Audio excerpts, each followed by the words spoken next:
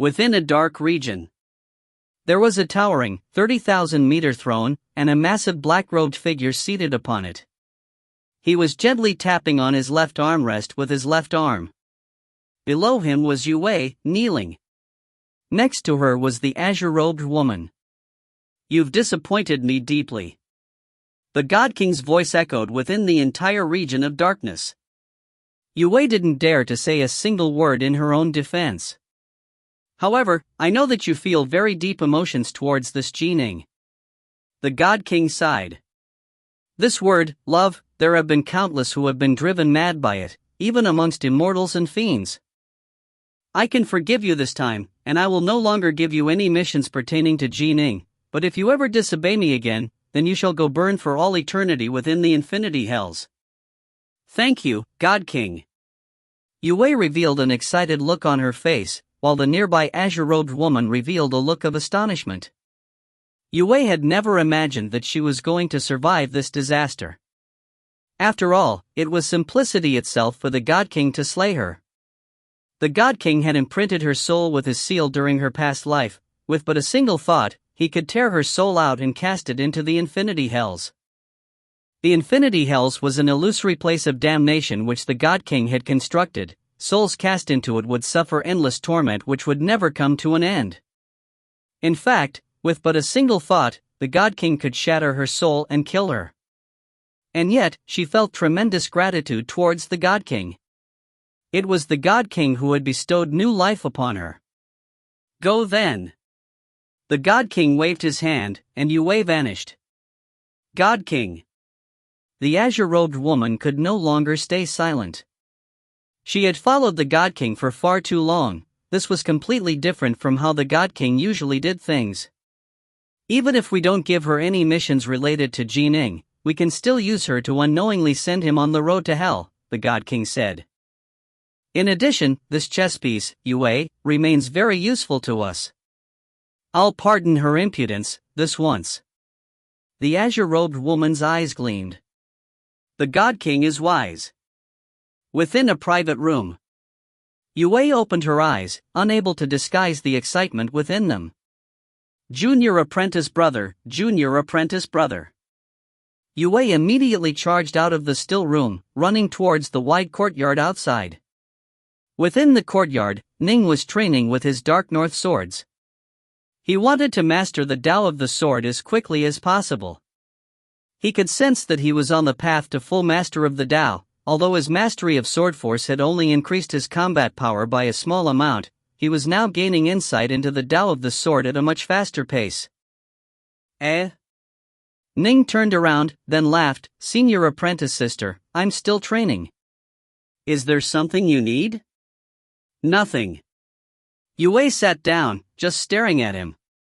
She quickly recovered from her state of excitement. She also quickly understood that even though she didn't have to act against Ning, she would still have to carry out other missions against other people. In fact, due to her connection against Patriarch Lu, she would now be sent to deal with even more powerful figures. In short, sooner or later, she would still be revealed. The day that she was revealed would be the day when she would be forced to leave Ning, and in fact, might be the day of her death. That day will come, no matter what.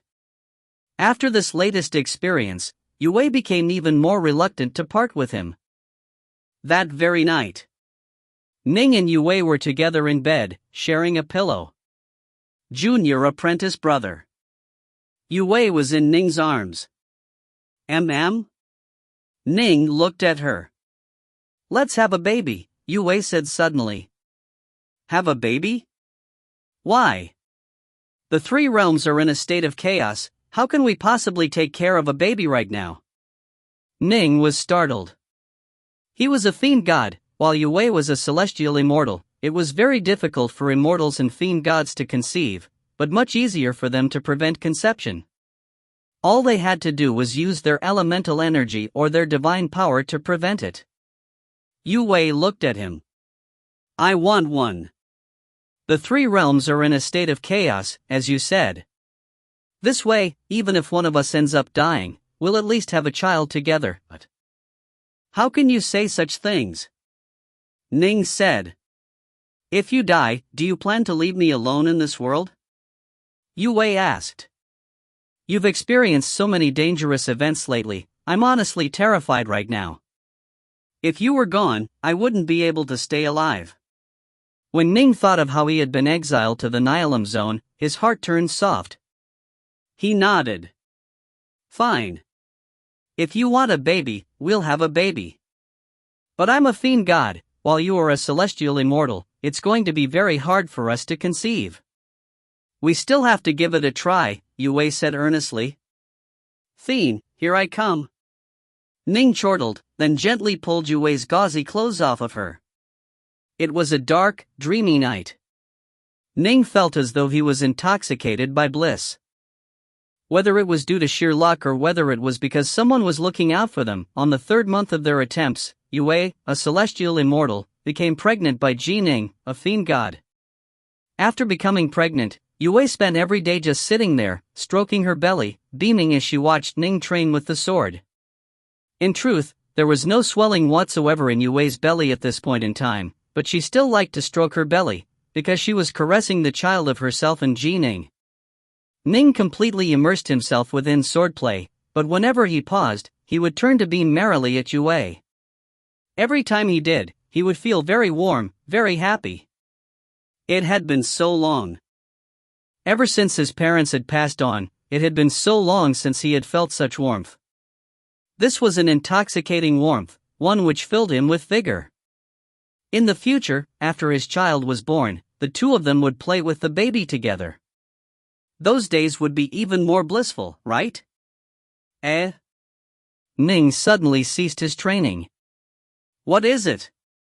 Yue, had been eating some spirit fruit, couldn't help but pause and query him. My primal twin has perfected its mastery over heart force. An excited look was in Ning's eyes.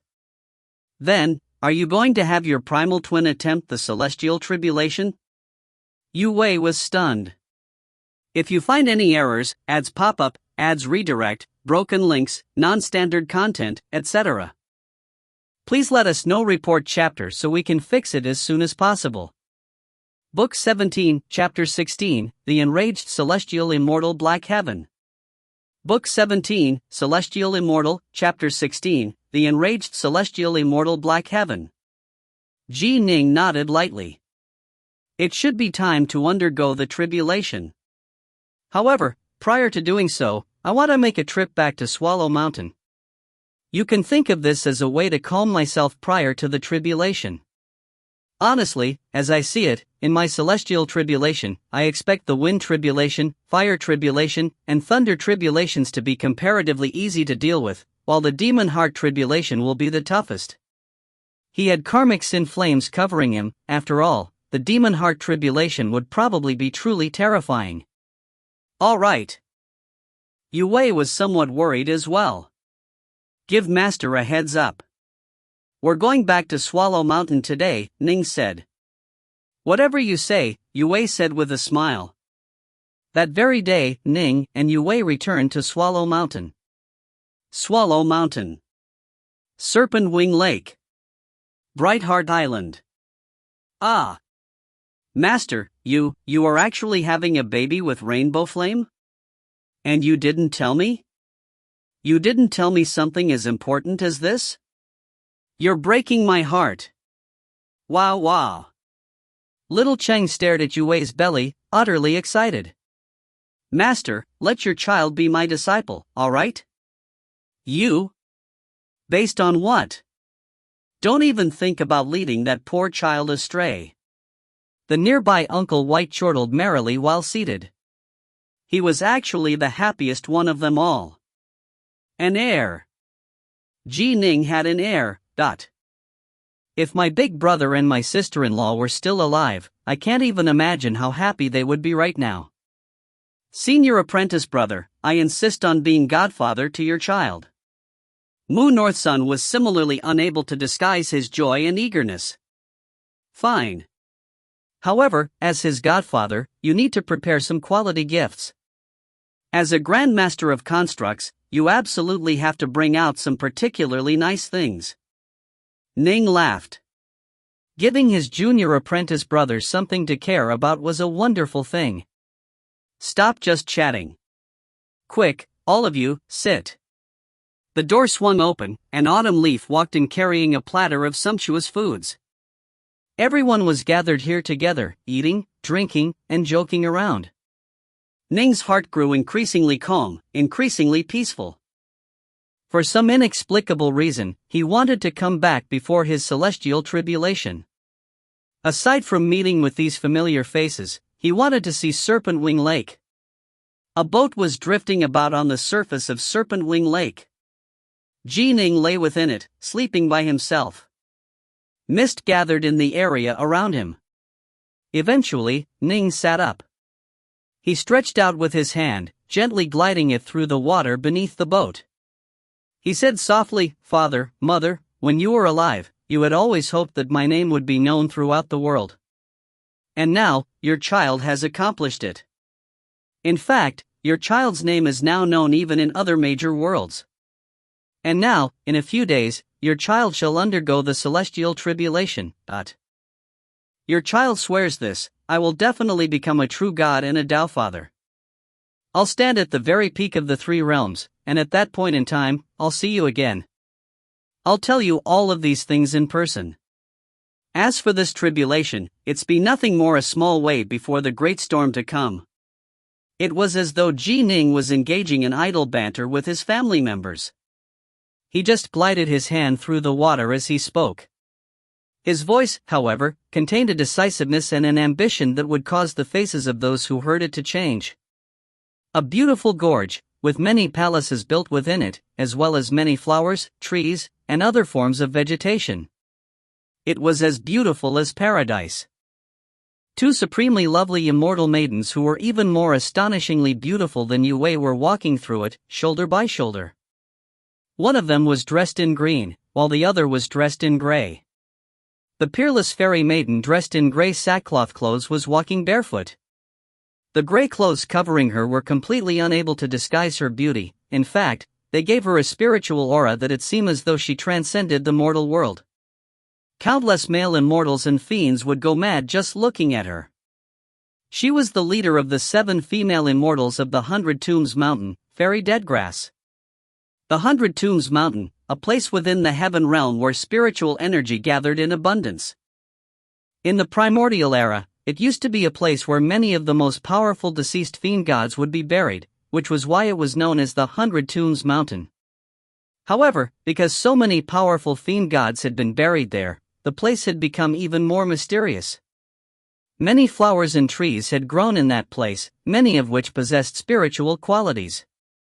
In fact, some of them spontaneously trained in cultivation. It was incredibly difficult for flowers and plants to train in cultivation, since they all came from the 100 Tombs Mountain. They were naturally an extremely unified group. After they were able to take human form, they all appeared as women. The 100 Tombs Mountain had many loose immortals and earth immortals, as well as 6 celestial immortals and 1 pure young true immortal. Of those maidens, Fairy Deadgrass was the pure young true immortal.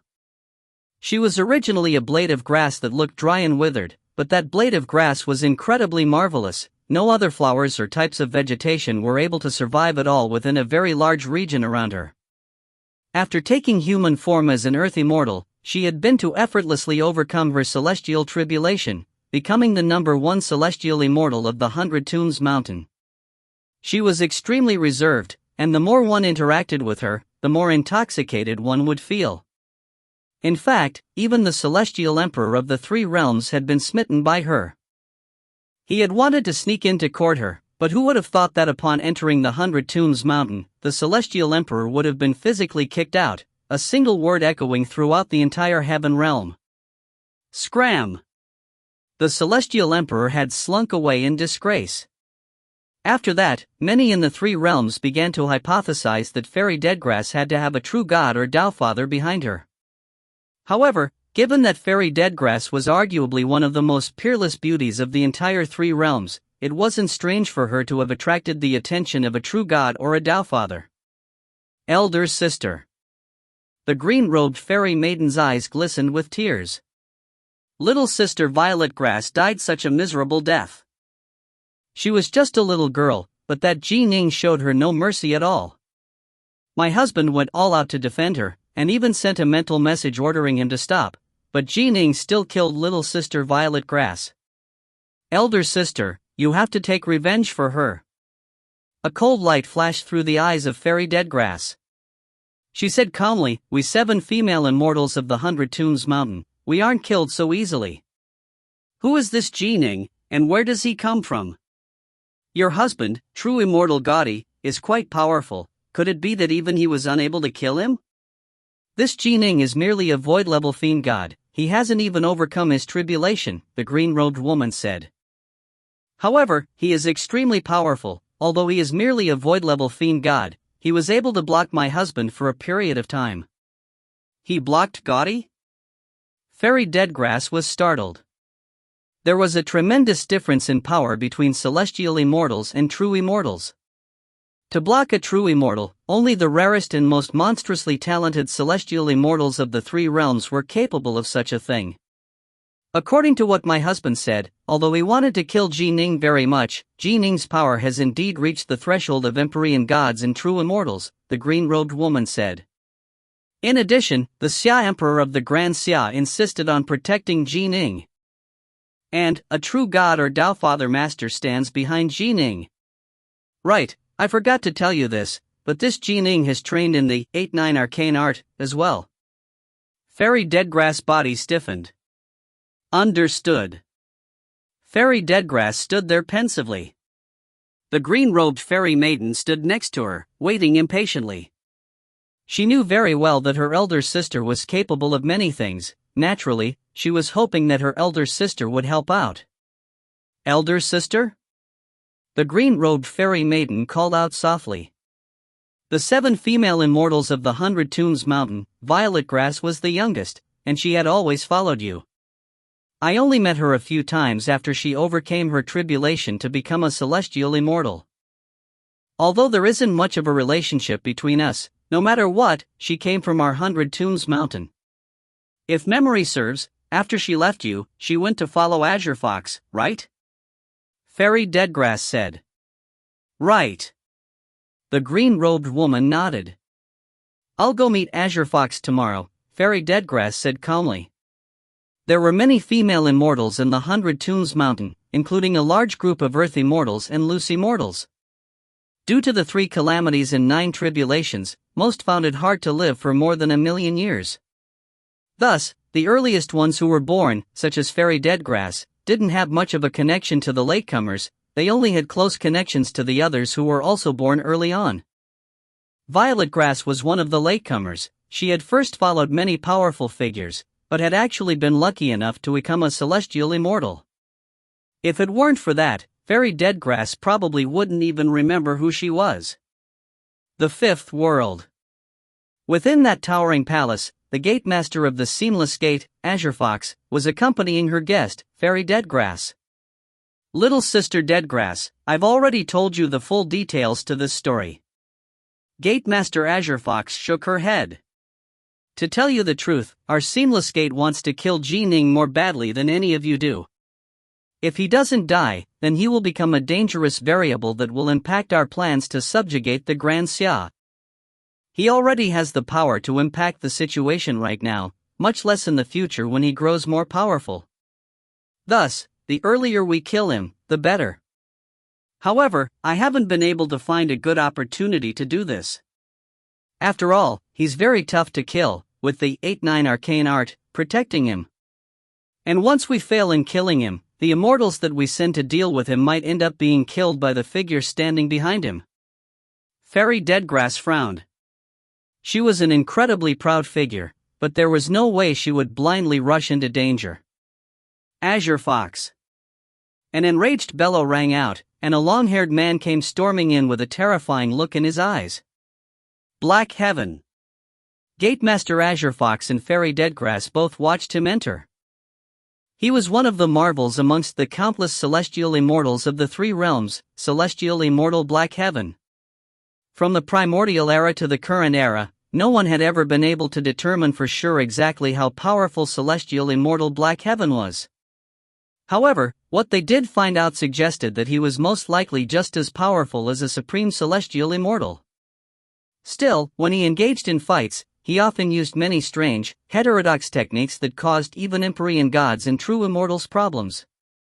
For example, when true immortal Gaudi had gone to kill Ning had been able to use his archery to block him. Celestial immortal Black Heaven, however, he would have been able to rely on his heterodox techniques to escape. Thus, the Empyrean gods and true immortals of the three realms treated him as they would an equal. Violet Grass died? You, the exalted gatemaster of the Seamless Gate, why the hell didn't you help take care of her? Do you remember the words you told me, back then? Celestial immortal Black Heaven was livid. He would never forget that little girl who had just started to take human form, and who had followed him around addressing him as old geezer. He had always beamed merrily towards that little girl. I was unable to do anything. I couldn't make it in time. Gatemaster Azure Fox shook her head. Damn. A cold light flashed through Black Heaven's eyes. The God King has 300 seamless gates under his command. If you can't even protect one of your maids, do you really think you are worthy of being one of the Gatemasters? Black Heaven, you go too far. A dark, cold light flashed through Azure Fox's eyes as well, and her azure hair began to float upwards. I go too far? You're the one who went too far by letting Violet Grass die. I taught her step by step, helping her establish her foundation, so that she could quickly become a celestial immortal, and a supreme one at that. I never imagined that, damn. You letting her take on missions was one thing, but you actually let her take on such a terrifyingly dangerous mission? Black Heaven was truly enraged. That stupid kid, she didn't break the talisman I gave her. A hint of tears could be seen in Black Heaven's eyes, but the tears quickly vanished. Celestial immortal Black Heaven felt such regret. He had roamed the three realms for his entire life, living in a carefree manner from the primordial era to the present day. He rarely came to truly care for someone, but he ended up treating that silly little girl who thought herself to be supremely clever as one of his own children.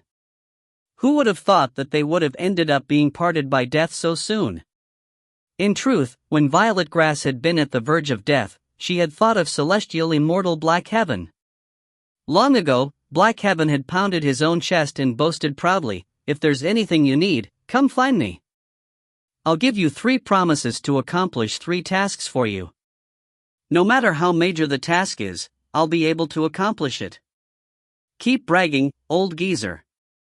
You are just a celestial immortal, and you claim to be able to accomplish anything, no matter how major." Black Heaven had just smiled, not taking her seriously. But he had forgotten that when Violet Grass was in a truly dangerous situation, such as when she had seen how powerful Ning was, how would she possibly dare to break the talisman he had given her? She was afraid that Black Heaven would have thrown his life away as well. Thus, the 2 talismans she had shattered belonged to true immortals. Humph! Gatemaster Azure Fox's gaze flashed past celestial immortal Black Heaven. She let out an angry snort, then said, "I made a mistake. I wasn't able to protect Violet Grass. This time, I'm not going to quibble with you over this." Gatemaster Azure Fox was one of the most loyal followers of the God King, and so she knew very well that of the powers on her side, celestial immortal Black Heaven, a mere celestial immortal, was behaving in a far too relaxed and unrestricted manner. This relaxed manner caused Gatemaster Azure Fox to feel as though something was off. This was why she swallowed her anger, unwilling to truly make an enemy out of Black Heaven right now. If you find any errors, ads pop up, ads redirect, broken links, non-standard content, etc., please let us know. Report chapter so we can fix it as soon as possible. Book 17, Chapter 17, Ning requests an audience. Book 17, Celestial Immortal, Chapter 17, Ning requests an audience. In all honesty, Gatemaster Azure Fox couldn't be blamed for this matter. All the members of the Seamless Gate were risking their lives in their ventures. When the time came, even the Gatemaster herself would go into battle.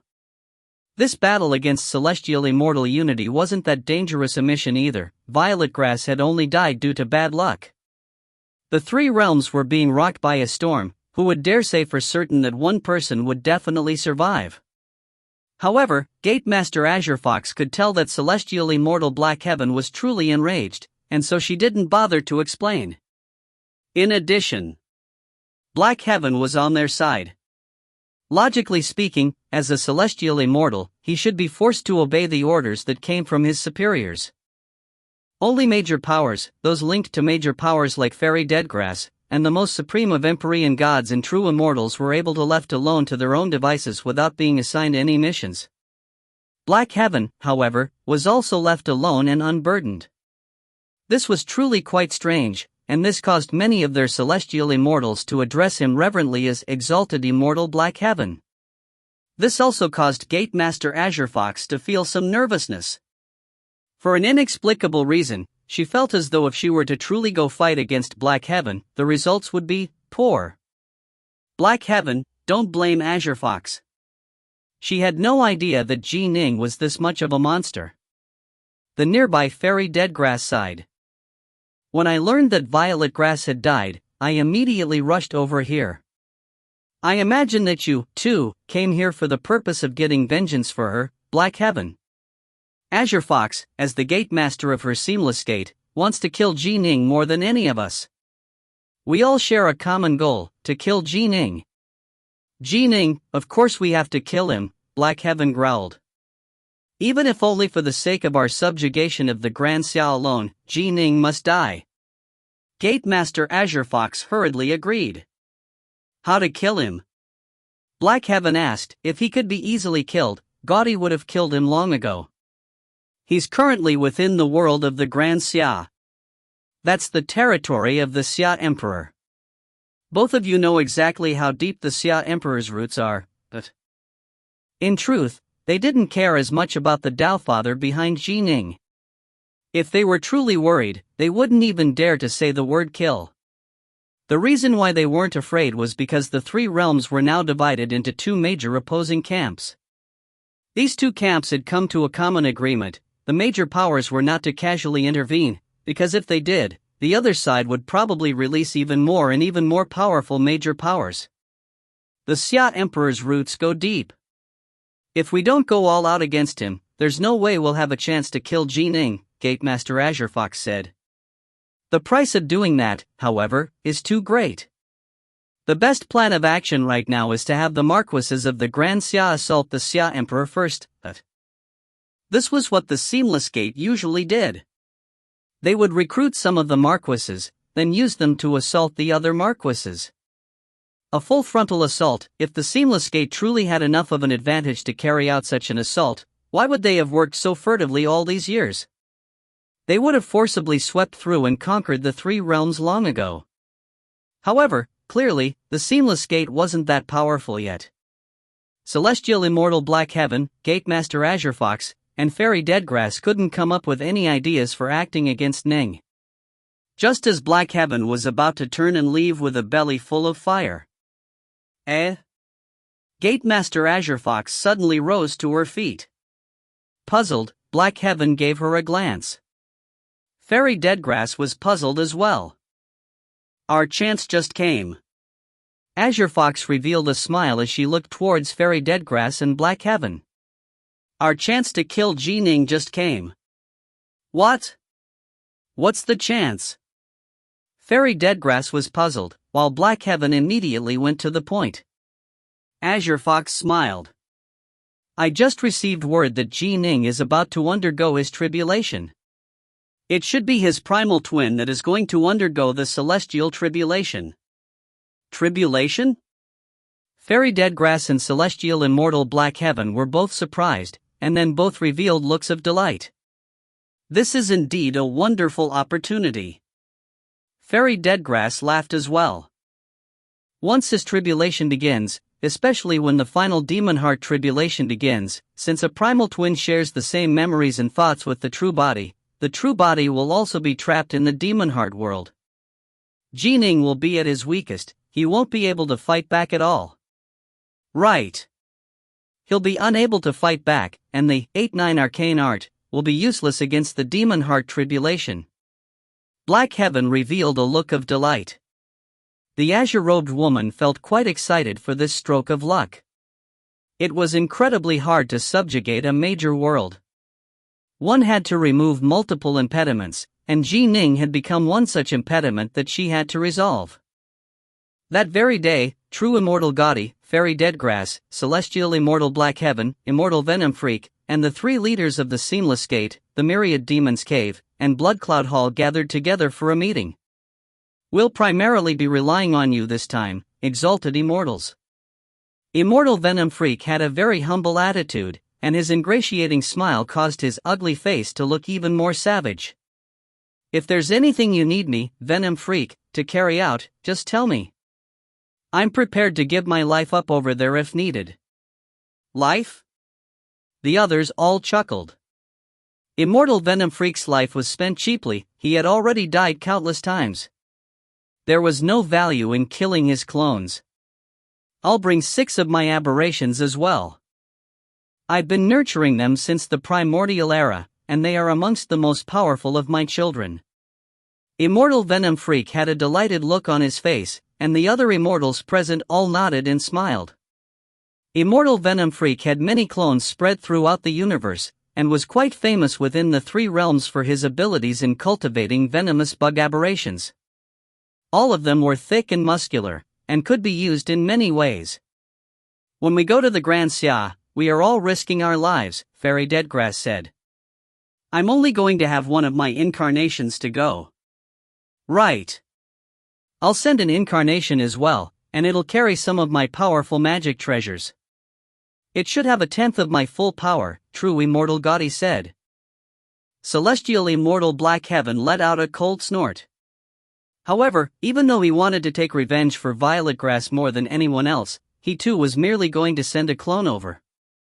This was because his specialties lay in his varied, heterodox skills. It didn't make too much of a difference whether he sent his true body or if he sent his clone. However, when true Immortal Gaudy and Fairy Deadgrass sent over their incarnations, those incarnations would most likely only have at most 1/10 of their full power, no matter how powerful those clones were. Their incarnations and clones were created through celestial immortal techniques. If they died, it wouldn't impact their strength that much. Their true bodies, however, could not die. They would truly perish if their true bodies were slain. Immortal Venom Freak was different. In truth, he didn't even really have a true body. He had many clones, each of which could be considered his true body. Thus, one had to wipe out all of his clones before he would die. Otherwise, if so much as a single clone survived, he would be able to quickly recover. "Our Seamless Gate shall send the clones of 2 Empyrean gods as well," the azure-robed woman said. "Our Bloodcloud Hall will send out a team of Hellsworn," the skinny elder said with a smile. "I will provide a construct to that team of Hellsworn," the fire-robed man said. The addition of these 3 organizations had caused the power of this team to increase significantly. "Now, the only question is, where is Ning undergoing his tribulation?" Black Heaven mused softly. "If he ends up running to the Taofather Master behind him, there will be nothing we can do. Otherwise, even if the Xia Emperor is protecting him, during the tribulation itself Ning will be helpless. We only need a short period of time to kill him when we attack." Azure Fox said confidently, "Celestial Immortal Black Heaven's Yin-Yang Arcane Key Bottle will be able to kill Ning effortlessly." Black Heaven nodded. "I'll bring the Yin-Yang Arcane Key Bottle, of course." The others couldn't help but give Black Heaven a glance. Black Heaven really did have far too many treasures. Some were protocosmic spirit treasures, while others were rather unique treasures with extraordinary powers. Once, Black Heaven had set up a trap that caused an Empyrean god of the Celestial Court to accidentally become ensnared within the Yin-Yang Arcane Key Bottle. He had nearly died within that battle, and in the end had only survived because their respective major powers had negotiated, resulting in that Empyrean god being released. Night. The imperial capital of the Grand Xia. The Skylight Palace. "Imperial Majesty, Ning requests an audience," the white-faced elder said respectfully. "Ning? Let him enter." The black-robed Xia Emperor, seated in the lotus position atop his jade bed, opened his eyes. Soon, a youth entered the room. Imperial Majesty. Ning saluted respectfully. Ning, why have you come to speak to me in the middle of the night? The Xia Emperor laughed. Ning said, to be honest, there's something I would ask of you, Your Imperial Majesty. Oh? The Xia Emperor listened. 9 days from now, I'm preparing to have my primal twin undergo the celestial tribulation, Ning said. However, I imagine that the Seamless Gate has had their sights set on me for quite some time now, and they seem to have perfect knowledge regarding the location of every void-level individual's tribulation. I believe that no matter how careful I am, they will still be able to find out where my tribulation is. During the tribulation, when the demon heart tribulation begins, even my true body will be unable to fight back. I will be at my weakest at this period of time, and the Seamless Gate definitely won't give up that opportunity. Thus, I've come to ask you to help, Your Imperial Majesty. The Xia Emperor laughed. Don't worry about this. Undergoing the celestial tribulation is an important matter. I'll naturally protect you with all my might. In truth, Ning felt rather resigned. Unless his master, Patriarch Subhuti, actively reached out to him, there was no way for Ning to contact him, much less return to the world of the Crescent. If that wasn't the case, he would have returned to the Crescent world for his tribulation, which would have been much safer. After all, the other major powers were unable to even locate the Crescent world. The star-seizing world left behind by Dao's 3 lives was also very safe, but until he was acknowledged as the true heir, he wouldn't be able to enter at all. And so, in the end, he had come to ask the Xia Emperor for help. One of the reasons why Ning had revealed his sharpness last time was for this. However, it probably won't be enough for me to guard you during your tribulation. The Xia Emperor frowned. When you undergo your tribulation, you will be completely defenseless. Although the Seamless Gate won't be strong enough to defeat me, they still might be capable of some other tricks, such as tearing through space to arrive at your tribulation area, resisting my forces for a short period of time, then killing you. Ning nodded. There were figures within the 3 realms capable of killing him. For example, magic treasures that contained and was able to unleash extremely powerful true fire or true water would be capable of completely annihilating him. However, under normal circumstances, he would be able to fight back. He wouldn't be so foolish as to allow himself to be trapped within those treasures. How about this? I'll take you to the seat of awakening one of my master, the Xia Emperor said with a laugh. You definitely won't encounter any problems while undergoing your tribulation at my master's place. Ning was both surprised and delighted. The Xia Emperor's master? Dao Father Crimson Bright?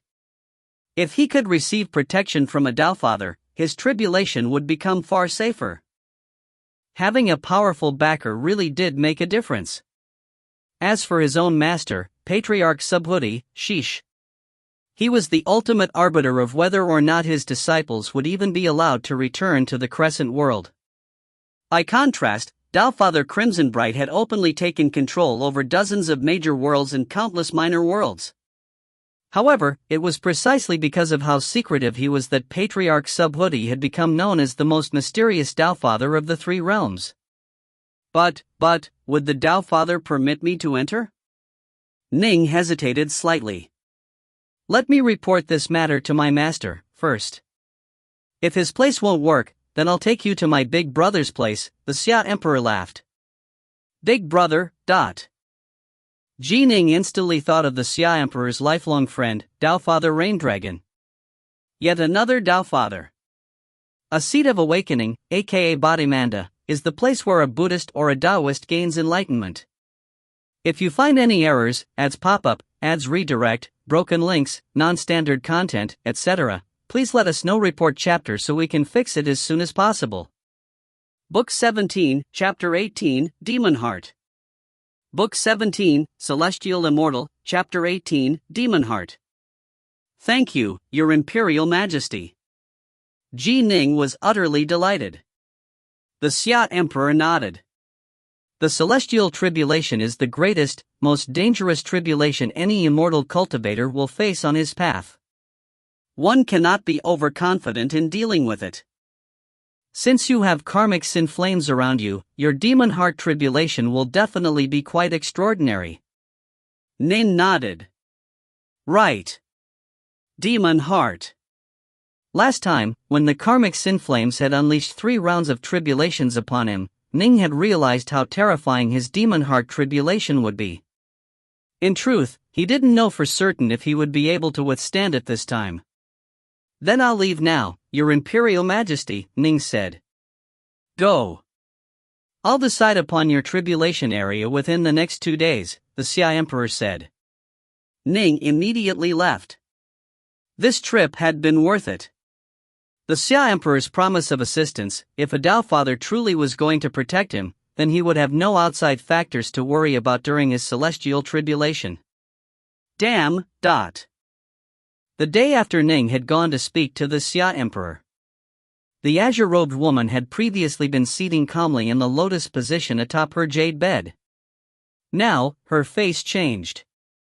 She immediately barked, "Hurry up and invite true immortal Gaudi, true immortal Deadgrass, celestial immortal Black Heaven, celestial immortal Venom Freak, Empyrean God Three Sons, and Empyrean God Beastleaf. Also invite the leaders of the Myriad Demons Cave and Bloodcloud Hall." All right. The maid outside immediately acknowledged the order. A short while later, everyone had arrived within the palace. Empyrean God Azure Fox, Empyrean God Three Sons, and Empyrean God Beastleaf were of the Seamless Gate. True Immortal Gaudi and True Immortal Deadgrass were both pure Yang True Immortals, while Celestial Immortal Black Heaven was equivalent to them in status. Immortal Venom Freak had the lowest status of the group. Empyrean Gods and True Immortals were major figures of the 3 realms, after all, and when they took on masters, their masters were usually Tao Fathers. In fact, within the 3 realms, almost all Empyrean Gods or True Immortals had a Tao Father or True God supporting them. Thus, even though Ji Ning might have a Tao Father master, they wouldn't really care that much. The only thing causing them some nervousness was the fact that Ji Ning had trained in the 8-9 arcane art. The situation has changed. After everyone arrived, the azure-robed woman spoke out in a solemn voice. What happened? They all looked at her. They knew that she must have invited them all over to discuss matters pertaining to Ji Ning. The faces of Black Heaven and Venom Freak instantly changed. Of the people present, these 2 cared about this matter the most. The azure-robed woman said solemnly, "I just received word that the location of Ji Ning's tribulation has been set." Where? Black Heaven immediately asked. He asked the Xia Emperor to protect him. The Xia Emperor, wanting to be cautious, didn't summon his own forces. Instead, he reported this to Tao Father Crimsonbright, asking for Ji Ning to be allowed to undergo his tribulation at Tao Father Crimsonbright's seat of awakening. Tao Father Crimsonbright has already given the nod and agreed, the azure-robed woman said. This news was actually top secret.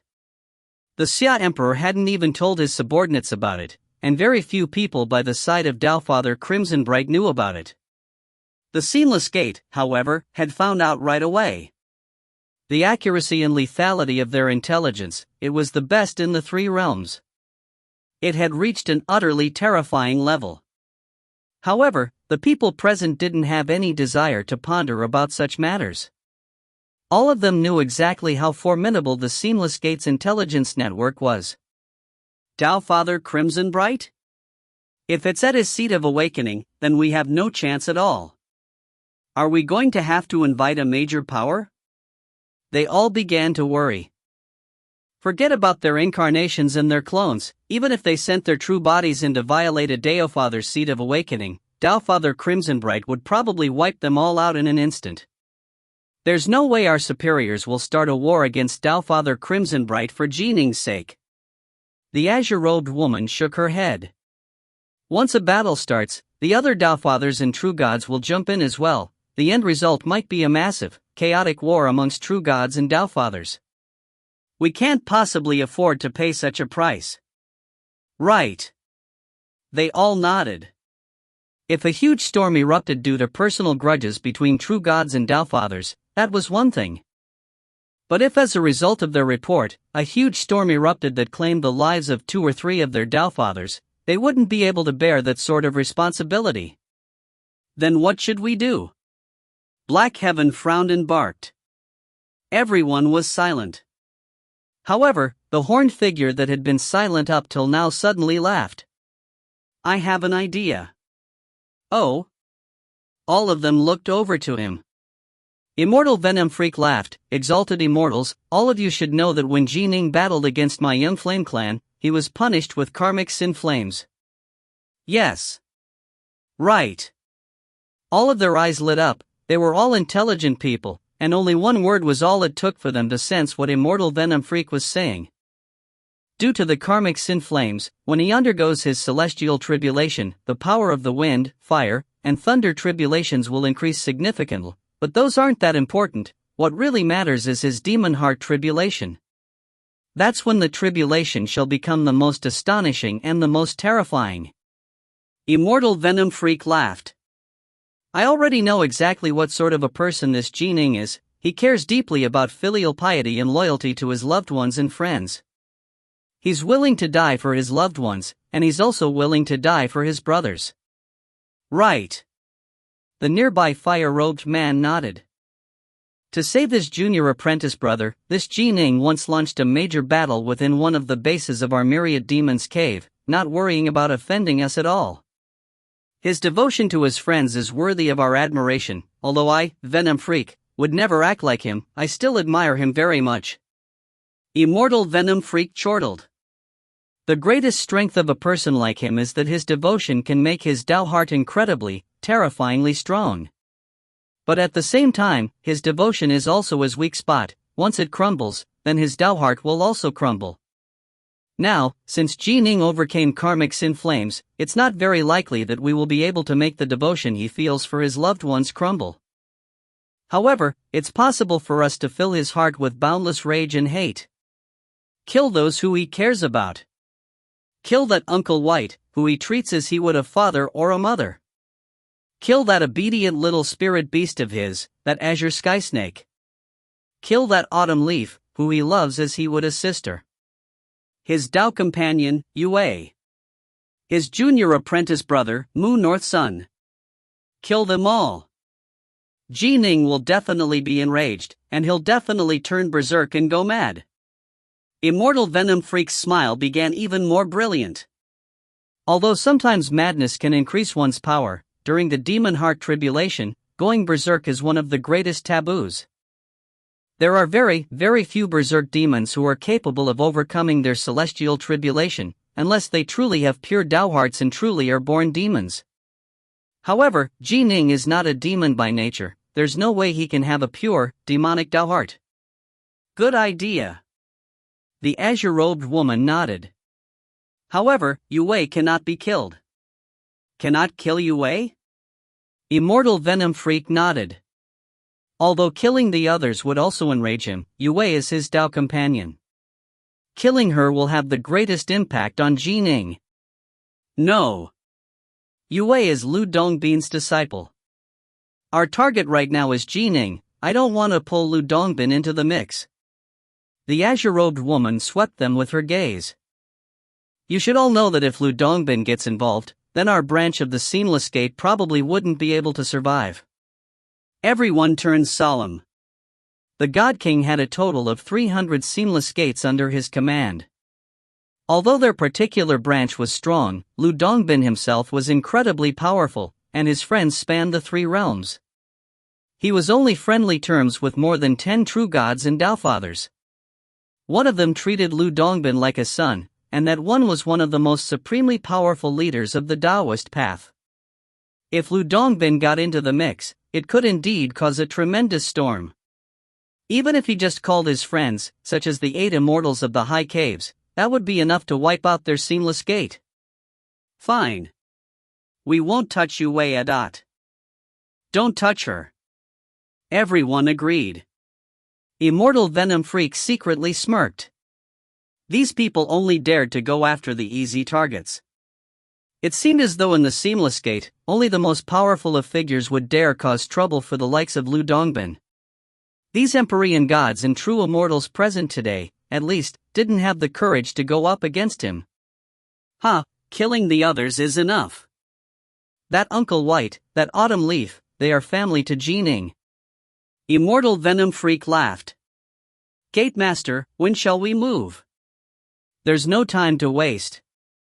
Let's make some quick preparations, then make our move tomorrow morning and assault Serpent Wing Lake.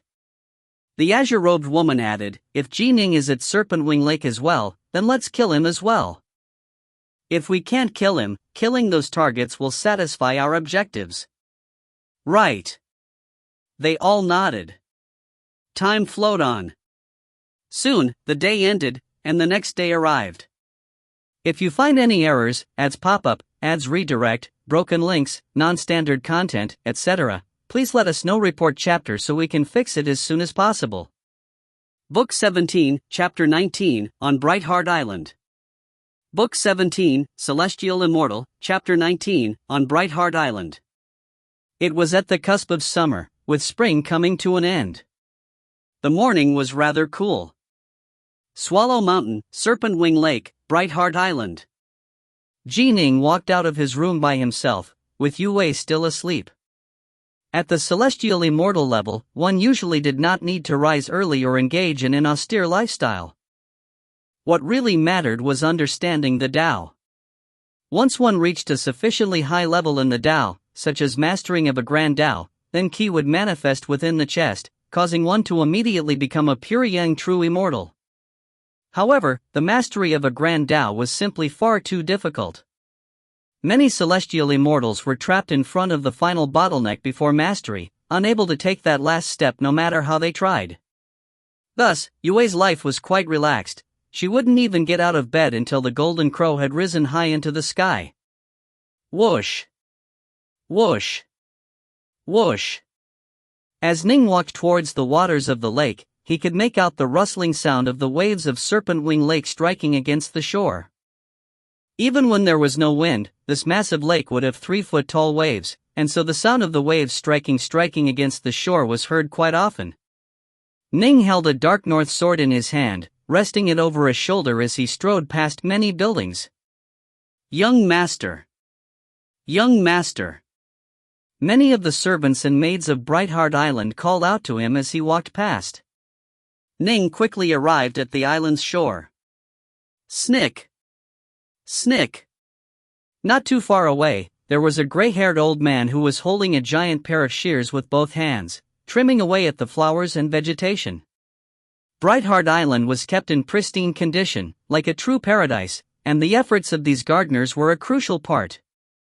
Clearly, this old gardener was completely absorbed in his trimming, as he didn't even notice that the master of the Brightheart Island, Ning, had arrived. Ning gave the old gardener a glance. He chuckled, then began to train with his sword. Sword light began to flash. Ning's sword arts had become even more pure. They didn't seem very dazzling, but they seemed to carry a thoroughly penetrating power to them. Anyone who watched would feel as though the tip of the sword was always aimed straight at their eyes. This sort of sharpness, this sort of penetrative power, ordinary immortal cultivators who saw it would only feel that it was strange. Only when celestial immortals saw it would they understand how truly formidable it was. Slowly, the golden crow rose into the skies. The temperature began to rise. It was no longer cool, and as the rays of the golden crow shone down, they brought warmth to the world. By now, the old gardener had noticed Ning. However, he didn't dare to disturb him, he just sat down to one side, watching with curiosity. As he watched, he slowly began to feel drowsy, due to how warm and comfortable it was. Bit by bit, he drifted off into sleep. A short while later, a tall, willowy, white-robed woman walked over. It was Yue. She normally always dressed in black clothes, but ever since she became pregnant, she would often change into new outfits. Let's watch your daddy train with the sword. Yue waved her arm, and a crystalline, jade-like table and chair appeared out of nowhere. With a second wave, she caused some immortal nectars and spirit fruit to appear.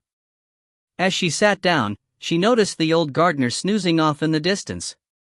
She couldn't help but smile, then turned her head to watch Ning train with the sword. The waters of the lake washed up against the shore repeatedly. The warm morning sun shone down upon them. The old gardener snoozed contentedly, while her Dao companion trained with the sword. Yue stroked her stomach. What a beautiful scene! You woke up. Ning came to a halt and walked over to her. You are about to go for your celestial tribulation.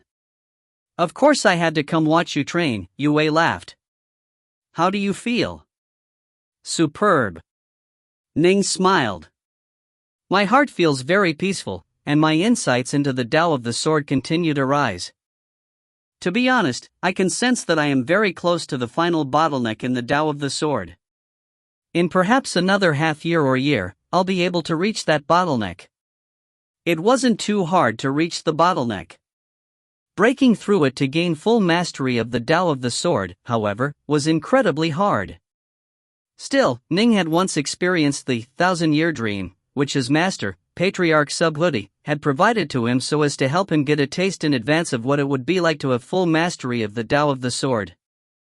Given that he also was in control of a hint of a sword force, he felt confident that it would be much easier for him to break through this bottleneck than it was for ordinary celestial immortals. However, even though it might be easier, not even Ning knew how long it would be before he would actually make the breakthrough. Only when he mastered the Tao of the sword would he have his true body undergo its tribulation. If he succeeded and became an Empyrean god, then his life would have truly changed.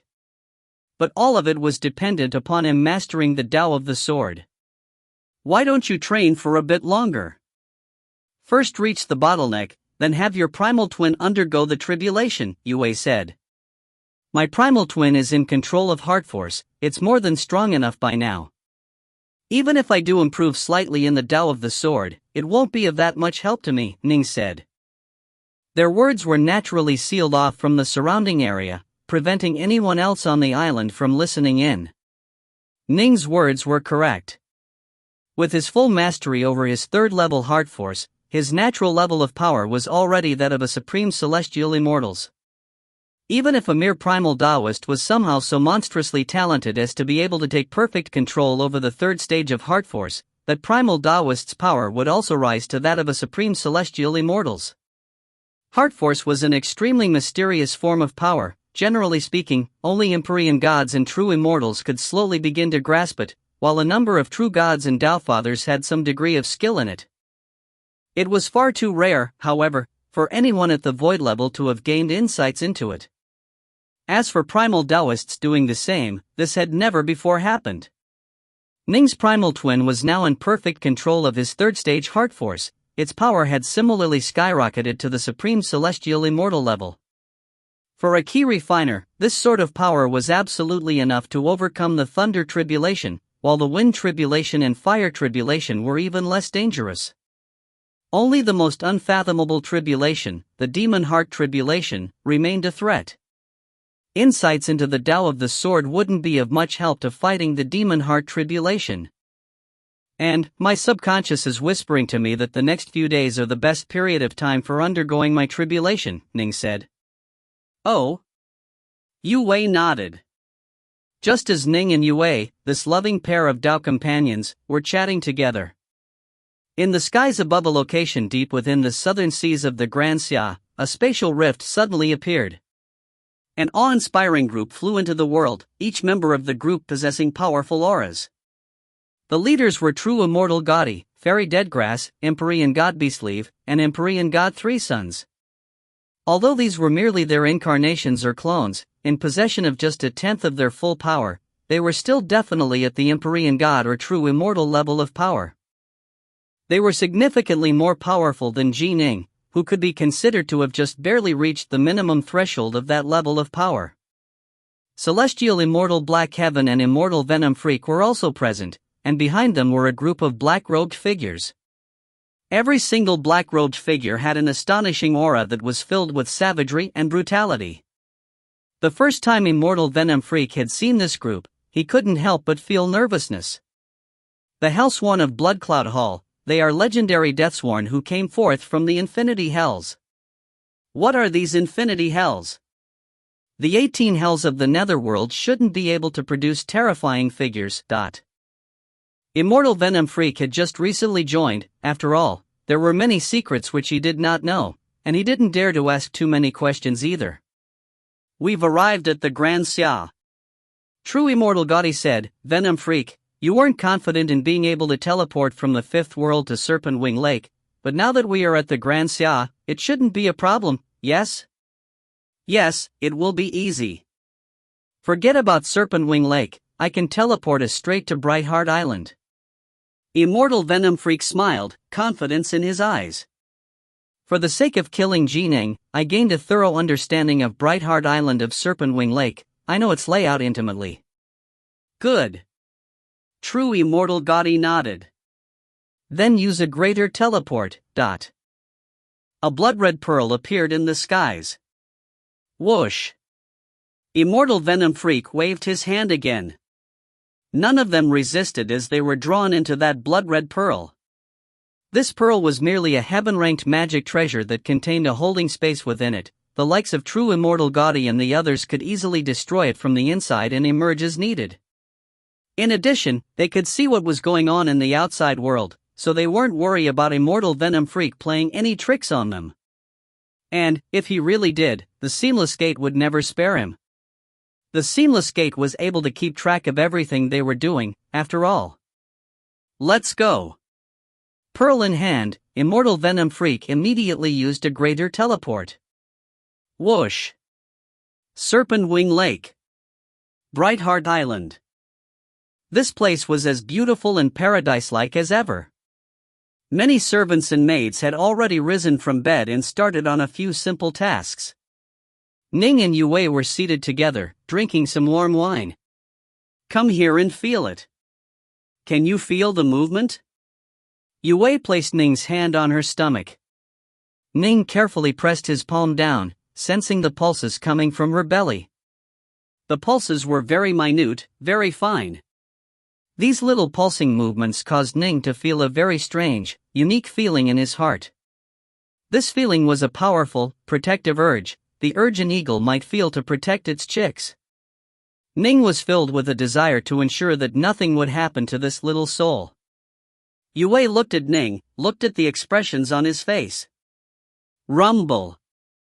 This was a soundless, formless spatial ripple, but this ripple, the ripple of greater teleportation, caused more shock and alarm to Ning and Yue than the collapse of the ground below them. Not good. That's greater teleportation. Ning immediately turned around. I can't let them harm senior apprentice sister. When Ning had sensed the pulses, he had immediately understood that even if he had to die, he would ensure the safety of the two of them. Senior Bear, Senior Reds now, something bad has just happened. As Ning turned, he immediately called out to the 7 Empyrean gods. As he did, he instantly saw the ugly, horned man who had just appeared far away. Young Flame Freak? Ning instantly recognized this man, the ancestor of the Young Flame clan.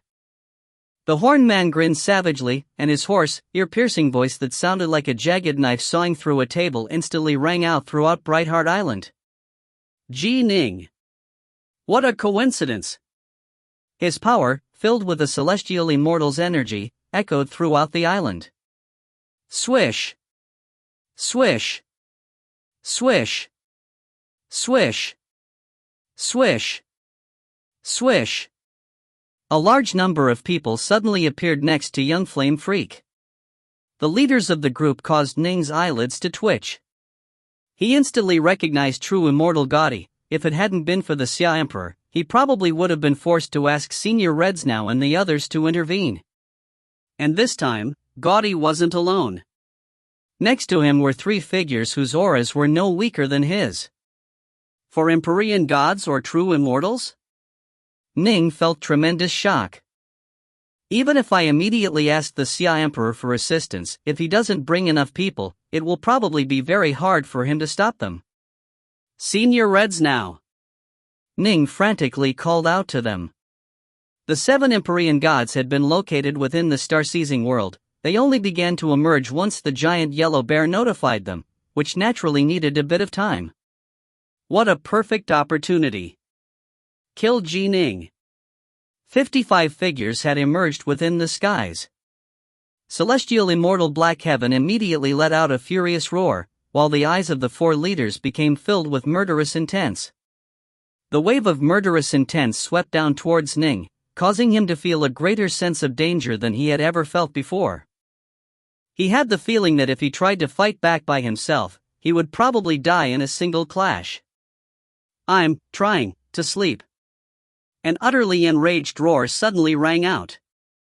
The old gardener who had dozed off nearby suddenly rose to his feet, a frown on his face.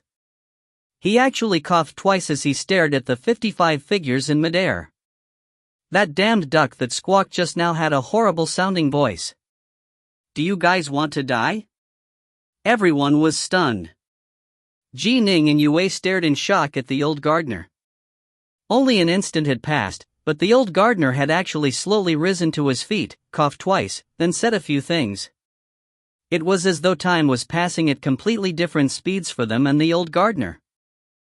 As for the 55 figures in midair, they were even more stunned and amazed. This was because they suddenly realized something. Why can't we move? If you find any errors, ads pop up, ads redirect, broken links, non-standard content, etc., please let us know. Report chapter so we can fix it as soon as possible. Book 17, Chapter 20, The 4 Ancestors of the River Source. Book 17, Celestial Immortal, Chapter 20, The 4 Ancestors of the River Source. True Immortal Gaudi, Fairy Deadgrass, and the others with them in the air were frozen like sculptures. They couldn't even blink, and the Empyrean God energy or pure yang energy in their bodies had been completely frozen, unable to be activated in the slightest. This sort of feeling, of absolute paralysis, caused Gaudi and the others to feel amazement in their hearts. A Tao Father. It must be a Tao Father. But, there's actually a Tao Father on Ning's Brightheart Island? None of them had imagined that their assault would result in them kicking into a steel plate like this.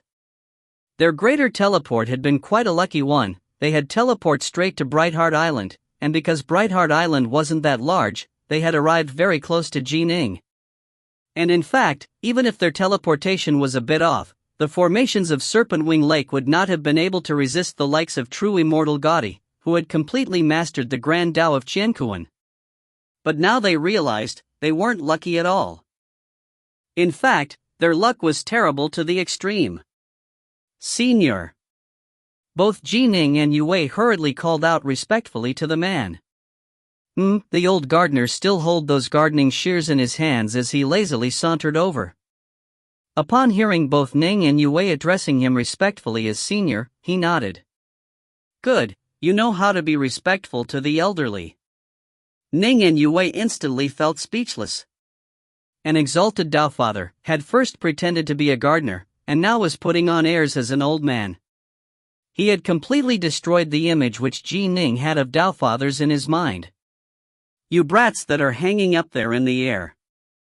The old gardener raised his head, looking at the 55 figures frozen in midair. He immediately said, "You woke this old man up with your yammering. Anything you want to say before you die?" As soon as he said these words, true Immortal Gaudi and the others in midair suddenly felt as though their mouths could now move. "We offended you by accident, Senior," true Immortal Gaudi said respectfully. "Senior, please let us leave," Fairy Deadgrass said a very soft voice. The forces of the Seamless Gate were all behaving in an extremely humble manner. However, they had quickly recovered from their initial shock. If this was a Tao Father, he probably wouldn't casually act in a way which might start a war. The Tao Fathers on both sides were still holding back for now. Perhaps this Tao Father they had run into might mock them for a bit, but let them live. As far as they were concerned, the death of an incarnation or a clone wasn't too big a deal. What really mattered was the important treasures they were carrying. In fact, they had multiple top-grade pure yang treasures with them. This was the reason why their incarnations and clones were capable of unleashing such tremendous power. Celestial Immortal Black Heaven had been so enraged that his clone had even brought a proto-cosmic spirit treasure. It seems we've passed through this latest crisis. Ning and Yue both let out secret sighs of relief. However, Ning knew very well that the seamless gate was so powerful that not even his master, Patriarch Subhuti, would casually act against their minor figures. This Tao Father who apparently loved to play games probably wouldn't act too recklessly either. "Ji Ning, kid," the old gardener suddenly called out. "Senior," Ning hurriedly said. "Tell me, should I kill these people?" The old gardener smiled merrily at Ning. "If you say I should, then I'll kill them. If you say I shouldn't, I'll release them. How's that?" Ning was stunned. The 55 members of the Seamless Gate in midair were stunned as well. "It is your prerogative to decide whether or not to kill them, Senior," Ning immediately said. He wouldn't be so truly presumptuous as to instruct a Tao Father in what should be done. If this Tao Father was merely jesting with him but didn't actually want to start a battle, and if Ning said the wrong thing, it would be terrible. "It seems you still feel a bit suspicious." The old gardener sighed. "If this old man felt the urge, I'd even kill Lu Dongbin, the precious little darling of the Taoist leader, to say nothing of these people." Ning was shocked. In this instant, the faces of true Immortal Gaudy, Fairy Deadgrass, Celestial Immortal Black Heaven, Empyrean God Three Sons, Empyrean God Beastleaf, and Immortal Venom Freak, all still hovering in midair, changed. "Old Man Yuan? Old Man Yuan?" They all realized who this person was. "Senior, are you Old Man Yuan?" True Immortal Gaudy spoke out. In the Three Realms, the only person who referred to himself as this old man and who would dare to kill even Lu Dongbin was the low-key, mysterious Old Man Yuan. "That I am." The old gardener chortled merrily as he looked at them. "Now, are there any questions in your heart as to whether or not I would dare kill you?" The forces of the Seamless Gate were stricken with terror. They were no longer able to remain calm, but in their hearts they were cursing. "Exalted Old Man Yuan, if you want to kill us, just kill us. Why are you saying so much to us?" It seemed as though the legends regarding this man were true. Old Man Yuan really was a crazy old man. "Old Man Yuan?" Ning revealed a look of surprise as well. In turn, Yue had learned of some of the Tao Fathers of the Three Realms from Lu Dongbin. Although Ning hadn't gone out of his way to investigate all the true gods and Tao Fathers of the Three Realms during his time at Mount Innerheart, the disciples of the Mount Innerheart League would often chit-chat about some of the most supreme true gods and Tao Fathers when they were bored. This person, Old Man Yuan, was often mentioned. Old Man Yuan was also one of the true gods who had been born from the primordial chaos. However, his comprehension abilities were far superior to Taoist Three Lives, and his status was far higher as well. He had long ago mastered a heavenly Tao and become a Tao Father of the Great Firmament. After doing so, his power had reached an utterly ridiculous level. He belonged to neither the Taoist path, nor to the Buddhist Sangha. He had become a power unto himself, and he himself possessed power overwhelming. He was truly one of the most supreme Tao Fathers of the Three Realms, and he had two other Tao Fathers under his tutelage. In addition to that, he had 3 lifelong friends who were also 3 incredibly powerful Tao Fathers. The 4 of them were referred to within the Three Realms as the 4 ancestors of the River Source 1. The 4 ancestors of the River Source were extremely close friends. They always attacked and retreated in unison. All 4 of them were incredibly powerful Tao Fathers, and if one also factored in their various disciples and friends, they would be considered an incredibly powerful force of the Three Realms. As for Old Man Yuan, he was the most powerful member of the 4 ancestors of the River Source. He was their leader. How powerful was he, exactly? No one knew for certain. Some said that Old Man Yuan was, logically speaking, weaker than the 2 leaders of the Buddhist Sangha and the Taoist path. Others said that Old Man Yuan should be comparable to those 2 leaders. In short, this was a crazy, yet terrifyingly powerful old man. Damn, true Immortal Gaudy and the others felt misery in their hearts. The three realms were currently divided into two major alliances. The likes of Patriarch Subhuti had long ago chosen an alliance, but the four ancestors of the river source had remained neutral. In the end, nobody would be able to avoid getting drawn into the war between these two alliances, but for now, before battle had truly begun, both sides were actively courting the four ancestors of the river source. They had to, the four were simply too powerful.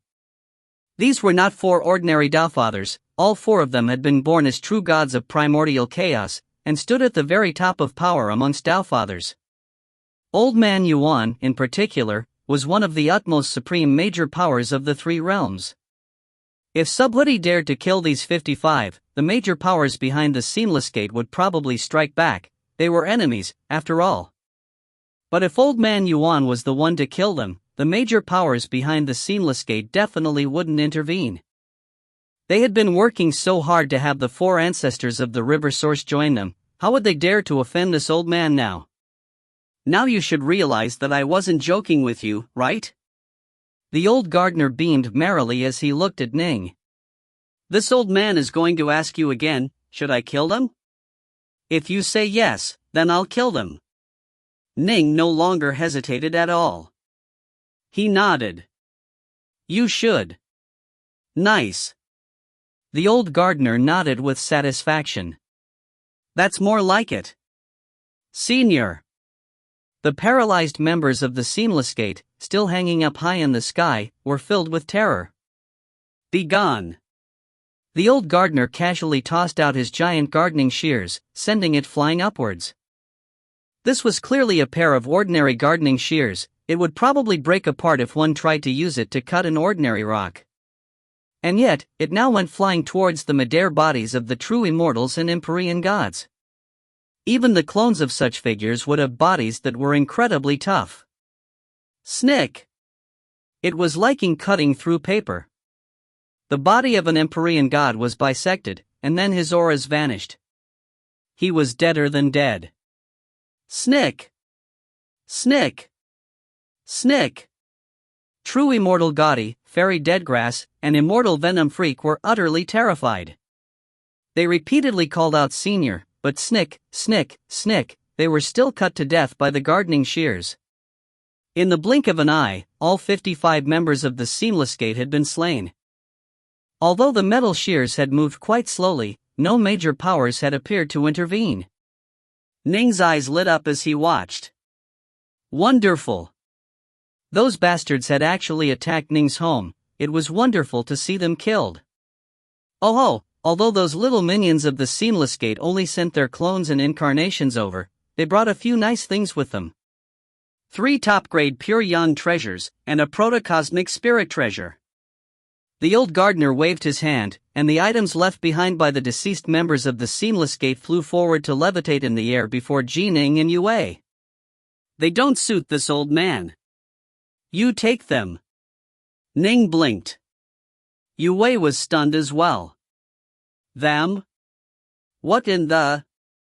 After apprenticing himself to Patriarch Subhuti, Ning had been forced to painstakingly adventure through the Crescent world. Thanks to tremendous luck and hard work, he had acquired a single protocosmic spirit treasure, the Rahubao, and the bowstring had been broken, at that. This old man Yuan was even generous than his own master. What, aren't you willing to accept them? Old man Yuan stared. I am. Ning was so frightened, he repeated himself 3 times. How would this junior dare to refuse the gift of a senior? He immediately waved his hand, accepting the treasures. That's more like it. If you are going to do something, just do it, don't hem and haw and dawdle about like a girl, Old Man Yuan said with a laugh. I've already spent several months living here at your Brightheart Island. Several months? Ning was puzzled. This gardener had been here for far longer. I've just been possessing this old gardener, Old Man Yuan said with a merry chuckle. I spent months here before you came back to Brightheart Island, you brat. I've watched you train with the sword several times now. Your sword arts aren't bad, but your control over heart force is even better. Watched him several times? Aside from this time, Ning couldn't recall a time when the old gardener had been nearby. Oh, right, given old man Yuan's power, he would be easily able to watch Ning train with the sword, even from a tremendous distance. But, old man Yuan said, puzzled, why is it that you seem to be so stupid, Stupid? Ning was puzzled. This was the first time that anyone had called him stupid. You completely focus your heart force into your sword fingers. Why haven't you considered applying it to your legs or the rest of your body? That way, when you use your evasive divine abilities, your speed would increase dramatically, right? In the fact of those so-called true immortals and Empyrean gods, your escaping speed would improve dramatically. You would no longer be forced to just stand there like an idiot and take them head-on, old man Yuan said. Ning shook his head. It isn't that easy to apply heart force. It took me 18 years of painstaking training before I was able to apply it to my sword fingers. The reason it isn't easy is because you don't have a good teacher.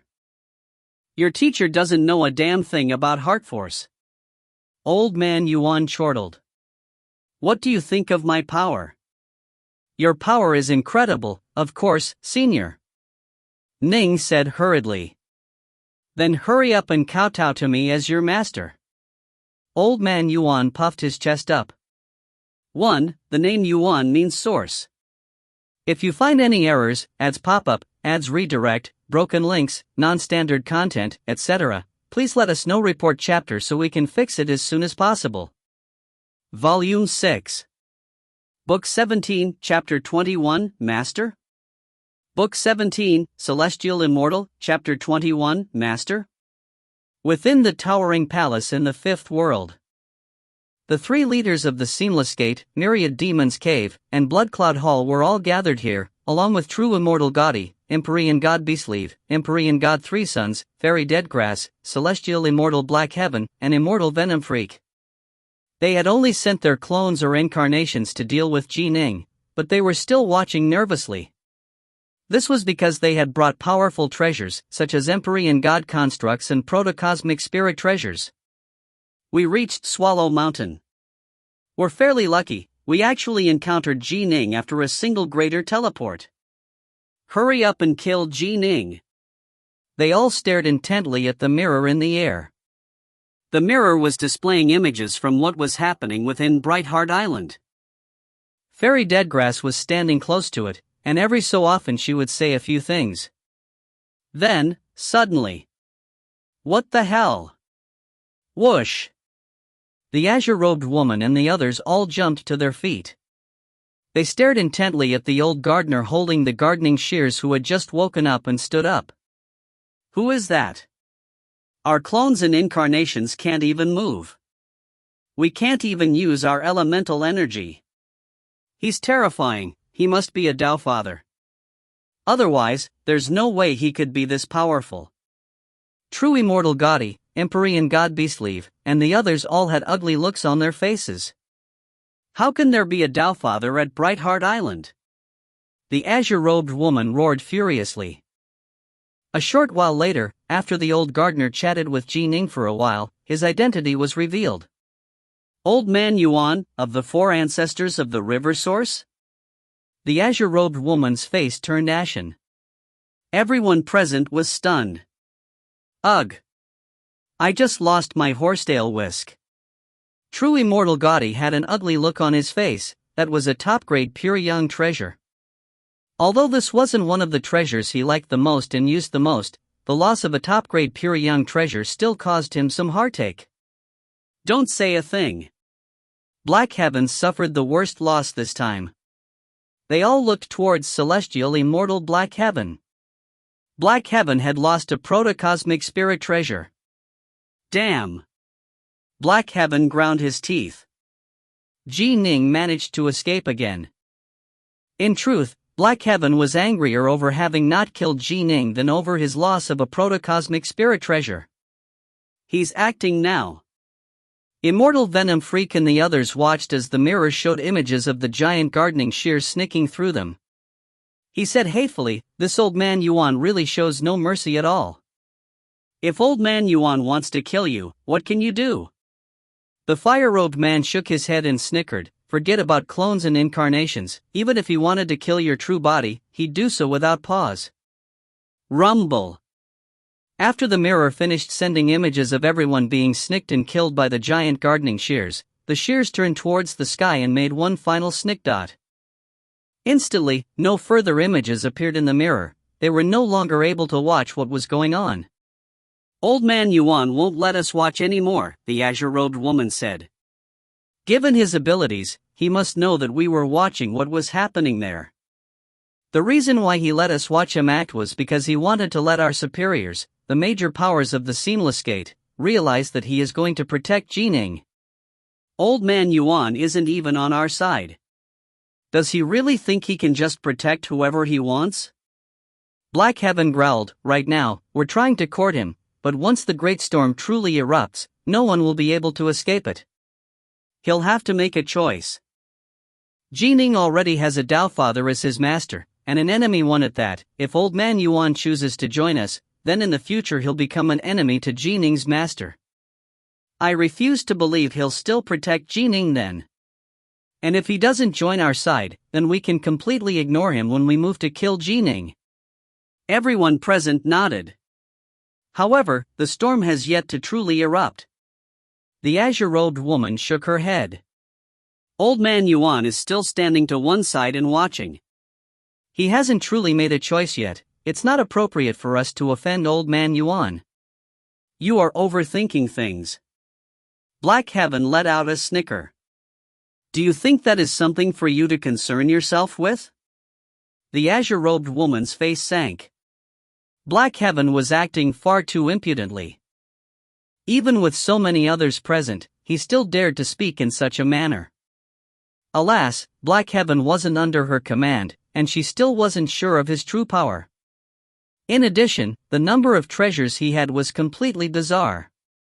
When he had sent his clone to the Grand Xia, he had carried 2 mighty treasures with him, a top-grade pure yang treasure known as the Yin-Yang Arcane Key Bottle, and a protocosmic spirit treasure known as the 9-Leaf Snow Lotus. That's for the God King and the other major powers to worry about, Black Heaven said coldly. I trust that the God King will quickly send an order as to whether or not we are to kill Ning, so stop worrying your little head over it. Humph, the azure-robed woman's face sank. She no longer said anything. Black Heaven gave the azure-robed woman a glance, a hint of mockery in his eyes, then turned and left. He felt tremendous distaste for this gate master of the Seamless Gate, Azure Fox, because Violet Grass had died on her orders. As for any anger that the gate master might feel towards him, he didn't care about it at all. The world of the Grand Xia. Ning couldn't be bothered to worry about the Seamless Gate right now. It was Old Man Yuan that he was faced with, and he felt a headache coming. Take him as his master. He could tell that since Old Man Yuan had come to personally inspect him, the old man had definitely decided that Ning was moldable talent.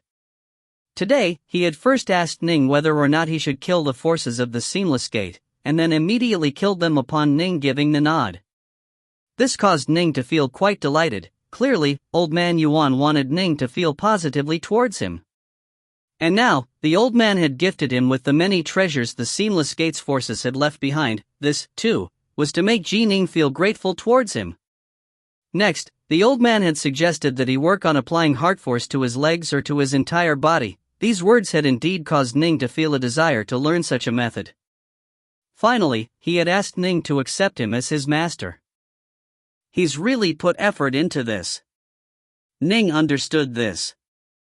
It seems this Old Man Yuan really does want to take me as his disciple. This is how the world is. Some people desperately want to become a Tao Father's disciple, yet never will. When I wanted to become Tao Father Crimson Bright's disciple, he didn't find me worthy. Even Master Subhuti only accepted me as his disciple because he saw that I was the sole successor to the star-seizing hand of his good friend, Taoist 3 Lives, and a decent cultivator. Back then, although I was a genius, I clearly wasn't that attractive in the eyes of the Tao Fathers. Now that my power has increased dramatically, and have reached the Empyrean God level of power as a void-level cultivator, one of the supreme Tao Fathers of the 3 realms has come to seek me out on his own accord.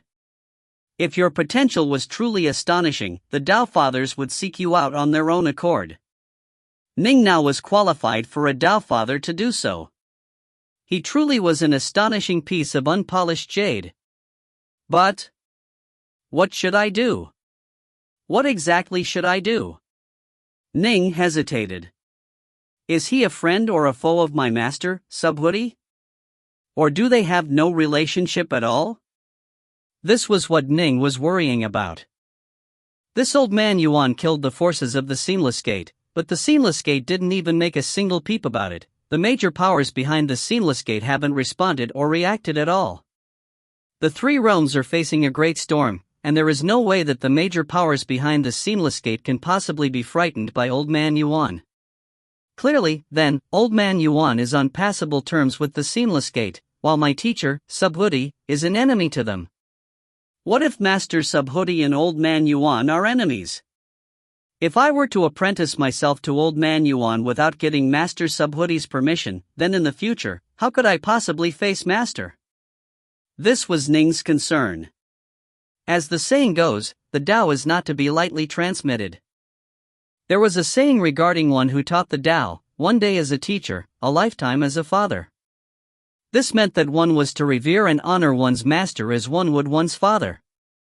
Subhuti had transmitted complete fiend god body refining techniques, ki refining techniques, sword arts manuals, and even supreme divine abilities like the 8-9 arcane art, Hoi's archery, and the torch dragon's eye, to Ning. For Ning's sake, he had even toiled painstakingly to create the obscuring wind of the 9 heavens, divine ability in the supreme sword formation, the greater thousand swords formation.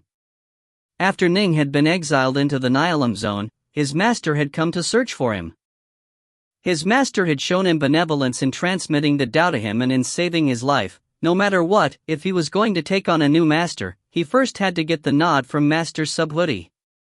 When Ning had expressed the desire to take part in the conclave of immortal destiny in the hopes of being able to have a true immortal or a Tao Father as his master, Immortal Diensai was in full agreement. Naturally, he hoped that Ning would have even higher accomplishments. Before becoming Subhuti's apprentice, Ning had first spoken with the giant yellow bear, who had verified that Subhuti and Taoist Three Lives had been good friends.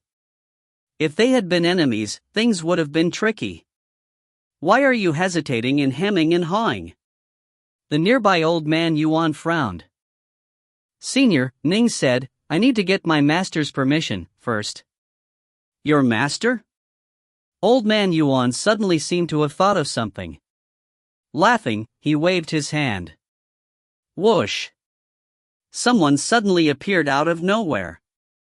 It was Immortal Diensai, a wine cup in his hands and a befuddled look on his face. Immortal Diensai had been seated atop his mountain, watching the dawn sun rise while drinking some immortal wine. Who would have thought that he'd suddenly be teleported here? Disciple? Immortal Diensai looked at Ning, then he looked at Old Man Yuan by Ning's side. Old Man Yuan's face changed, and his figure changed as well, becoming a bit thinner. Master! Immortal Diensai instantly grew excited upon seeing him. Falling to his knees, he said excitedly, Master, I've finally met you again.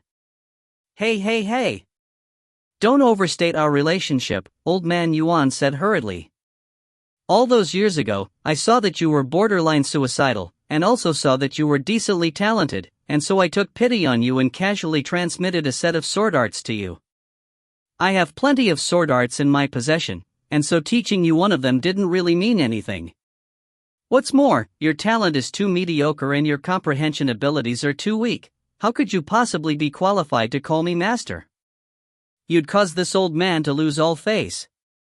He had first praised Immortal Diensai as decently talented, then immediately described him as mediocre and weak. Still, everyone knew what he meant. Clearly, Immortal Diensai would be considered decently talented when compared to the countless cultivators of the three realms, but he was far from being qualified to become Old Man Yuan's disciple. Although these words were rather unpleasant, Immortal Diensai didn't feel the slightest bit of anger. Kneeling there, he said excitedly, How could Diensai possibly forget the grace you have shown me by transmitting the Tao to me? I knows that my talent is poor, and that I am not qualified to become your apprentice, but I've always viewed you as my master in my heart. You can think whatever you want, I guess. This Ning has a very close relationship with you. This old man wants to take him on as a disciple. Help me persuade him, Old Man Yuan said. Disciple? Immortal Dianxi instantly revealed a look of great joy. He immediately looked towards Ning. This senior possesses world-shaking power. Even though I am now a celestial immortal, the sword arts he transmitted to me were so unfathomably profound that I can tell I have still only scratched the surface of it. He must be a Tao Father. Go ahead and take him on as your master. There are many people in the three realms who have multiple masters. Right. I'm a Tao Father. Old Man Yuan looked at Ning, then stared at him. I'm taking you on as my disciple. Why haven't you knelt down already? Senior, this junior feels unspeakably proud that you wish to take me on as your disciple, Ning said hurriedly. But, this junior has already taken on a Tao Father as a master, and many people already know this. Without his approval, it isn't appropriate for this junior to accept you as master as well, senior. Oh, you are quite respectful towards this Tao Father master of yours. Old Man Yuan laughed. I guess long ago that your master had to be a Tao Father, and he's probably not too shabby either. Who is your master? Tell me, and I'll go talk to him about this. This merely the accepting of a new disciple, and I'm not asking you to betray him either. It's a minor matter. What is the name of your Tao Father master? The God King behind the seamless gate knew the answer, but Old Man Yuan did not. Indeed, the seamless gate's intelligence mechanisms were truly terrifying. Master's name is taboo, this junior does not dare speak it, Ning said honestly. Subhoodie had ordered long ago that Ning was not permitted to tell others who his master was. You dumb cucumber. You can't even tell me your master's name? Is your master really that badass? Who the hell is your master, Nua? Old Man Yuan stared at him with bulging eyes. I'm his master. A calm voice rang out. The nearby natural energy began to condense, and a skinny, white-bearded old man dressed in Taoist robes appeared out of nowhere. If you find any errors, ads pop up, ads redirect, broken links, non-standard content, etc., please let us know. Report chapter so we can fix it as soon as possible. Book 17, Chapter 22, A Graceful Departure. Book 17, Celestial Immortal, Chapter 22, A Graceful Departure. Yue and Immortal Dianxi suddenly felt space-time around them began to change and blur. By the time their surroundings turned solid once more, they were now within a hallway next to Autumn Leaf. Upon seeing Immortal Dianxi and Yue suddenly appear, Autumn Leaf was quite startled. She immediately addressed the two, Madam, Immortal Dianxi. It seems they don't want us to watch, Immortal Dianxi said with a helpless laugh. I wonder who Junior Apprentice Brother's master is. Yue was curious as well. Just now, they had only heard the words, I'm his master, before they were forcibly teleported away. They hadn't seen the man at all, much less learn who Ning's master was. What happened? Autumn Leaf was intrigued. You said something about the young master's teacher? Nothing. Yue shook her head and smiled. It's something good, but it's not something for us to know about. Oh. Autumn Leaf nodded, asking no further. Master. Ning immediately called out with respect and excitement. The skinny, white-bearded elder in the Taoist robe smiled and nodded towards Ning, then looked towards Old Man Yuan. You. Old Man Yuan's eyes bulged. You cucumber. You friggin' cucumber. You ended up snatching away such a wonderful disciple. This is the third time, you know. Patriarch Subhoodie sighed. Why do you always come after the disciples that I take in and teach? Ning blinked. The third time, It seemed as though Old Man Yuan had gone after two of his fellow disciples as well. All I can say is that you are formidable in teaching students, Subhoodie. Old Man Yuan laughed, since it's you, Subhoodie, that makes everything easy. We came to an agreement last time, right? Go ahead and tell me whatever it is that you want. This old man has plenty of treasures, and I'm willing to spend them. I'm not afraid of any demands that you might make. Ning, are you willing? Subhoodie looked towards Ning. I'll follow your orders in all things, Master, Ning said respectfully. If it didn't make things tough for his master, there would be no issues. More importantly, Master Subhoodie had to know more about Old Man Yuan than Ning did. Ning trusted that Master Subhoodie wouldn't steer him wrong in this decision.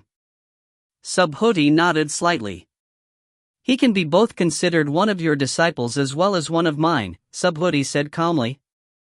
I'm only going to ask one thing of you, that you stand with us, on our side. You, Old Man Yuan's face became unsightly to behold. Subhoodie frowned. Are you still unwilling to make your choice? It's merely a matter of taking on a new disciple, and I'm not even asking him to switch sides. He'll be our jointly shared disciple. If you want divine abilities or protocosmic spirit treasures, that's fine, but why are you trying to force me? Old Man Yuan scratched his head. Didn't things work out splendidly when Little Peacock became my apprentice? She addresses both of us as master. Ning was intrigued. Were they referring to senior apprentice Sister Peacock? Little Peacock? Subhoodie shook his head. That was before the storm came, and before I knew it was coming. Now that the storm is already here, of course you have to make your choice.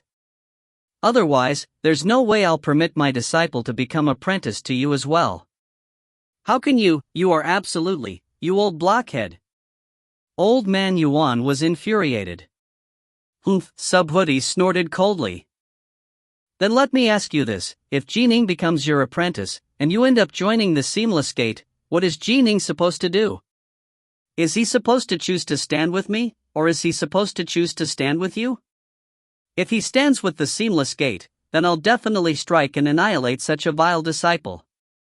But if he stands with us, then you'll move to kill him as well. After all, by then it will be a life and death battle, no one will be able to escape it. Old Man Yuan's face grew even uglier to behold now. Ning, standing to one side, now understood everything. Right. If he took on two masters who ended up in opposing, enemy camps, then no matter which side Ning was on, he would end up becoming enemies with one of his masters, but if you want him to become your disciple, then I imagine you don't want to make things difficult for him. You don't want him to eventually be killed by one of his masters, right? That's why you have to stand with us. Only by doing so will Ning not suffer such a sad fate, Subhoodie said. So long as you agree, Ning can take you on as master. You, Old Man Yuan had a complicated look on his face. Ning just stood there, watching quietly. The four ancestors of the river source, they were a formidable power within the three realms. Most likely, whichever side Old Man Yuan chose would be the side the Tao Fathers who followed him would choose. Why are you forcing me on this? This isn't just a personal matter, I have all my friends and disciples and grand disciples to worry about. Old Man Yuan was truly upset now. There's nothing to negotiate. Subhoodie shook his head. Don't make things difficult for Ning.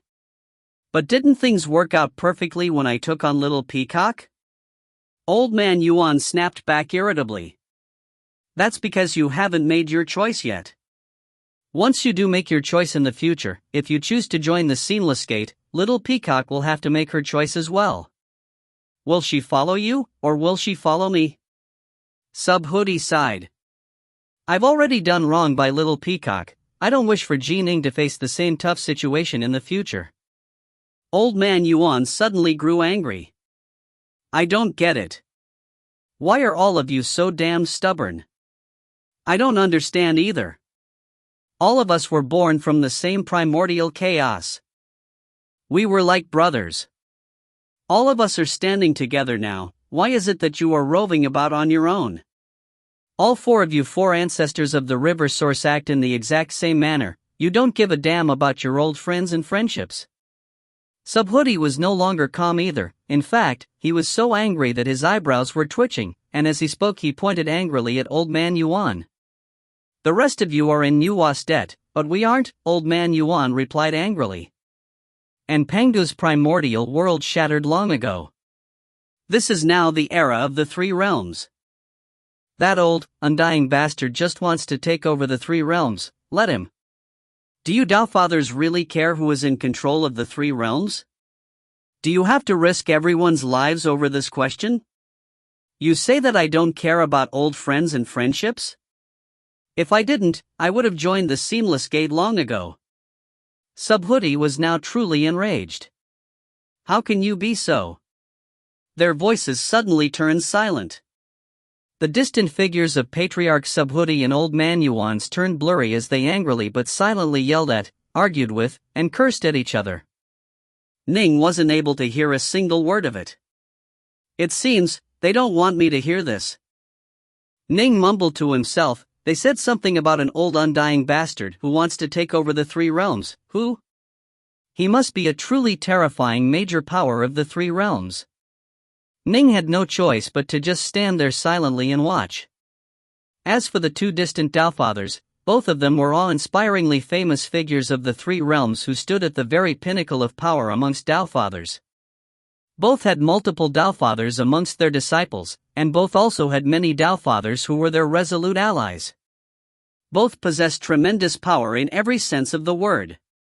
In addition, both were born from the primordial chaos of the universe. And right now, they stood there arguing, each trying to convince the other. A long time passed. The two Daofathers actually argued for 2 full hours. Towards the end, Ning noticed that Patriarch Subhuti was growing increasingly imposing as he argued, while Old Man Yuan seemed to become increasingly less self-assured. Boom! The area around him suddenly trembled. Now, Ning could once more hear the voices of the two Daofathers. "Gee Ning!" Old Man Yuan charged over, an ugly look on his face. He snapped angrily, "That master of yours is like a big hunk of wood. You just can't talk to him. Those who walk different paths can't make plans together. I really can't be bothered to talk to him any longer.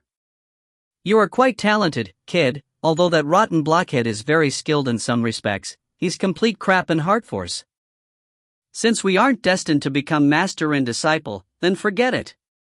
This is a technique for applying heart force which I developed. Although it's not a complete system, it might be of help to you in some way. I'll give it to you as a gift." As he spoke, he pointed a finger towards Ning. Instantly, a streak of light shot out from his finger into Ning's forehead. An ocean of information instantly filled Ning's mind. "Subhuti." Old Man Yuan turned to point at Subhuti, then cursed, "In terms of fleeing abilities, you are number 1 in all the Three Realms. You'll be able to flee and survive, but how many of our other old friends will be able to survive? All those years ago, 3 lives and the others all perished. How many more do you want dead? If we retreat, even more will die. In fact, all of us might die." Subhuti said angrily. Fine. Fine. Fine. We'll wait and see." The enraged Old Man Yuan turned and walked away. After taking 2 steps away, the now ordinary old gardener suddenly slumped supinely to the ground as a streak of light shot into the skies, disappearing. Subhuti waved his hand, and the old gardener was instantly teleported away. He was nothing more than an ordinary old man, after all. Prior to this, Old Man Yuan had simply been possessing him. Subhuti walked towards Ning, who was completely filled and preoccupied with the enormous amount of information regarding the application of heart force. It was awe-inspiring. It was unfathomably profound. When Ning viewed the awe-inspiring collection of information, he couldn't help but feel veneration towards Old Man Yuan. Incredible! Old Man Yuan's true power, however, most likely didn't lie in heart force. After all, in terms of heart force, Ning could tell that Old Man Yuan shouldn't be as powerful as Hui had been. Old Man Yuan, however, was different from Hui. Hui was extremely focused on his archery, and he had systemized a way to apply heart force to archery in a terrifyingly profound and powerful manner. Old Man Yuan, however, was a jack of all trades. Most likely, he liked analyzing heart force, and so had come up with multiple different heart force techniques, some meant for the legs, some meant for the entire body, some meant for the fingers, some meant for the hair, some meant for the sword, some meant for other treasures. There were all sorts of techniques here. However, none of them were truly systemized. From the looks of it, Old Man Yuan had jotted down a few notes whenever inspiration struck him. His most profound techniques regarding heart force actually were in applying heart force to the soul. This allowed the soul to control even more magic treasures. For example, if normally Ning was only able to control the third level of the Greater Thousand Swords formation, if he applied heart force to his soul, he would be able to control the 6th level or even the 7th level. This was a technique which Ning was truly eager to learn. Heart force was like a marshal, with the soul being the soldiers. If one used them together properly, the number of magic treasures one could control would instantly explode. In addition, the amount of heart force that was used up was negligible. After all, it merely served as a commander, without much of it being actually burned away. The increase in power, however, was still astonishing. This was definitely a killer technique for any key refiner. However, none of it was systemized, which meant that no one could simply learn the technique after reading about it. Still, Ning wasn't an uninformed outsider to this art. He was someone who, after learning how to apply heart force through Hui's archery, had first come up with a way to apply heart force to his sword fingers, then come up with a way to apply heart force to his swords. Ning was capable of creating these techniques himself. Now, after having seen the more profound techniques of Old Man Yuan, he was of course stimulated by them and had new insights. These insights would absolutely be enough to allow Ning to come up with a suitable method for applying heart force to his legs or to his entire body, or even to his soul. Aside from Old Man Yuan's own techniques, there were also techniques which other major powers had devised for the application of heart force. All these non-systemized heart force techniques, this collection was known as the Heart Sutra. The Heart Sutra? With this Heart Sutra, I'll be able to grow dramatically more powerful in every aspect, whether it be dodging in close combat, fleeing, or anything else. My primal twin will become more powerful as well. Ning was unspeakably excited right now. Before this, he was only formidable in his attacks, he was quite lacking in other respects. Thus, almost any Empyrean god or true immortal would probably be able to capture him. Now, however, Ning would be able to improve himself in every area. He would no longer have any obvious weaknesses, and so capturing him would become far more difficult in the future. Wow! Ning opened his eyes, a look of delight on his face. As he did so, he saw his master, Patriarch Subhuti, standing not too far away from him. Ning's face quickly stiffened. Master, Ning immediately called out. If you find any errors, ads pop up, ads redirect, broken links, non-standard content, etc., please let us know. Report chapter so we can fix it as soon as possible. Book 17, Chapter 23, Before the Tribulation. Book 17, Celestial Immortal, Chapter 23, Before the Tribulation. Ning's heart clenched. He could tell that there were some disagreements between his master, Subhuti, and Old Man Yuan. Was his master going to forbid him from training in the Heart Sutra? What did Old Man Yuan transmit to you? Subhuti asked. The Heart Sutra. Ning didn't dare to hide this. It contains his many experiences with various heart force application techniques, as well as a mix of heart force application techniques from a few other Tao fathers. However, they are all unsystemized, but they will still be of great benefit to me, especially the one that applies to using heart force on the soul. It will be of tremendous help to me in controlling the Greater Thousand Swords formation, as well as in overcoming the demon heart tribulation. Subhuti gave Ning a glance, then revealed a calm smile. Your master isn't the pedantic, unflexible sort, since Tao Father Yuan has gifted you with this sutra, and since he hasn't forced you to become his disciple, go ahead and learn from it. If in the future, Tao Father Yuan decides to stand with us, you shall naturally repay his kindness. If, however, he stands with the Seamless Gate, then when a war to the death erupts between our two alliances, you'd have to fight against him with all your might. This would be true even if he really was your master, to say nothing of him merely having transmitted a technique. Ning's heart shivered. He immediately said, "Your disciple understands." This was a storm. A storm which no one would be able to avoid. I hope Senior Old Man Yuan decides to stand with us, Ning mused secretly to himself. Everyone who he owed a debt of gratitude to, such as the former Lord of Chui Palace who had been the first judge of the dead and who had transmitted the Nuwa painting to him, belonged to the side of the Nuwa alliance. Even the master he had never met, Daoist 3 Lives, had also been on the side of Nuwa. The same was true for the 7 Empyrean gods of the star-seizing world, to say nothing of Patriarch Subhuti, Daofather Crimsonbright, and the Xia Emperor. There was also already a feud between himself and the Seamless Gate, and Ning had a true disliking for the way in which the Seamless Gate had acted in seeking to conquer the universe. Once they took over the 3 realms, not only would they pay no attention to maintaining any order, they would instigate countless battles and massacres. This old man Yuan truly is an extremely formidable figure, Subhuti said to Ning. His power is most likely no lower than mine, and he loves to analyze and research many different types of techniques. He's a master in many areas, and in heart force he is second only to Hui. In terms of how many heart force skills he knows, he's even superior to Hui. Spend some effort on this Heart Sutra, especially in the part that shows you how to apply heart force to your soul. You must gain insight into it. Once you do, your chances of overcoming the Empyrean tribulation and shall increase by quite a bit. Your disciple understands.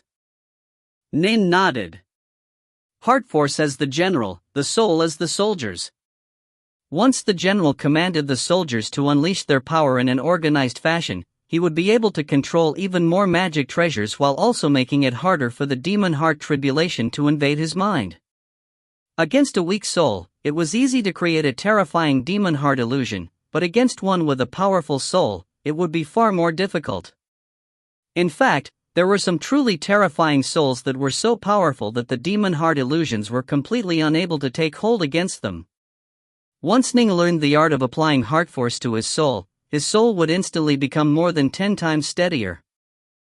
This, in turn, would dramatically lessen the power of the demon heart illusions generated by the demon heart tribulation of his Empyrean tribulation. Your disciple has a subconscious feeling, if I am able to master this soul heart force technique, my primal twin will be in virtually no danger during the celestial tribulation, Ning said. Should your disciple delay the tribulation? No need. Subhuti shook his head. Ning looked at his master, puzzled. If you wait until you've mastered the soul heart force technique, your primal twin's tribulation will indeed be very easy. Subhuti nodded. But, first of all, it's hard to say how long it would take you to come up with such a technique. After all, there's a tremendous difference between applying heart force to the soul and applying heart force to sword fingers. Second, although your primal twin's tribulation is indeed a tribulation, it's also an excellent and rare opportunity to temper yourself. Temper myself? Ning was intrigued. After having withstood the karmic sin flames, your heart force improved dramatically, Subhuti said. By the same principle, your primal twin's demon heart tribulation will be a tempering experience as well that will allow your heart force to improve in strength and your Tao heart to grow even more resolute. If you wait until you come up with a soul heart force technique before you attempt the tribulation, ending up in an excessively easy tribulation, it won't have any tempering effect on you. Remember this. Your primal twin's tribulation is a minor matter. What really matters for you should be your true body's tribulation. Subhuti looked at Ning. Your true body has trained in many divine abilities, and its potential is far greater than your primal twin's. After all, compared to fiend gods, key refiners are always at a significant disadvantage. If you look at the 3 realms, all of the most supreme of powers of the 3 realms have powerful divine bodies. 3 Lives, for example, he clearly didn't master a heavenly Tao, but was still able to kill many Tao fathers. Subhoodie looked at Ning. Or for example, even if your primal twin becomes a pure yang true immortal, it will still most likely be merely an average pure yang true immortal. But once your true body becomes an Empyrean god, you'll instantly become one of the most supreme Empyrean gods or true immortals. If you spend a bit of time training, you'll probably come extremely close to Lu Dongbin's level. That's the advantage which fiend gods have. Look at the most famous figures of the three realms, Hui, Nuwa, Pangu, Old Man Yuan, and yes, myself. Which of them trained solely as key refiners? Ning nodded. The more monstrously talented you are, the more terrifying your tribulation will be. Even I can't be certain as to how powerful your Empyrean tribulation shall be. All I know is that it will definitely be shocking. Subhoodie looked towards Ning. Thus, the most important thing for you right now is to focus all of your efforts towards preparing for your Empyrean tribulation. Your disciple understands, Ning said solemnly. 3 days from now, your disciple's primal twin will undergo the tribulation. Good. Subhoodie nodded with satisfaction. If you succeed in this tribulation and your primal twin becomes a celestial immortal, your Tao heart shall be further strengthened. This would naturally be an ideal outcome. However, even if you fail and lose your primal twin, you'll have at least experienced the demon heart tribulation. If you end up failing it, it'll have been of even greater help to you in terms of tempering yourself. Ning nodded. Everything was for the sake of his true body. Shall I still go to Tao Father Crimson Bright's place for the tribulation? Ning asked. No need. Subhoodie shook his head. Undergoing the celestial tribulation is a major matter. Naturally, as your master, I will ensure that you won't suffer any disturbances during your tribulation. I was always planning to guard you while you underwent your tribulation. I didn't expect that you'd go seek out that kid Shamong. Not even Subhoodie could keep the dream of the three realms up at all times. Subhoodie only found out about Ning speaking to Shamong after the fact. You can undergo it here at Swallow Mountain, Subhoodie said. Don't worry about anything. I won't show myself, but I definitely won't let anyone disturb you. Thank you, Master, Ning immediately said. This celestial tribulation is nothing more than a tempering experience for you, don't waste it. Your Empyrean tribulation is what truly matters, Subhoodie said solemnly. Upon becoming an Empyrean god, Ning would have become one of the truly formidable figures of the three realms. Calm yourself and prepare for your celestial tribulation. Although this celestial tribulation isn't as important as your true body's Empyrean tribulation, it will still be extraordinary. Subhoodie smiled, then vanished into thin air, no longer anywhere to be seen. Ning continued his preparations here at Swallow Mountain. He spent a little bit of time to pay a visit to the Xia Emperor, informing him that his own Tao Father Master was going to protect him, and so there was no need to trouble Tao Father Crimson Bright. The Xia Emperor had nodded. If there was no need to bother his master, all the better. During these 3 days prior to his tribulation, Ning paid a visit to West Prefecture City, where he had spent his early childhood days. He visited the Eastmont marshes he had once adventured through, went to the mountains where he had once killed Bei Zishan, and as he retraced his steps, Ning felt his heart grow calmer and calmer. This was a day on the cusp between spring and summer.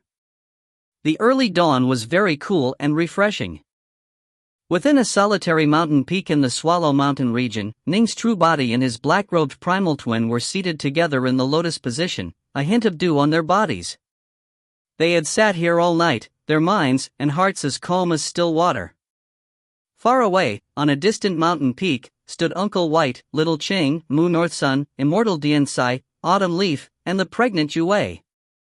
They all watched nervously, because Ji Ning was about to undergo his celestial tribulation. If you find any errors, ads pop up, ads redirect, broken links, non-standard content, etc., please let us know. Report chapter so we can fix it as soon as possible. Book 17, Chapter 24 of the Tribulation. Book 17, Celestial Immortal, Chapter 24 of the Tribulation. Uncle White, Autumn Leaf, Moon North Sun, and the others watching from far away were all extremely nervous. Immortal Diantsai immediately said consolingly to them, "I was able to successfully overcome my tribulation. This disciple of mine is more powerful than me, even as I am right now, and his primal twin is merely a key refiner. I trust his celestial tribulation won't be too powerful. He'll definitely succeed in overcoming it." "Right." They all nodded, including Yue. However, Yue still felt restlessness in her heart. This was because she had been an apprentice to Patriarch Lu. She knew very well that Patriarch Lu's tribulation had been one with 9 sets of thunder tribulation. Clearly, key refiners could also encounter incredibly terrifying celestial tribulations. Whoosh! Atop the distant, solitary mountain peak, Ning's true body, which had been seated in the lotus position, suddenly vanished. He had entered the underwater estate, leaving behind only the black-robed primal twin Ning, who still continued to sit there. The golden lotus primal within the black-robed Ning's body began to undergo its final breakthrough. It surged to the peak of the void level and began to actively call out for the celestial tribulation to descend. Whoosh! Whoosh! Whoosh! A wind arose. It's begun. The wind tribulation. The celestial tribulation has started. Immortal Diantsai and the others all stared nervously.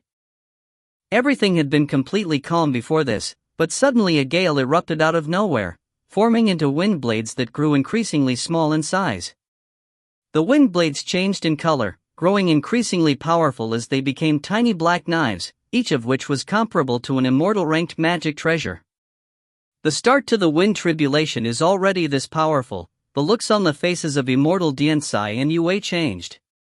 They had both undergone tribulations and had past experience to rely on. It was obvious to them that the primal twin Ning's celestial tribulation was starting off at an excessive level of power. It vastly surpassed theirs, at least. The seated, black-robed Ning just watched calmly. In a soft voice, he called out, "Nine Leaf, come out." Instantly, an enormous, snowy white lotus treasure appeared beneath the seated Ning. If one looked at it carefully, one would see that it had a total of 9 snowy white lotus petals. This was the most powerful magic treasure which celestial immortal Black Heaven had prepared for the Seamless Gate's assault against Brightheart Island, the protocosmic spirit treasure, 9-leaf snow lotus. The 9-leaf snow lotus was incredibly powerful, and it was best suited for trapping and binding foes. Even if it was ownerless, the 9-leaf snow lotus could activate the cold elemental energy of the natural world to form tiny snow lotus petals to wildly assault and constrict its foes. And if it did have a master who filled it with elemental ki, its power would be even more astonishing. Black Heaven had been planning to rely on this protocosmic spirit treasure to bind Ning. From this, one could tell how powerful it was. When Old Man Yuan had wiped out all the forces of the Seamless Gate, he had given Ning all of the treasures the Seamless Gate had left behind.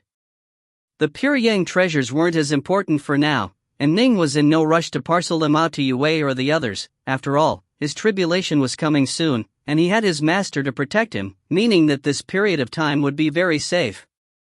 The parceling out of the treasures could wait for after the tribulation. As for the 9-leaf snow lotus, Ning had bound it to himself. This sort of treasure was tremendously helpful towards Ning, and binding it could also be quite difficult. It depended on whether or not the protocosmic spirit treasure was willing to accept the new master or not. The 9-leaf snow lotus naturally had a spirit of its own, one which took the form of a white-robed girl. The white-robed girl was persuaded by the Rahubao and the giant bear of the underwater estate, and given that Ning was indeed a monstrous talent, and that she had seen a Daofather strike out on behalf of Ning, she quickly accepted and acknowledged Ning as her master. As a result, Ning was able to easily bind this protocosmic spirit treasure. If the 9-leaf snow lotus had been unwilling, binding her would have been a true pain. Most likely, only a pure young true immortal would have been able to bind her forcibly, after spending an enormous amount of time. However, once she became willing, Ning was able to effortlessly bind her. Whoosh! Whoosh! Whoosh! Ning was now enthroned on his 9-leaf snow lotus. Countless snowflakes appeared around him, each of which had the form of a tiny little snow lotus leaf. In the thousands and tens of thousands, they completely surrounded Ning and protected the area around him. Although they were best suited for wrapping around and binding a foe en masse, they could also be used to defend. If they had to protect a large space, their defensive power would drop a bit, but since the treasure was as a protocosmic spirit treasure, its power was still quite extraordinary. Swish! Swish! Swish! Swish! Swish! Swish! Countless immortal swords appeared around Ning, hovering in the air around him and ensconcing him within. Although Ning had already activated a protocosmic spirit treasure, to be completely safe, he released all of his immortal swords, preparing to defend if necessary. Rumble! First came the roaring gale. Next came all sorts of terrifying skywinds with astonishing power. Still, no matter how powerful the assaults were, the nine-leaf snow lotus protocosmic spirit treasure was able to endure them all. Ning wasn't even needed to use his sword formations at all.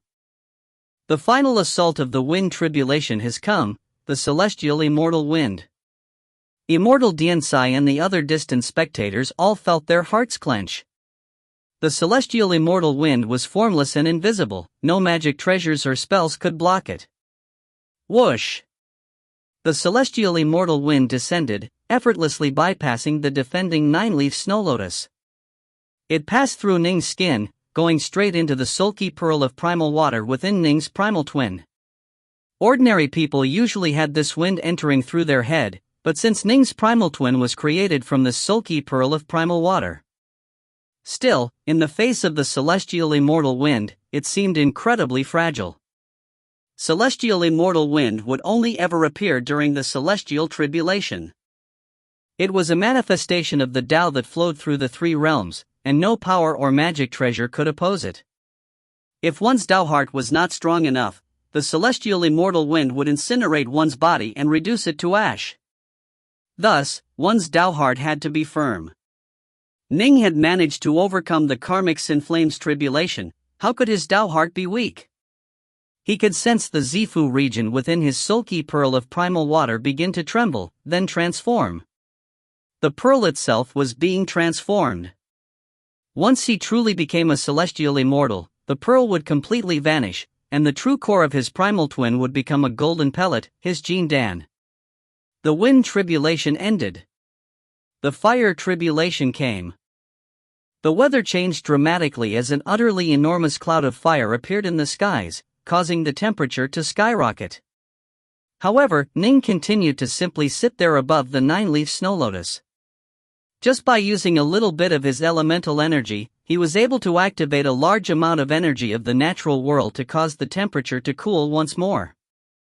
For a time, the world was divided between a blazing sky high above and a world of snow down below. Truly, this was a case where fire and snow could not coexist. The fire tribulation has come. However, since that protective treasure Ning was able to easily defend against the wind tribulation, I trust it won't be too hard for it to resist the fire tribulation. Immortal Diensai smiled. The power of the wind tribulation is comparable to the power of the fire tribulation. Given how formidable Junior Apprentice Brother's protective treasure is, he should be able to easily overcome it without using up too much energy. Yue said with concern, "What I'm worried about is the thunder tribulation." Indeed. The power of the protocosmic spirit treasure, the nine-leaf snow lotus, was truly astonishing. It didn't require too much energy to be used up, but alas, Ning didn't have a way to apply his heart force through the nine-leaf snow lotus. If he did, not even his swords might be as powerful as the nine-leaf snow lotus. This was a protocosmic spirit treasure, after all, although Ning had many hundreds of immortal swords, and although the greater thousand swords formation was incredibly powerful, they were still merely top-grade immortal swords. But of course, Ning had come up with a way to apply heart force through his swords of the greater thousand swords formation, and so at present the greater thousand swords formation far surpassed the nine-leaf snow lotus in power. He had passed the wind tribulation. He now passed the fire tribulation as well. The celestial immortal fire that came in the end resulted in the sulky pearl of primal water evolving yet again. Finally, the time came for the thunder tribulation. There was a fairly long period of time that would pass between the end of the fire tribulation and the start of the thunder tribulation. The celestial tribulation gave the tribulants some time to restore their energy, but in truth, in this case Ning had primarily relied on the nine-leaf snow lotus to defend against the elemental attacks, and had used his Dao-heart to endure the celestial immortal wind and celestial immortal fire. Thus, he had used up very little of his energy. I wonder how many sets of thunder tribulation Master will face, little Qing said worriedly. I underwent 6-9 sets, Immortal Dianzai said with concern.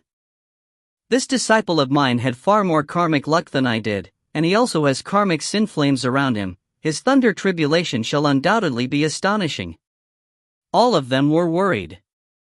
What none of them realized was that in truth, Ning had received supreme transmissions of the Tao from 3 Daofather level figures, Patriarch Subhuti, Taoist 3 Lives, and Old Man Yuan. Of the three, Old Man Yuan and Patriarch Subhuti both stood at the very pinnacle of power amongst the Tao Fathers of the 3 realms. While Taoist 3 Lives had never been able to actually become a Tao Father, remaining a true god of primordial chaos, the star-seizing hand, divine ability was awe-inspiringly powerful and one of the top 10 divine abilities of the 3 realms.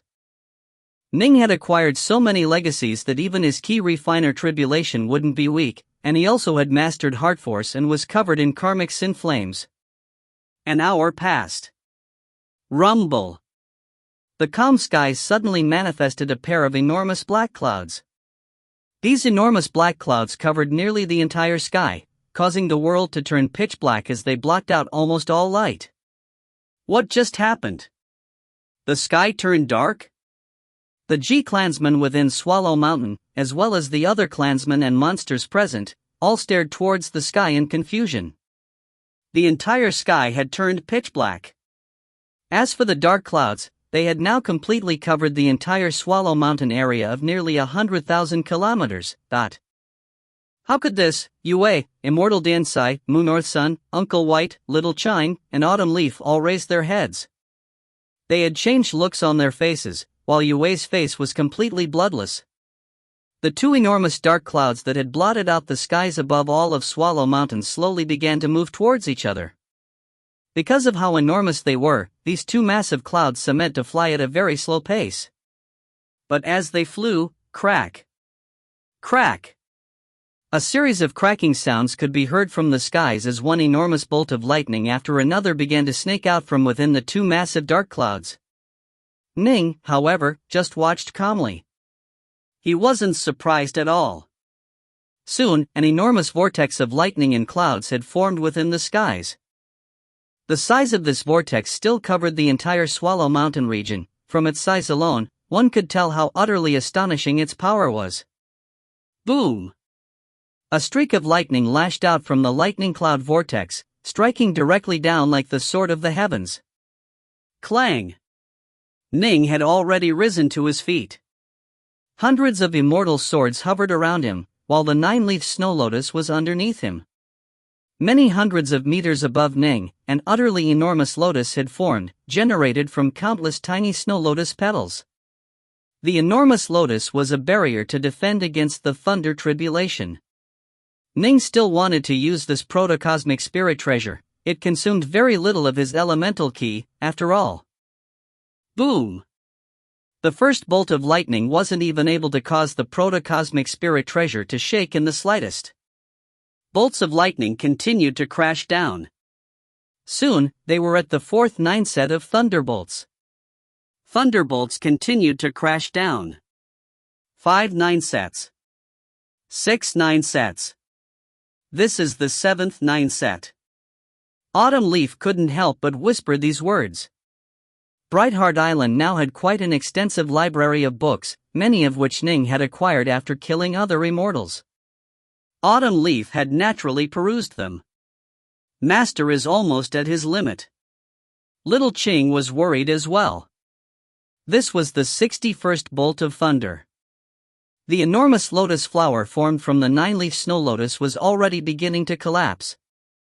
Greater Thousand Swords Formation, go forth. The black-robed Ning, standing atop the nine-leaf snow lotus, pointed towards the skies. Instantly, a golden sword that had manifested in front of his chest streaked out into the heavens. Boom! The enormous lotus above him had already vanished into thin air. However, a series of layers of lotus flowers appeared around the black-robed Ning. This strike of the Greater Thousand Swords Formation contained a hint of his heart force, allowing him to effortlessly block the celestial thunder. The 8th 9 set has arrived. Soon, it was time for the 8th 9 set. Immortal Diensai and the other spectators all felt nervous. How was it that a key refiner actually caused an 8th 9 set to appear? Even though Ning had taken on a Tao Father as his master, his tribulation shouldn't be this terrifying, right? If you find any errors, ads pop up, ads redirect, broken links, non-standard content, etc., please let us know. Report chapter so we can fix it as soon as possible. Book 17, Chapter 25, A New Life. Book 17, Celestial Immortal, Chapter 25, A New Life. The 70th Bolt of Thunder. A violet streak of lightning crashed down with ice-cold callousness. The black-robed Ning beneath it pointed with his finger, causing the golden sword of the Greater Thousand Swords Formation to once more soar into the skies. Rumble! It once more blocked the assault. I hope it is merely 8-9 sets. If it grows much stronger, it may put too much stress on my heart force. Ning was a bit worried as well. 3rd level heart force was very powerful, and it would be easy to use it against 8-9 sets, but if it became the full 9-9 sets, the power of the thunder would skyrocket to a new level. By then, each blow would most likely require Ning to use up quite a bit of his heart force. Once it was used up, he would definitely perish. Ning had never imagined that he would have failed during the thunder tribulation of the celestial tribulation, but he was now beginning to worry. The power of the 8th 9 set was already a bit beyond what he had expected. Boom! Boom! Dot! The divine thunder grew increasingly powerful. After these 2 consecutive blows of divine thunder, everyone, be it Ning or the distant group of spectators including Immortal Diensai and Yue, stared upwards nervously. This is merely Junior Apprentice Brothers' primal twin. 8-9 sets should be enough, there shouldn't be 9-9 sets, right? The legendary 9-9 sets, generally speaking, only void-level fiend gods will encounter them. They all watched nervously. Thousands of kilometers away, an old man in Taoist robes was watching from atop a distant mountain peak. When he saw that the tribulation clouds in the sky did not disperse, and instead began to gather an even more terrifying amount of power, his face changed. He murmured softly to himself, "My disciple's primal twin has actually encountered the 9th 9 set? It's just a primal twin. In terms of fortuitous encounters, it probably isn't even up to Lu Dongbin's standard. Can this be due to the karmic sin flames?" Subhuti began to worry. Ning was a monster, but that was with regards to his true body. His primal twin, by comparison, although it had control over heart force, it was far inferior in all other aspects to the void-level Lu Dongbin of countless years ago. Although heart force was powerful, it had a glaring weakness: it could only be used to fight for a short period of time. Once one's heart force was used up, one's power would drop dramatically. For Ning's primal twin to encounter 9-9 sets of thunder tribulation, Subhuti felt that this was too excessive, even though Ning did have karmic sin flames covering him. If this is the case, then my disciple's true body. Subhuti began to worry. If even the primal twin had to undergo 9-9 sets, then the Empyrean tribulation of the true body would be. Once he becomes an Empyrean god, he will quickly reach the pinnacle of power amongst Empyrean gods. In fact, after he undergoes a bit more tempering, he'll be like Hui was, capable of rivaling the Tao Fathers despite merely being at the Empyrean god level. Subhuti let out a soft sigh. It seems not even the heavens are willing to casually permit such a monstrous genius like this to exist. The heavens will insist on unleashing a terrifying tribulation. From the era of Pangdu's world to the modern day, countless monsters had their souls shattered by their tribulations. Forget about the Empyrean tribulation, even this celestial tribulation. Subhuti stared off into the distance, a frown on his face. 9 sets. There's more? How can this be? Immortal Diansai, Moon North Sun, Autumn Leaf, Uncle White, Little Chang, and Yue all revealed frantic looks on their faces. There was no way they could help Ning. During the celestial tribulation, a person could only rely on himself. Junior apprentice brother, you have to succeed. Yue gently stroked her belly, her eyes filled with hope. Ji Ning. Young master. They were all filled with hope. Although the fame of the 9th set was terrifying, Ning had overcome the previous 8 sets with utter ease, not seeming to be taxed by them at all. Thus, they were still filled with hope. Boom! The 9th set of the Thunder Tribulation. The 73rd bolt of thunder was a streak of violet lightning that was tinged with a white color. This hint of white caused the thunderbolt to become beautiful, a terrible beauty to behold. It was as though the Lord of all creation had just taken a look at his universe with a gaze that of ineffable power. Weaker void-level Earth Immortals probably wouldn't even try to fight back against this thunderbolt, but of course, there was no way a weak void-level Earth Immortal would even be able to make it this far, to the 9th set of the Thunder Tribulation. In all the 3 realms, in all of history, every single person who had encountered 9 sets was an extraordinary figure. They wouldn't easily admit defeat, even if they had to die, they would die standing. Go! Ning pointed into the distance, and the golden sword in front of his chest once more flew out. While flying out, Ning manifested yet another golden sword in front of himself. Clang! As the first golden sword flew out, it was struck head-on by the violet-white thunderbolt and broken apart. It seems I have to use 1/50th of my total heart force in order to completely block these attacks. The power of the divine thunder truly has risen significantly. Ning hurriedly commanded his second golden sword to fly out, blocking the remaining power of the violet-white thunderbolt. The power of these thunderbolts are greater than the full-strength blows of the likes of celestial immortal infatuation. How could an ordinary void-level Earth Immortal possibly withstand them? Only by accurately predicting the power of each thunderbolt could Ning ensure that he wasn't wasting too much of his heart force with each blow. He blocked the 73rd thunderbolt. He blocked the first bolt of the 9th set. Immortal Diansai and the others revealed looks of excitement and nervousness in their eyes.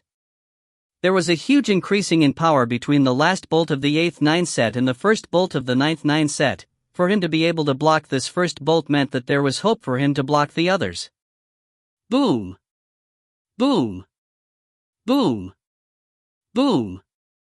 Boom! Boom! One bolt of lightning after another came crashing down. All the thunderbolts were violet-white in color, but towards the end, the white grew more and more dominant, and the power grew increasingly greater. In turn, Ning was forced to use up more and more of his heart force. The 79th bolt. The 80th. There's one more left. The last one. Yue, Uncle White, and the others felt as though their hearts were hanging in the air. The legendary 9 sets of Thunder Tribulation, finally, the last blow of it was going to reveal its force. Not everyone was lucky enough to witness such a thing. However, their hearts were only filled with a dim, vague fear, because the very sight of the cloud lightning vortex swirling above them was filling them with inexplicable terror. Even if it was me, the current me, who has become a celestial immortal long ago, I would probably die beneath this below, Immortal Diansai mused to himself. Ning stood there at the very peak of the mountain, like a sharp sword unfurled towards the heavens. Beneath his feet was the 9-leaf snow lotus, and lotus flowers swirled and bloomed all around him. Hundreds of swords levitated around him, all pointed towards the heavens as Ning raised his head, staring at the tribulation clouds. The final thunderbolt. The final bolt of the 9th set of the Thunder Tribulation. Boom! It was a thunderbolt of pure white, filled with holiness and sanctity. It didn't have even the slightest hint of wildness or savagery, all it held was an exalted, noble aura within it as it came crushing down from the heavens. This was the true face of the very final thunderbolt of the 9th set. Go! Ning pointed a finger. Swoosh! The golden swordlight flashed with incomparable brilliance, expanding to become an enormous sword that instantly shot into the heavens, striking towards that pure white thunderbolt. Go! As fast as Ning could, Ning manifested and unleashed a second golden sword. By now, the first golden sword he had sent towards the white thunderbolt had already been completely blasted apart. The second golden sword quickly soared upwards. Boom! The remnants of the pure white thunderbolt trembled, and then completely dispersed. The enormous golden sword continued on its upwards trajectory, stabbing straight into the heart of the cloud lightning vortex in the skies, completely dispersing the entire vortex. One last streak of lightning suddenly appeared out of nowhere, crashing into Ning's body. Ning's body began to emit an immortal aura. Celestial immortal body. The distant spectators, including Immortal Diansai, Yue, and Autumn Leaf, began to call out in excitement. Success.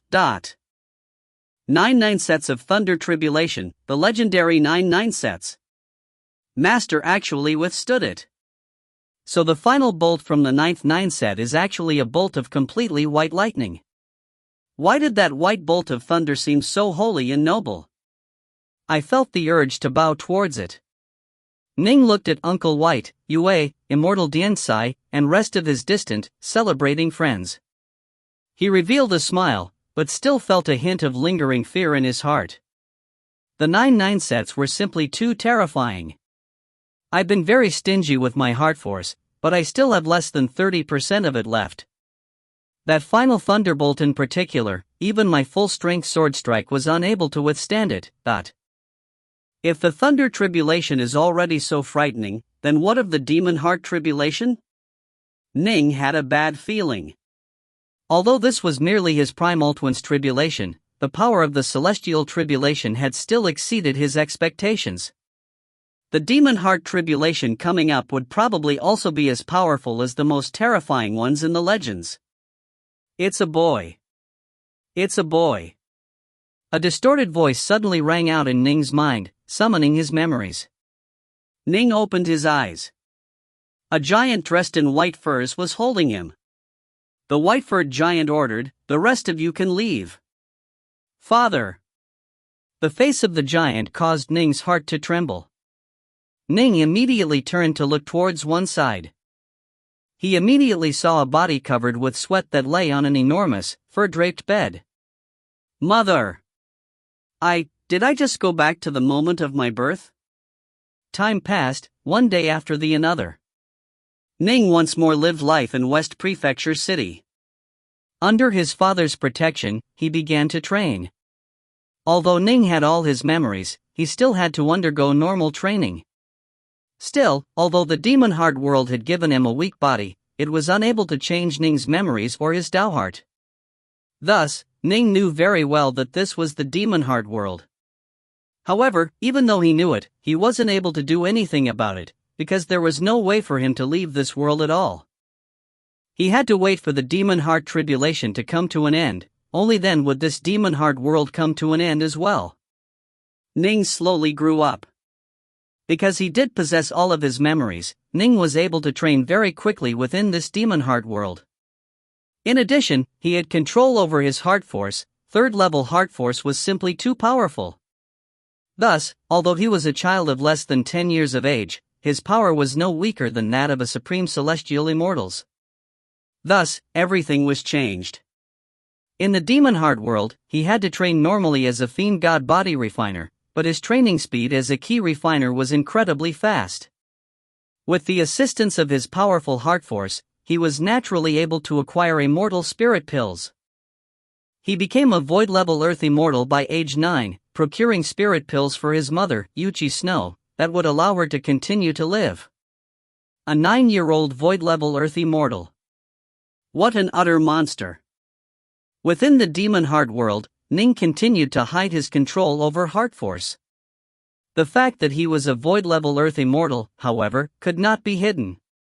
And so, just like that, a 9-year-old void-level Earth Immortal emerged into the world of the Grand Xia.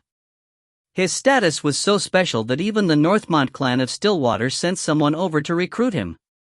The Xia Emperor, however, ignored him.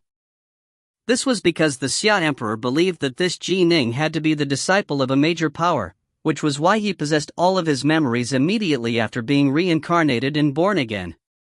As someone who had all of his former memories, to become a void-level Earth Immortal at age 9 wasn't that unheard of. Still, the entire situation within Stillwater Commandery had changed. Ning's status became more and more transcendent. And yet, out of habit, Ning kept the form of a youth. Ning, son, a disciple of the Black-White College named Nine Lotus has come to pay you a visit. Yuchi Snow, already a Zifu disciple herself, smiled as she spoke to her son. Now that Ning's status within Stillwater Commandery was so transcendent, many people came to pay their respects to him. As for their enemies such as Snowdragon Mountain, Ning had wiped them out long ago. Nine Lotus? Ning's heart trembled. In the Demon Heart world, he hadn't even visited the Black-White College yet. Why had Nine Lotus come? If you find any errors, ads pop up, ads redirect, broken links, non-standard content, etc., please let us know. Report chapter so we can fix it as soon as possible. Book 17, Chapter 26, Another Life, 30 Millennia. Book 17, Celestial Immortal, Chapter 26, Another Life, 30 Millennia. Within the Demon Heart world. Out of curiosity, Nine Lotus had come to meet Ning. By now, Nine Lotus had already grown up to be a slender, elegant beauty. As soon as she saw Ning, for some inexplicable reason, she felt close to him. Ning, however, felt guarded. No matter what, he absolutely could not allow himself to sink down into this Demon Heart world. Sinking down into it meant liking this world and accepting it in his heart. To like the Demon Heart world so much that he might abandon the real world. To allow himself to drown within it, to allow his real self in the real world to perish. Within this Demon Heart world, his parents were both alive and well. This was a world without tragedy for him. In truth, in his heart, Ning did like this world, but thankfully, he had reached the 3rd level of Heart Force, ruler. No matter what thoughts, likes, and emotions flashed through his mind, Ning remained the master of himself. He constantly reminded himself that these were all nothing more than the illusions of the Demon Heart world. These weren't real. The feelings I bear for my parents are already having a tremendous impact on me within the Demon Heart world. I absolutely cannot allow my feelings for Nine Lotus and Yue to be added to the mix as well. Ning knew in his heart that once he allowed love to enter the fray, this Demon Heart tribulation would become truly dangerous. However, Ning wasn't able to control the Demon Heart world. As a result of this visit, Ning's had been firmly engraved into Nine Lotus' mind. Thus, she came back repeatedly to visit him. This is my senior apprentice sister, Yue. She's a true genius of our Black-White College, Nine Lotus said. But of course, I cannot compare to Immortal Dark North. Yue smiled as well. As soon as Yue had seen Ning, she too had felt an inexplicable attraction towards him. Within the Demon Heart world, both Yue and Nine Lotus found themselves uncontrollably drawn to Ning. However, Ning's heart was filled with misgivings, and so he always moved to prevent a relationship from blossoming between them. Time flowed on. Decades passed in the blink of an eye. Very early on, Ning had acquired the star-seizing estate. By now, he had already reached the 17th stage of the Crimson Bright diagram of the 9 heavens. Yue and Nine Lotus were as close as real sisters, so close that they didn't differentiate between mine and yours. The two of them settled into a residence within Swallow Mountain, not too far from where Ning lived. The two of them felt certain that one day, their sincerity would move Ning. Unlike in the real world, in this Demon Heart world, Nine Lotus and Yue were both completely devoted to Ning. In fact, both of them threw away everything for his sake, and Nine Lotus gave up her clan as well. Now, in the Demon Heart world, the storm finally swept through the 3 realms. Within the Demon Heart world, Ning allowed his primal twin to undergo its tribulation. The tribulation of the demon heart world was completely illusory, and so the demon heart tribulation lasted for but an instant before it ended, resulting in his primal twin becoming a celestial immortal. With the entire three realms being shaken by this storm, Ning naturally allied with the Northmont clan of Stillwater. Although he didn't truly enter into a relationship with Yue and Nine Lotus, the two of them continued to wholeheartedly pursue him. The Dongyan clan was on very close terms with Ning, and the Dongyan forefather, Ning, Patriarch Unity, and others all joined together into an alliance to weather this storm. The war began. One battle after another began to erupt within the world of the Grand Xia. To protect his tribe, Ning was forced to go into battle as well. As the war progressed, however, he found it harder and harder to gain victory in his battles, and finally, he decided to undergo his Empyrean tribulation. There was one major problem with the demon heart world: there was no way to gain insights into the Tao here. This was an illusory world. Every single tribulant knew that in their hearts. As a result, they couldn't advance in the Tao in the slightest. Although Ning had already spent over 100 years in the demon heart world, he hadn't improved in the Tao in the slightest. The only improvement he had was in terms of his Tao heart. He was tempering his Tao heart. He was also able to improve his heart force within this illusory demon heart world, but alas, Ning remained at the third level, the ruler level. Although he did improve slightly, to reach the fourth level of mortal dust was far too difficult. Anyone who could reach that level would be considered one of the truly most powerful experts of the three realms. The terrifying divine archers of the three realms and Old Man Yuan were all at the fourth level. Within the illusory world, Ning could sense that he was gradually becoming unable to defend his clan from the storm, and so he decided to undergo his Empyrean tribulation. The Empyrean tribulation was simply far too powerful. The wind tribulation, the fire tribulation, they nearly caused Ning's death. The thunder tribulation destroyed Ning's true body by merely the 60-second thunderbolt. He had failed. His true body had failed its tribulation, and so the star-seizing estate left him, having gone to search for another successor. Ning only had his primal twin left to him. Thus, like many other celestial immortals, he became embroiled into and pushed about by the waves of the storm. Yue and Nine Lotus both became celestial immortals over the course of the storm, but the two continued to follow by Ning's side. Ning, however, continued to act guarded, not allowing the relationship between him and the two of them to deepen. The deeper their relationship grew, the easier it would be for Ning to sink into this world. One battle after another. Yue and Nine Lotus followed Ning at all times, experiencing life and death experiences with him. Finally, after 18,000 years, the storm came to an end. 90% of the celestial immortals of the world of the Grand Xia perished, and even the Xia Emperor had died. As for major powers, no one knew how many had perished. Ning, Yue, and Nine Lotus, however, had not died. In fact, even the Ji clan of Swallow Mountain had survived. With the tribulation having ended, Ning returned once more to Swallow Mountain. Nine Lotus and Yue continued to follow him. They, too, took up residence at Swallow Mountain. As for Yuchi Snow and Ji Ichuan, they successfully overcome their tribulations and become celestial immortals towards the end of the storm. They, too, urged Ning to accept and wed Nine Lotus and Yue. 18,000 years. They had experienced life and death together. It must be understood that in the real world, Ning had only lived for a mere century. In this demon heart world, however, he had already lived for 18,000 years. If his Tao heart had been slightly weaker, he would have long ago confused what was real and what was not. He would have willingly accepted that this demon heart world was the true world. After all, he had spent far more time in this world, which was a far more blissful one. However, Ning, who had ruler-class heart force, only felt an ever greater amount of terror. His father and his mother had actually both become celestial immortals? Yue and Nine Lotus had both survived the storm?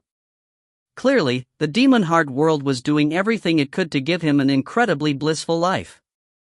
It had even ensured that Ning failed his Empyrean tribulation, so as to clip his wings and lessen his ambitions.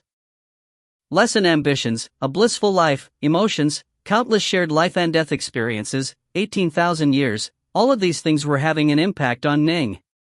Gee Ning, how can you be so heartless? It's been 18,000 years, but you still remain this cold-hearted. Alright. I will never bother you again. I'll never irritate you again. Nine Lotus looked at Ning, her tears dripping downwards. Little sister Nine Lotus and I will be leaving now. We'll never bother you again, you callous, cold-hearted man. Yue's eyes were filled with pain as well. Immortal swords suddenly appeared in both their hands. No! Ning couldn't help it, he instinctively knocked those two immortal swords away. You won't even let us die? Even if you prevent us from dying, we can go to a place where you can't find us, then end our lives there. Nine Lotus said with agony, my sister and I no longer have anything worth living for, anyways. Let's go, little sister. Yue took Nine Lotus by the hand. Ning just shut his eyes. Was he supposed to just keep fleeing within this demon heart world? Keep hiding from everything? Was this right, or was this wrong? Why was it that by fleeing, these emotions were only causing him even greater agony? Don't go, Ning suddenly said. Yue and Nine Lotus had already turned away, but now their bodies both shook. These two peerless beauties, one dressed in white and the other dressed in black, both turned to look at Ning. They had an eager look in their eyes, a look that bespoke of how they had waited for 18,000 years, a look that was about to melt Ning's heart. Gee Ning, are you truly? Nine Lotus and Yue both looked at Ning. Don't go. Ning walked to them. I don't want you two to go. He reached out with his arms, taking Yue and Nine Lotus into his embrace. Yue and Nine Lotus each clung to one of Ning's elbows, gently leaning against him. Ning, however, could sense that his Dao heart was wavering and growing blurry. He understood that he had taken yet another step towards sinking into this world. When he took the final step and completely sank into it, his soul would be extinguished, and he would die. Ning began to live together with Nine Lotus and Yue. They truly were a trio of immortal lovers. The three realms were in a state of peace, and the Ji clan had 9 celestial immortals within it: Ji Ning, Nine Lotus, Yue, Yuchi Snow, Ji Ichuan, Uncle White, Autumn Leaf, Spring Grass, and Little Chang. Everyone Ning cared about was alive, and in fact, all of them had become celestial immortals. His life was peaceful and beautiful. In fact, this was what Ning truly desired in his heart. To be carefree, to do what he wanted to do. To be together with his loved ones, to live a simple, happy life. Both Nine Lotus and Yue bore him children. To teach and rear children could be quite frustrating, but it was also quite blissful and happy. Bliss. Ning had never been so blissful. Not in his previous life, and not in this one. This demon heart world, however, truly was very blissful and very perfect. No wonder it is rare for a single new celestial immortal to appear within the world of the Grand Xia, even after the passage of 1,000,000 years. No wonder countless void-level earth immortals have attempted their tribulations but failed. Ning felt agony in his heart. He knew very well that all of this was a lie, but he had spent more than 30,000 years here. 100 years in the real world, 30,000 years here. Even Ning's Dao heart was finding it hard to extricate itself from this demon heart world. In fact, he was beginning to feel slightly unwilling to extricate himself. He didn't want to let this all be destroyed. The demon heart world. It was night. A little boat was drifting about in the waters of Serpent Wing Lake. Ning was seated in the lotus position within that boat. He was by himself.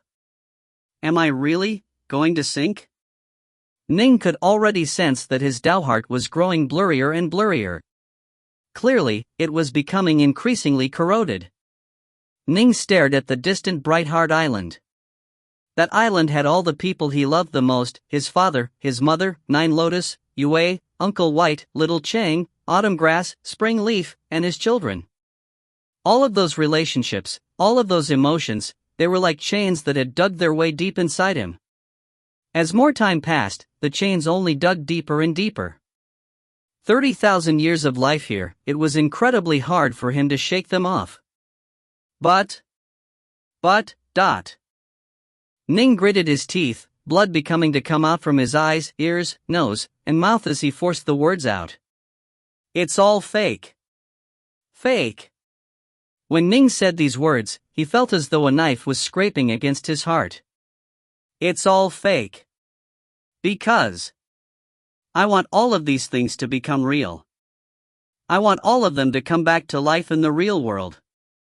Ning's Dao was like a tiny blade of grass that had become completely trapped by countless metal chains, but that blade of grass continued to struggle and grow. Although the chains tried to suffocate it, tried to drag it away, the blade of grass continued to survive and grow. I am myself. I am the ruler of myself. Nobody and nothing can shake me, not 30,000 years, not 100,000 years, nothing. Ning sat there on his wooden boat, letting out an enraged roar. This was a roar directed against the entire demon heart world. Just as Ning called these words out. Rumble.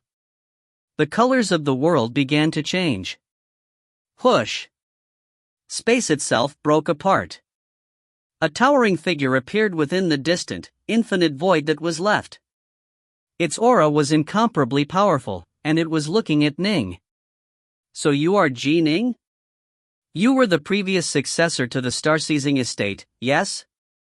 The star-seizing hand, divine ability, is not to be learned by outsiders.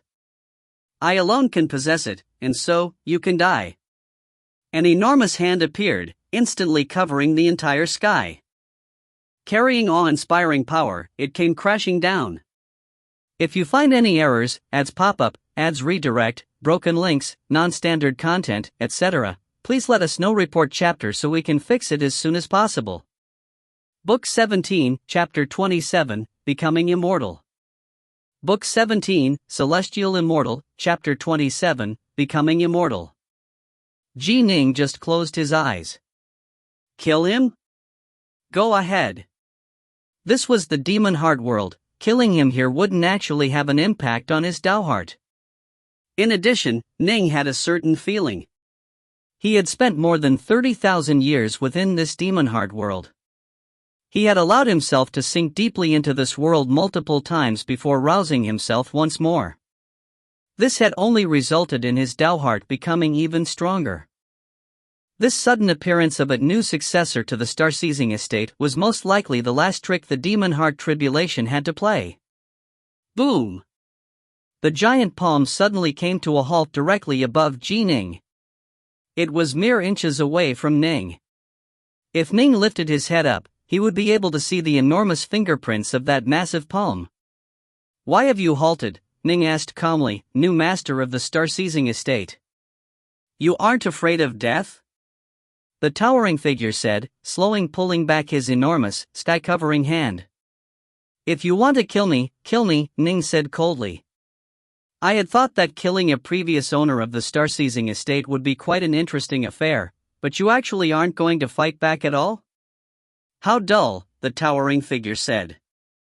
Ning did his best to try and make out what this new master of the star-seizing estate looked like, but he wasn't able to see anything. The towering figure waved his hand. Whoosh! One figure after another appeared in the air. There was a pair of white-robed immortal lovers, Ichuan and Yuchi Snow. There was also a white-robed, white-haired man who had an aura of calmness and tranquility about him, an azure-robed maiden, the mature autumn leaf, the young spring grass, Ning's Dao companions Yue and Nine Lotus, and their 3 children. Ning, son, have you just grown more powerful? Why have you brought us here? Yuchi Snow and the others all raised their heads to look towards the massive figure in confusion. They didn't even give Ning a glance. Ning's face instantly changed. Ning, you understand now, right? Yes, as you have guessed, I just used the 8-9 arcane art to transform into your appearance, the towering figure said. They believe me to be you. And, thanks to my power, they are completely unable to see you or hear your voice. What are you going to do? Ning roared. Boom! The towering figure suddenly stretched out with a single finger. He gave a single flick. The flick landed on the body of the white-robed, white-haired man. The man's eyes were filled with disbelief, and with a boom, he exploded, transforming into dust. Uncle White!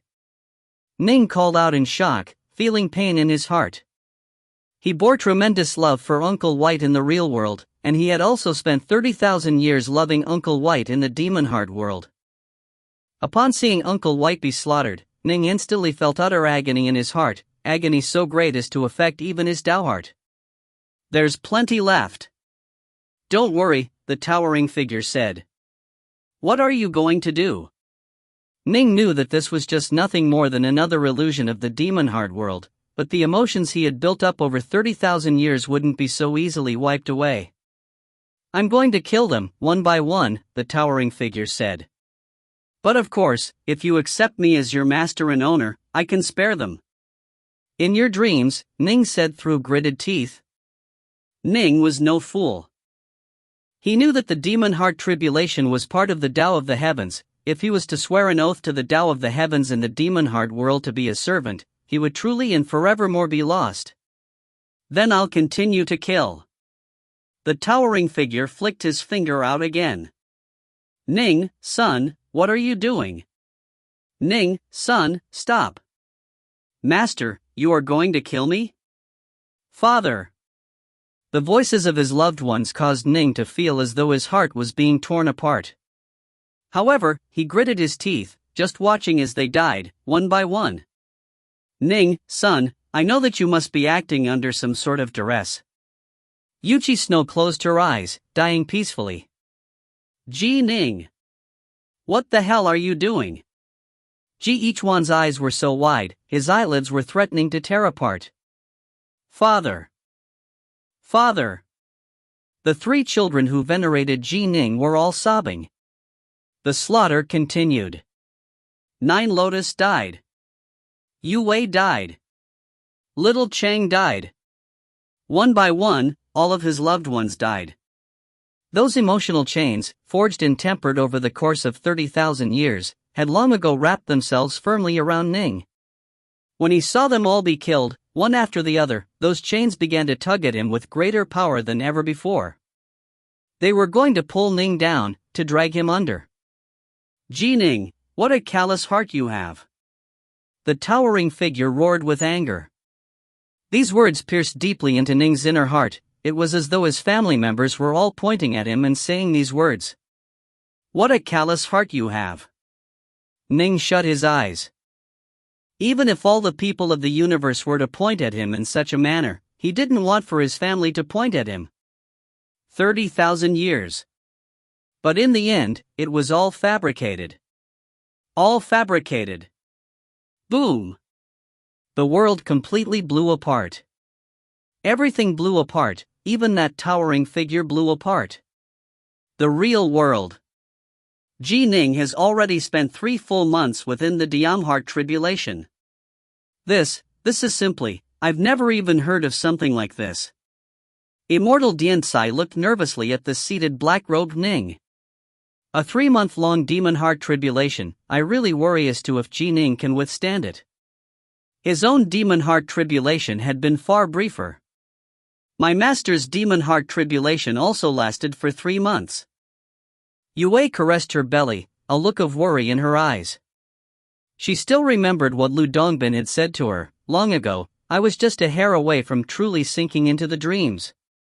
Even now, I would be unwilling to undergo the demon heart tribulation a second time. Hurry and wake up.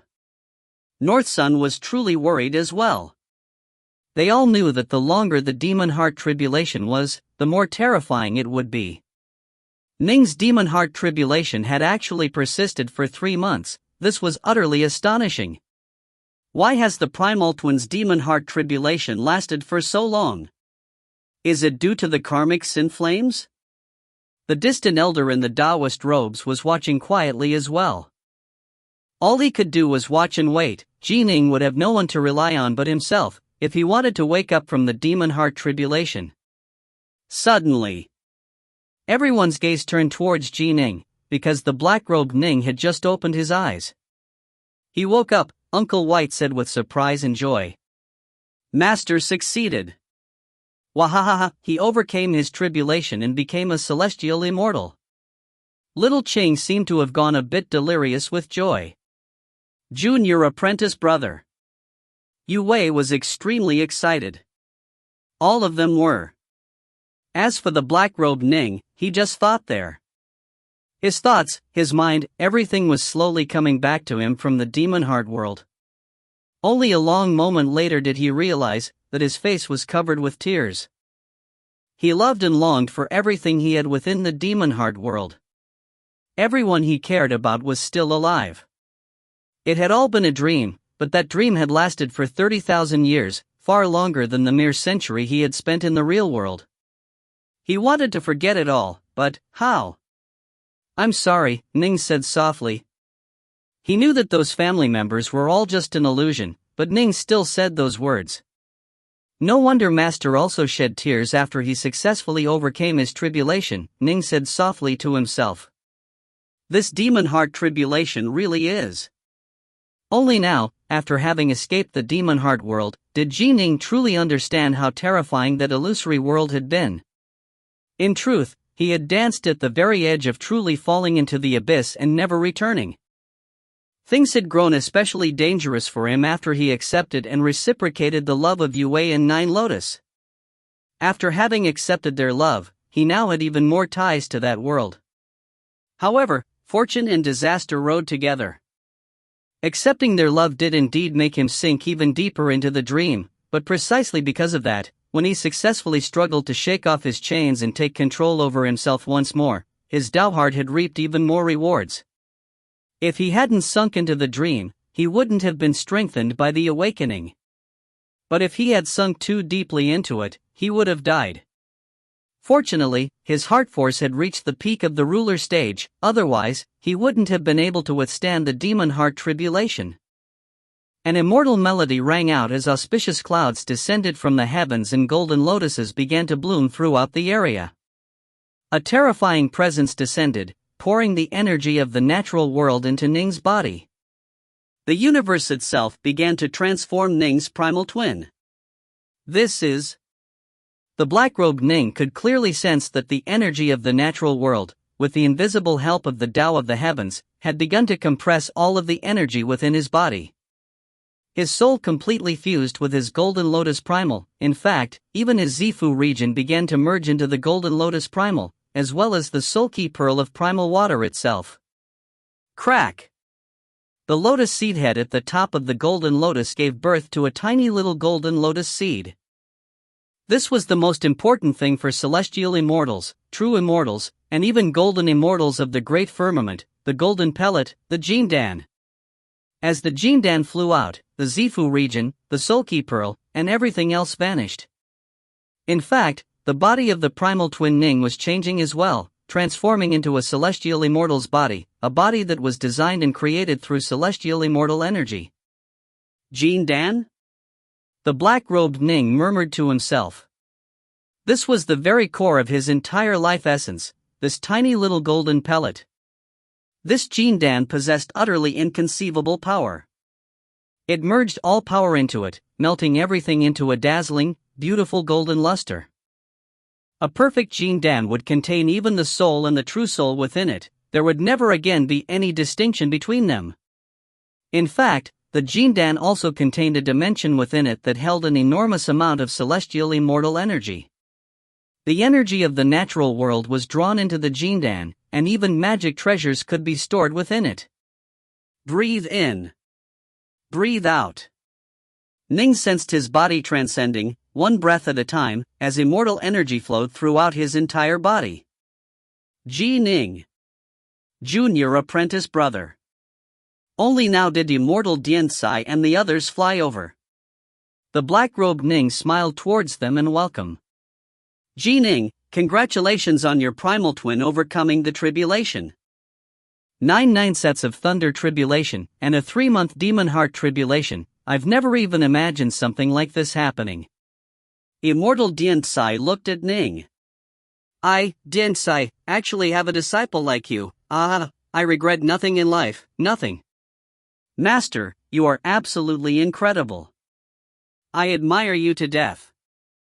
Little Ching, in the form of a little azure serpent, immediately coiled herself Ning's arm with incomparable friendliness. I'm actually panicking right now, Ning said with a laugh. My primal twin's tribulation was already as frightening as this. I can't even imagine what my true body's tribulation is going to be like. It's just another tribulation. Nothing is impossible for you, junior apprentice brother, Northsun said. When you went to take part in the conclave of immortal destiny, how many people tried to convince you not to go? They all said that you didn't spend enough time training, that you'd be at a disadvantage. But not only did you go, you even became the champion of the conclave. Afterwards, you only became more and more incredible. And now, you've actually overcome 9 sets of thunder tribulation and a 3-month demon heart tribulation. I'm completely convinced that nothing can possibly stop you. Me too. Yue took Ning by the hand and smiled at him. Everyone present had watched as Ning had grown up. In their eyes, Ning was an utterly monstrous talent. He had stunned them time and time again. Thus, they were convinced that Ning could do anything. After all, just now, they had personally watched as Ning had overcome 9 sets of thunder tribulation and a ridiculously long demon heart tribulation. Disciple. A voice rang out, and the flow of time around them suddenly changed. Yue, Immortal Diansai, and the others simply stood there, maintaining their earlier postures and poses. Ning, however, didn't feel as though anything had happened at all. He watched as an old man in Taoist robes came walking over towards him. Master, Ning said respectfully. I have some things to say to you, the old man said. Your primal twin was successful, but I trust you noticed that your celestial tribulation was incredibly powerful. Yes. Ning nodded. His primal twin, logically speaking, should have it much easier than his true body, and yet, it had still been forced to the brink. Your true body's tribulation will undoubtedly be utterly astonishing. There might be some unexpected variables that will cause it to be many times more deadly than this celestial tribulation, Subhuti said. Thus, I order you to master the Grand Tao of the Sword, master the art of applying heart force to your soul, and reach the 6th cycle of the 8-9 arcane art, before you can attempt it. Your disciple understands, Ning said respectfully. Your disciple shall definitely work hard and make plentiful preparations. It is good that you understand. Subhuti nodded. Right, once you master the Grand Tao of the Sword, Subhuti said, because you have already condensed the 5 types of ki within your chest, you'll be able to join them together and instantly become a pure yang true immortal. Ning nodded. Now, the war between your Grand Xia and the Seamless Gate is about to begin. You won't be able to avoid it. The Seamless Gate will definitely try to come up with another way to kill you, Subhuti said. As the saying goes, know thyself and know thy enemy, only then shall you be the victor in every battle. You need to conceal your true power. You absolutely must not let anyone know all of your secrets. Once you are exposed, you'll be in danger. Your disciple understands, Ning said hurriedly. No, you don't. Subhuti shook his head. I am forbidding you from telling anyone in the future about your full power. That includes both myself and your Tao companion. Ning was puzzled. I can't even tell you or Yue, Master? You cannot. Subhuti shook his head. The intelligence methods the Seamless Gate have available to them are beyond your imagination. If you hide everything in your heart, no one but you will know, and the Seamless Gate will not find out either. But if you tell anyone at all, it might be revealed to them. Thus, for the sake of hiding your power, you are not to tell anyone at all about it. Ning felt some amazement in his heart. No wonder. No wonder the intelligence capabilities of the Seamless Gate were so powerful. So long as he told anyone, there was a chance that it might be leaked to them? This was utterly inconceivable. For example, on the day that you become a pure Yang true immortal, you are not to tell anyone at all, Subhuti instructed. The process of becoming a pure young true immortal doesn't cause much of a disturbance. If you don't tell anyone, no one will know. Ning nodded. It was different from when a void-level earth immortal became a celestial immortal. A celestial tribulation was involved. There truly wasn't much of a disturbance caused when a celestial immortal became a pure yang true immortal. Once I become a pure yang true immortal, I won't be able to hide my pure yang energy, Ning said. I have a magic incantation that you can use to hide your energy signature. So long as you don't attack someone, they won't be able to realize your true power. Subhuti handed over a bamboo scroll. Ning immediately accepted it. The storm has come to the three realms. Subhuti let out a soft sigh. The more the enemy knows about your capabilities, the faster you will end up dying. Your Grand Xia, for example, it holds multiple individuals who have broken through to become pure yang true immortals, but they've been hiding it all along. Some have been hiding it for trillions of years. The abilities of the Seamless Gate, there is far too much that you do not know about them. Ning felt astonishment in his heart. So the Grand Xia actually had multiple pure yang true immortals hidden within it? Still, that made sense. On the surface, the Xia Emperor claimed that he was the sole pure young true immortal present. If that was true, that really was quite pathetically weak. I've already given you your instructions. Do not forget them. I won't be able to protect you at all times during this storm. In fact, not even the 7 Empyrean gods by your side might necessarily be able to emerge from their Starsizer world to rescue you in time. Subhuti looked at Ning. If you want to stay alive, you will primarily have to rely on yourself. If my guess is correct. Subhuti lifted his head. Both sides, the Grand Xia and the Seamless Gate, are already secretly preparing to launch the war. I expect that it will explode onto the stage within a month. You have to be careful. After finishing his words, Subhuti turned and walked away, departing gracefully. Your disciple shall remember your words, Ning said respectfully. What's wrong, Ning? Junior apprentice brother? Immortal Dianxai and the others next to Ning all returned to normal. Just now, the flow of time had been changed for them, and so although Ning and Subhuti had spent some time chatting, Immortal Dianxai and the others only felt as though an instant had passed. They didn't see Patriarch Subhuti at all. Naturally, they had no idea as to what had just happened. Nothing. My master was helping to protect me, he just left. Ning laughed. Let's go. Let's go back to Brightheart Island. Right. They all followed Ning in flying back towards Brightheart Island. As they flew through the air, they saw the golden crow beginning to rise. The wind and the rain are coming, Ning mused silently to himself. Within 1 month, If you find any errors, ads pop-up, ads redirect, broken links, non-standard content, etc., please let us know. Report chapter so we can fix it as soon as possible. Book 18, Chapter 1, Evacuation. Book 18, Pure Yang, Chapter 1, Evacuation. Brightheart Island.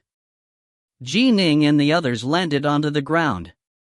Upon seeing him appear, the servants and maids of Brightheart Island all call out in respectful unison, "Young master." Ning, you've returned. A frantic-looking, black-robed Truekeep came walking over. Uncle Truekeep. Ning smiled. What has you looking so worried? How can I not be worried? If it weren't for the fact that I knew you were undergoing your tribulation, I would have gone looking for you long ago. Thank goodness you are back. As Truekeep spoke, an armored soldier began to walk towards them from not too far away. Ning immediately recognized this man as a captain of the Imperial Guard of the Imperial Capital, a loose immortal soldier. Truekeep immediately said, "This general came all the way here from the Imperial Capital on the Xia Emperor's orders. He's been waiting here for you for 2 months. 2 months? Ning was startled. If you didn't come back in 3 days, I would have gone looking for you, even thought I know you were undergoing your tribulation, Truekeep said. The fact that Ning's primal twin was undergoing the celestial tribulation wasn't a secret, both the Xia Emperor and the Seamless Gate knew, and so Ning couldn't be bothered to hide it from anyone else. Does the Xia Emperor need something? Ning looked towards the Imperial Guard captain. The captain said respectfully, Immortal Dark North, I have come on the orders of the Xia Emperor to deliver this to you in person. He held up a leather scroll, offering it to Ning. Ning reached out to accept it.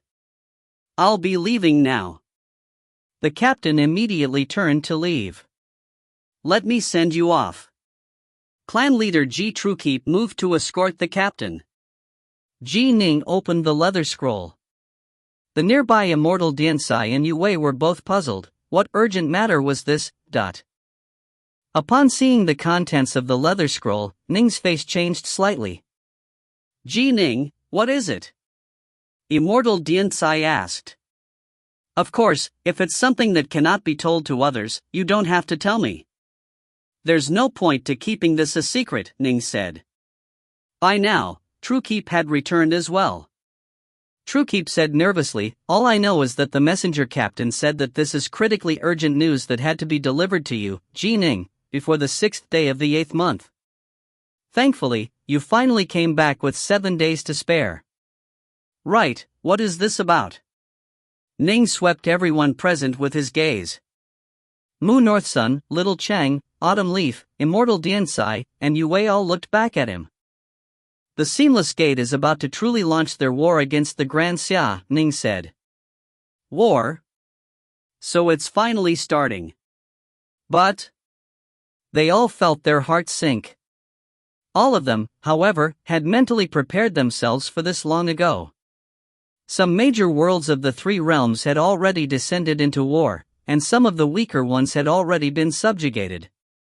But of course, things happen more slowly with the more powerful major worlds.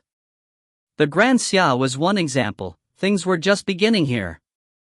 The Seamless Gate's attempted conquest of it wasn't something that could be resolved in a day or two. By now, everyone will have to choose a side, Ning said. I trust that soon, the entire Grand Xia will be divided into 2 sides. One will be the Xia Emperor's side, which is to say Daofather Crimsonbright's side. The other will of course be the Seamless Gate side. Naturally, I will of course stand with the Xia Emperor. Right. Everyone present nodded. They all knew of the feud between Ning and the Seamless Gate. Ning was their leader, they naturally would follow him wherever he led. In turn, Ning was definitely going to follow Patriarch Subhuti. Subhuti, Taoist 3 lives, both of them were on the side of the Nuwa Alliance. Be it for personal reasons or organizational reasons, Ning was definitely going to stand with the Nuwa Alliance as well. The evening of the 6th, I am to head to the Skylight Palace of the Imperial Capital. I imagine many celestial immortals will be present, and even true immortals and Empyrean gods will appear, Ning said. Of the Ji clan, I am the only person required to take part in battle, no one else needs to participate. Then what of the Black-White College? Immortal Diansai asked. I imagine this same information has been sent to the Black-White College already, Ning said. I don't know the details with regards to the college, Master. If you return to the college, you should be able to find out right away. Right. I'll go back right away to take a look. Immortal Diansai nodded, then immediately flew away on a cloud, quickly disappearing into the horizons. Ning continued, on the 6th day of the 8th month, I am to go to the Skylight Palace. Before the 6th, the Ji clan needs to evacuate. Evacuate? Autumn Leaf, Ji Truekeep, Uncle White, and the others were all stunned. Ji Ning, where are we evacuating to? Truekeep asked. Here is a pure yang treasure, a violet dawn pearl. Ning waved his hand, and a mottled, violet-colored pearl appeared out of nowhere. This pearl was one of the pure yang treasures which Ning had acquired when he attacked those 18 celestial immortals of the Seamless Gate. Alas, although those 18 had a few pure yang treasures, none of them had any top-grade treasures. The violet dawn pearl was used to capture and bewilder foes. It contained a minor world within it that was comparable to the Earth of his previous life in size. It would be very simple to have the G-clansmen move there and live there. A pure Yang treasure? True Keep was rather stunned. To many immortal cultivators, pure Yang treasures were mere myths. Only celestial immortals could even use pure Yang treasures. Yue and the others, however, were quite calm. They had far more experience. While the war is going on in the Grand Xia, I won't be able to guarantee the safety of Swallow Mountain. Evacuation is the only option, Ning said. Uncle Truekeep, don't worry, I will definitely protect the G-clan. All right. I'll go give the order right now to have the clansmen make their preparations, Truekeep said. Good.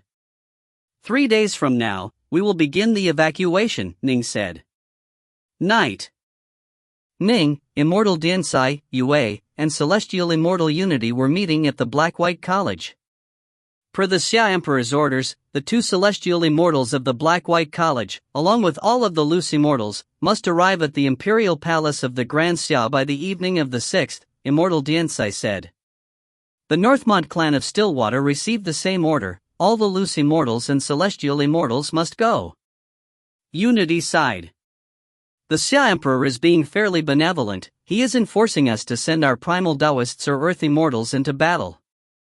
Unity then chuckled. Right, the Seamless Gate has sent yet another messenger to me. They are inviting me to go to White Pole City on the 6th. They said that if I went, I would no longer be an enemy, I would be a friend. They actually dare to send yet another invitation? Immortal Diansai was shocked. Perhaps the Seamless Gate thinks that Senior Unity might lose his mind and join them, Ning laughed. From the looks of it, neither the Xia Emperor nor the Seamless Gate is going to hide their conflict any longer. Both of them chose the 6th of the 8th month, Unity sighed. However, one meeting is at the Imperial Palace of the Grand Xia, while the other is at White Pole City. It seems as though White Pole City has already joined the Seamless Gate. Ji Ning, Immortal Diansai, and the others all had solemn looks on their faces. White Pole City. This was a very low-key city, an incredibly low-key city. It was incredibly rare for people in the imperial capital of the Grand Xia to hear of any news from White Pole City. However, the White Pole clan was one of the top 10 ancient clans of the entire Grand Xia dynasty.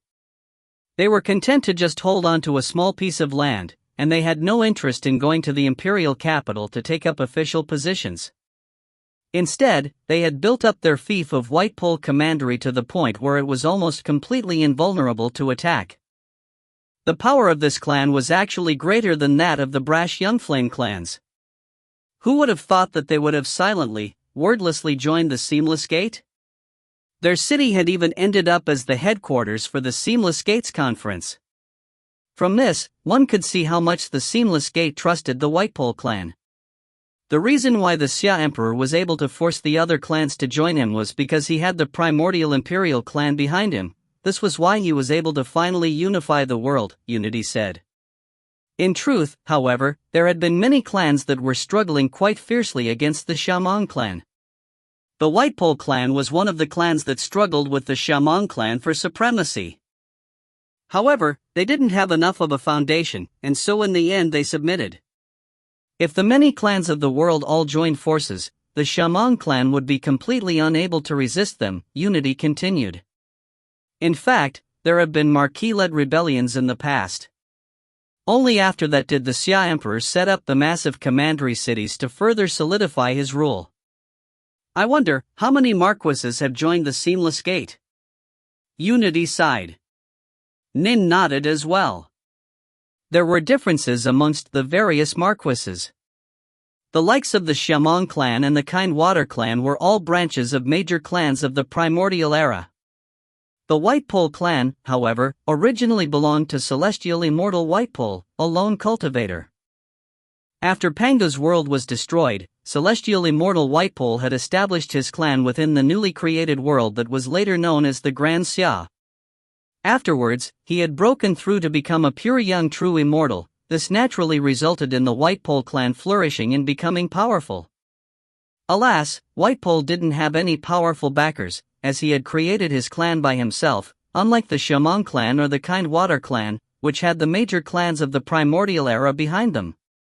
True immortal Whitepole has always been very low-key.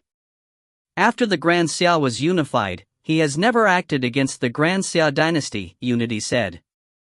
In addition, I know of 2 others at the true immortal or Empyrean god level. One belongs to the Kindwater clan, the other belongs to the Skyfarmer clan. Neither of them acted against the Grand Xia either. Clearly, they aren't willing to make enemies out of the Xia Emperor. Ning was surprised. The Skyfarmer clan? He knew that the Kindwater clan had an Empyrean god behind it, but this was the first time he had heard that the Skyfarmer clan had such a power behind it as well.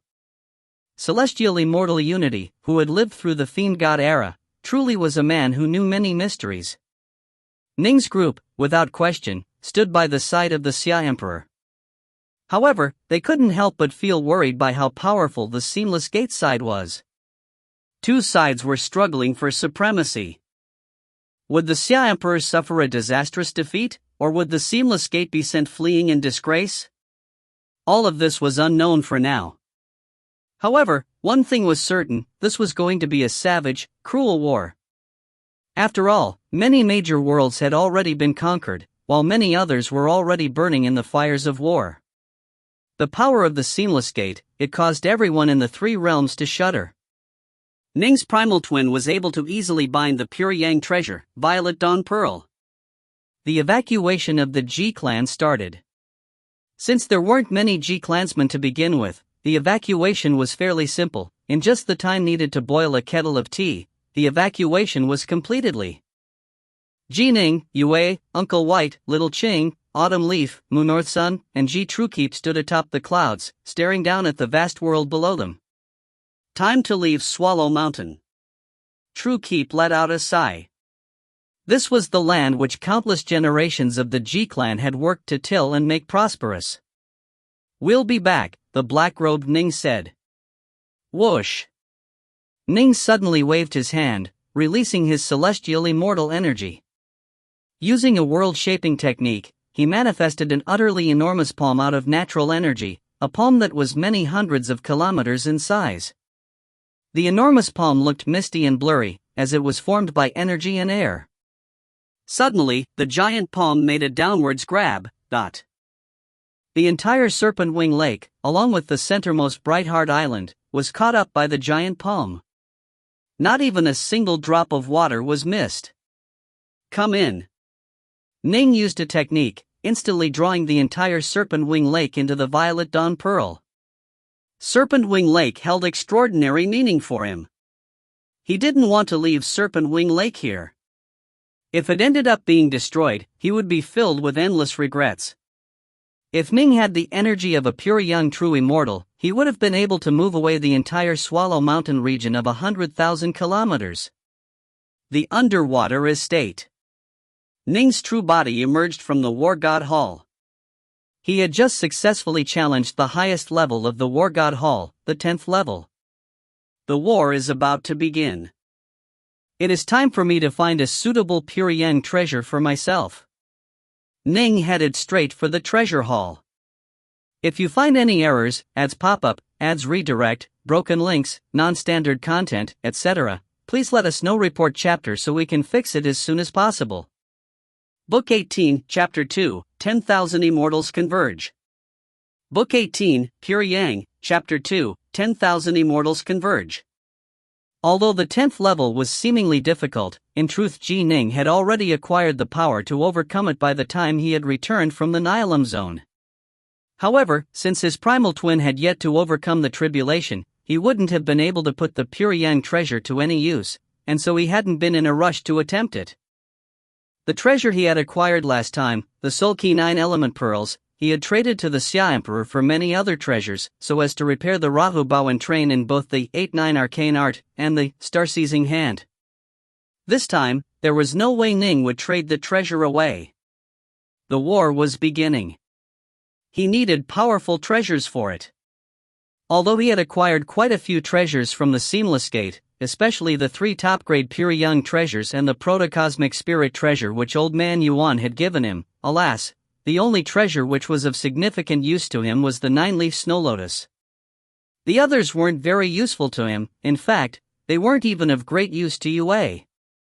Thus, Ning had given one of the pure young treasures to Immortal Diansai, then put the others into storage. I hope there are flying swords. As Ning stepped into the treasure hall, he saw the giant yellow bear waiting for him. "Ji Ning, you can now choose one of the 22 pure yang treasures we have available." The giant yellow bear waved his hand, and a book instantly flew towards Ning. "There are only 5 more choices than last time?" Ning was surprised. "These are pure yang treasures. How many do you think we have?" The giant yellow bear was irritated. Last time, Ning had chosen the sulky 9-element pearls out of 18 available choices, leaving behind 17. Now, 5 more choices appeared for a total of 22. In truth, however, Ning didn't fancy any of the previous 17, and so he would really be choosing from these 5. Once you become an Empyrean god and become the master of the star-seizing manner, you'll be able to acquire better treasures. For now, you'll have to continue to act in accordance with Master's rules, the big bear said. Ning smiled, then lowered his head to flip through the books. There simply had to be top-grade pure yang flying swords here. His primal twins, Greater Thousand Swords formation, truly needed flying swords. How extraordinary! Ning could barely breathe. The pure yang treasures which Taoist 3 Lives had collected truly were not treasures which most Empyrean gods or true immortals could hope to touch. In terms of preciousness, of the 5 pure yang treasures, the most precious treasure was a set known as the 9 invisible mother-son hooks. This was a treasure set formed by 9 top-grade and 81 middle-grade pure yang level poison hooks. They formed into 9 mother-son formation sets that could lock down space itself, preventing foes from using greater teleportation. In addition, they were extremely fast and possessed astonishing power. Alas, Ning needed swords, not poison hooks. These 2 sets of flying swords, Ning revealed a look of delight. Of the 5 sets, 2 were actually sword sets. It seemed as though the giant yellow bear had really been very thoughtful in bringing these out for him. The first set of flying swords was known as the 3 pure ones. These were 3 top-grade pure yang swords that were personally forged by the leader of the Taoist path, Taoist 3 purities. These 3 flying swords were extraordinary, even amongst top-grade pure yang swords. In his past life on Earth, Ning had heard of the legends of the 3 pure ones. However, only after he had embarked upon the path of immortal cultivation and had become apprenticed to Subhuti had he truly understood that Earth's myths regarding the exalted celestial of primordial origins, the exalted celestial of the virtuous Tao, and the exalted celestial of the luminous treasure were all about the same person. These 3, the 3 pure ones, were merely the 3 mighty incarnations of Taoist 3 purities. As the leader of the Taoist path, Taoist 3 purities was acknowledged without dispute as one of the most powerful figures of the 3 realms. The only person one might dare to proclaim as being more powerful as him would probably be Maiden Yue, who had left the 3 realms to enter the endless primordial chaos. The second set of flying swords were known as the Ananda One World Swords. Ananda was the attendant and protector of the leader of the Buddhist Sangha. Although he was merely an attendant, he was also someone who was at the Buddha, Tao Father, level of power. His status within the Buddhist Sangha was extremely high, definitely high enough to rank in the top 10. The Ananda World Swords were 9 top-grade pure yang flying swords that had been personally fashioned by Buddha Ananda. They were incomparably sharp, capable of cutting through the miseries of the mortal world. I didn't expect that one of these 2 sets would have been forged by the leader of the Taoist path, while the other was created by Buddha Ananda of the Buddhist Sangha. Ning laughed. He was a disciple of Subhuti. Although Subhuti knew both Taoist and Buddhist divine abilities and spells, he belonged to neither camp. Both the Taoist way and the Buddhist Sangha belonged to Maiden Yue's side. They could be considered allies and friends of Ning. Have you made your choice? The giant yellow bear asked. The Anunda World Swords, I suppose. Ning smiled.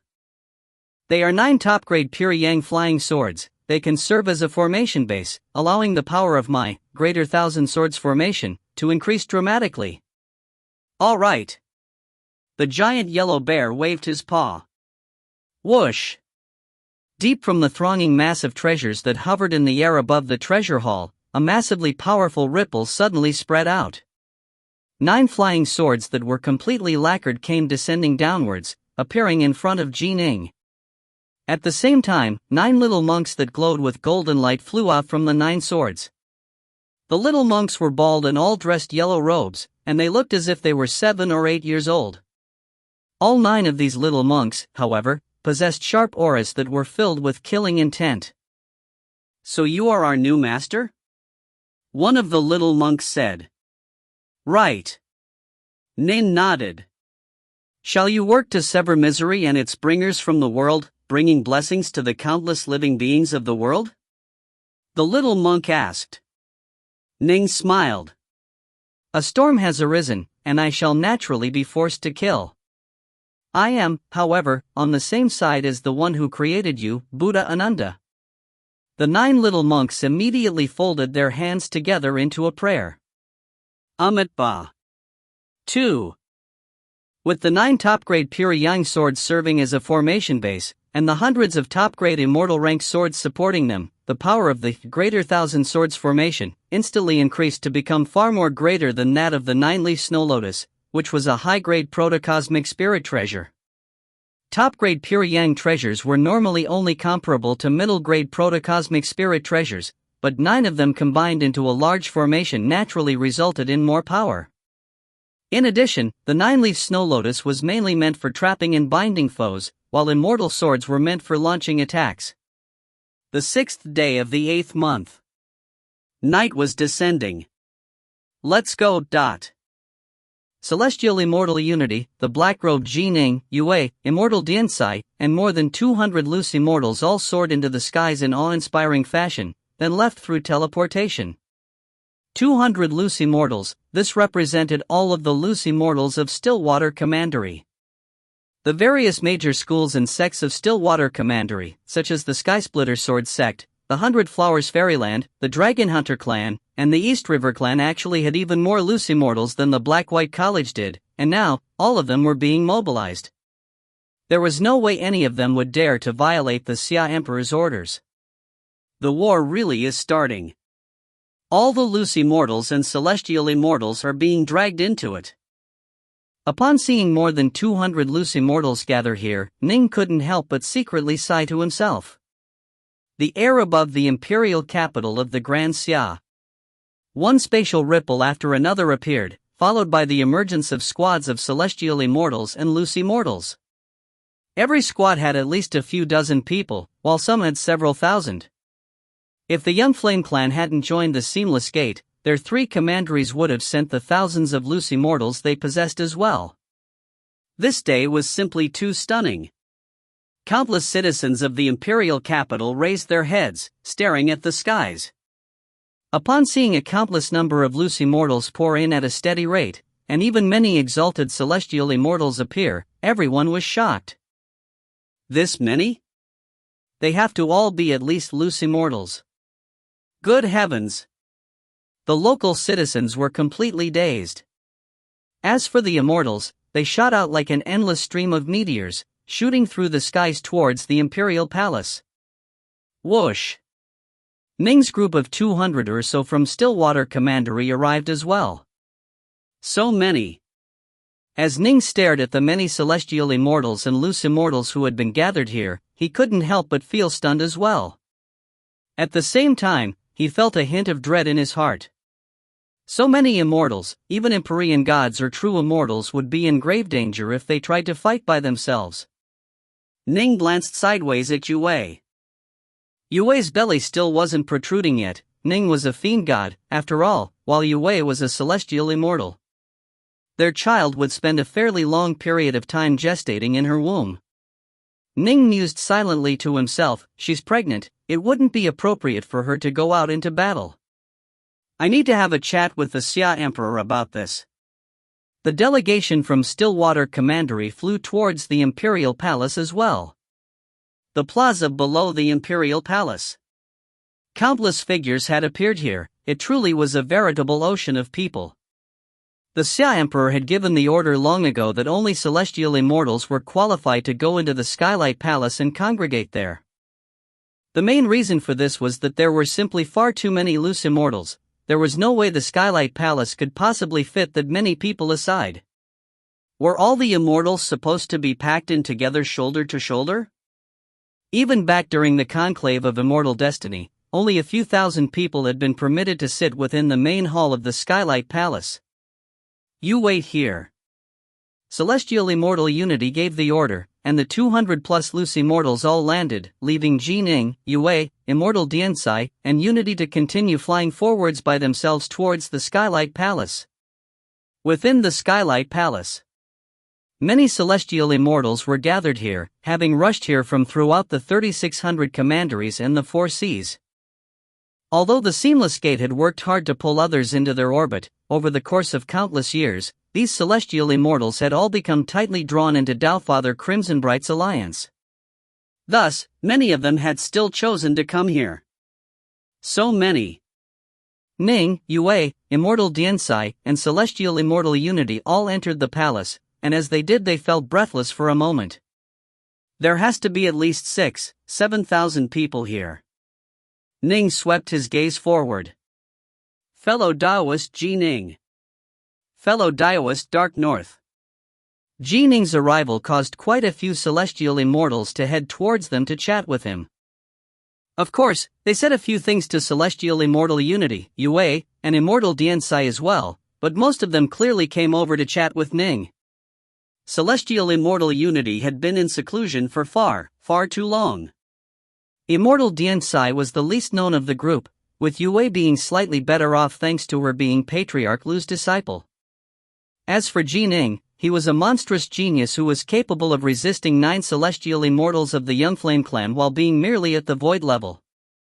He was also the disciple of a Tao Father with unfathomable power.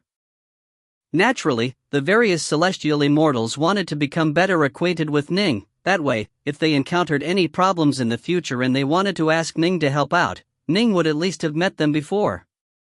So many celestial immortals. Yue couldn't help but feel stunned as well. In the past, many major clans were hiding some of their oldest experts, who lived in seclusion. The exact number of celestial immortals each clan had was always a mystery. However, the storm has now swept the 3 realms. The Xia Emperor has personally ordered them to show up, which is equivalent to Taofather Crimsonbright ordering to them to attend. None of them dare to disobey. After all, Taofather Crimsonbright knows exactly how many celestial immortals are under his control, Unity said. Thus, now that so many of the hidden ones have appeared, the total number is naturally quite high. As time flowed on, more and more celestial immortals arrived. Soon, the number reached over 9,000, continuing to climb. Why haven't any Empyrean gods or true immortals arrived? Immortal Diansai was puzzled. I imagine the Xia Emperor has invited all the Empyrean gods and true immortals to meet with him privately, Celestial Immortal Unity said. They have higher statuses than we do, after all. Another 2 hours passed. The celestial immortals within the Skylight Palace were all provided arranged seating by the attendants here. They each had tables placed in front of them, allowing the entire hall to just barely fit in all of the 10,000-plus celestial immortals who had arrived. His Imperial Majesty has arrived. All of the celestial immortals turned their heads in unison to look. The black-robed Xia Emperor was walking in through a side door, and behind him, there were 5 true immortals or Empyrean gods who had auras as powerful as his. The Xia Emperor sat up high in his throne, gazing down at his subjects. We bow in respect to you, Imperial Majesty. Instantly, the 5 true immortals and Empyrean gods all bowed and called out. We bow in respect to you, Imperial Majesty. The more than 10,000 celestial immortals present all rose to their feet, bowing and calling out in unison. The Xia Emperor sat atop his throne, staring down at his bowing subjects while feeling high-spirited. To have more than 10,000 celestial immortals bowing towards him, this was a first for even the Xia Emperor himself. 1. Ananda was the cousin of the Buddha and one of his closest disciples. 2. Amitabha is the name of a Buddha, the most important Buddha of the popular Pure Land school. It is believed by many Buddhists, even in this very day, that saying his name will bring blessings. If you find any errors, ads pop up, ads redirect, broken links, non-standard content, etc., please let us know. Report chapter so we can fix it as soon as possible. Book 18, Chapter 3, Xingtian, Heaven Punisher. Book 18, Pure Yang, Chapter 3, Xingtian, Heaven Punisher. When the Grand Xia had been unified, all of the immortals and gods had come to pay their respects, but that was after countless years of wars against the fiend gods, resulting in catastrophic casualties. Very few celestial immortals were alive after those wars. Now that the Grand Xia had been at peace for so many eons, the total number of celestial immortals within the Grand Xia had reached astonishing heights. This is a tribulation like none we have ever faced before. I wonder, how many of them will be alive at its conclusion? The Xia Emperor stared downwards, sighing privately to himself. I'm not even sure if I myself will survive. Arise, the Xia Emperor said aloud. Take your seats. Ning and the others all took their seats. Immortal fruit and nectars were placed in front of them, but none of the immortals were in the mood for food. They were all waiting to hear the Xia Emperor's words. Junior apprentice brother, look, it seems as though the Dongyan forefather is amongst those 5 true immortals up there, Yue suddenly sent. The Dongyan forefather? Ning was shocked, immediately looking over. Indeed. Amongst the group of 5, there was a man dressed in plain blue robes. He looked quite ordinary, but his aura was that of a true immortal. The Dongyan forefather was the pillar that held up the skies for the Dongyan clan. Nine Lotus was now the current clan leader for the Dongyan clan, and during the conclave of immortal destiny, Ning had personally seen the Dongyan forefather. However, back then he had merely been a celestial immortal.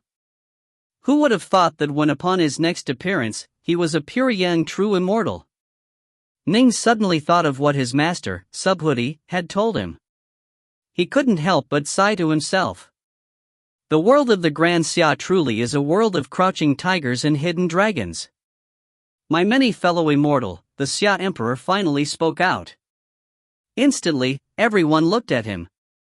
Ning no longer pondered on the Dongyan clan, also focusing on the Xia Emperor's words. I trust all of you, fellow immortals, know what our current situation is like. The black-robed Xia Emperor's voice was very somber. The Seamless Gate has summoned a storm that is sweeping through the entire Grand Xia. By now, hundreds of the weaker major worlds of the 3 realms have already been fully subjugated by them. In addition to those, more than 1,000 major worlds have been embroiled by the flames of war, and our Grand Xia has also become embroiled into a war against the Seamless Gate. Everyone felt heaviness in their hearts. Hundreds of major worlds had already been subjugated? They hadn't known this previously, before the Xia Emperor announced it. It must be understood that the 3 realms only had 3,000 major worlds to begin with. As for the trillion minor worlds, they were far, far weaker. Any clan or school could easily take over a minor world, which was why in the short run it didn't really matter who the minor worlds belonged to. The major worlds were the places where both sides were fighting. The Seamless Gate is indeed powerful. The Xia Emperor nodded. If we were weak and divided like a pile of loose sound, we would have been broken apart and defeated individually by them long ago. However, we are unified. The Xia Emperor's eyes flashed with divine light. The Seamless Gate's power is unfathomable, but we have the many Tao Fathers and Buddhas of the Taoist path and Buddhist Sangha behind us, as well as the many true gods who were born from the primordial chaos and many other major powers with unbelievable might. Our power is great as well. If the Seamless Gate was capable of completely suppressing us with force, they would have swept through and taken over the 3 realms long ago. They wouldn't have settled upon their current plan of launching sneak attacks everywhere in such a cautious manner. Everyone present nodded. The reason why so many celestial immortals had come was because they were all quite confident in their side. Their own alliance, after all, was an incredibly powerful one as well. They were also under the command of Taofather Crimsonbright, who was under the command of Maiden Yuhua. So many major powers, they made up a force of utterly inconceivably terrifying might. In war, there is triage. Some places have to be abandoned, while some places must be protected, the Xia Emperor said. Our power, although great, doesn't allow us to protect every single world of the 3,000 major worlds. Thus, we have to abandon a few of those places, allowing us to concentrate our strength to protect the important worlds. And the Grand Xia is one of the places we have to protect. The Xia Emperor's voice carried a terrifying, combative will within it. Everyone listening, however, felt uneasy. Most likely, the Empyrean God and true immortal rulers of the other conquered major worlds had said the same things to their subordinates, that their world had to be protected. Otherwise, how could they have convinced their celestial immortals to fight for them? The Xia Emperor swept his subjects with his gaze, understanding their concerns.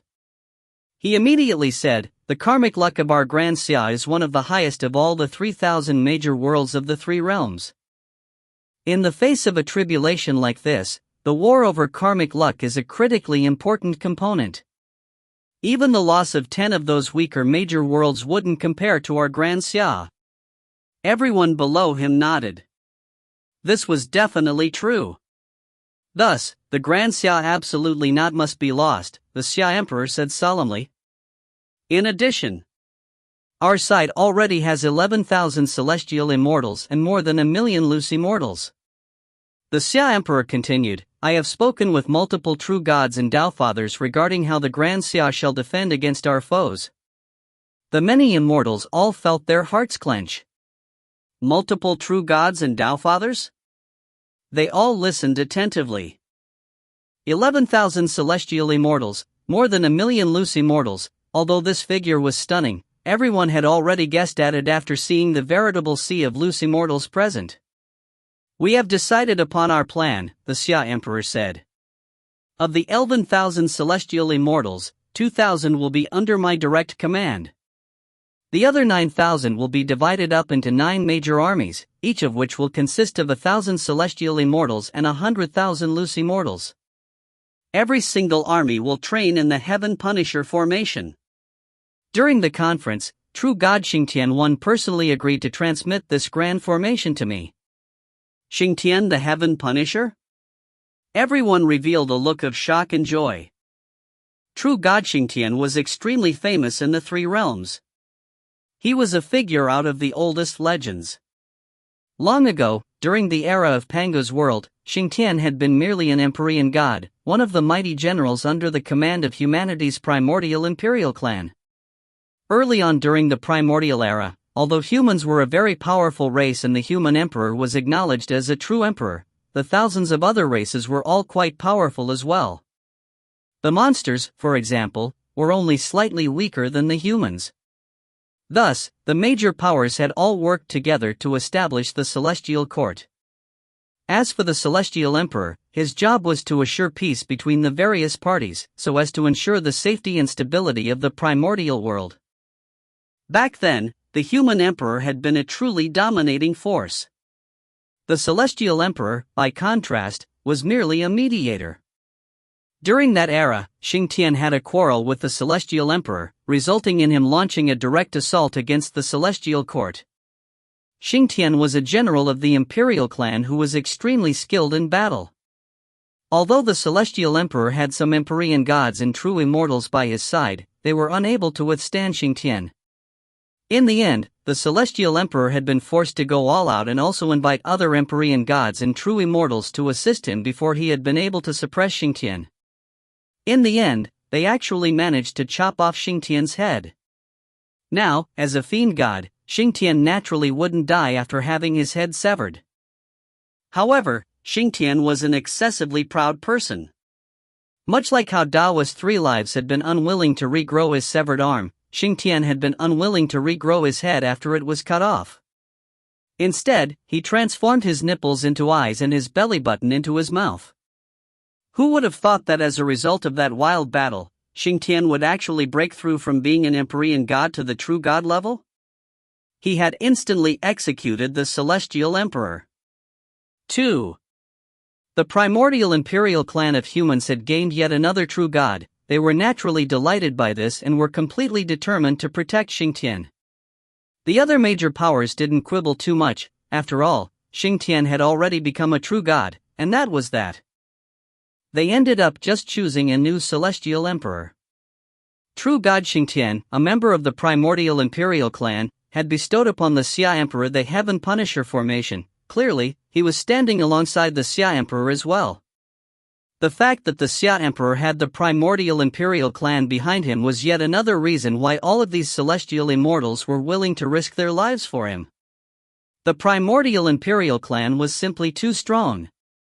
It had multiple major powers within its ranks, and the most ancient members, the human emperors, definitely were some of the most supreme figures of the three realms. The human emperors included many ancient figures, such as Sweron of the Flame and Shinon the Divine Farmer. 3. Even the leaders of the Taoist path and the Buddhist way worked to befriend the human race. From this, one could tell how powerful the primordial imperial clan of humans was. The Heaven Punisher formation requires a commander, 1,000 celestial immortals, and 100,000 loose immortals working in unison, the Xia Emperor said. This enormous formation has the power to link into the energy of the natural world. The 100,000 loose immortals serve as a powerful foundation that will pull in natural energy from an area of 1,000,000 kilometers. The celestial immortals will guide them to use that energy to form a Xingtian divinity which is so powerful that even Empyrean gods and true immortals will find hard to damage. Ning and the others sighed in amazement upon hearing this. What an incredible effort the Xia Emperor had made. If the loose immortals all struck out without coordination, without guidance, they would be completely and effortlessly slaughtered. However, once 100,000 loose immortals activated the power of the natural world, they would be able to make a much larger difference. It wasn't hard for a single loose immortal to fully activate the natural energy for an area of 10,000 kilometers. 100,000 loose immortals could definitely activate all of the energy for an area of 1,000,000 kilometers. So much natural energy, how terrifying that had to be. Not even Empyrean gods or true immortals were at such a ridiculous level of power, But of course, although the loose immortals could activate the energy, they wouldn't be able to control it.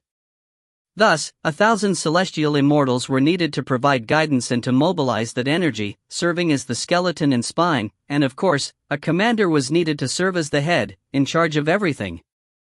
Only then could the power of this mighty Heaven Punisher formation be unleashed. I will transmit to all the loose immortals the basic fundaments of the Heaven Punisher formation, the Xia Emperor said. But of course, I'll leave out the most important parts of it. I'll choose the commanders of the 9 armies from the 11,000 of you. The Xia Emperor looked downwards, and instantly everyone below him began to murmur. To command 1,000 celestial immortals and 100,000 loose immortals, who wouldn't be willing to accept such an honor? All of them wanted to be commanders, not soldiers. They had thought that the Empyrean gods and true immortals would take up those positions. Who would have thought that the Xia Emperor would choose from the celestial immortals? The most important part of the Heaven Punisher formation is the activation of natural energy by the loose immortals. An Empyrean god or true god leading it wouldn't actually add that much power to it, the Xia Emperor said. Thus, I'm choosing from the celestial immortals. As for the true gods and Empyrean gods, at critical moments, they'll help you out and deal heavy blows to the Seamless Gate. I'll give you all half a month, the Xia Emperor said. During this period of time, you are to fully learn and understand the Heaven Punisher formation, and you'll have a chance to fight for the opportunity to become a commander. When the time comes, I'll send out 1,000 celestial immortals and 100,000 loose immortals and give every contestant a chance to try to command them in a formation, the Xia Emperor said. The 9 celestial immortals who control the formation with the greatest amount of skill and allow it to unleash the most power will become the 9 commanders. Upon hearing his words, Ning and the others all felt persuaded. To let those who were able to unleash the most power from the formation become the commanders was quite fair. The 9 final commanders shall be taught the most important aspects of the Heaven Punisher formation, the Xia Emperor said. Without those parts, the formation can still be used, but the power will only be comparable to some other ancient formations. With those important parts, the power will be increased tens of times over. This formation was a secret of the primordial imperial clan. The important parts to it naturally could not be taught to just anyone and everyone. One bamboo slip after another was delivered to the tables of the celestial immortals. The many celestial immortals all poured their core sense into the bamboo slips, easily acquiring the Heaven Punisher formation. But of course, actually learning it would require some time. Everyone, you will only have half a month. When the time ends, only those who have already fully learned the Heaven Punisher formation will have a chance to fight over the commander positions, the Xia Emperor said. Alright, everyone, hurry up and learn the Heaven Punisher formation. That night, a million loose immortals were at the plaza below the Skylight Palace, all seated in the lotus position as they focused on learning the basics of the Heaven Punisher formation. As for the many celestial immortals, they remained at the main hall of the Skylight Palace. They too sat in the lotus position as they meditated on the Heaven Punisher formation. Ning, Yue, Celestial Immortal Unity, Immortal Diansai, all of them quietly sat there, meditating. 1. Xingtian means Heaven Punisher, much like how Xuanwu refers to the turtle snake. 2. This entire story is very close to the actual Chinese legend of Xingtian, except in the legends, it was Huangdi, the Yellow Emperor and the forefather of Chinese civilization, who defeated and severed Xingtian's head. The real story, however, ended at the part with Xingtian regrowing his eyes and mouth. 3. These two figures are extremely ancient Chinese deities/demigods. Swearen is credited for having invented/discovered fire, while Shinnong is credited for having taught medicine and farming to humans. If you find any errors, ads pop up, ads redirect, broken links, non-standard content, etc., please let us know. Report chapter so we can fix it as soon as possible. Book 18, Chapter 4, No Seam Left Untouched. Book 18, Kiri Yang, Chapter 4, No Seam Left Untouched. In the blink of an eye, 9 days passed. The more than 10,000 celestial immortals remained seated in the lotus position within the main hall of the Skylight Palace. Around each of them hovered bloody runic seals. The same was true for Ning. There were many bloody runes swirling around him, each of which contained a shocking battle intent.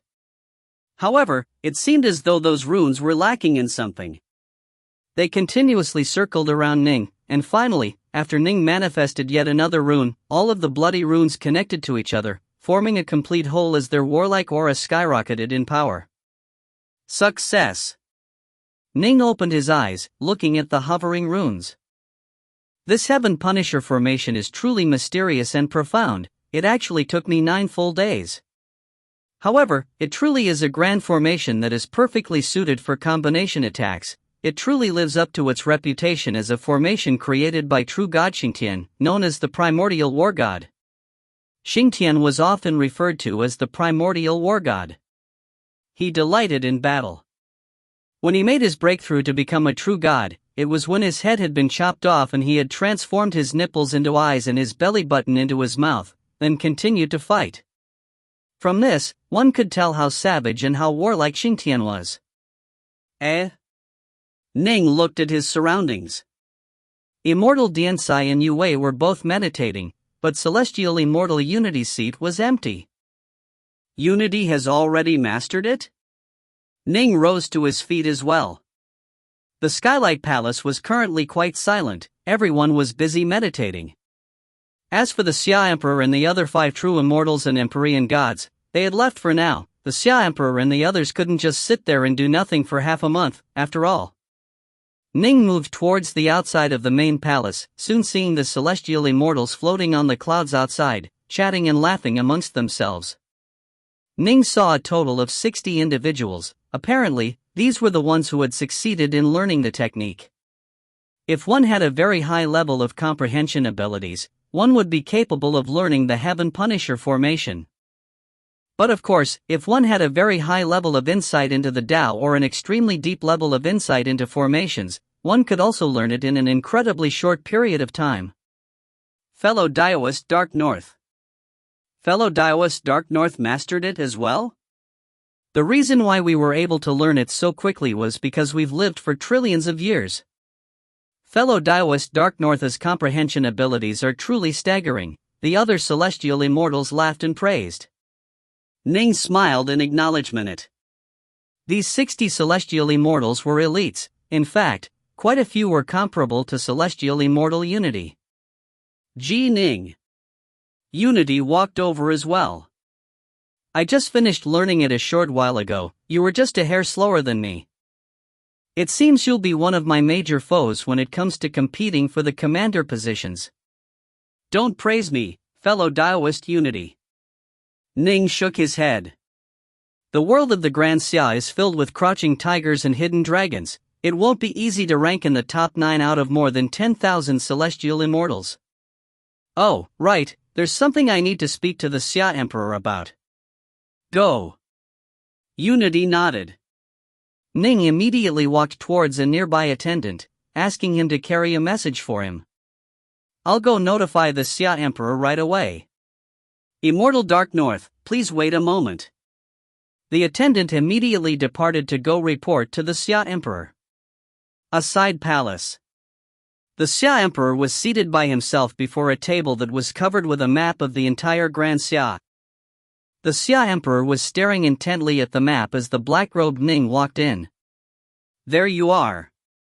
The Xia Emperor raised his head. Respectful greetings to you, Imperial Majesty. Ning bowed. No need to stand on such ceremony in private, the Xia Emperor said with a laugh. You asked to see me in private, is there something you need? Ning immediately said, Ning has a boon to request, Imperial Majesty. Speak, the Xia Emperor said. Ning said, Ning knows that the 3 realms are currently in a state of chaos, and so all loose immortals and celestial immortals must take part in the battle. However, I would like to ask you, Your Imperial Majesty, to help me and allow my Dao companion, Yue, to refrain from taking part in battle. Refrain from taking part in battle? But, the Xia Emperor frowned. Why? My Dao companion is pregnant, Ning explained. If she takes too heavy a blow during a battle, she might be able to recover, as a celestial immortal, but the baby in her body might. The Xia Emperor instantly laughed. So the Rainbow Flame Fairy is pregnant? Why didn't you tell me? Very few people know about it, after all, it's just a pregnancy, Ning said. Ning hadn't made a big fuss about this, primarily because he was worried that others would take aim at Yue. Thus, only the closest people to them knew about this matter. However, after Ning's Primal Twin's tribulation, his master Subhoodie had told him that so long as he told a second person about his secrets, there was a chance the Seamless Gate would find out. Thus, Ning understood that most likely the Seamless Gate already knew about Yue's pregnancy. This naturally made him feel even more cautious. Don't worry. Since she's pregnant, we naturally won't ask the Rainbow Flame Fairy to take part in battle, the Xia Emperor said. However, after she finishes giving birth, she still has to take part in the war. No one can easily escape the flames of war. I understand. Ning nodded. Right at this moment, someone came in from outside. As though sensing the person, Ning glanced backwards. He immediately said, Respectful greetings to you, Senior Dongyan. The newcomer was True Immortal Dongyan. True Immortal Dongyan laughed. I heard, Ning, that you had woken up from your meditations, and so I wanted to chat with you. I didn't expect you to be here with His Imperial Majesty. Might I ask what you wish of me, Senior? Ning asked. I simply wish to ask you to help me with something, True Immortal Dongyan said. Help you? Ning was surprised. Senior, you are far more powerful than me. True Immortal Dongyan shook his head. What use is that? In the face of this great storm, even major powers might fall. I was thinking, in the event of my death, I would like to ask you, Ning, to help me out a little in taking care of and protecting Nine Lotus. You don't have to personally watch over her and protect her, just help arrange for her protection. All I ask is that she be able to stay alive and safe. Ning was startled. 9 Lotus? Ning had severed his relationship with 9 Lotus long ago. However, within the demon heart world, the two of them had been together for 30,000 years. This had a significant impact on Ning. If I have the power to protect her, I naturally will. 9 Lotus is my senior apprentice sister, after all, Ning said. All I need are these words from you, Ji Ning. True Immortal Dongyan sighed. Dongyan, you are far too cautious, the Xia Emperor said. You became a pure yang true immortal long ago, but always misguided others about it through your primal twin. Now that the storm has come and you are unable to avoid it, you've already sent all of your clansmen to your master's place, and yet, you still want to ask Ji Ning to help out as well? Ning was instantly surprised by these words. So the real Dongyan forefather had become a pure yang true immortal long ago. The celestial immortal everyone had met had merely been a primal twin? If one's power is revealed, then one will die all the quicker when the storm comes.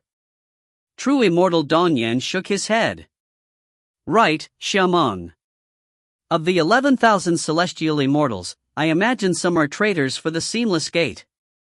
If a traitor becomes one of the 9 commanders. Ning nodded, looking towards the Xia Emperor as well. Of course there are traitors. That's obvious, but what can you do about it? The Xia Emperor shook his head. The traitors are far too hard to discern, they can even swear oaths to the Tao of the Heavens without being punished for breaking them. Many have made it all the way to the sides of our Tao Fathers. I imagine that the traitors we've uncovered only make up a small portion of all the traitors. They've made it to the sides of our Tao Fathers? They won't be punished for violating oaths to the Tao of the Heavens? Ning was shocked. The Xia Emperor looked towards Ning, then nodded. Right.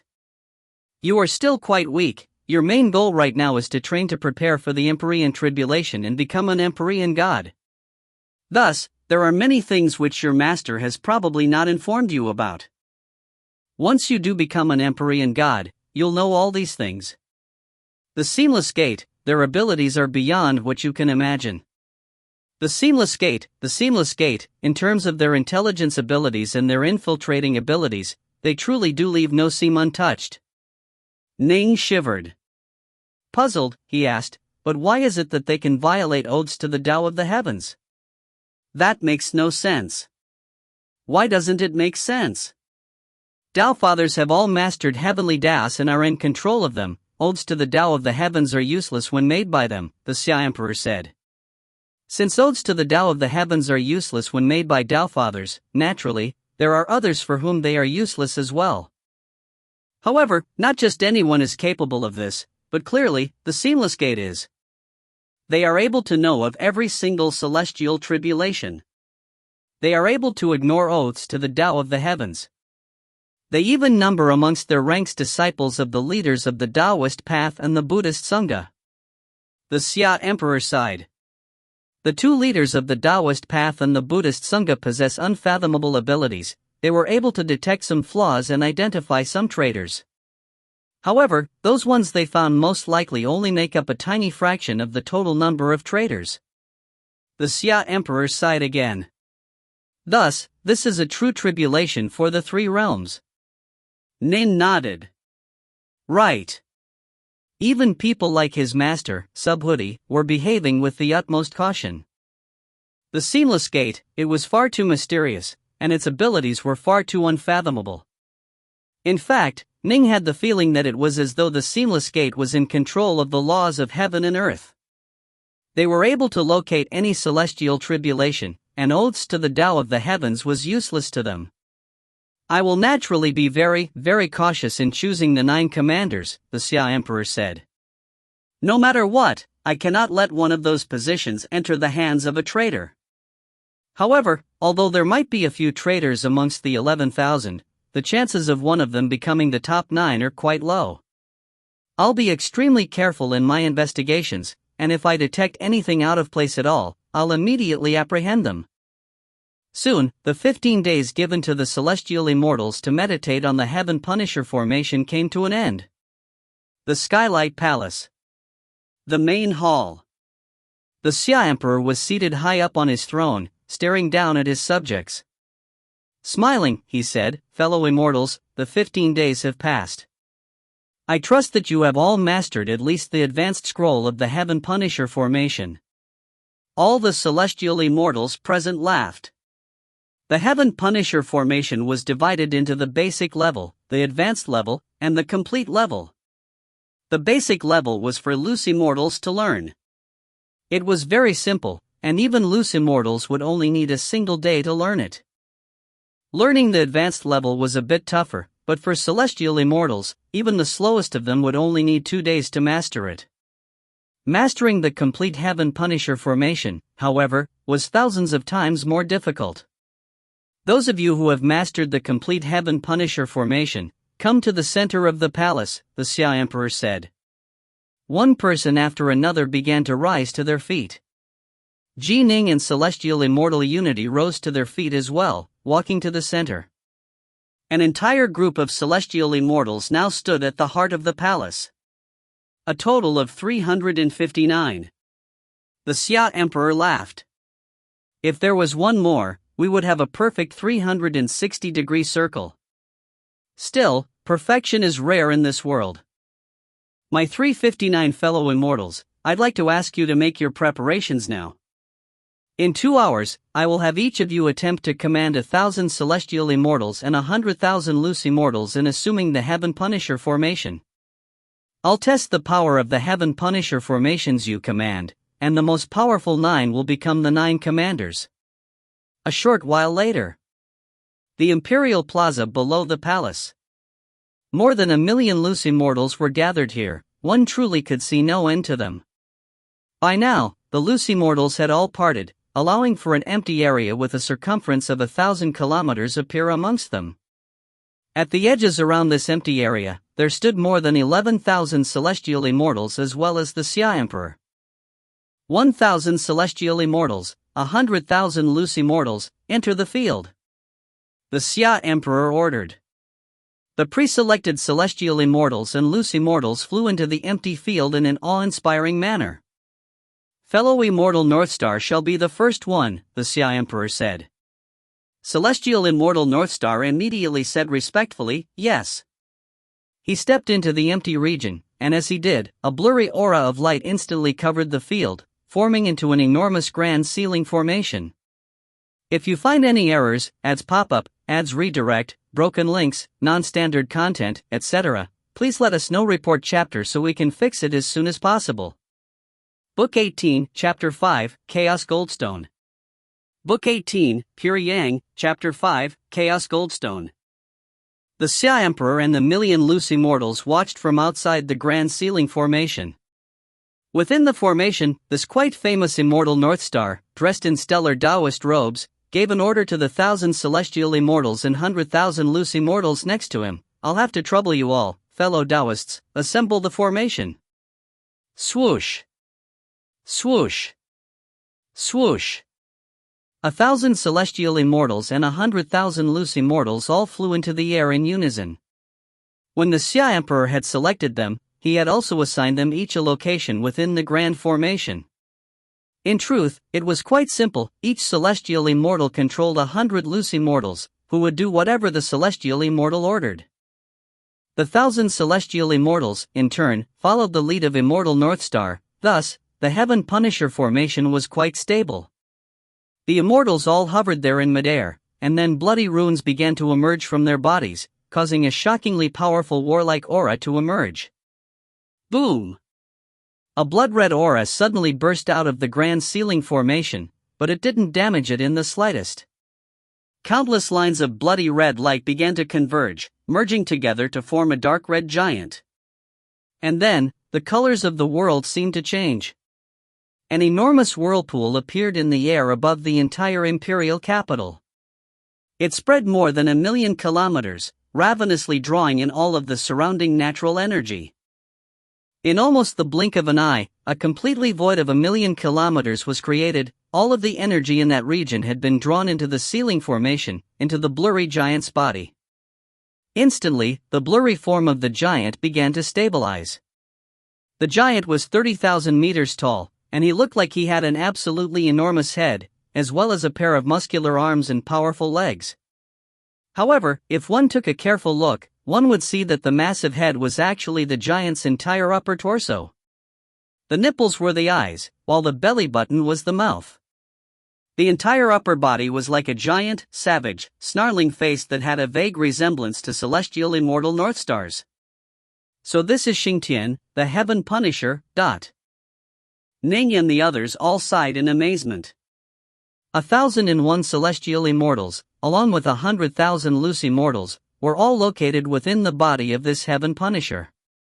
The enormous Heaven Punisher, formed from the energy of the surrounding area, had an aura of such power that it surpassed the aura of most Empyrean gods and true immortals. It looks strong, but its power is rather hollow, celestial immortal unity evaluated. Clearly, the enormous amount of natural energy hasn't been applied perfectly, a bit is leaking out. To be able to perfectly control such an enormous amount of natural energy is too difficult.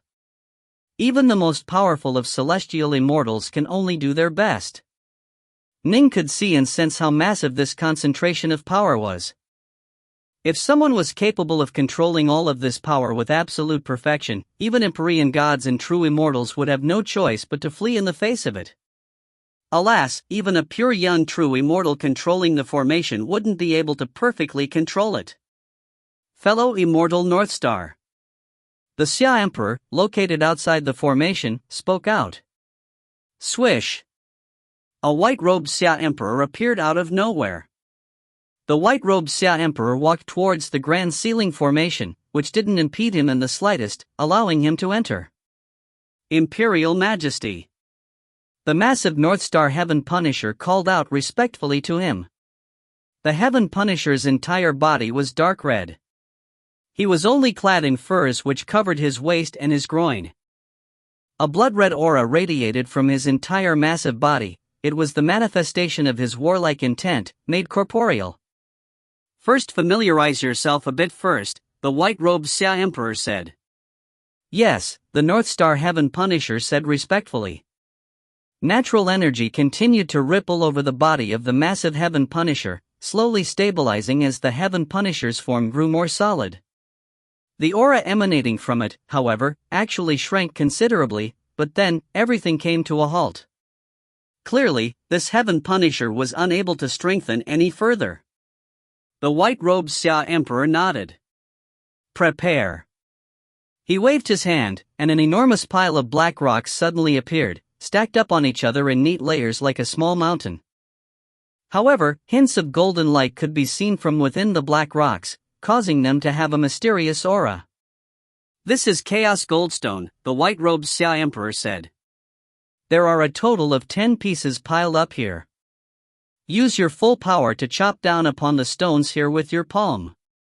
The more power your Heaven Punisher is able to split open, the more stones you will be able to split open.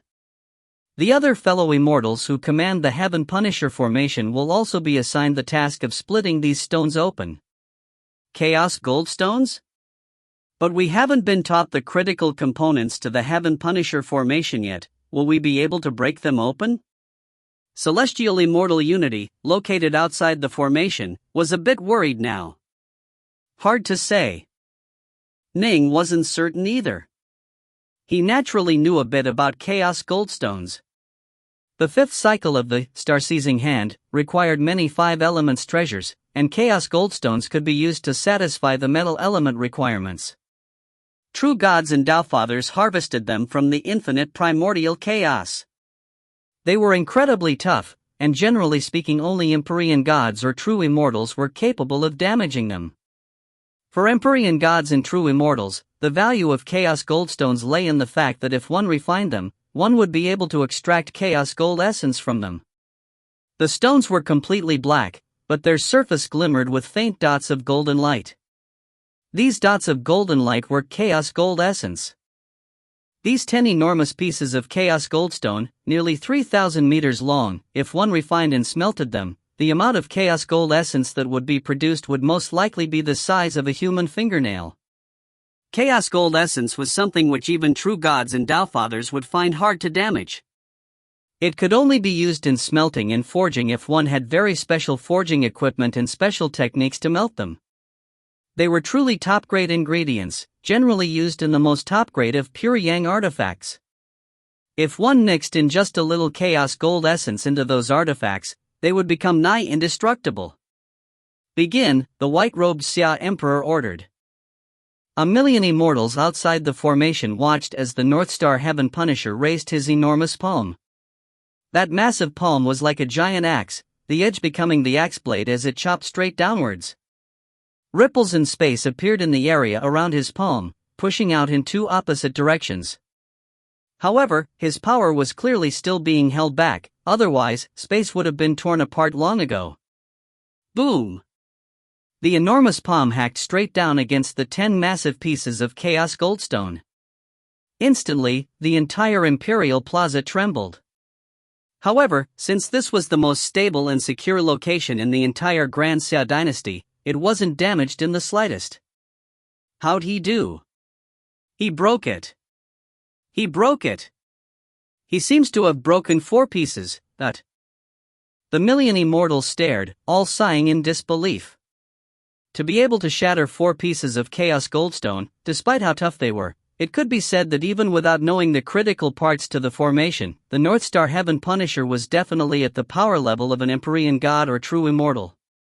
Ning had to admit, this Heaven Punisher was considerably stronger than his own true body, which had just barely reached the minimum level of power for Empyrean gods or true immortals.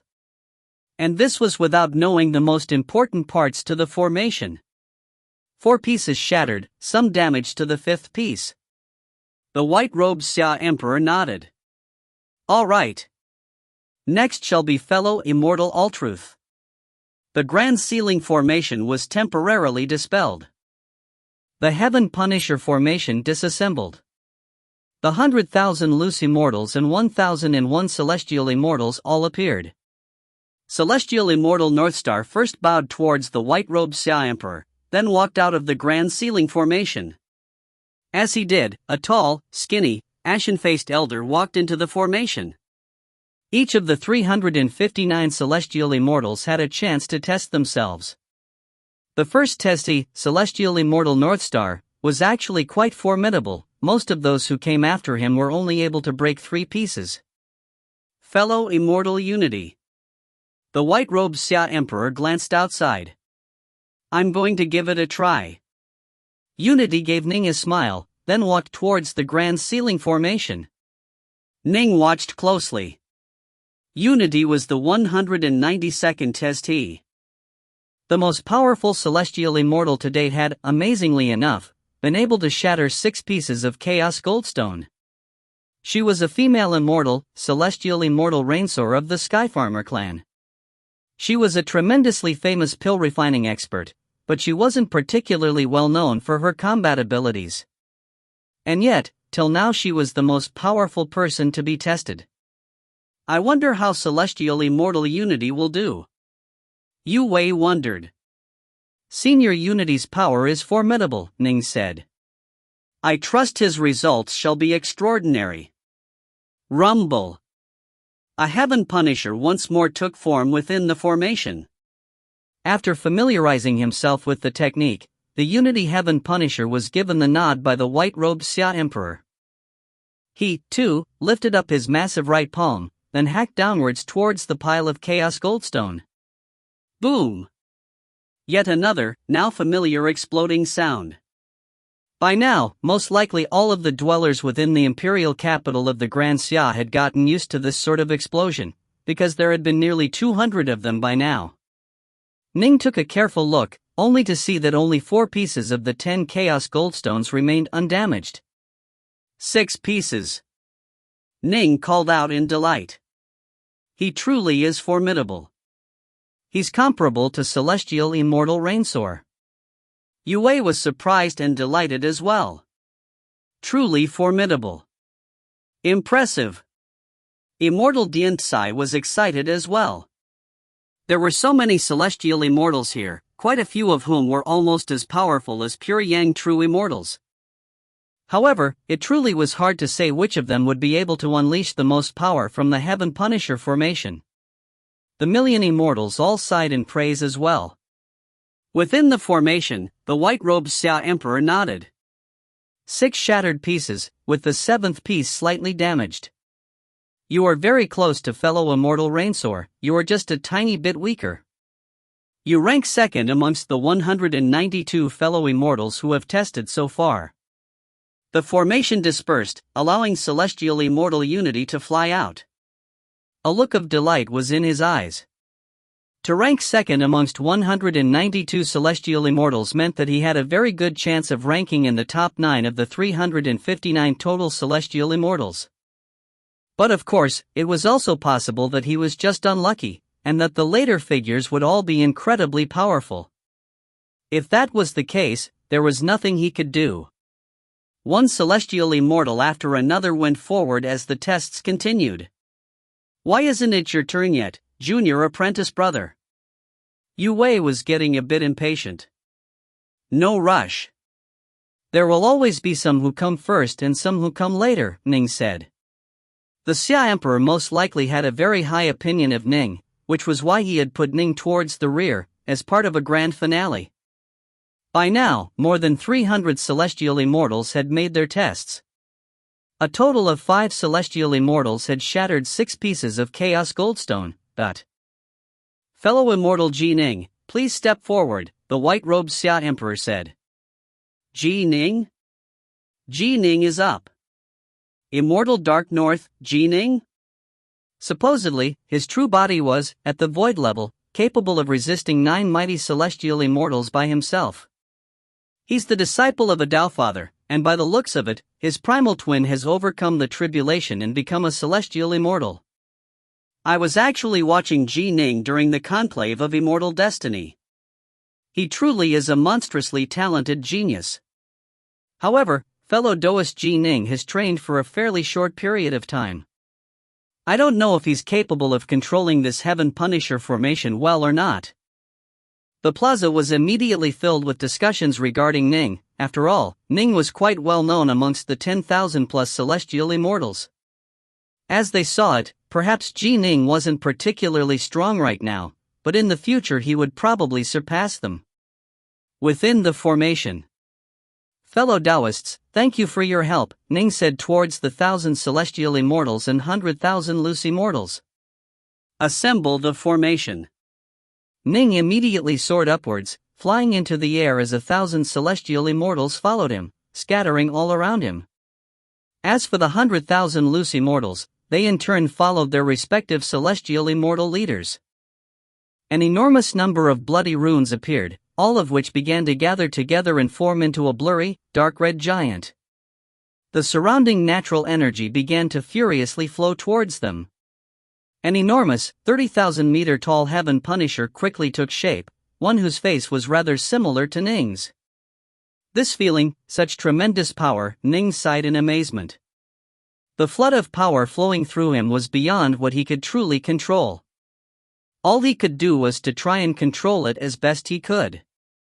Fellow immortal Ji Ning, familiarize yourself with it first. The white-robed Xia Emperor smiled.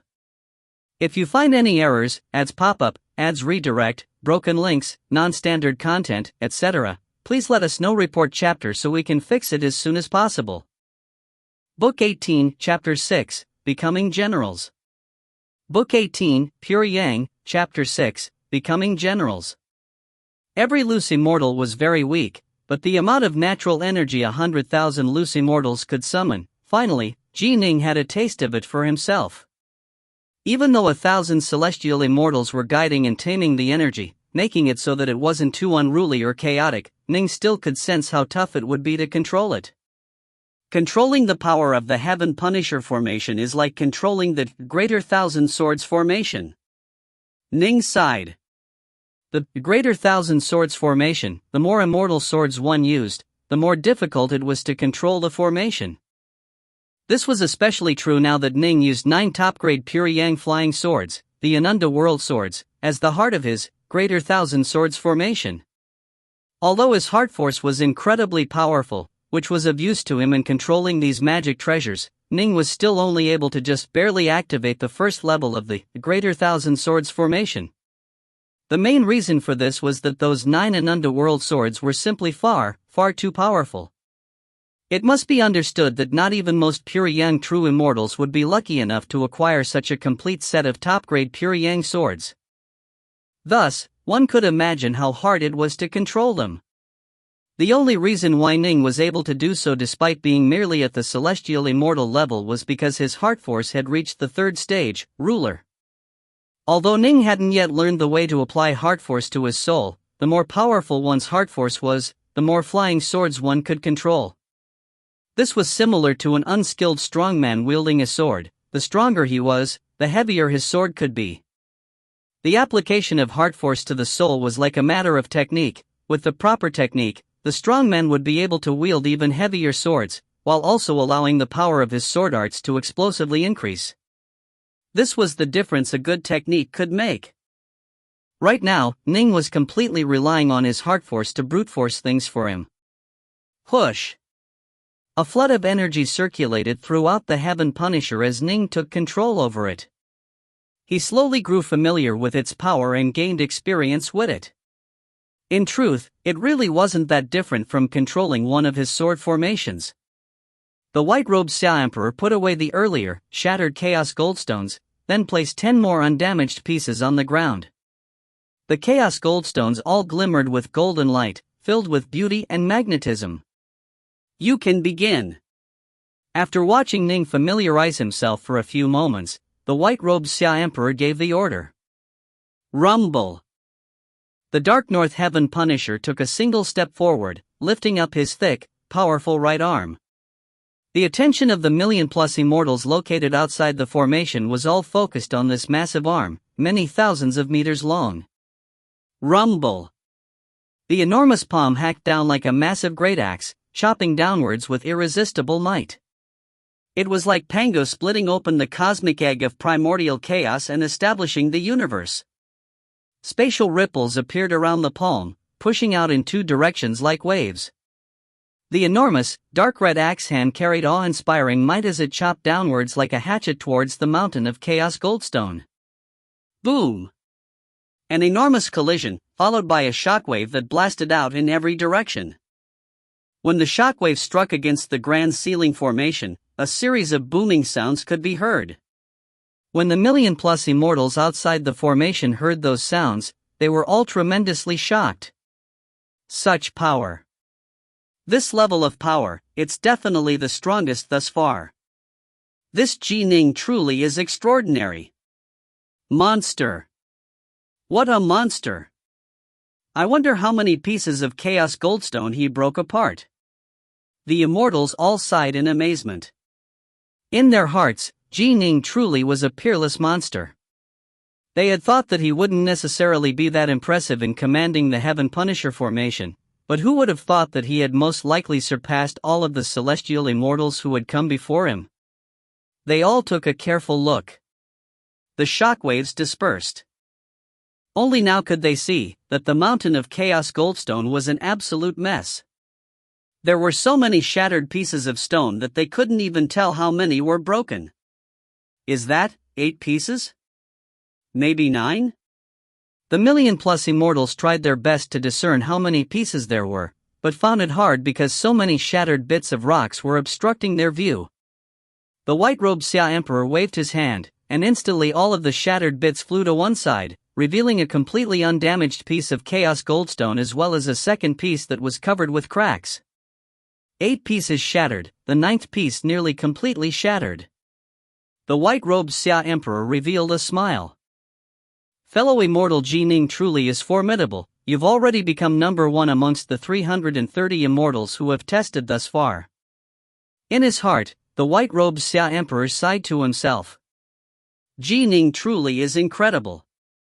For celestial immortals, using the Heaven Punisher formation to break 6 pieces of Chaos Goldstone should be their limit. Only an inconceivable monster like Ning could release such extraordinary power. From 6 pieces to 8 pieces, there was only an increase of 2 pieces, true, but the power of the palm blow was being ablated with each layer. This meant that Ning's Heaven Punisher's power was 2 entire levels above that of the other Heaven Punishers. This was because of heart force. His powerful heart force allowed him to control more of the natural energy of heaven and earth. If he had fully mastered heart force and applied it to his soul, he would have been able to control an even more astonishing amount of power. Rumble. The Dark North Heaven Punisher completely vanished, revealing 1,001 celestial immortals and 100,000 loose immortals. Ning immediately flew up and said with a smile, "Thank you, fellow Taoists." Ning, the white-robed Xia Emperor, laughed, "Unless something unexpected happens, you'll be one of the 9 generals. But of course, if 9 of the remaining 29 are more powerful than you, then there's nothing for it. If that really is the case, it would be a blessing for our Grand Xia," Ning said. The Xia Emperor laughed loudly, then said, "All right. Next is fellow Immortal Dustfloat." The person who came after Ning, Immortal Dustfloat, actually startled everyone quite badly, because he was able to just barely succeed in smashing the 7th piece of Chaos Goldstone. This caused many immortals to feel shocked. Could it be that there really was a group of incredibly powerful celestial immortals located at the end, some of whom would surpass Ning? However, as time passed and the tests proceeded, they quickly saw that although the Xia Emperor had indeed arranged for some of the particularly famous and powerful celestial immortals to be placed towards the end, none of them were more powerful than Ning. In fact, none of them were even as powerful as celestial immortal Dustfloat. The trials for the 359 celestial immortals took a total of 2 days, ending by nightfall of the 2nd day. The ranking was 1. Celestial Immortal Dark North, Ning. 2. Celestial Immortal Dustfloat. 3. Celestial Immortal Loachwater. 4. Celestial Immortal Rainsoar. 5. Celestial Immortal Allbeasts. 6. Celestial Immortal Unity. 7. Celestial Immortal Rainbow. 8. Celestial Immortal Thousand Needles. 9. Celestial Immortal Wacko. It was actually quite strange. Ning had shattered 8 plates of Chaos Goldstone, while Celestial Immortal Dustfloat had shattered 7. The rest of the 9 had shattered 6 pieces, while the 10th had shattered 5 pieces. These 1,000 celestial immortals and 100,000 loose immortals shall be commanded by fellow immortal Wacko. They shall be the Wacko army. The Xia Emperor began to assign responsibilities.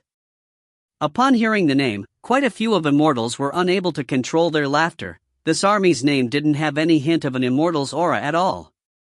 These next 1,000 celestial immortals and 100,000 loose immortals shall be commanded by fellow immortal Thousand Needles. They shall be the Thousand Needles army.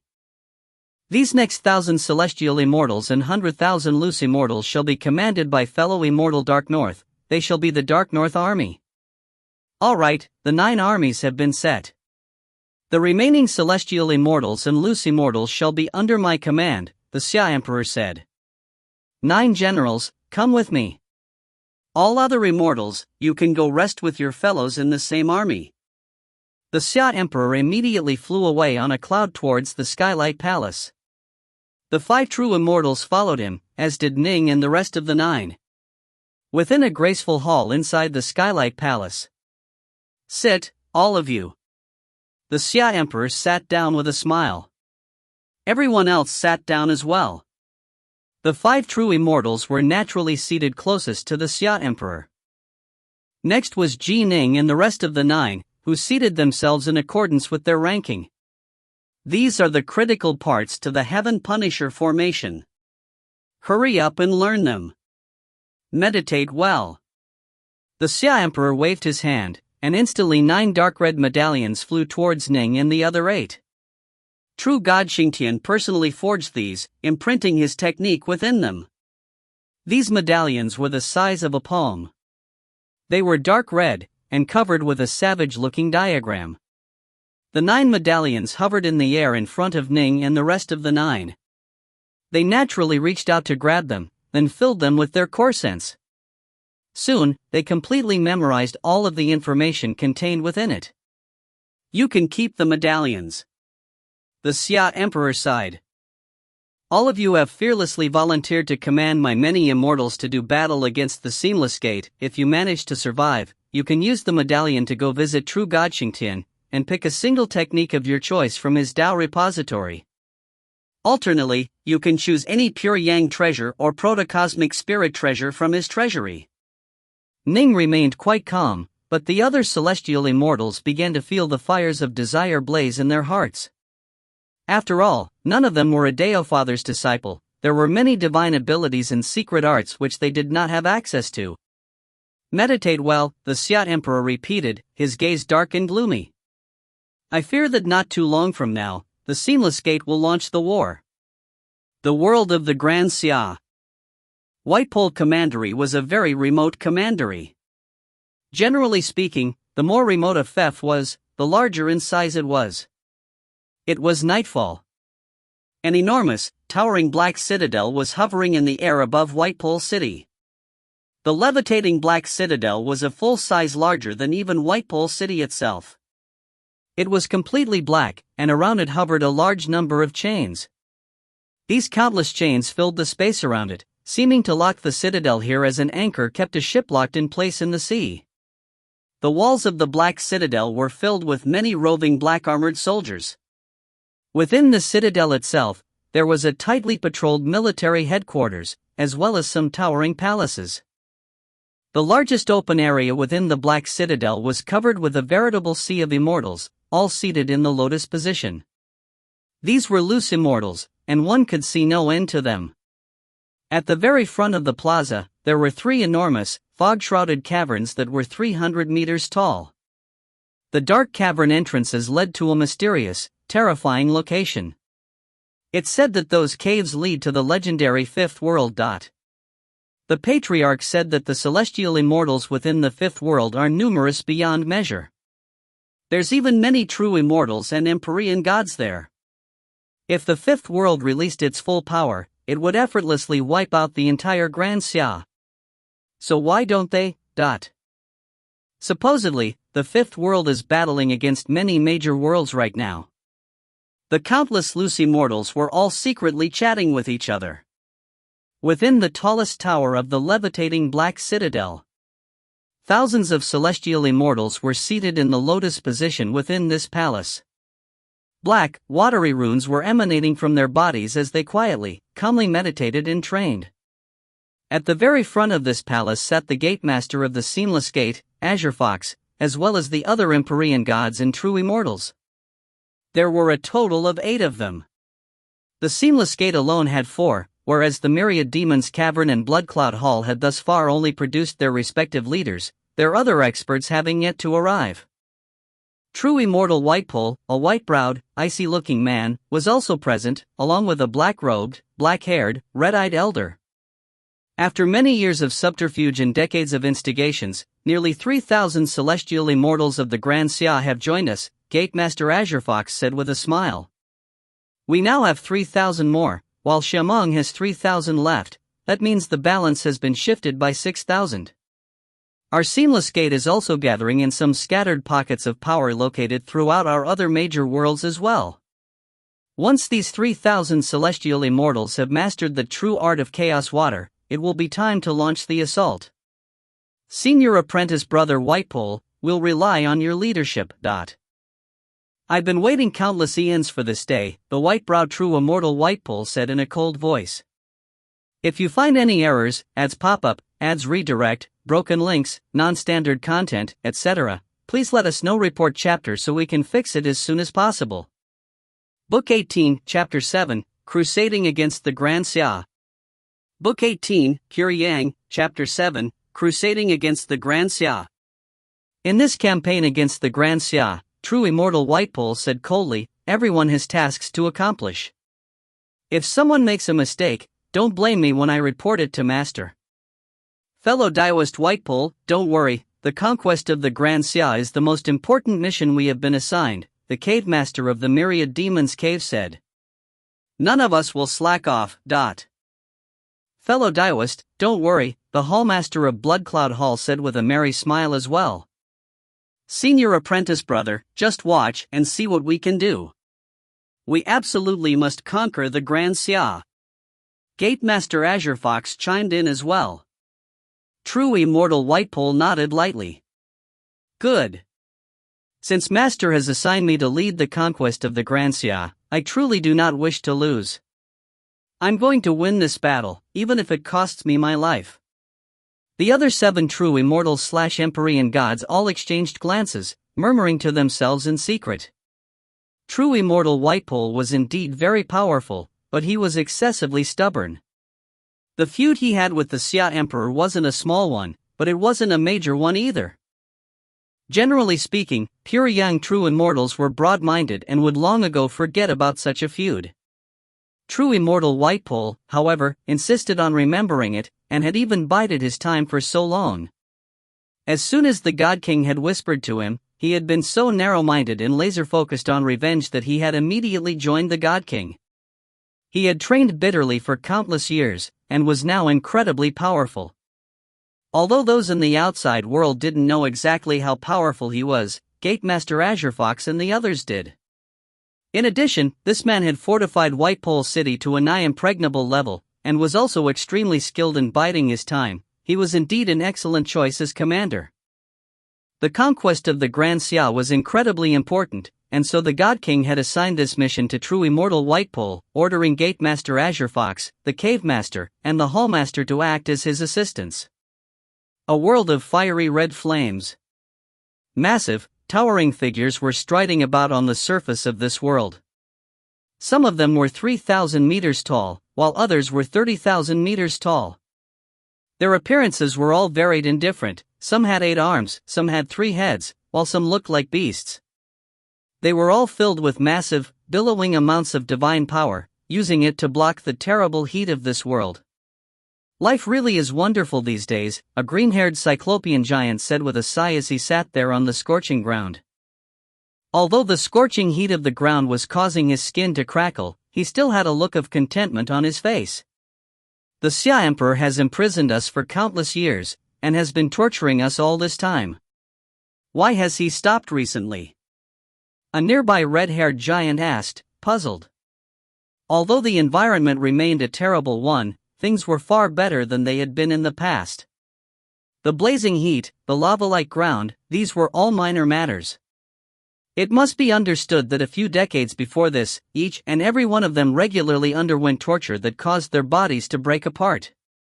Fortunately, however, their fiend god bodies were able to heal from it, but even so, it was a life worse than death. Compared to that, life was currently quite comfortable indeed. Rumble. In the air above this world, a massive spatial hole suddenly appeared. From within the spatial hole emerged a muscular, black-robed human figure. It was the Xia Emperor. Instantly, the countless fiend gods within this vast area all raised their heads. All their gazes were focused upon the Xia Emperor. It's the Xia Emperor. Damn. Why the hell have you come? Xiamong, have you come to humiliate us some more? Countless furious roars rang out from throughout the land. The black-robed Xia Emperor stood there in the air, staring down at the countless fiend gods. Long ago, during the fiend god era, the humans had won a great victory. Many ordinary cultivators believed the defeated fiend gods to have been slain, but in reality, only a small number of them actually had. Most had instead been imprisoned. For example, the young Flame Clan had imprisoned some as well. Once properly tamed, these fiend gods would become loyal servants that would live for countless years. They had unlimited lifespans. Who would be willing to so casually kill such potentially useful servants? The Xia Emperor and the others had relocated here from Pangu's world. After all, they held enormous advantages over these local fiend gods. At first, they had slowly and patiently collected and tamed the local fiend gods, until one day the local fiend gods had given birth to an Empyrean god. The humans hadn't dared to be negligent, and so had joined forces to completely suppress the fiend gods. A few top-tier clans had been given a few fiend gods, but 99% of the captured fiend gods had all been imprisoned by the Xia Emperor. Countless years of torment had indeed caused a portion of the fiend gods to submit. The 4 void-level fiend gods that guarded the imperial gates for the Xia Emperor were good examples. The unbowed fiend gods, however, made up the vast majority, and the Empyrean god was one of them. And so, they had remained imprisoned here by the Xia Emperor for this entire period of time. Logically speaking, an Empyrean god would be considered a powerful expert of the three realms, and so Empyrean gods would generally only be imprisoned for a short period of time. It was quite rare to see one be imprisoned for so long. Fortunately for the Xia Emperor, his status was quite special, and the Empyrean god in question hadn't had any backers, which was why the Xia Emperor had been able to keep him here for so long. Xiaomeng. A furious roar rang out. A towering, mountain-like figure soared into the skies. The figure had long, unbound hair and radiated an aura of infinite cold.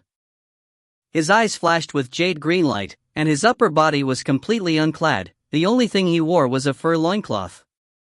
He stood there coldly in midair, staring angrily at the Xia Emperor. "Why have you come?" On one, not even he was a match for the Xia Emperor. However, there was a veritable ocean of fiend gods here, and yet, although logically speaking, their powers should have been able to completely swamp the Xia Emperor, they were in a prison world that was actually a protocosmic spirit treasure. As the master of this treasure, the Xia Emperor didn't even have to fight against them. All he had to do was activate the might of the treasure, and all of the fiend gods would suffer pain that would make them wish for death. Empyrean god Cold Savage, have you been enjoying life lately? The black-robed Xia Emperor laughed calmly. Hoof! Empyrean god Cold Savage sneered. These little fellows have enjoyed a few decades of comfort, and so they are all quite delighted. However, they've forgotten that we fiend gods once flew through the vast world above. That vast world is our true world, our true land. You outsiders, you invaders, you took away our land, you killed our kinsmen, and you captured us and tortured us for the sake of making us become your servants and slaves. Empyrean god Cold Savage's voice rang out throughout this fiery world. Graraer. Detestable Xia Emperor. Die. Instantly, countless fiend gods bellowed out in unison. The Xia Emperor remained placid. Smiling, he shook his head. "You are wrong, ridiculously wrong. This isn't your land. Countless years ago, the only thing which existed was the primordial chaos. Pango split it apart, establishing heaven and earth, resulting in the creation of the primordial Pangu's world. Afterwards, Maiden Nuwa created a race using Pangu as the template. That race was us, the humans. We are the heirs to Pangu and Nuwa. Naturally, we are meant to flourish. We humans rose to prominence in the primordial era, then became the true powers of Pangu's world. Afterwards, a storm came that caused the primordial world to shatter. Only then arose the 3,000 major worlds and the trillion minor worlds. And so, to be precise, even the world of the Grand Xia is nothing more than a tiny piece of the shattered Pangu's world. So you tell me, are humans the owners and masters of the Grand Xia? Or are you fiend gods?" The black-robed Xia Emperor asked calmly. "We were born here and we grew up here. Naturally, we are the owners of this place." Empyrean god Cold Savage roared angrily. "Ours. Ours. Damnable humans." Countless fiend gods echoed in furious unison. The black-robed Xia Emperor said calmly, "I can't be bothered to quibble with you about this. The victor becomes hailed as king, while the defeated are cursed as bandits. You have all been imprisoned here for countless years, never to see the light of day. But now, I'll give you a chance. If you are willing to serve me and labor on my behalf for 100,000 years, then after that period of time, I'll give you back your freedom." His voice rang out, echoing throughout this world. Freedom? The countless fiend gods were all stunned. They deeply desired freedom, but the Xia Emperor had never promised it to them a single time, despite having imprisoned them here for countless ages. Instead, he had always demanded that they become his eternal servants and slaves, which was why they had never assented. And in truth, during an ordinary era of peace, 100,000 years was an extremely short period of time. To have so many fiend gods be servants for a mere 100,000 years was pointless. "Xia Emperor, are you deceiving us?" Empyrean god Cold Savage frowned. No, the Xia Emperor shook his head. I can swear an oath to the Tao of the heavens. I imagine that after 100,000 years, you'll give us our freedom, then immediately slaughter us, Empyrean God Cold Savage said angrily. Even if you don't, other humans will act against us. The Xia Emperor laughed. I told you, I'll give you your freedom. In fact, I can even promise that I will give you your own territory from within the land I control, allowing you to live peaceful lives there. So long as you do not revolt and do not act against humans, you'll be able to live there in peace. Instantly, all the fiend gods grew excited. They knew exactly how powerful the humans were. After all, they had seen humanity's fist and had tasted its formidableness. Just 100,000 years? Empyrean God Cold Savage said. I can swear it on an oath to the Tao of the heavens, the Xia Emperor said. Fine. Then I'll labor for you for 100,000 years. Cold Savage's eyes gleamed with light. A mere 100 millennia, they had already been imprisoned in this place for countless 100 millennia. For fiend gods, such a period of time was indeed very brief. They merely had to temporarily endure being his servants, and then they would gain their eternal freedom. They wouldn't be so foolish as to refuse. And so, just like that, the Xia Emperor took a massive army of fiend gods into his command. These were the fiend gods that countless human clans had joined together to suppress, but of course, this vast army would only serve for 100,000 years. 100,000 years. I wonder how many of them will be alive after the storm. If they manage to survive, I might as well grant them their freedom and let them live happy lives. The Xia Emperor sighed to himself. But I wonder, by then, will I be alive, or will I be dead? The world of the Grand Xia. The Black Citadel levitating above White Pole City. This Black Citadel had been personally forged by a Tao Father for the express purpose of serving as a headquarters for an army.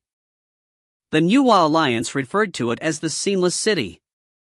In the main plaza of the Seamless City, countless loose immortals were gathered here, before the three massive black fog-shrouded caves that led to the fifth world. A steady, unbroken stream of black-robed figures flew out from the cave, as well as the occasional blood-robed figure. They all had tremendously powerful auras. Some of them were loose immortals, while a few had the auras of celestial immortals. This awe-inspiringly vast army caused all of the many loose immortals present to feel their hearts swell with fervor. The Seamless Gate is far too powerful. Even more immortals are arriving. Joining the Seamless Gate was the right decision. Within the most towering palace of the Seamless City. Fellow Daoist Whitepole, my forces have already assembled, the Hallmaster of Bloodcloud Hall said with a laugh. Just now, the last of them have reached the Seamless City. Good.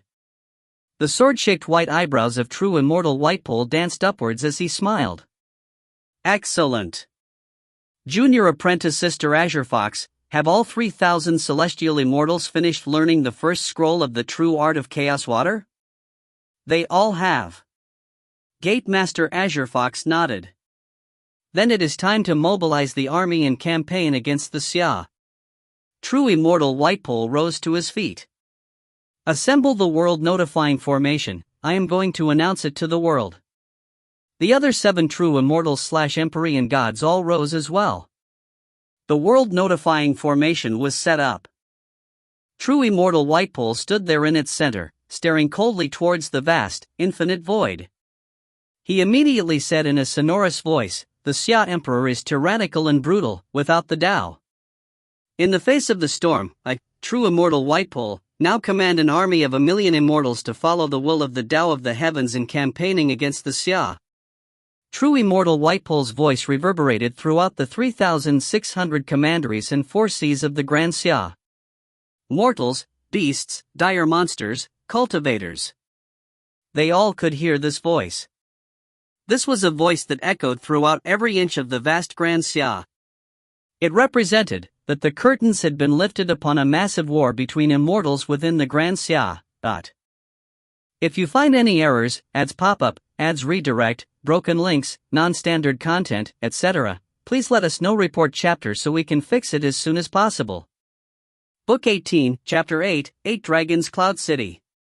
Book 18, Pure Yang, Chapter 8, 8 Dragons Cloud City. Within a side hall of the Skylight Palace, the Xia Emperor, the 5 true immortals / Empyrean gods, and Ning and the rest of the 9 commanders were all present here. The 9 had already learned the critical components to the Heaven Punisher formation, and had immediately understood the secrets to the entire formation. So to unleash the full power of the Heaven Punisher formation, one actually needs 810,000 loose immortals and 9,000 celestial immortals led by one powerful expert. Only then does it reach maximum power, and will the Heaven Punisher reach its full, perfect power. Celestial Immortal Allbeast stroked his thick beard, sighing in amazement. 9 represents a limit. 9 by 9, 81, this truly is a perfect formation. Right. If 810,000 loose immortals and 9,000 celestial immortals were under my command, then the power of this formation would definitely rise dramatically. Celestial Immortal Wacko revealed an eager look on his face as well.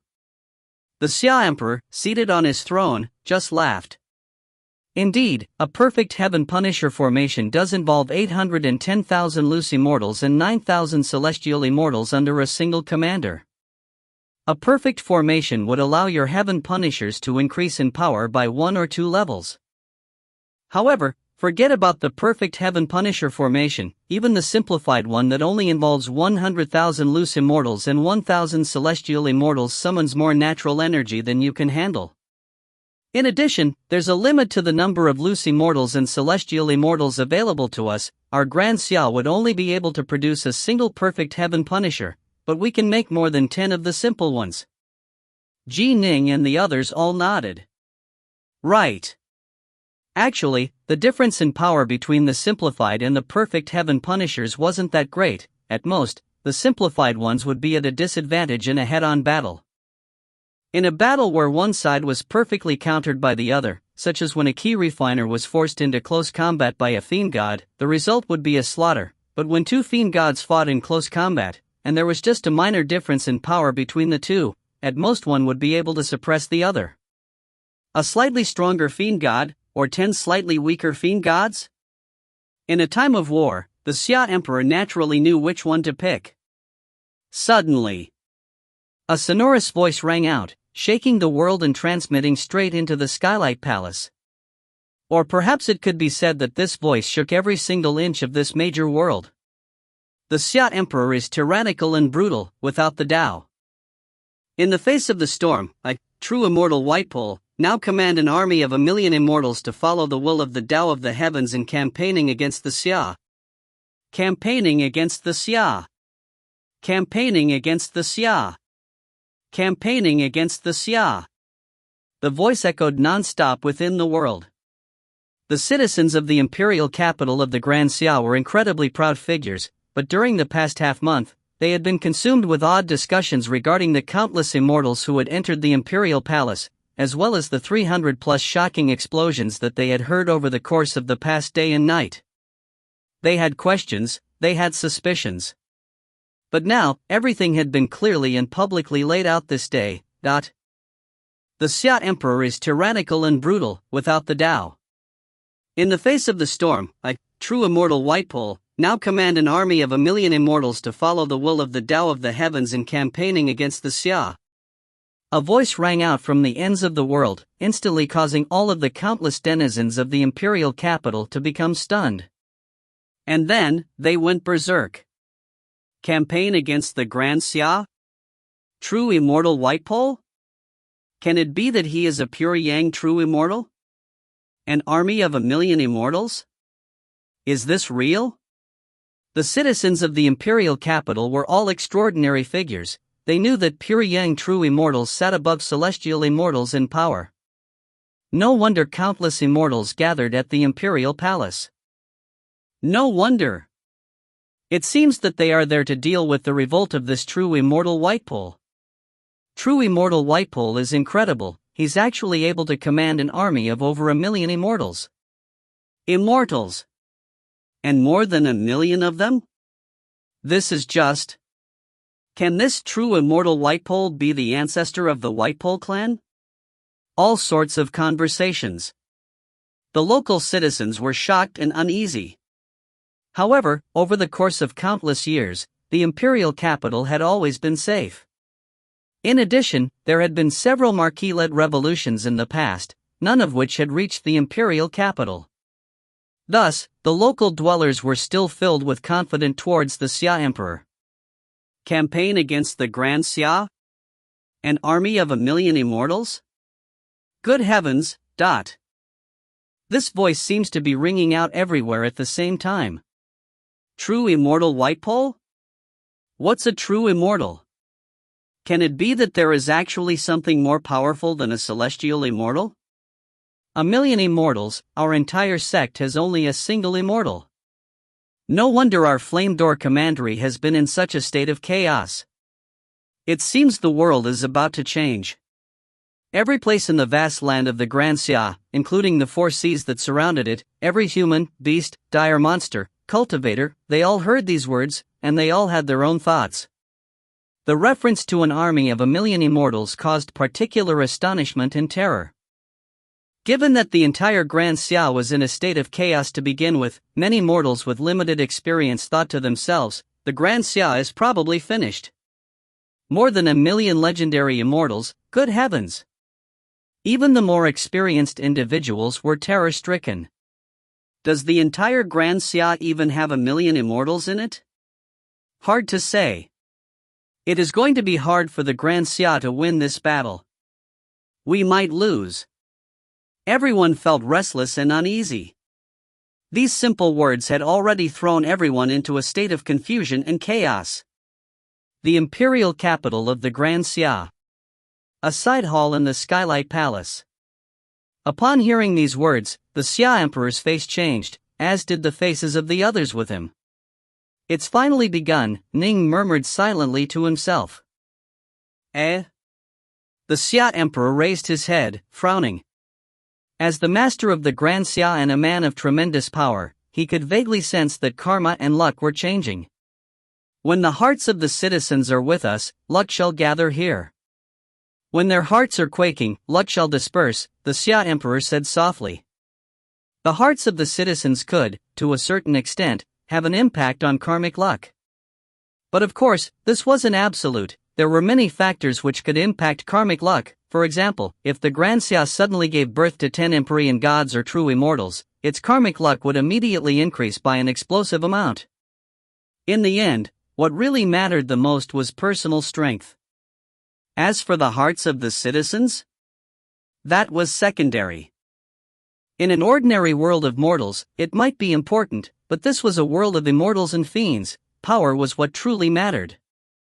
But of course, the hearts of the citizens couldn't be completely neglected. The more karmic luck one had, the better. Karmic luck was simply far too important. It impacted the amount of natural energy one could use and the chances one had of acquiring precious treasures. For example, acquiring protocosmic spirit treasures, or perhaps even the legendary chaos treasures that were born from the primordial chaos itself, required tremendous amounts of luck. But of course, if your power was on the level of Nuwa, things would be different. Nuwa was the most powerful figure of the entire 3 realms, and her luck was indisputably the best as well. She was so powerful that she could destroy heaven and earth. Even if others found treasures, she could take them away by force. Simply put, she was far too powerful, and power made up an enormous component of karmic luck. When there wasn't such an enormous difference in power, however, other aspects would be more important. At present, it was clear that neither the Seamless Gate nor the Nuwa Alliance had enough power to wipe their enemies out, and so they naturally would fight over karmic luck. "I'll make a short trip," the Xia Emperor said softly. Whoosh! A white-robed Xia Emperor appeared out of nowhere, then immediately left the side hall. Moments later, a similarly sonorous, booming voice rang out, seeming to have descended from the very heights of the 9 heavens, filling every inch of the Grand Xia. "White Pole, child, years ago you were nothing more than a hound for a defeated clan. You supinely knelt before me, quivering in abject terror. Now that you have joined with a few other contemptible figures, you dare speak of 1,000,000 immortals and dare rebel against me? These are my heavens, and this is my world. No one should even think about taking it away. White-Vol, little boy, can it be that you have forgotten what happened to all of the other marquises who rebelled against me? Every single one who rebelled had their souls shattered. There have never been any exceptions, and there never will. The Xia Emperor's dominating voice was filled with a natural, exalted aura that radiated power. First true immortal White-Vol's voice, then the Xia Emperor's voice, they came one after the other, both shaking the world. True immortal White-Vol's voice was more callous and grim, while the Xia Emperor's voice carried a natural aura of command that came from his countless years of domination over the Grand Xia, making it even more persuasive. That's the voice of the Xia Emperor? The voice of the master of our Grand Xia? I heard that ever since the Fiend God era, there's only been a single emperor of the Grand Xia, him, the Xia Emperor. The countless citizens of the Grand Xia went wild. The Xia Emperor was a legend. Even tribes of ordinary humans knew that their land was the land of the Grand Xia dynasty. Now, upon hearing someone say that these are my heavens, and this is my world, they all understood that it had to be the master of the Grand Xia dynasty who was saying these words. So there had been marquises who rebelled in the past? It makes sense. Even our clan has had traitors and rebellions in our history. It's normal for the Grand Xia to have had rebellions as well. The countless mortals of the ordinary tribes all took this to mean that this was nothing more than yet another ordinary rebellion. Their tribes were fairly new, after all, they didn't really understand what the difference was between this rebellion and past ones. The Xia Emperor had intentionally muddied the waters, and there was no way for true immortal White-Vol to explain the difference at all. The Xia Emperor's influence within the Grand Xia was simply too great, he had ruled it for countless ages, and the subjugation his subjects felt towards him was bone deep. The Xia Emperor could sense the karmic luck of the world once more gathering and stabilizing. This was how swaying the hearts of the citizens worked. You relied on power, and you relied on your mouth. A single mouth could cause the hearts of the citizens to either gather behind you or to leave you behind. Let's go. The black-robed Xia Emperor gave the order. It is time for us to battle against the Seamless Gate. Whoosh. The 5 true Immortals/Empyrean gods, Ning, and the other 8 commanders all followed the Xia Emperor in leaving the side hall, flying out into the air. The Imperial Plaza. The 11,000 celestial immortals and million loose immortals had already been divided into 10 brigades. Ning and the other 8 commanders would lead 9 of them, while the Xia Emperor would control the remaining 1. The Seamless Gate has already declared war. The black-robed Xia Emperor looked downwards, his voice booming forth. Trying to deceive these celestial immortals and loose immortals was pointless, and so he said straightforwardly, only one side can win in this battle. What we need to do is head out and completely crush them. Fight. Instantly, people began to call out from below him. Fight! Fight! Fight! A million immortals all called out the word fight in unison, each of them filled with powerful will and determination. Their voices rang out together as they called for battle, and it seemed as though the heavens themselves were about to collapse. It was a joint howl that seemed to carry the power to break apart the world, filling each of the immortals with ardor and eagerness. Who said that immortals were always calm and had no emotions? In truth, it was that things would rarely excite them to this degree. This is a protocosmic spirit treasure, the 8 Dragons Cloud City. The black-robed Xia Emperor waved his hand, and a palm-sized citadel appeared within his palm. It flew into the skies, then quickly began to expand in size. This was a completely golden citadel, and it was surrounded by an enormous base of clouds. 8 azure dragons were swimming around it, filled with awe-inspiring power. 8 dragons swimming around a city in the clouds? Ning and the others stared at the 8 azure dragons, feeling rather stunned. 9 generals. The black-robed Xia Emperor called out. Present. Ning and the other 8 responded. Command your immortals and enter the 8 Dragons Cloud City, the black-robed Xia Emperor said. Yes. Ning and the other 8 immediately flew forward, and behind them flew an awe-inspiring horde of immortals. 1,000 celestial immortals and 100,000 loose immortals were behind each of them. All the other celestial immortals and loose immortals, follow me. I will be our field marshal in our campaign against the Seamless Gate. The black-robed Xia Emperor was filled with an awe-inspiring aura of power as he led the 5 true immortals/Empyrean gods and the many remaining celestial immortals and loose immortals into the city. Now, the 8 Dragons Cloud City had become a true military headquarters for an immortal army. If you find any errors, ads pop up, ads redirect, broken links, non-standard content, etc., please let us know. Report chapter so we can fix it as soon as possible. Book 18, Chapter 9, Magic Treasure, Splitter. Book 18, Pure Yang, Chapter 9, Magic Treasure, Splitter. The 8 azure dragons swam around the golden city within the clouds. Space undulated around the city as a spatial tear formed, and the golden city flew straight into the tear, disappearing. Within the city, 1,000,000 immortals were present. The skies above them were filled with endless clouds. They were completely unable to see the outside world at all. Clearly, they were in a separate space. Each of you shall return to your own camps. You are not to act without permission. Any who violate orders shall be executed.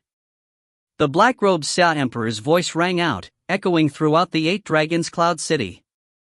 Yes, the 1,000,000 immortals assented in unison. Instantly, the 9 armies in the army commanded by the Xia Emperor all entered their respective camps in an ordinary fashion, none of them daring to leave their camps without permission. Everyone understood that in a time of war, military discipline would be extremely tight.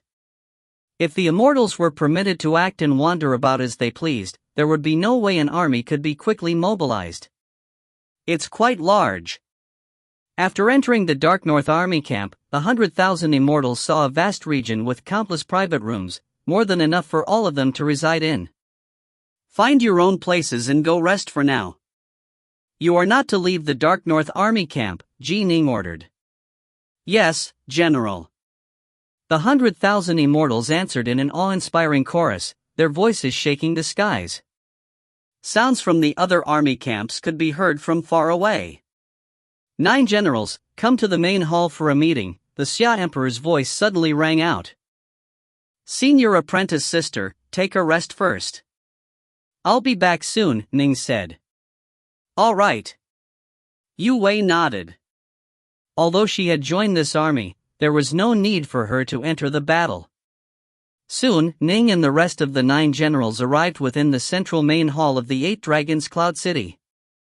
As for the Xia Emperor and the other 5 Empyrean gods/true immortals, they had arrived long ago.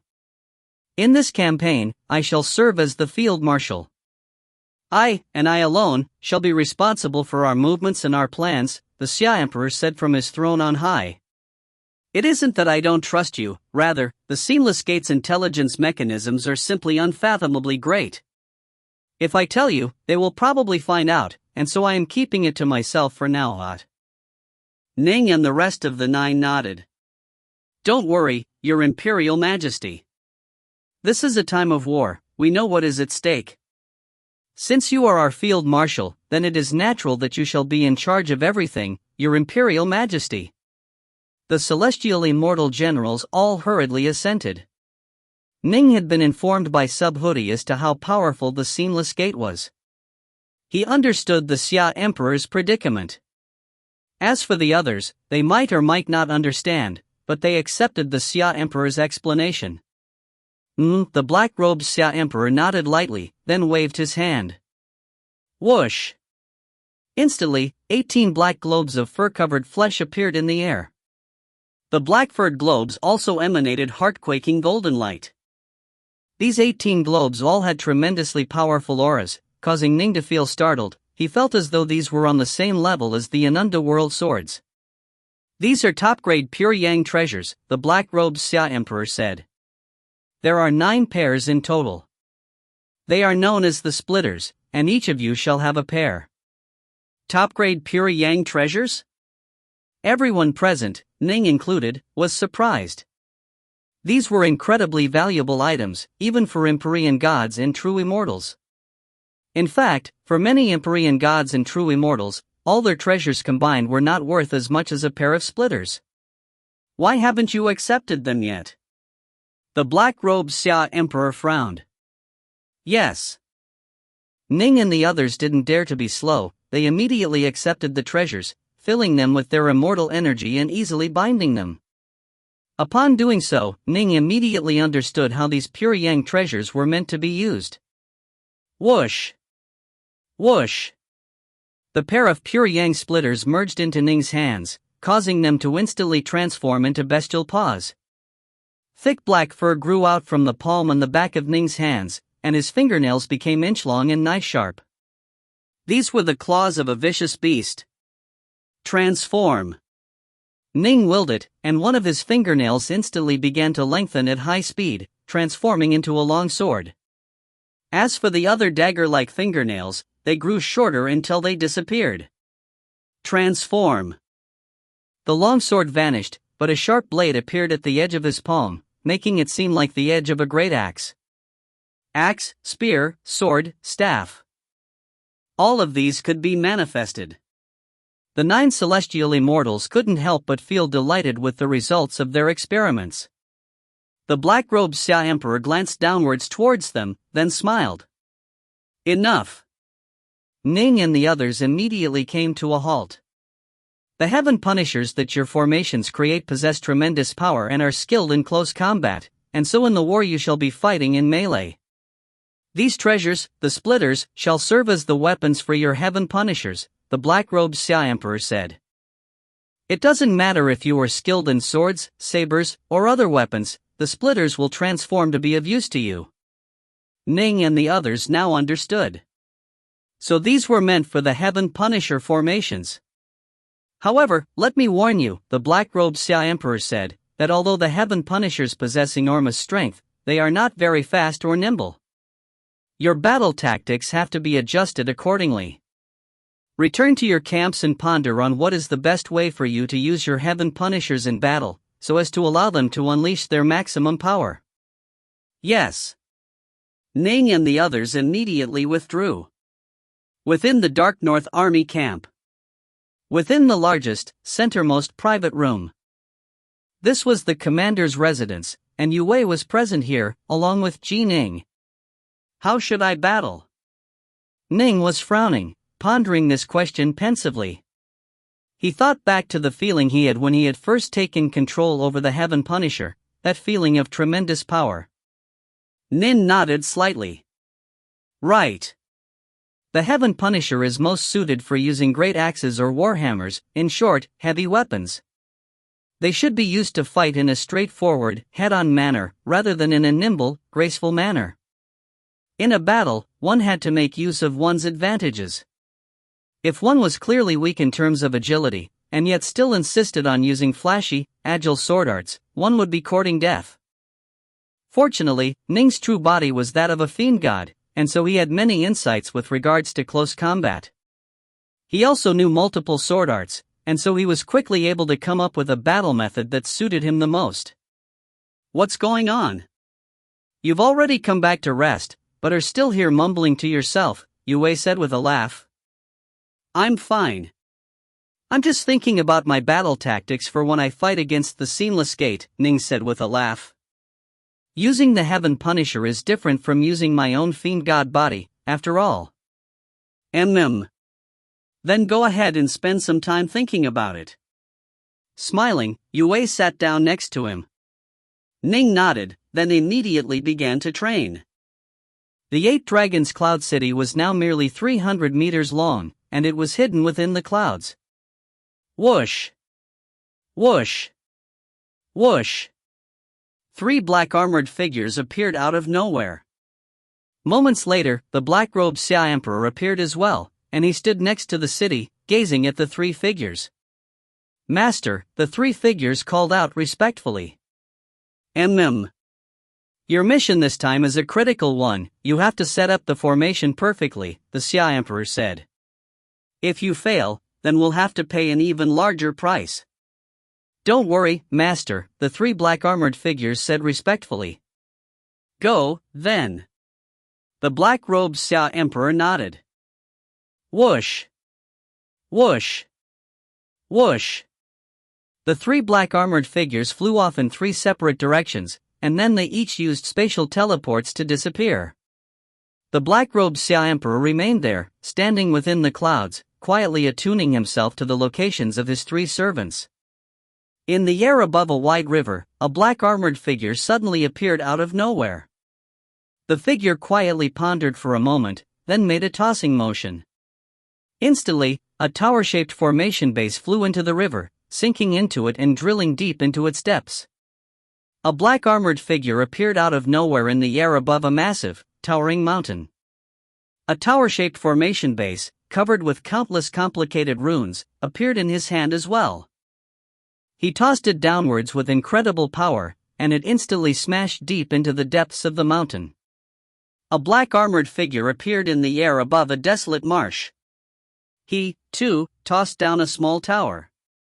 In just a few moments, more than 9 small towers were set up within Whitepole Commandery, each of which was roughly 500,000 kilometers away from Whitepole City. Within Whitepole Commandery, the black-robed Xia Emperor stood there quietly amidst the clouds. Upon sensing that the 9 little towers had been placed, he revealed a smile. If you start off a step ahead, you'll remain a step ahead. Does the Seamless Gate really think that I'll rely on the power of the Imperial capital to the point where I shall simply defend there without fighting back? He had been building up the Imperial capital for countless eras, and it was indeed the most stable location within the Grand Xia. Right now, he had only left behind the white-robed Xia Emperor to watch over the capital, but he didn't worry at all that it might be breached. The Xia Emperor hadn't chosen to take the easier route of relying on his fortified capital. Instead, he had launched an attack. Arise! The Xia Emperor instantly willed it. Rumble! Within a vast river, the formerly calm flows of water suddenly turned savage and ferocious. The tremors shaking the river grew increasingly powerful until, with a boom, an enormous tower suddenly sprouted out from within it, rising upwards non-stop. The tip of the tower that jutted out from the water was more than 30,000 meters long, and the entire tower was covered with countless golden runes and lines. Instantly, the world itself began to twist, and spatial ripples that were visible to the naked eye could be seen. A towering, massive mountain began to fall apart, because from the heart of the mountain, an even more massive black tower that was covered with golden runes had appeared. An enormous divine tower was emerging from the marsh as well. A large region of Whitepole Commandery, spanning more than 1,000,000 kilometers, became completely trapped within the field of divine towers. Within the black citadel of the Seamless Gate located above Whitepole City, the main palace of the Seamless Gate. True Immortal Whitepole was seated up high, and below him were seated the Empyrean gods, true Immortals, and a few celestial Immortals. The imperial capital of the Grand Xia isn't so easily attacked. Our best chances lie in slowly conquering the other territories of the Grand Xia, forcing the Xia Emperor to come out and leave his headquarters. The cave master of the myriad demons cave boomed out. I just received word, Gate Master Azurfox said, that the Xia Emperor had produced a protocosmic spirit treasure, the 8 Dragons Cloud City, and then had his entire army move into it. However, none of the Immortals within the city know where it is. It seems that the Xia Emperor is wary of us and doesn't wish for us to know where he is and what he is doing. Rumble! Suddenly, the local space began to change. The faces of everyone present changed as well. A restrictive formation? The black-haired, black-robed, red-eyed elder laughed coldly. Didn't you say that the Xia Emperor would rely on the strength of his imperial capital? Where did this formation come from? Shenkuan has been locked. There's no way to greater teleport or void blink in this area. Not even core sense can be used to investigate outside of it. Gate Master Azurfox said softly, the Xia Emperor is even more confident than we expected. He actually dares to abandon his imperial capital and attack us? True Immortal Whitepole's cold eyes held a hint of eagerness within them. He immediately said in an icy voice, the more he prances around, the faster he will die. In the end, I shall be the master of the Grand Xia. Everyone, prepare for battle. Hum! A deep sound suddenly rang out, shaking the entire sceneless city. This was the alarm sound. The attack's already begun? Within the main palace, True Immortal Whitepole, Gate Master Azure Fox, and the others all revealed looks of surprise. This was simply too fast. The enemy formation had just been set down moments ago, and now the attack had already arrived. If you find any errors, ads pop up, ads redirect, broken links, non-standard content, etc., please let us know. Report chapter so we can fix it as soon as possible. Book 18, Chapter 10, Vanguard. Book 18, Pure Yang, Chapter 10, Vanguard. Go onto the city walls, True Immortal Whitepole immediately ordered. Let's go.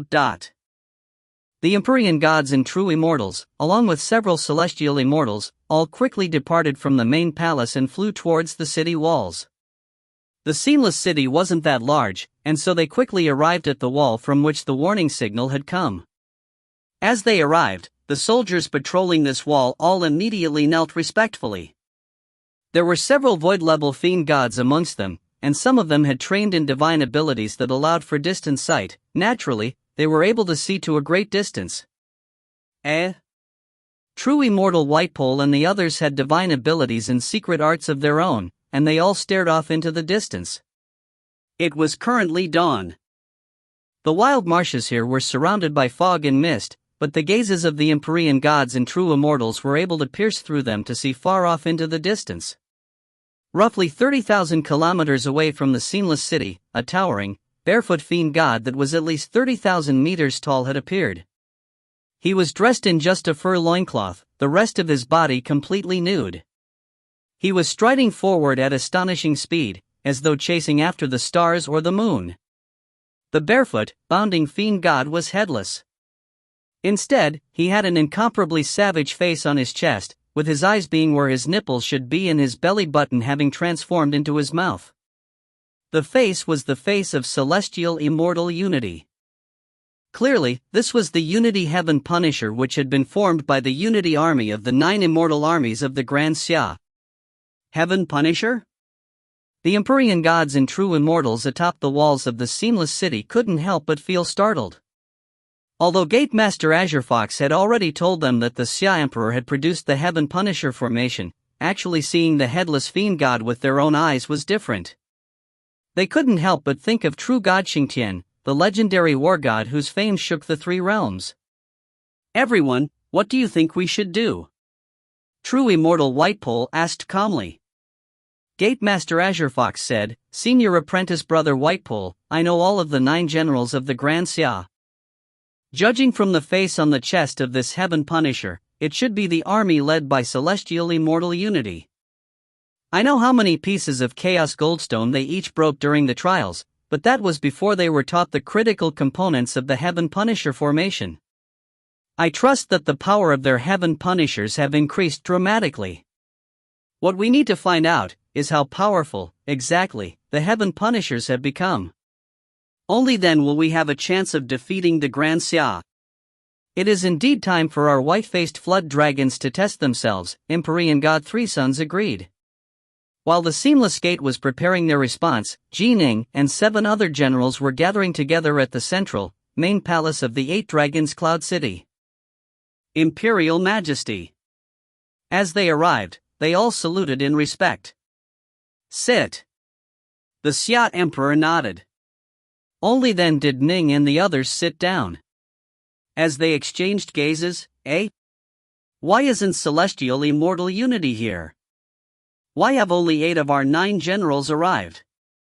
We've already reached Whitepole Commandery, the black-robed Xia Emperor said. In addition, I've already set down a grand formation that's locked down the space within 1,000,000 kilometers of Whitepole City. Within this region, greater teleportation is impossible and core sense cannot be used.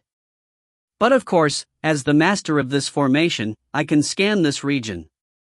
However, because there are layers of protection surrounding the seamless city, my core sense is unable to penetrate into it. Everything else, however, is within my reach. Ning and the others were all startled. Such speed! None of them were aware of the Xia Emperor's movements at all. When we arrived at White Pole Commandery, I sent out the army commanded by Celestial Immortal Unity. They've already transformed into a Heaven Punisher and are serving as our vanguard in testing the Seamless Gate's power. The black-robed Xia Emperor pointed into the air, an image instantly appearing. The image was of a vast, wild land, with a towering, mountain-sized, nearly unclad fiend god with no head who was bounding barefoot through it. The face on the chest of the headless fiend god was the face of Celestial Immortal Unity, only, it was more fierce and savage. He's already made a move? Ning was secretly startled. It seems the Xia Emperor truly is being cautious, he's not letting us know about any of his actions at all. Still, that's for the best, it means our chances of victory against the Seamless Gate will be improved. Ning had great faith in the Xia Emperor, as his background guaranteed that there was no way he would ever join the Seamless Gate. He was the scion of the Primordial Imperial Clan. The Primordial Imperial Clan was the most powerful force on the side of the New Alliance. One of the dominating powers of the Primordial Era, even more powerful than both the Taoist path and the Buddhist Sangha. Ning naturally held great trust in the Xia Emperor's decisiveness. This is a Heaven Punisher, a Xingtian divinity formed through a formation, after all. A red-bearded elder to the right of the black-robed Xia Emperor laughed. It isn't a real fiend god, and its power is controlled by celestial immortals and guided by loose immortals who control the natural energy of heaven and earth, forming it into a fleshly body. Thus, this fleshly body contains tremendous power, allowing it to run at great speed. If it was soaring through the air, it would be moving much more slowly, and so, the most suitable way for advancing is by bounding across the land. Due to its great size and great strength, it runs quite quickly. Ning glanced at the red-bearded elder. Ning and the others knew all 5 of the Empyrean gods/true immortals by the side of the Xia Emperor. 3 of them were from the Primordial Imperial Clan and were absolute supporters of the Xia Emperor. The other 2 were True Immortal Dongyan and the founder of the Skyfarmer clan, True Immortal Skyfarmer. Ning had long ago heard that the Kind Water clan had an Empyrean god, but had never seen him before this. Firecloud's words are correct. The Xia Emperor nodded. You need to get a better understanding of how to use the power of the Heaven Punishers. Watch this battle carefully, this will be the first time our Grand Xia truly does battle against the Seamless Gate. Remember, no matter what, don't be overconfident. Your Heaven Punishers each represent 1,000 celestial immortals and 100,000 loose immortals. If you are defeated, you won't be the only ones to die. 1,000 celestial immortals and a horde of loose immortals will perish as well. Ning the others instantly felt a heavy feeling in their hearts. Unity, you can halt now, the Xia Emperor suddenly said. His voice was transmitted straight into the ears of the Unity Heaven Punisher. The image was currently displaying the Unity Heaven Punisher bounding through a vast lake. This lake was at least 1,000 kilometers in size. Although the waters of the lake were deep, they barely reached the Unity Heaven Punisher's calves. The giant waves were only capable of wetting the hairs on the massive Heaven Punisher's legs. You are only 10,000 kilometers away from the Seamless City, the Xia Emperor said. Unity, wait here for now. I trust the Seamless Gate's attack shall arrive soon. The Unity Heaven Punisher just stood there quietly within the lake, as unmoving as though it had been there since the Primordial Era, as though nothing in the world could possibly shake it. Anyone who looked at it would feel their hearts quake. The aura radiating from him was an aura of power which only the fiend gods of the Primordial Era possessed. This Heaven Punisher was based off of true God Xingtian. After all, the arrogance and the desire for battle it radiated far surpassed that of most Empyrean gods. Suddenly, the waters of the lake began to ripple. The Unity Heaven Punisher stared towards the distant Seamless City. A little tiny black dot was rapidly drawing closer, and as it was expanding in size. The creature had a white, humanoid face, was covered with black scales, and had 2 arms and 2 legs. It was 30,000 meters tall, but its draconic, serpentine body was 90,000 meters long. It was dawn. The surface of the vast lake was covered with mist and dew. A massive, 30,000-meter-tall fiend god with no head who was dressed in just a fur loincloth was standing within the lake.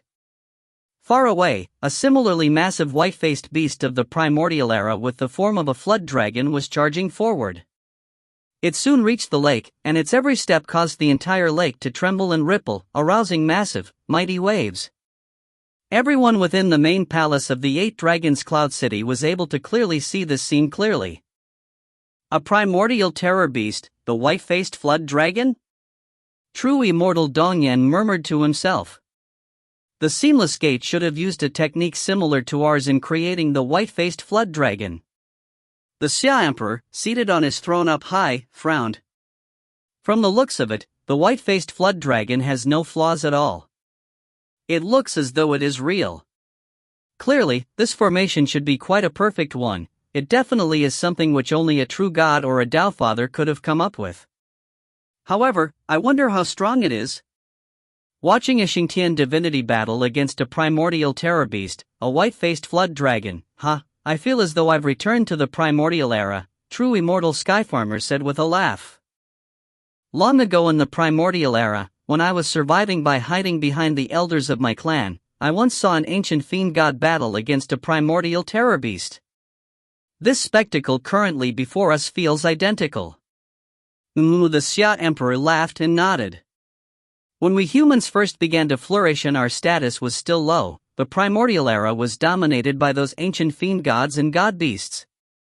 Back then, it was their world. God beasts and terror beasts could be considered fiend gods.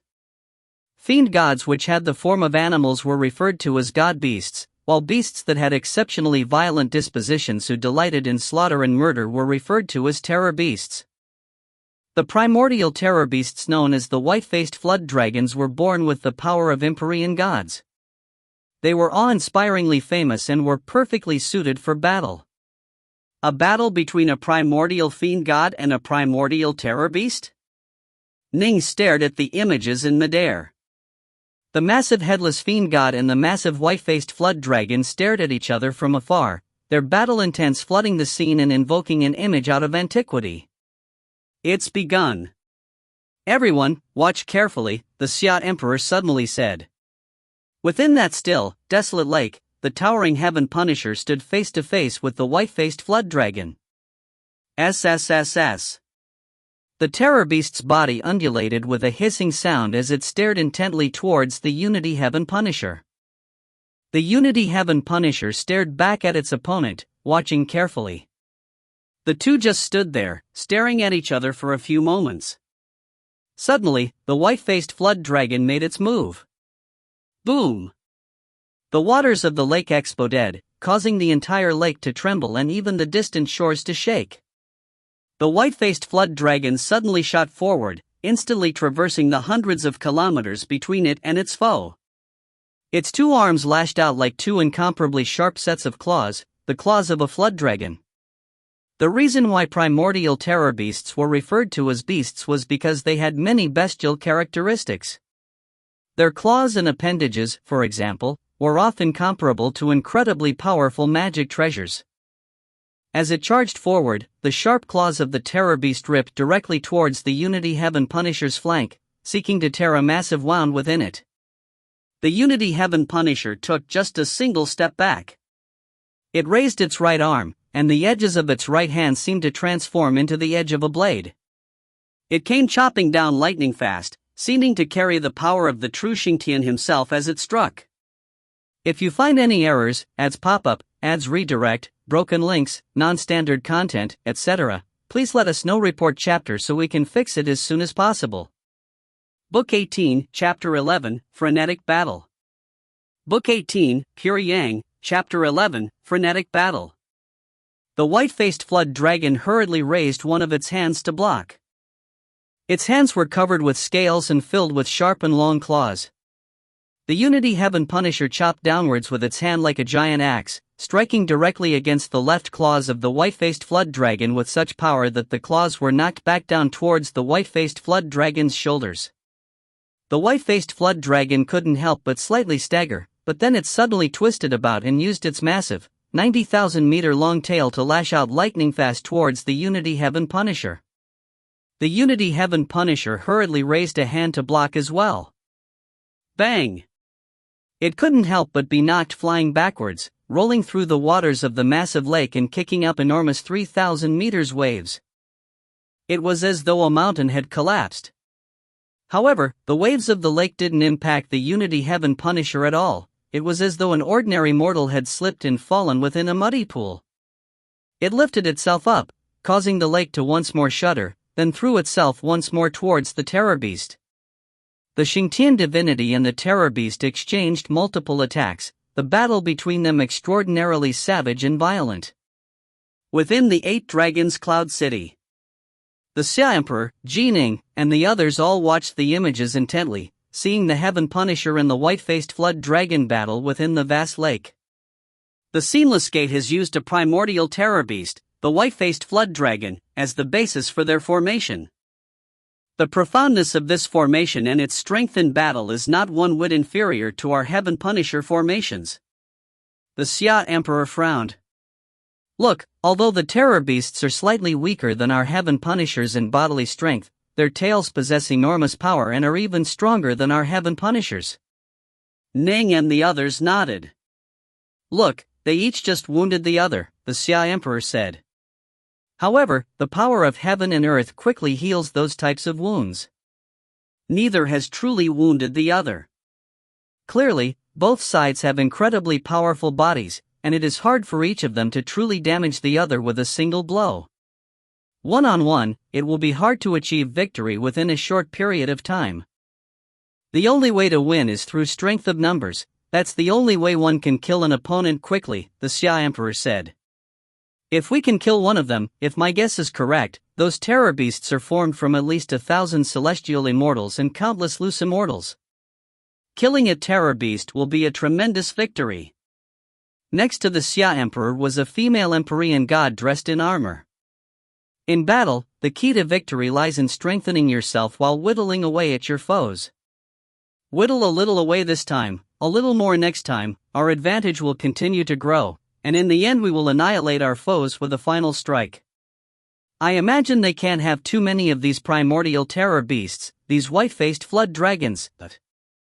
As they were chatting amongst each other within the main palace, suddenly, the battle scene within the Midair image changed. The massive lake had been filled with blurry mists, but suddenly a wind arose, resulting in a massive whirlpool of clouds. The energy of heaven and earth is filling the place. The Xia Emperor's face changed. 8 generals, hurry up and assume the Heaven Punisher formation. The Xia Emperor suddenly barked. Yes. Ning and the rest of the 8 felt their hearts clench. They, too, had been stunned by the sight of that enormous vortex. They could all tell that the enemies had to be setting up additional terror beast formations and creating more white-faced flood dragons. Clearly, the Seamless Gate had tried to lull the Xia Emperor into a false sense of complacency by initially sending just a single white-faced flood dragon and using just a little bit of natural energy. Now, however, they were sending all of the white-faced flood dragons they had. Humph, how vicious. So they are trying to deal me a harsh blow in our first exchange? The Xia Emperor laughed coldly. From the massive whirlpool above the lake, one could tell that the white-faced flood dragons that were taking form had to be within the region of that lake. Why, then, wasn't anything visible yet? The only explanation was that they were all hiding with a portable minor world. Ning and the rest of the 8 immediately flew out from the main hall at full speed, sending their core sense to their subordinates. Ning roared mentally, Dark North Army, assemble the formation. Boom! Boom! Boom! Boom! Boom! Boom! Boom! Boom! A throng of countless immortals came flying out from the 8 military camps. The immortals moved at incredible speed, and in the blink of an eye they gathered in midair. Ning flew towards his own Dark North Army, and everyone joined together into the Heaven Punisher formations as bloody runic lines appeared, along with an overwhelming battle intent. Soon, 8 towering, mountain-sized barefoot fiend gods that were clad only in fur loincloths had appeared. The 8 heaven punishers had all manifested, and their auras towered through the heavens. "Hurry and reinforce him," the Xia Emperor barked mentally. "Protect yourselves and annihilate your foes. The more you can kill, the better." "Yes." Ning and the others all assented to the order, and then all 8 heaven punishers vanished. The vast lake. The Unity Heaven Punisher was still battling against the white-faced flood dragon terror beast. Suddenly, an enormous vortex of natural energy took form above it, and as soon as it did, another power began to draw from that vortex, causing it to spin even more rapidly and grow even greater. Not good. The Unity Heaven Punisher could tell that something bad was happening. A moment later, the Xia Emperor's voice rang out by his ears. "Careful, the Seamless Gate should have other white-faced flood dragons, and they will most likely appear imminently." These words from the Xia Emperor further solidified the Unity Heaven Punisher's suspicions. With a furious roar, he knocked the white-faced flood dragon flying backwards, then pulled away from it. As suspected, 3 more mountain-sized creatures suddenly appeared out of nowhere, each of which had long, sinuous bodies with white humanoid faces, sharp claws, and black, scale-covered bodies that were more than 90,000 meters long. Kill. Celestial Immortal Unity? Unity, die. The white-faced flood dragon that had been knocked away, along with the 3 new terror beasts, simultaneously charged forward to assault the Unity Heaven Punisher, who had immediately moved to flee when he had knocked aside the first terror beast. In with the blink of an eye, he ran across the surface of the vast lake and out into the wilderness, trying to buy as much time as he could. In fact, he didn't even turn to face the terror beasts at all. In terms of running speed, the Heaven Punishers were slightly slower, after all. Boom! Right at this moment, when the two sides were about to collide.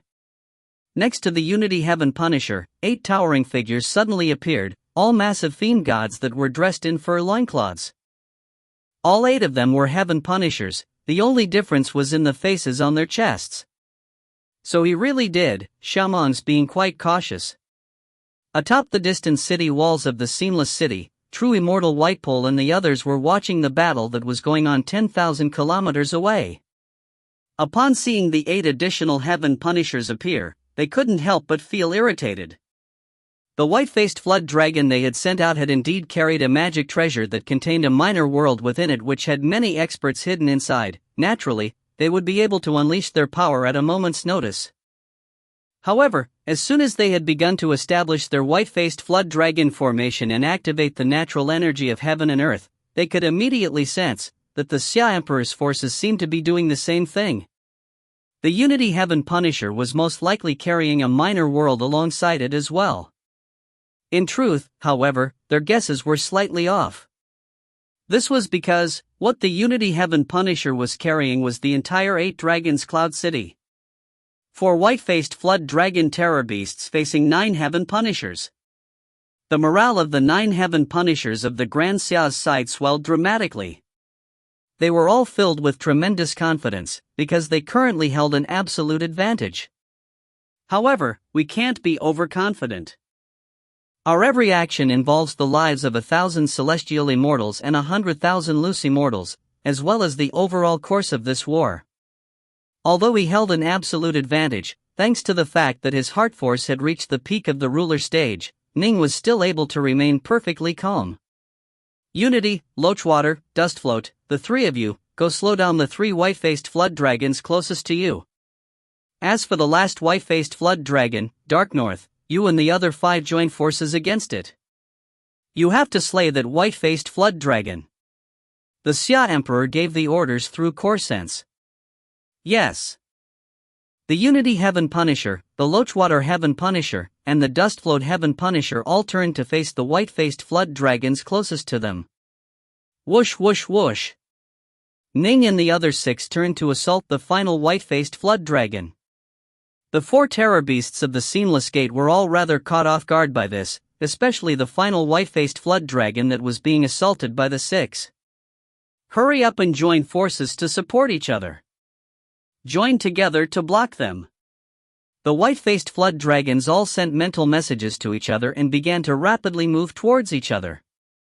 If the 4 of them could completely join forces, they would be able to defend against the 9 heaven punishers. They might be at a disadvantage, but they'd be able to hold on for a brief period of time. Given the Seamless Gate's abilities, they'd have ample time to rescue the 4. Ning and the others expected this as well. Their foes weren't fools, and wouldn't just fight in a random, foolish manner. No matter what, they are in the wilderness right now, quite far away from the Seamless City.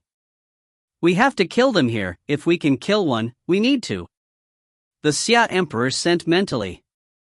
Kill. Kill them. The Dark North Heaven Punisher, All Beasts Heaven Punisher, Thousand Needles Heaven Punisher, and others all charged forward with explosive power.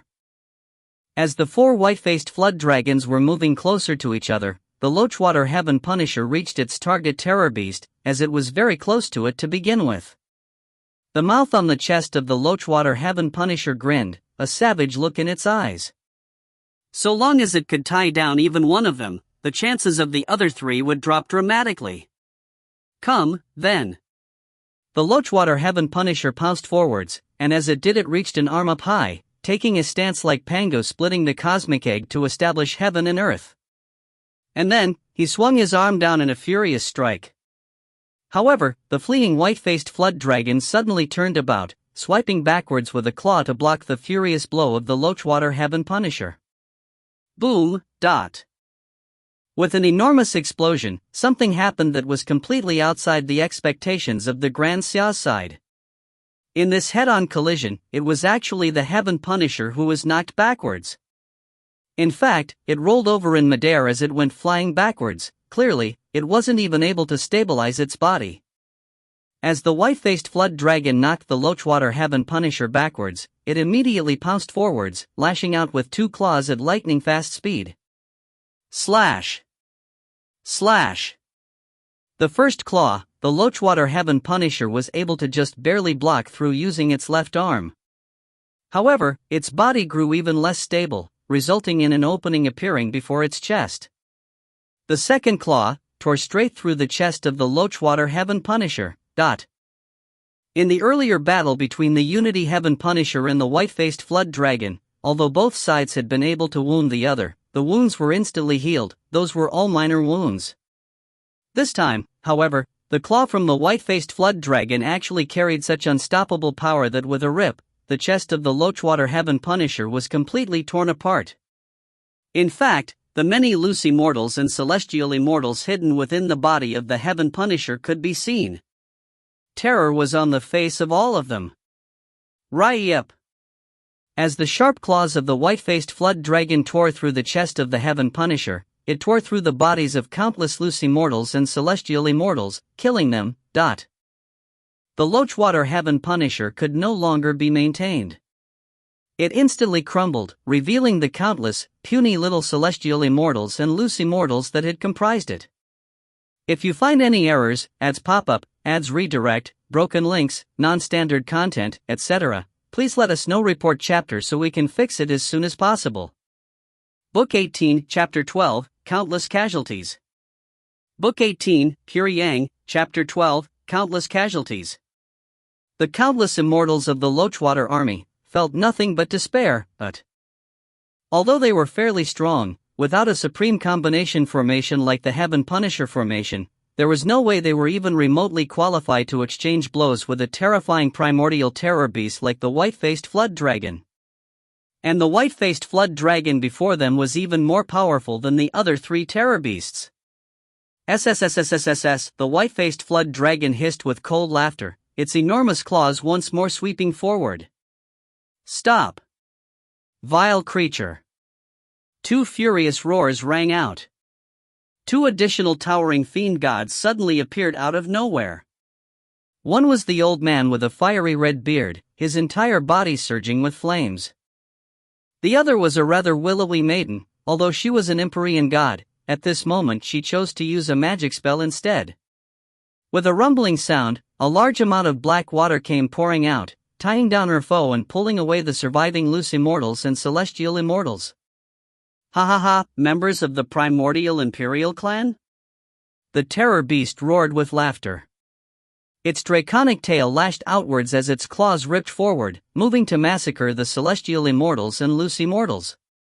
The survivors all used whatever methods they had available, be it hiding within their immortal estates or using evasive abilities. In short, they were trying to buy as much time as they could, but alas, compared to the white-faced flood dragon, they were far too weak and slow. Boom. The red-bearded elder, wreathed in blazing flames that soared through the heavens, chopped downwards towards the terror beast with a massive warblade. The terror beast, in turn, brandished a single claw to block. The two exchanged a blow that could cause mountain ranges to shake. The red-bearded elder was knocked flying backwards, and at even greater speed than the Lochwater Heaven Punisher had been. The female Empyrean god who had been next to him hurriedly moved forward to take over for him. Within the 8 Dragons Cloud City, the levitating image was still displaying the results of the battle. The Xia Emperor, true immortal Dongyan, true immortal Skyfarmer, and the extremely muscular Empyrean god all had ugly looks on their faces. A cold light flashed through the eyes of the Xia Emperor. That white-faced flood dragon is far more powerful than the other 3. He mused silently to himself. Can it be that it is formed with even more celestial immortals and loose immortals than the others? Or is the commander of the white-faced flood dragon formation an Empyrean god or a true immortal? There were many possible explanations as to why the terror beast was so powerful. The same was true for the Heaven Punishers. If it was comprised of thousands of celestial immortals and many hundreds of thousands of loose immortals, its power would naturally increase dramatically. If a pure Yang true immortal commanded it, it would also grow more powerful, and if a monster like Ning was in command, it would similarly become very mighty. And yet, because of how powerful the physical body of the white-faced flood dragon was, and because it was formed from an ancient formation, core sense couldn't be used to penetrate through it. There was no way to see inside of it at all, and so no one could be certain as to how many celestial immortals and loose immortals it held, or who the commander was. Although the white-faced flood dragons all had different faces, the Xia Emperor knew too little about the Empyrean gods and true immortals who battled alongside the Seamless Gate. The Seamless Gate, however, knew almost everything about the Grand Xia's side. This disparity in information was one of the reasons that something like this had happened. If the Xia Emperor's side had arranged for a pure young true immortal to take charge of a Heaven Punisher formation, the enemy would have been able to find out right away from the chest face of the Heaven Punisher. There was no way to disguise or change the faces on the chests, because they were naturally formed by the formation itself. Within the Black Citadel hovering above White Pole City, countless illusory chains continued to fill the area around the Black Citadel. True immortal White Pole and his comrades on top of the walls of the Citadel all had smiles on their faces. Ah! Only when you know your enemy and know yourself shall you gain victory in all your battles. The Xia Emperor knows far too little regarding our Seamless Gate. Very few know about Empyrean god Venom Song. They weren't able to tell from the appearance of that white-faced flood dragon that it was being commanded by an Empyrean god. The Hallmaster of Bloodcloud Hall sent mentally, Azure Fox, your idea of having Empyrean god Venom Song personally command a squad was a stroke of brilliance. Something like this can only be used once. Next time, they'll know and be prepared for Venom Song's power, Gate Master Azure Fox sent back. However, once is enough. We've already caused them to suffer a tremendous loss. How many celestial immortals and loose immortals did each side possess? Both the Heaven Punishers and the white-faced flood dragons, the death of a single one represented an utterly staggering amount of casualties. Generally speaking, battles amongst immortals could last for extremely long periods of time. This first clash, however, had already resulted in such major losses for the enemy, it could be considered a tremendous victory. And so, the Empyrean gods and true immortals on the walls of the Seamless City all had smiles on their faces. True immortal Whitepole had a smile on his face as well, but suddenly, his face changed. The faces of the Hallmaster, the Gate Master, the Cave Master, and the others all changed as well. Not good. One of the few celestial immortals alongside the true immortals, Immortal Venom Freak, stared unblinkingly at the distant battle scene. On the field of battle, no one could predict exactly how things would turn out. This was because sometimes, new variables would appear so suddenly that neither side would be able to react in time. For example, just now the Lochwater Heaven Punisher was suddenly defeated and its body was torn apart, resulting in the entire Immortal army being defeated and in countless casualties. This was simply too sudden, as was the Xia Emperor's decision to suddenly send out 2 Empyrean gods to slow down the enemy. In truth, in terms of raw strength, both Empyrean gods were slightly weaker than the Heaven Punishers and the white-faced Flood Dragons. The Heaven Punishers and the white-faced Flood Dragons were formed from an enormous amount of natural energy, after all, and so possessed enormous amounts of strength. They could be considered as having reached the very apex of power possible for Empyrean gods.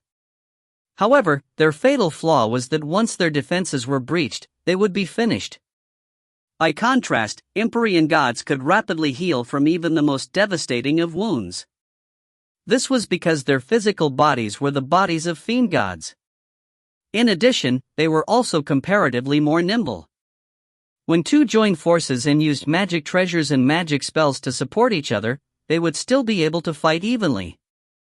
As the strongest white-faced Flood Dragon battled against the Lochwater Heaven Punisher, Ning and the other 7 Heaven Punishers were assaulting the other 3 terror beasts. Of the 8 towering Heaven Punishers, it was obvious that the one Ning led was the strongest one.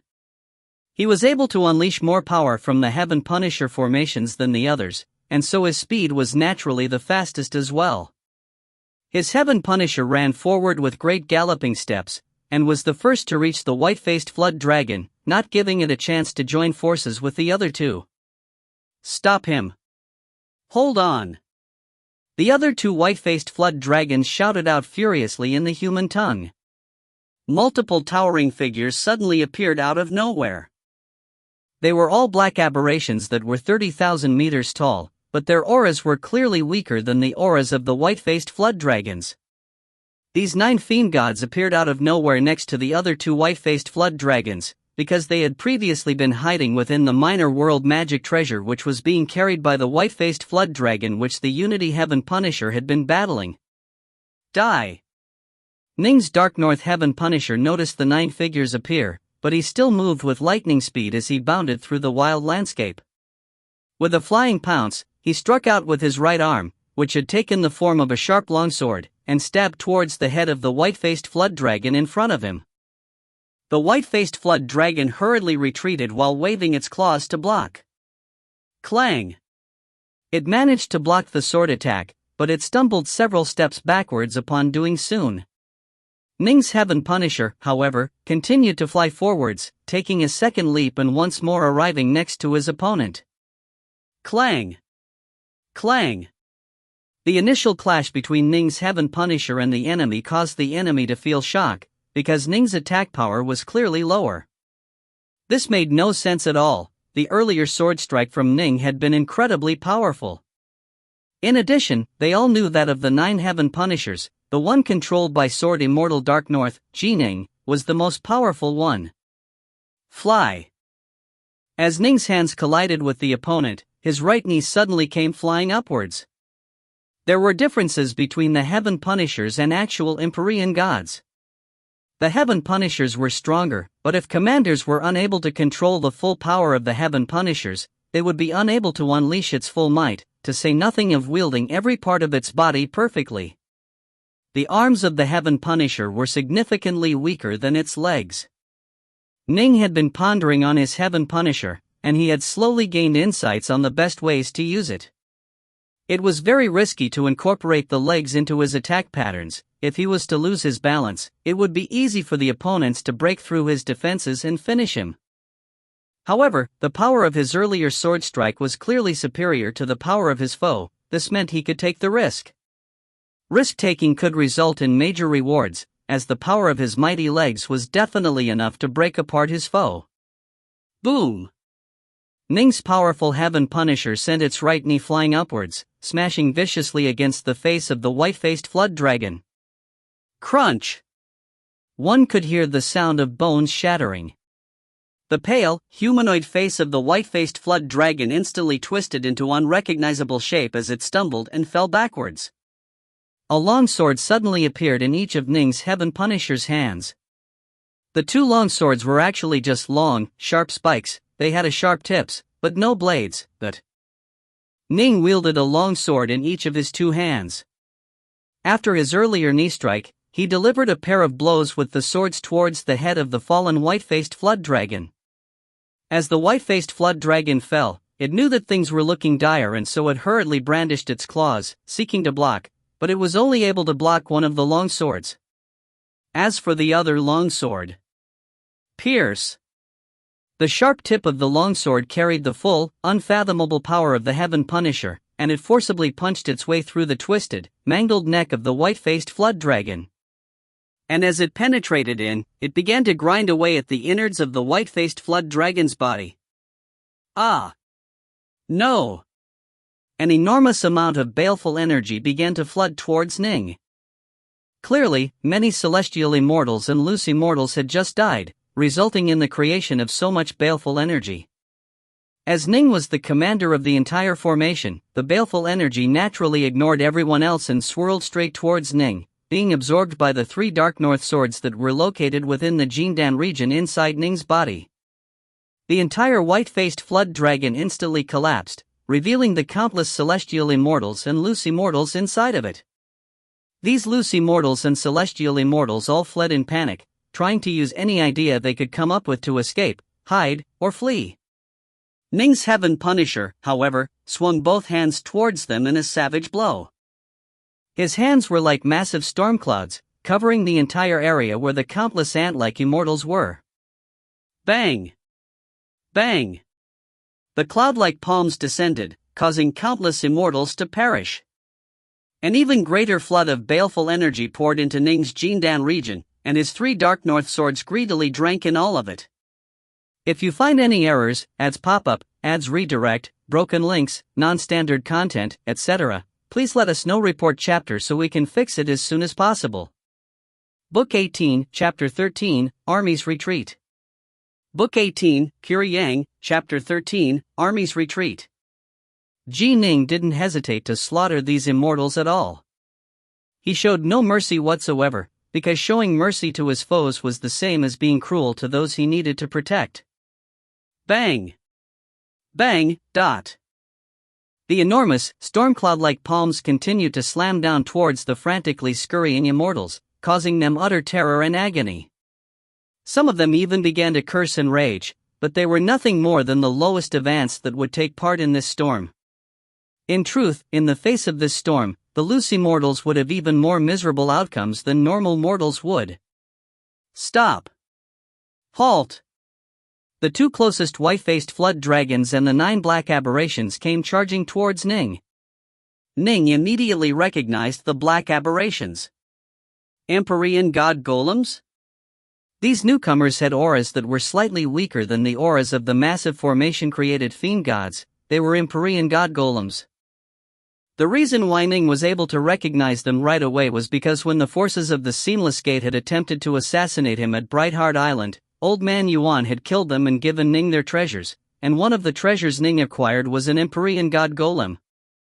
It was identical to these 9 new Empyrean god golems, black-colored, savage-looking, and horned. Dark North, well done. Excellent. Well struck. Ah, kill them all. The other 7 Heaven Punishers excitedly moved to join forces with Ning. They couldn't be blamed for their excitement. The Seamless Gate had just slain the Lochwater Heaven Punisher, while Ning then immediately killed a white-faced flood dragon afterwards. Just now, the other Heaven Punishers had been enraged by the destruction of the Lochwater Heaven Punisher. Upon seeing Ning wipe out an enemy terror beast in bloody fashion, how could they not grow excited? The other 9 black fiend gods are all Empyrean god golems, Ning sent mentally. They should all be weaker than the white-faced flood dragons. Whoosh! Whoosh! Whoosh! The 3 closest Empyrean god golems pounced towards Ning. Ning willed it, pulling all the treasures left behind by the countless slain immortals into high-size storage treasure. Of course, quite a few Immortals managed to escape. Given that Immortals fled at high speed, that they were fleeing in every direction, and that some had even hidden themselves within their immortal estates, there was no way Ning could wipe them all out. Similarly, when the Lochwater Heaven Punisher had been destroyed, quite a few Immortals had managed to survive as well. But of course, those who survived were the fortunate ones. In a battle at this level, surviving after the formation collapsed was purely a matter of luck.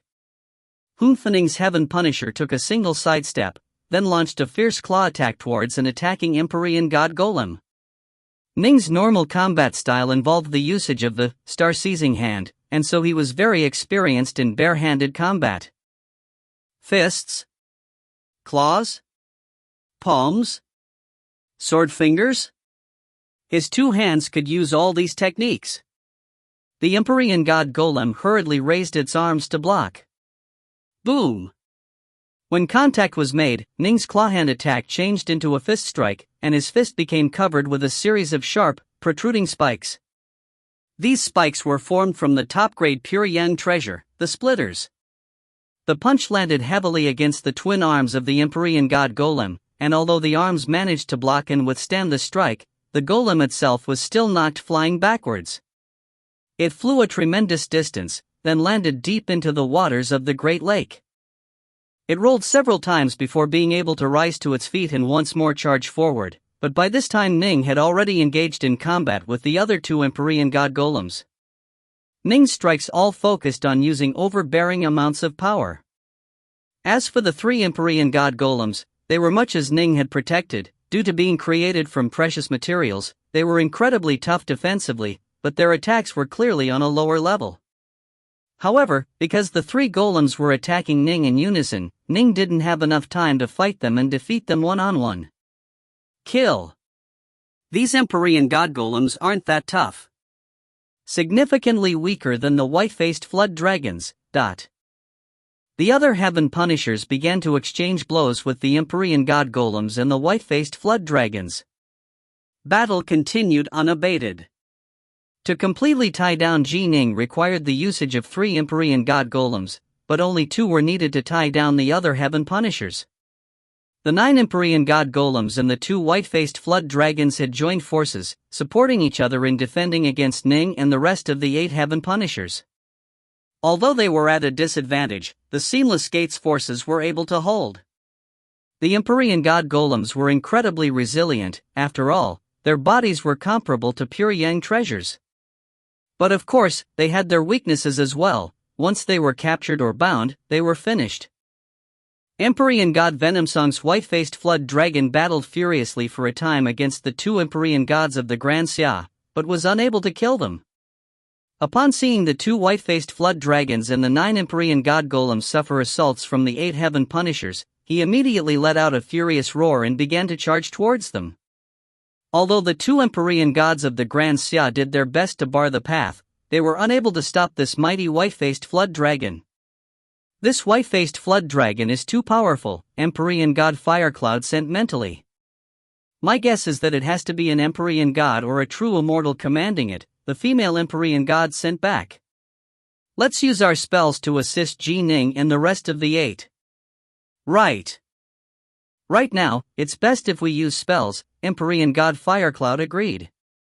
The female Empyrean God and Empyrean God Firecloud charged forwards while casting their spells. Both of them were using binding-type spells. A roaring black river of water and a flood of golden magma began to furiously swirl about and entangle the 3 enemy white-faced flood dragons and the 9 enemy Empyrean God Golems. Damn! The Venomsong Terror Beast was enraged. The binding power is nauseating. I'm moving even slower now. The other 2 white-faced flood dragons felt the effects even more strongly. Before this, they had an advantage over the Heaven Punishers in terms of speed, but now they were at a disadvantage. Even their attack power had dropped significantly. As for the 9 Empyrean God Golems, they were impacted even more heavily. They were weaker to begin with, and now that they were being slowed down by the spells, their power dropped dramatically. Fortunately, the 2 Empyrean gods of the Grand Xia had cast wide area of effect spells that weren't focused on them, which was why they were able to continue battling against the Heaven Punishers. Damn! The Venom-Song Terror Beast was impacted the least, and he charged forward in berserk fashion. Ning and the other 7 Heaven Punishers instantly felt great danger impending. "Wacko, all beasts, Dustfloat, let's go deal with it," Celestial Immortal Unity sent. The 4 of them were facing the Venom-Song Terror Beast, and were the closest ones to him, thus, it was up to the 4 of them to receive his attacks. Boom! Celestial Immortal Unity was sent flying backwards from the initial collision, but the other 3 Heaven Punishers immediately moved to block the Venom-Song Terror Beast, giving him no chance to press the assault. For a time, 4 Heaven Punishers launched wild joint attacks against the Venom-Song Terror Beast. They rained down their blows in sequence, supporting each other in managing to withstand the terrifying white-faced Flood Dragon. As for Ning and the remaining Heaven Punishers, they continued to wildly battle the 9 Empyrean God Golems and the other 2 white-faced Flood Dragons. Ning alone was suffering assaults from 6 separate Empyrean God Golems. Atop the distant walls of the Black Citadel, the Seamless City, True Immortal Whitepole, Gatemaster Azure Fox, and the others were watching from afar. I told them long ago to be wary of the one named Ning. Gatemaster Azure Fox had a frown on her face, as well as a hint of anger on it. You can't blame them. The Hallmaster of the Bloodcloud Hall shook his head. Things change too quickly on the field of battle. Once you give your enemy an opening, you won't even have a chance to flee. In addition, that Ning took on a tremendous risk. He actually dared to use jump up and use a knee strike? True fiend gods rarely use techniques like that. True Immortal Whitepole said coldly, to do what others dare not do, that's what made him formidable. For true fiend gods, their full power is merged together with each strike, and so it is enough to use the arms to attack. The formation commanders of the Heaven Punishers and the white-faced Flood Dragons are only able to control part of their strength, to say nothing of merging it all together in each blow. The legs of the Heaven Punishers are far more powerful than their arms. If Ning hadn't used such a risky attack, our side would have been able to hold on and the 9 Empyrean God Golems would have been able to make it there in time. But Ning's risky maneuver, he broke through the defenses of the white-faced Flood Dragon with a knee, then slaughtered it. The others present all needed. This Ning truly has become a dangerous variable, Gatemaster Azure Fox said. The horned immortal Venom Freak had an even uglier look on his face now, but a mocking look was in his eyes. Originally, when he was with the New Alliance, he had been worried that Ning would take revenge on him. Now that he had joined the Seamless Gate, it became the Seamless Gate who wanted to kill Ning, even more than Venom Freak did. This battle can be concluded now, True Immortal Whitepole said. The Xia Emperor has other Empyrean gods and true immortals who have yet to appear, while we haven't used our full power either. Even if both of us did use our full power, neither of us would be able to sweep away our opponents. This initial clash has been enough, it's shown us our opponent's strengths and weaknesses. It's time for us to ponder on them. Agreed. We definitely do need to ponder on this. It seems, we'll need to request additional reinforcements from the Fifth World. Everyone nodded. None of them had expected to fully destroy their enemies in this first clash. That would be a gross underestimation of the Xia Emperor. If they were so foolish as to continue to flail about, even if they managed to win, the price they would pay would be catastrophic. What the Seamless Gate wanted to do was to conquer the entire Grand Xia while suffering the least amount of casualties possible. But of course, if there were no other options, they would be willing to pay whatever price was necessary. Venom Song. True Immortal Whitepole looked towards the other Empyrean god of the Seamless Gate. Halt the battle. Come back. The person he was speaking to was, of course, Empyrean god Venom Song, albeit just a clone. As a fiend god, he was able to effortlessly create thousands of clones. Fine. Empyrean god Venom Song narrowed his eyes and nodded. However, before we retreat, I want to personally test this Ning's power. Thank you, Venom Song. The black-robed, black-haired, red-eyed elder suddenly said something for the first time. Ah, fellow Taoist Crimson Joy, no need to thank me. I know that you were entrusted with fellow Taoist Black Heaven with the task of killing Ning. I might be helping you out, but I am primarily acting to serve the Seamless Gate's interests. This Ning truly is an impediment to our conquest of the Grand Xia. Empyrean God Venomsong nodded. The red-eyed elder nodded lightly. He wasn't under the command of Gate Master Azure Fox at all. He had come on the request of Celestial Immortal Black Heaven, and he had just one mission, to kill Ning. The Seamless Gate is most likely going to retreat soon. Beware their final attack, Ning sent mentally. He was the strongest member on their side, and so was able to read the flow of battle better than any of them. Right. Everyone, be careful. Not good. The most powerful white-faced flood dragon just ran off. Ah. Ning, be careful. Celestial Immortal Unity sent mentally. Ning noticed this as well. The most powerful white-faced flood dragon moved incredibly fast. Upon disengaging, it shot out in a solitary line and charged towards Ning. Instantly, the other Heaven Punishers moved closer to Ning, intending to support him. Die. The Venomsong terror beast charged forward ferociously. Venomsong wanted to test Ning, but of course, if he was able to kill Ning, that would be even better. His claws tore outwards, seeming to carry the power to rend apart the sky itself as he struck straight towards Ning's Heaven Punisher. Ning took one step back with his left leg, both knees bending slightly as he used both of his palms to meet the ferocious claw strikes. Boom! This was the most powerful exchange of blows in this initial clash. The shockwaves from the collision caused the ground itself to split apart, with enormous craters appearing in the ground beneath both Ning's Heaven Punisher and the white-faced flood dragon. Both their bodies sank downwards, their legs plunging knee-deep into the earth. The earth around them rippled outwards like massive waves, and the ripples spread all the way to the distant lake, kicking up absolutely shocking waves. If you find any errors, ads pop up, ads redirect, broken links, non-standard content, etc., please let us know. Report chapter so we can fix it as soon as possible. Book 18, Chapter 14, No Way Out. Book 18, Pure Yang, Chapter 14, No Way Out. Ning could sense a terrifying power spread out to encompass his entire body. He had bent his knees and assumed a stable stance to build up power to block the blow, but upon actually receiving this terrifying strike from Venomsong's white-faced flood dragon, Ning couldn't help but stagger back heavily by one step. He almost went down to one knee as his body was pressed downwards before he was able to weather the powerful collision. Bang! A cold smirk was on Venomsong's white-faced flood dragon as his second claw attack ripped out towards Ning. He had two sharp claws, after all. Just now, he had only used a single one to tear at Ning. Boom! Ning remained very clear-headed. His right hand manifested another long sword, and his swordlight struck out like water, lashing sideways against the sharp claws of the Venomsong terror beast and knocking it aside. Ning immediately retreated, pulling back. Oof!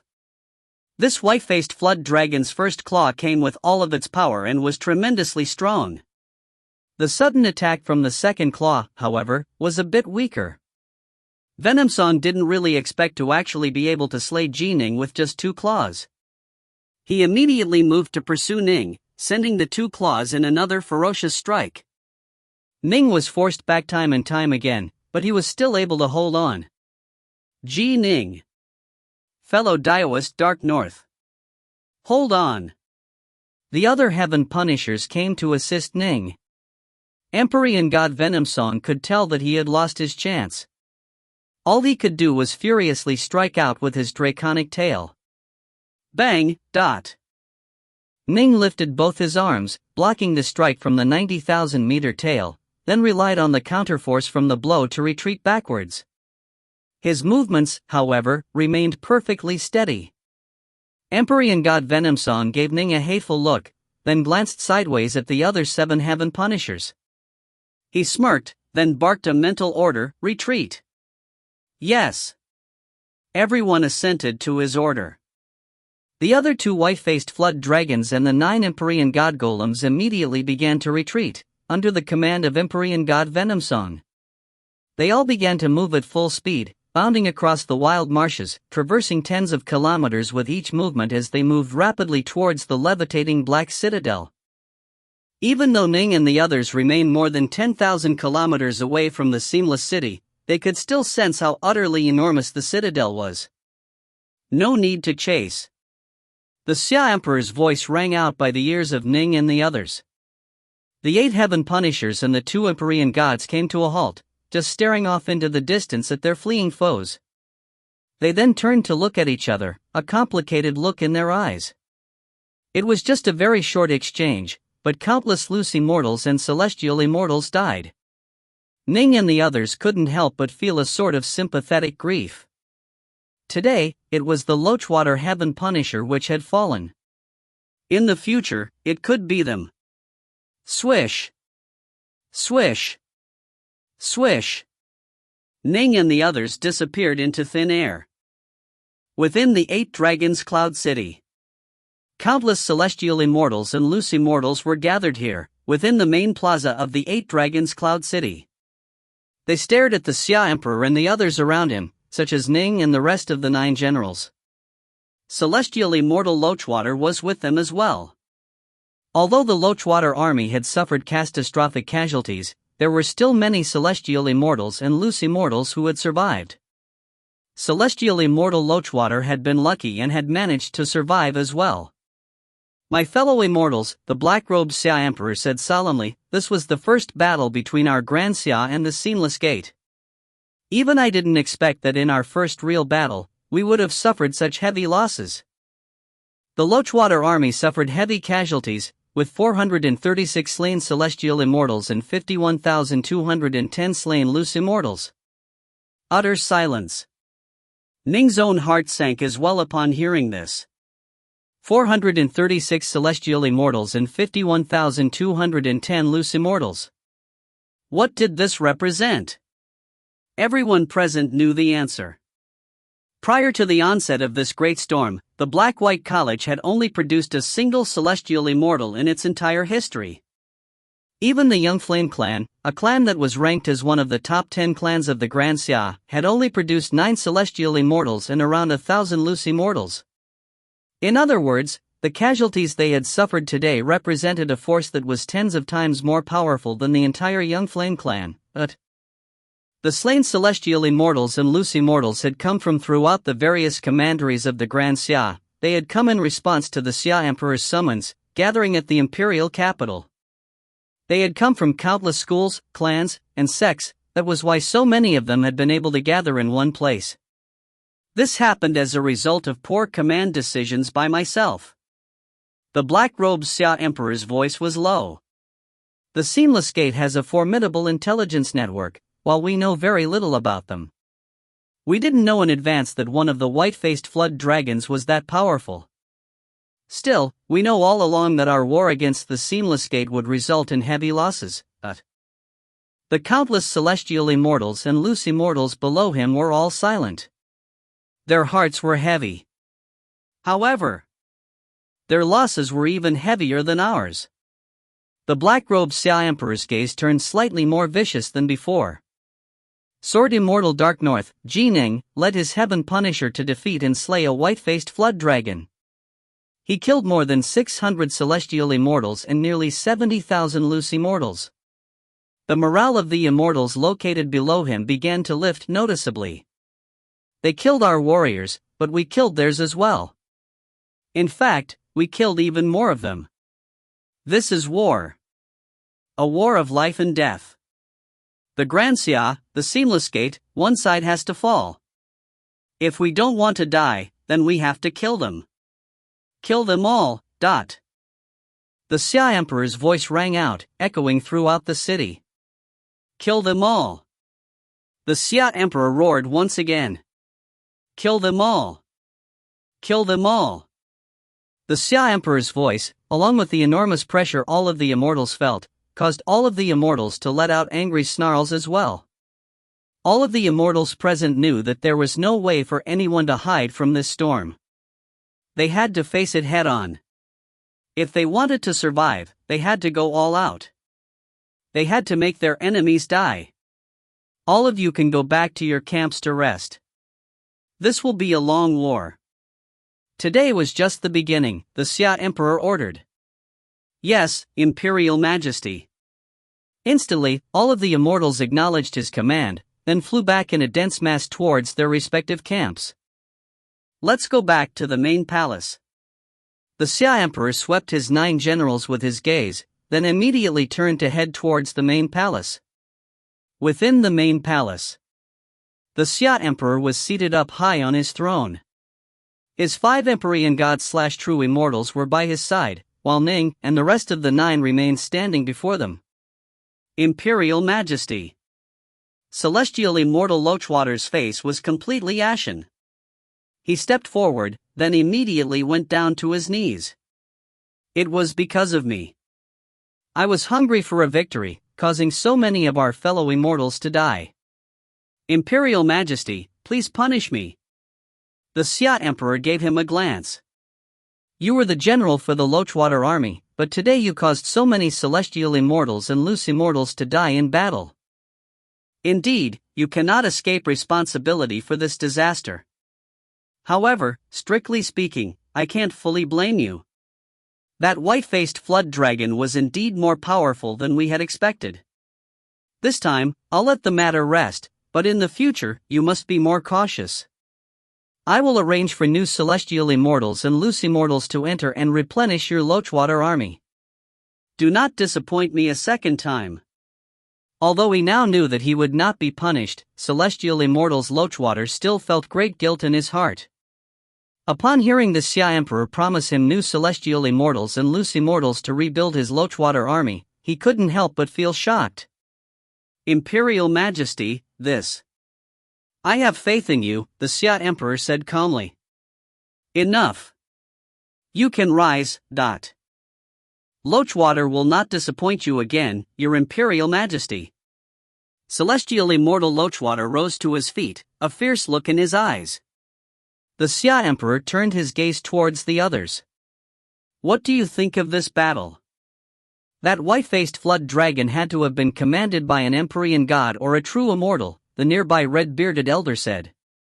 When I fought against him, I saw that although his claw attacks were seemingly simple, they contained full mastery over the Grand Tao of Blackwater. The commander is definitely an Empyrean god or true immortal. As for how many additional celestial immortals and loose immortals he had under his command, that's hard to say. Right. The Xia Emperor nodded. Ning and the rest of the 9, listen up, in the future, you absolutely must not fight against that white-faced flood dragon by yourself. Even you, Ning, must only attack if you have helpers nearby. I understand, Ning said. When I fought against him, I saw that he was superior to me in every aspect, be it strength or speed. I might be able to hold on for a short period of time, but any longer. Fellow Taoist Dark North, you might be able to hold on for a short period of time, but the rest of us would probably be defeated in just 1 or 2 exchanges, Celestial Immortal Dustfloat said, shaking his head. Thus, when fighting that white-faced flood dragon, you have to have at least 2 helpers, the Xia Emperor said. Also, what are your opinions regarding those Empyrean god golems? Tough to deal with. Very tough to deal with. They get in the way. Ning and the others had fought against the golems personally. They all had frowns on their faces. Ning had already become the unspoken leader of the 9 generals. He said, the attacks of the Empyrean god golems weren't that strong, but they are manufactured golems with bodies as tough as pure yang treasures. It is hard to damage them through direct attacks. The only way to deal with them is to suppress them through overwhelmingly superior power, then capture them. However, if several of them join together, there's no chance for us to capture them at all. Right. No matter how we attack them, we can't damage them, Celestial Immortal Unity and the others agreed. Ning realized that these Empyrean god golems were much similar to himself, back when he had first learned the 8-9 arcane art, weak attacks but incredibly powerful defenses. Most likely, there was only 2 ways to deal with them, constricting and binding them, or suppressing and sealing them. Right, Your Imperial Majesty, Ning suddenly said. The Xia Emperor looked towards Ning. I have an Empyrean God Golem, Ning said, one of the same type that we just fought against. You do? The Xia Emperor was surprised and delighted. I acquired it when the Seamless Gate attacked me, Ning said. But I only have one. Good.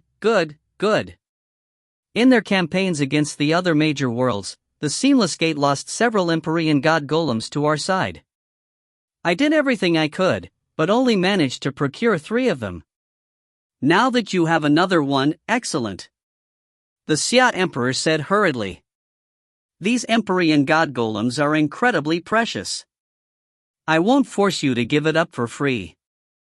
Ning, if there is anything you want, I will trade it to you, but you have to give me the golem. Ning said, since I mentioned it, I naturally have the intentions of giving it to you, Your Imperial Majesty. As for what I need, Imperial Majesty, you can just give me some pure Yang Immortal pills or Great Firmament Immortal pills.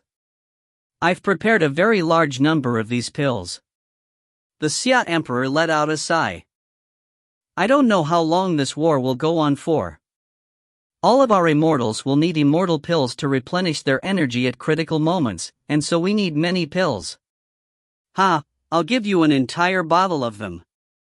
Ning immediately waved his hand, producing a black, palm-sized horned golem within his hand, one which looked identical to the Empyrean God Golems they had previously battled against. Because this was a manufactured treasure, its size could be changed as necessary. The Empyrean God Golem flew towards the Xia Emperor, and a bottle of pills flew towards Ning. Ning knew very well that this golem required many celestial immortals working together to control it. It was useless to him, but it was incredibly useful on the field of battle. As for the pills, he desperately needed powerful pills to train in the 8-9 arcane art. At present, he had only reached the 5th stage of the 8-9 arcane art. Everyone! The Xia Emperor said, the battle between us and the Seamless Gate is one in which only one size can survive. There's nowhere for us to retreat to. In addition, we will be fighting against them for a long period of time. After all, if we can tie down more of their forces here, it will mean that they can't use those forces to attack other major worlds. Ning and the others nodded. The Grand Xia was just one battlefield in this war. If all the major worlds hid their forces without willing to use them, then the Seamless Gate would be able to focus on them one by one and defeat them. Thus, every single major world had to go all out, to fight as if they were mad. If the Seamless Gate wanted to take them over, they would have to pay enough of a blood price. Starting from tomorrow, each time the 9 Heaven Punishers go out into battle, Ning will be the leader. None of the Heaven Punishers are to stray too far away from him. I will ensure that the 8 Dragons Cloud City is close to Ning, so that I can reinforce him immediately, the Xia Emperor said. The Empyrean Gods and true Immortals will also reinforce you as needed. At appropriate moments, I'll also send out the 4 Empyrean God Golems to assist you. This war will most likely last for a very long period of time, but now that you have battled against the Seamless Gate, both you and them are more experienced. It is unlikely that either side will be able to gain easy victories in the future. However, you must not grow too complacent. Over the course of many battles, you will have many chances to slay one of the white-faced flood dragons, and each will represent an enormous victory, the Xia Emperor said. Succeed several times, and the foe will no longer have any white-faced flood dragons left. The more of them perish, the greater our chances of success shall be. Life will be tough. We'll be engaged in a long war, and if you slip up, the result will be death, the Xia Emperor said. Thus, my 9 fellow immortals, you must be careful. Yes, Your Imperial Majesty. Ning, Celestial Immortal Unity, Celestial Immortal Lochwater, Fairy Rainsour, Celestial Immortal Dustfloat, Celestial Immortal Allbeast, Fairy Thousand Needles, Celestial Immortal Wacko, and Celestial Immortal Rainbow all assented solemnly. The war would be a cruel, vicious one. Perhaps others amongst them would fall, and each time they fell, it would mean that 1,000 celestial immortals and 100,000 celestial immortals had fallen with them. And yet, none of them felt any fear. In the face of the war before them, there was no way out for anyone. If you find any errors, ads pop up, ads redirect, broken links, non-standard content, etc., please let us know. Report chapter so we can fix it as soon as possible. Book 18, Chapter 15, Protection. Book 18, Pure Yang, Chapter 15, Protection. Ning and the other 8 commanders all returned to their own military camps, which were quite spacious. Entering the camp, Ning walked towards his own residence. General! General! When the celestial immortals and loose immortals saw Ning, they all called out to him. Ning smiled back to them, even calling out some of their names. Fellow Daoist Frostlike. Fellow Doistong Zisho, he could sense the veneration these immortal soldiers felt towards him. Back when they were in the imperial palace of the Grand Xia, these immortals only followed Ning because the Xia Emperor had ordered it. Now, however, Ning's performance in battle had thoroughly convinced them. If they were to follow a powerful leader, they would have a much greater chance of surviving this terrible storm. The veneration these people showed Ning caused him to feel full of vigor and energy, but it also made him feel pressure. He soon reached his residence. Yue, dressed in white clothes, was waiting for him at the door. "You are back." Yue smiled. "I heard the other immortals talking about you just now. Our Dark North army has achieved a great victory. Supposedly, we killed hundreds of celestial immortals and tens of thousands of loose immortals." "Yes. However, our losses in the Lochwater army were very heavy." Ning strode into the residence, then stared in surprise. "Eh?" This residence was the general's residence, and so it was fairly large. Prior to this, however, it had been sparsely decorated and plain-looking. Now, however, there were paintings hanging on the ceiling, and there were exquisite pieces of furniture laid out throughout the rooms. In fact, there was now even a special study, with a table that was covered in quills, ink, and paper. There was a brush holder that had 3 feather brushes within it. When relaxing, Ning usually liked to write calligraphy and paint paintings. At the innermost part of the residence, there was also a private resting room meant for the two to sleep together. Some exquisitely made delicacies were currently placed atop the black wooden table. "Senior apprentice sister, how'd you do this so quickly?" Ning laughed. "I just went out for a short while, but by the time I returned, our entire home has changed. You've even prepared a meal for us. This campaign is most likely going to be a very long one. We are most likely going to be living here for a very long period of time. Naturally, I have to decorate it a bit and make it look nice. Just now, when I saw the Xia Emperor summoning the 9 of you to the main palace, I took the opportunity to cook a few dishes as well," Yue said with a smile. "You've come back with a resounding victory. We have to celebrate it." "Yes, we do." Ning immediately sat down, picking up his chopsticks and picking up a crystalline piece of meat that looked like pineapple in texture, then eating it. This was indeed personally prepared by Yue, he could tell as soon as he tasted it. When the two had lived together in the Black-White College, Yue had often personally prepared food for him. "Excellent. It's delicious," Ning praised. "You should sit and have some as well." Yue sat down next to him, accompanying him in eating. Ning and Yue ate together and chatted together. Suddenly, Ning felt as though his heart, which had previously still felt excited and restless after that great battle, had turned calm. Back when he had lived by the side of his parents, he felt this sort of inner peace. Now, when he was with Yue, he felt the same thing. Ning glanced at Yue, who was eating slowly while gently stroking her stomach. He murmured silently to himself, "Even though the storm has come, I, Ning, swear that I will do everything I can to protect you and our unborn child." The things he needed to protect were also the things he cared the most about. The underwater estate. The stellar hall. Before the thatched cottage. Ning's true body manifested a seemingly material immortal sword within his hands, using it to train in swordplay.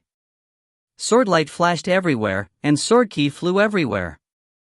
I have to master the entire Tao of the sword as soon as possible, as well as come up the heart force technique. Ning came to a halt, a hint of delight in his eyes. Although my battle against the Seamless Gate was quite short, a life and death battle like that was of tremendous help to me in gaining further insights into the Tao of the sword. That battle was a battle in which both sides harbored the intention of killing the other. There was no mercy to be shown whatsoever. It was a battle where one completely emptied one's mind of everything besides the fight. This did indeed allowing for an astonishing improvement in one's insights into the sword. For example, even back on Earth, if you had one swordsman who had studied for several years in a martial arts school and another swordsman who had fought in just a few life and death battles with the goal of surviving, the latter would probably be able to kill the former in just a single exchange of blows. Life and death battles, these things could indeed provide tremendous strength. In the future, I'll be engaged in many battles. I have to work hard to understand more of the Tao of the sword and master it as soon as I can. Ning was already very close to the final bottleneck of the Tao of the sword. After reaching it, he would only need one more step before mastering it. I've just barely managed to reach the basic level of skill in the application of heart force to the soul, but to create, Ning frowned when he thought about heart force, because it was clearly far harder to advance in it. It was easy to reach the basic level of skill, because there was a very close relationship between heart force and the soul to begin with. Even if you didn't know any special heart force techniques at all, just possessing powerful heart force would be of tremendous help in controlling magic treasures. Thus, Ning had quickly reached the most basic level of skill, but to further analyze it and come up with many practical methods for perfecting it and applying it to the soul was of incredible difficulty. Time to begin training in my 8-9 arcane art. Ning immediately sat down in the lotus position. He sat down within the thatched cottage, pulling out a pill bottle. Pulling out the plug, he glanced inside, then nodded. The Xia Emperor is indeed generous. Just a portion of this is enough for me to train to the 6th cycle. He immediately pulled out a sparkling golden pill, a great firmament immortal pill, then tossed it into his mouth. The great firmament immortal pill contained an astonishing amount of energy, but his 5th cycle foundation of the 8-9 arcane art was completely capable of absorbing it all. The main plaza of the 8 Dragons Cloud City. 9 massive heaven punishers stood there, and next to them were 4 equally towering Empyrean god golems. Ning, the 9 of you should have a good spar against them. Get them familiar with battles against these types of opponents. The black-robed Xia Emperor stood to one side, watching as he gave instructions. Right. The 9 heaven punishers looked at the 4 golems. 3 of the golems were from the Xia Emperor, while the 4th was originally Ning's. It must be understood that the Xia Emperor had 2,000 celestial immortals under his direct command. While he had sent some to replenish the ranks of the Lochwater army, he had also arranged for others to go utilize the Empyrean god golems. Empyrean god golems needed to be controlled by celestial immortals. Loose immortals were useless for this purpose. Be careful, Ning said. Fellow Daoist Dark North, go ahead and use your full power. The 4 Empyrean god golems were proceeding with caution as well. Ning and the rest of the 9 exchanged a glance, going so far as to grin at each other. Then, with a series of whooshing sounds, they immediately threw themselves towards their foes. 9 heaven punishers against 4 golems? Generally speaking, a single heaven punisher would be able to easily suppress 2 of these golems. Ning was able to give all 4 of them a good fight by himself. When all 9 of them joined together, they would naturally be able to dominate these Empyrean god golems with ease. Boom! Boom! Boom! They battled so violently, the world itself seemed to turn dark. Fortunately, the 8 Dragons Cloud City was a protocosmic spirit treasure, far more stable than the outside world. They couldn't even damage the ground in the slightest. Ning and the others unleashed their full power, using saber arts, sword arts, staff arts, axe arts, and more, sending the 4 golems flying again and again. The 4 Empyrean god golems were incredibly resilient and able to swiftly clamber back to their feet and once more enter the fray. This was, of course, a battle to accumulate experience. If they were fighting against the Seamless Gate, they would really be going all out to capture, subdue, and kill. A short while later. "You can halt," the Xia Emperor said. The 9 Heaven Punishers and the 4 Empyrean god golems immediately came to a halt. "How did it feel?" the Xia Emperor asked. "The 4 of them are roughly as powerful as the Empyrean god golems on the Seamless Gate side," Ning said. "Not much difference," Celestial Immortal Unity and the others agreed. The Xia Emperor nodded. "As I suspected. We've tested these Empyrean god golems multiple times, and as a result we've discovered that having 150 Celestial Immortals controlling them is an optimal number. If you use any more, it won't increase the power of the golems by much, but if you use any fewer, the amount of power will drop dramatically. 150, that's the perfect number for using these golems, but just 150? Ning called out in surprise. "If that's the case, then they are able to tie me down by using just 4 golems and 600 Celestial Immortals." Ning knew exactly what a pain these Empyrean god golems were to deal with. The Xia Emperor shook his head. "The reason why they are so tough is due to the golems themselves. They are incredibly rare. Right now, I only have 4 of them, including the one you gave me. Even the Seamless Gate has a limited number of them. Otherwise, they would just employ a large number of them, at which point we would definitely be defeated." Ning and the others all nodded. Empyrean god golems are very difficult to create, and they are extremely costly. Our side is completely unable to manufacture them. The Xia Emperor sighed.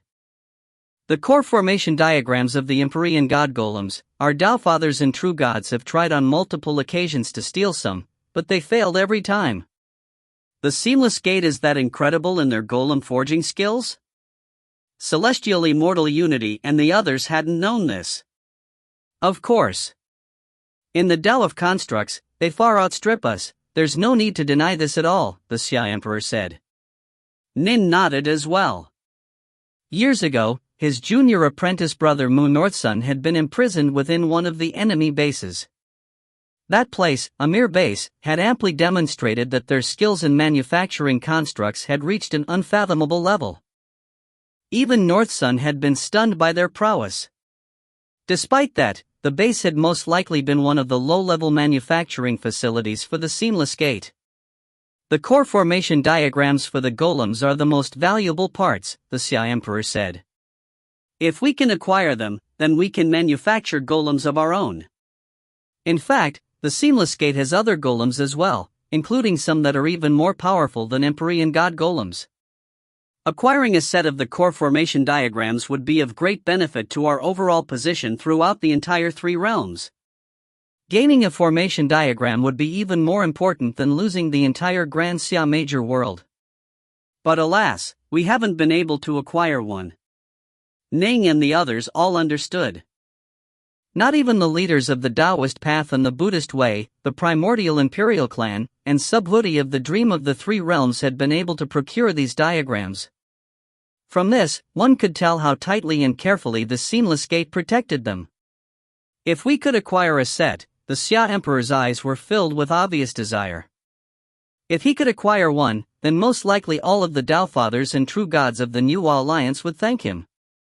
It must be understood that the strongest golems of the Seamless Gate had the power to threaten even True Gods and Tao Fathers.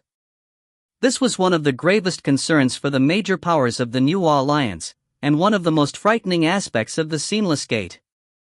In fact, to ensure that golems would be manufactured properly, the leaders had even set up an independent organization, the Myriad Demons Cavern, to carry out that task.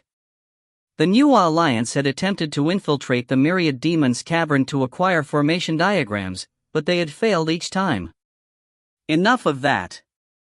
The Xia Emperor refocused his attention, turning to look towards Ning and the others. "Take a rest. The forces of the Seamless Gate are already taunting us and calling for battle. Prepare to engage them." As he spoke, the Xia Emperor waved his hand, producing an illusory image next to him. The illusory image showed 4 white-faced flood dragons and 9 Empyrean god golems. Clearly, the destroyed white-faced flood dragon had its ranks replenished. Like the Xia Emperor, the Seamless Gate had quite a few celestial immortals and loose immortals in reserve. Ning stared at the illusory image. Killing one would be a major accomplishment. Gotta win. When Ning looked at the image before him, the picture in his mind was that of Yue caressing her belly. He had to protect them, no matter what. After resting for a few moments. Whoosh! Whoosh! Whoosh! 9 heaven punishers vanished from the 8 dragons Cloud City, going to the outside world. If you find any errors, ads pop up, ads redirect, broken links, non-standard content, etc., please let us know. Report chapter so we can fix it as soon as possible. Book 18, Chapter 16, 3 years. Book 18, Pure Yang, Chapter 16, 3 years. The walls of the Seamless City. True Immortal Whitepole stood shoulder to shoulder with the black-haired, black-robed, red-eyed elder. They stared at the distant battle occurring, with 9 heaven punishers doing battle against 4 white-faced flood dragons and 9 Empyrean god golems. Fellow Taoist Crimson Joy, True Immortal Whitepole said with a calm laugh, fellow Taoist Black Heaven asked you to kill Ning. I wonder, when do you plan to make your move? In a head-on battle, True Immortal Whitepole was very confident in his powers. Most likely not even Azure Fox was a match for him. In terms of killing someone, however, True Immortal Whitepole didn't dare to compete against True Immortal Crimson Joy. Engaging in a head-on fight was completely different from murdering someone. True Immortal Crimson Joy was extremely skilled in murder. He had many murderous techniques indeed.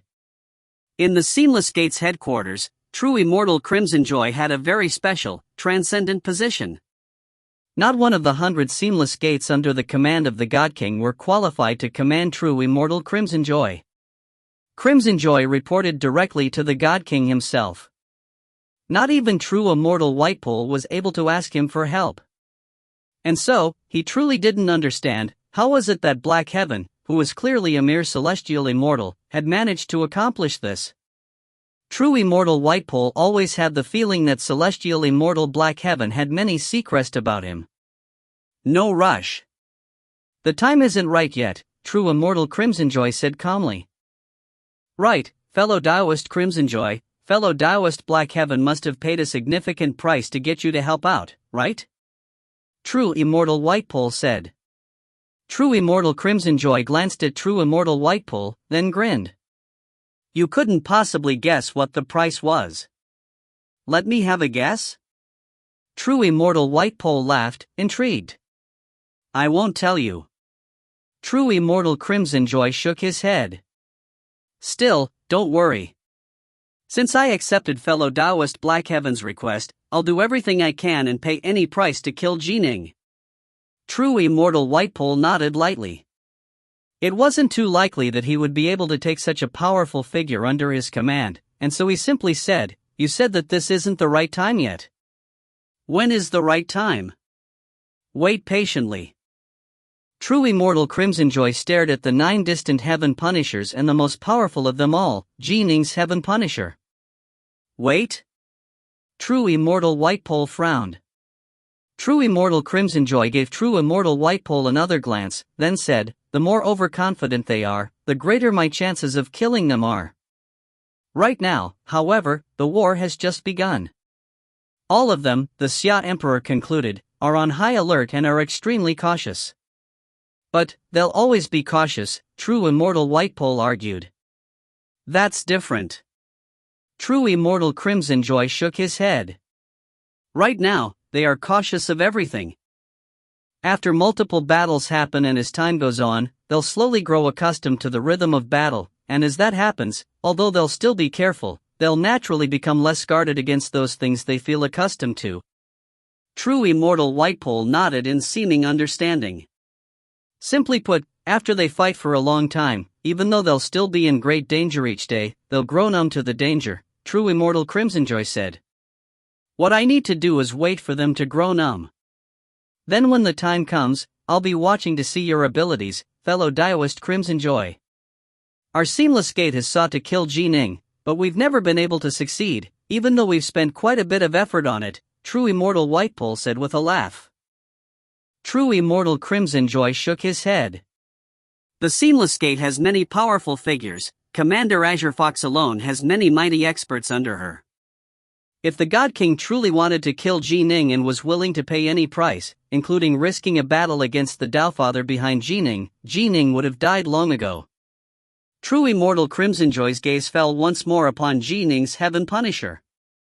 He let out a soft sigh. He truly is a peerless genius. A pity. True Immortal Crimson Joy was a very patient man. He waited for over 3 years. 3 years later. A misty dawn. Within an incredibly vast wilderness that was filled with craters. 7 massive Heaven Punishers and 5 Empyrean God Golems were in a frenetic battle against 3 white-faced Flood Dragons and 8 Empyrean God Golems. The land shook, and the mountains trembled. In fact, many of the distant mountain ranges had already collapsed into piles of rubble. Clang! Clang! Clang! Ning's Heaven Punisher was wielding a pair of divine swords that would occasionally appear and occasionally vanish. Swordlight flashed everywhere, with the attacks occasionally transforming into heavy punches and insidious claw strikes. He was currently fighting against the Venomsong Terror Beast, and the nearby Celestial Immortal Unity was occasionally giving him a hand. The two of them, fighting together, were now completely capable of slowing down Venomsong's white-faced Flood Dragon. Retreat! Venomsong gave the order. Whoosh! Instantly, the massive forms began to gather together and retreat. Ning and his comrades just watched as they departed. Let's leave. Ning gave the order as well. The 7 Heaven Punishers and the 5 Empyrean God Golems vanished, returning back to the 8 Dragons Cloud City. Within the 8 Dragons Cloud City, the many loose Immortals and Celestial Immortals were allowed to disperse and return back to their own camps. As for the 7 generals, they turned to fly towards the walls of the 8 Dragons Cloud City. Whoosh! The 7 of them arrived, then sat down atop the city walls. Come, let's try some of my wine today. I acquired this immortal wine when I took part in the Feast of Peaches won back in the Primordial Era. Only a little bit is left now, but, since we have wine today, let's get drunk today. Come, come, come. Celestial Immortal Wacko laughed loudly, but a hint of grief remained visible within his eyes. Wacko's wine? That's good stuff. Ning immediately accepted and filled his gourd with the wine. The others smiled and filled their gourds in turn. They each held their gourds and began to drink from them. Not long after the war had begun between the Grand Xia and the Seamless Gate, the then 9 generals had agreed that after each battle, the 9 of them would get together and reflect on the battle and on what they had learned from it.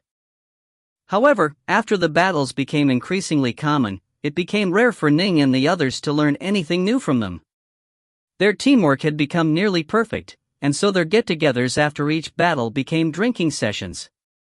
After 3 years' worth of battles, they had become as close to each other as real siblings, and had become accustomed to this sort of get-togethers. Lochwater. 1,000 Needles. Ning silently murmured these 2 names. Ning didn't feel quite as close to Celestial Immortal Lochwater, because Lochwater had died roughly half a year after the start of the war. Although the 2 were comrades, their relationship hadn't had the chance to reach an extremely deep level. But Fairy 1,000 Needles. Everyone present, including Ning, Unity, and Dustfloat, all felt great pain in their hearts.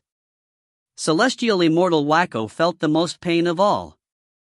Ning and the others had known all along that Immortals would die as a result of this long war. Over the past 3 years, 4 of their Heaven Punishers had been crippled. Lochwater had lost his Heaven Punisher during his very first battle, while Unity had lost his during a battle in the second month. He had managed to survive, and had received immortal reinforcements. Roughly half a year after the war had started, however, Lochwater had once again had his Heaven Punisher destroyed. He hadn't been lucky enough to survive again. This time, he was slain, along with many of the loose Immortals and Celestial Immortals under his command. Due to the number of Immortals that had been sent to reinforce the Unity army, there weren't many Celestial Immortals and loose Immortals in reserve. And so, this time the Lochwater army wasn't rebuilt, and the 9 armies turned into 8 armies. Afterwards, the army of Celestial Immortal Allbeasts was also dealt a heavy blow. Allbeasts himself, however, was lucky enough to survive. The 4th heaven Punisher to be destroyed was that of Fairy Thousand Needles. 1,000 Needles. Ning sighed to himself. She had just died roughly a month ago. She had been a rather cold and grim immortal. After battling by her side for 3 years, all of them had grown very close to 1,000 Needles. In fact, they had even learned that Celestial Immortal Wacko had been wooing her for countless eras, albeit with no success. However, after fighting shoulder to shoulder for 3 years, Celestial Immortal Wacko and Fairy Thousand Needles had slowly grown very close to each other. Ning and the others had often teased them for it. Who would have thought that a battle like that would have happened? In that battle, True Immortal Azure Fox, Empyrean God Three Sons, and Empyrean God Beasleave had all appeared at the same time. In truth, True Immortals and Empyrean Gods now often appeared during these battles. This, however, was the first time True Immortal Azure Fox had personally acted. She was both a true immortal and an Empyrean God. Her body was that of a powerful god beast, and she had a very high level of insight into the Tao. This was her first time showing her power, and her power exceeded their expectations, forcing the Xia Emperor to personally intervene as well. Alas, things happened too quickly in a battle. The 1,000 Needles Heaven Punisher was destroyed, and Fairy Thousand Needles died on the spot. In that instant, Wacko had gone completely mad. Ning and the rest went berserk as well, but there was nothing they could do. After destroying the Heaven Punisher, their foes immediately retreated. They felt pain. That grim, callous woman who had shared life and death battles with them, the woman who occasionally revealed a smile in the fact of Wacko's crazy antics, that astonishing, beautiful woman, she died, just like that. Dark North, you are the youngest of us, you definitely have to be ranked as our 8th brother. Come, address me as second sister. Fairy Thousand Needles had teased Ning about his age, and the fact that he was accustomed to addressing her by her name. Roughly a year after the start of the war, months after the death of Lochwater, the other 8 had grown very close to each other and had sworn oaths of brotherhood with each other. Ning was naturally the youngest, and so they referred to him as 8th. It was very rare for immortals to swear oaths of brotherhood and sisterhood with each other, but once the relationship between individuals reached a very deep level, it was a natural next step. 1,000 Needles, Ning glanced at Wacko. Wacko and 1,000 Needles had become Tao companions. 1,000 Needles' death had been a huge blow to Wacko. In fact, Wacko no longer acted as wacky as before. If Yue died, would I be able to endure that blow? Ning asked himself. As he did, he realized that he couldn't even imagine it, because there was no way he could endure it. Let's go. It's time to go back. Ning raised his head, draining all of the immortal wine in his gourd, leaving not a drop behind. Right. Let's go. Get a good night's rest. We have more battles ahead. The 3 years of war had changed them all dramatically. They now loved to sleep, because sleep could wash away their mental weariness. They no longer had the graceful immortal auras of old, rather, they now seemed much more vulgar, casual, and relaxed. After parting paths with his 7 sworn siblings, Ning returned to his camp. General! All the celestial immortals and loose immortals he met on the way back felt deep, heartfelt veneration for Ning. It had been 3 years, but the Dark North army had never suffered a serious blow, and that was because of this peerless figure before them, a man who had trained for less than a century before becoming a celestial immortal. Ning returned to his residence. Yue had already prepared a meal for him and was waiting for him. You reek of alcohol, Yue said with a laugh. Ning couldn't help but glance at Yue's belly. The swell in her belly was already quite noticeable by now, as it was fairly large. Laughing, he said, "Our child really is the child of an Empyrean god and a celestial immortal. He's still staying in his mom's belly and isn't willing to come out. The children of gods and immortals can gestate for anywhere from 1 year to decades," Yue laughed. "As for those that are born from the natural world itself, from heaven and earth, it's not uncommon for the process to take trillions of years. There's no need for our family to wait that long." Ning moved closer, pressing his ear against Yue's stomach. He could already hear the little heartbeat from within. In Chinese stories, one of Sun Wukong's notable misdeeds was his crashing of one of these feasts, stealing and eating all of the large peaches in a fit of anger after not being invited. If you find any errors, ads pop up, ads redirect, broken links, non-standard content, etc., please let us know. Report chapter so we can fix it as soon as possible. Book 18, Chapter 17, Kill Ji Ning. Book 18, Pure Yang, Chapter 17, Kill Ji Ning. Yue smiled as she looked at Ji Ning press his ear to her belly. How wonderful it would be if we could always be together like this. Alas! An inescapable shadow lurked deep within Yue's heart. Her membership in the Seamless Gate had been set in stone during her past life. Her soul had been marked by the God King, and there was no way she could resist at all. In fact, the soul seal caused her to view the God King as she would a father. Although she knew this, it wasn't possible for her to feel the slightest bit of hatred. Instead, all she felt was veneration, but in her heart, she wasn't willing to harm Ning either. During the past 3 years of war, Azure Fox came to me in my dreams just a single time, back when things first started. Afterwards, there's been no contact at all. Yue was worried about this. I wonder when they will give me another order.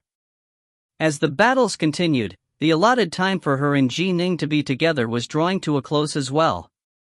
Eventually, there would come the day when she and Ji Ning had to part their ways. I hope that day doesn't come too soon. I hope that our child, at least, will be safely born into the world first. Yue silently prayed to herself. Noon the next day. The golden crow hung high in the sky, filled with blazing heat. The Seamless City. The main palace. 8 Empyrean gods/true immortals were seated here. My fellow Taoists. The black-robed, black-haired, red-eyed elder rose to his feet, his calm voice carrying a bone-chilling cold to it. Today is the day of Ji Ning's death. I'll have to trouble you all for your assistance. If fellow Taoist Crimson Joy manages to kill Ji Ning, the Grand Xia will have lost its most powerful heaven punisher. The impact will be as significant as the loss of an Empyrean god or a true immortal. True Immortal Whitepole laughed loudly. If you are able to wipe out his true body as well, fellow Taoist Crimson Joy, then you'll have rendered even greater merits. I'll definitely inform the God King of your accomplishments. True Immortal Crimson Joy shook his head and said calmly, I'm not completely confident in being able to slay his true body. If his true body remains with his primal twin, then I'll be able to kill both at once. But if it is somewhere else, this time, I'll probably only be able to kill the primal twin. No one knew where Ji Ning's true body was hiding. Thus, Celestial Immortal Black Heaven had invited True Immortal Crimson Joy to kill only the primal twin. The death of the primal twin would mean the loss of a life. Ning had a total of 2 lives, his true body's life, and his primal twin's life. Each was incredibly precious to him. In truth, Ning's true body was within the underwater estate, and his underwater estate was with his primal twin at all times. Everyone, let's head out, True Immortal Whitepole said, laughing as he rose to his feet. If we manage to kill him today, we have to put on a huge banquet in celebration. Today, we'll bear witness to your prowess, fellow Taoist Crimson Joy. I've battled against Ji Ning countless times, but I haven't been able to do anything to him. Empyrean God Venom Song and the others all rose to their feet as well. They all walked away from the main hall, summoning their respective armies. Within the 8 Dragons Cloud City. Engage the enemies. The Xia Emperor's voice rang out throughout the 8 Dragons Cloud City. Instantly, each of the armies began to mobilize. Within the Dark North Army camp. Senior apprentice sister, prepare some food and wait for my return. Upon hearing the Xia Emperor's orders, Ning rose to his feet as well. Today, I truly wish to eat roar of the 9 snow dragons. These were all dishes that Yue had personally named. After becoming a celestial immortal, Ning began to prefer vegetables, and this particular dish was a vegetation one. After speaking, he immediately transformed into a streak of light and flew away, not waiting for Yue's reply. Yue walked past the door, watching as Ning appeared with countless figures beside him. Come back safely. Every time Ning went out into battle, Yue couldn't help but feel worried. Assemble the formation. As Ning gave the order, the 1,000 celestial immortals and 100,000 loose immortals under his command all executed the formation technique. They looked towards Ning with trust in their eyes. Over the past 3 years, Ning's prestige had reached a shocking height. Soon, the 30,000-meter fiend god with no head, the Heaven Punisher, took form. The 7 Heaven Punishers all exchanged glances. Come, let's teach those little bastards of the Seamless Gate a lesson. The 7 Heaven Punishers all laughed, then walked out of the 8 Dragons Cloud City together. Moments after the 7 Heaven Punishers vanished, the 5 Empyrean God Golems headed out as well. A vast, desolate region that had been ravaged by war. The Great Lake here had vanished long ago, and even the majority of the lake water had been annihilated by the terrifying battles. The only thing left behind was a few rivers and small creeks.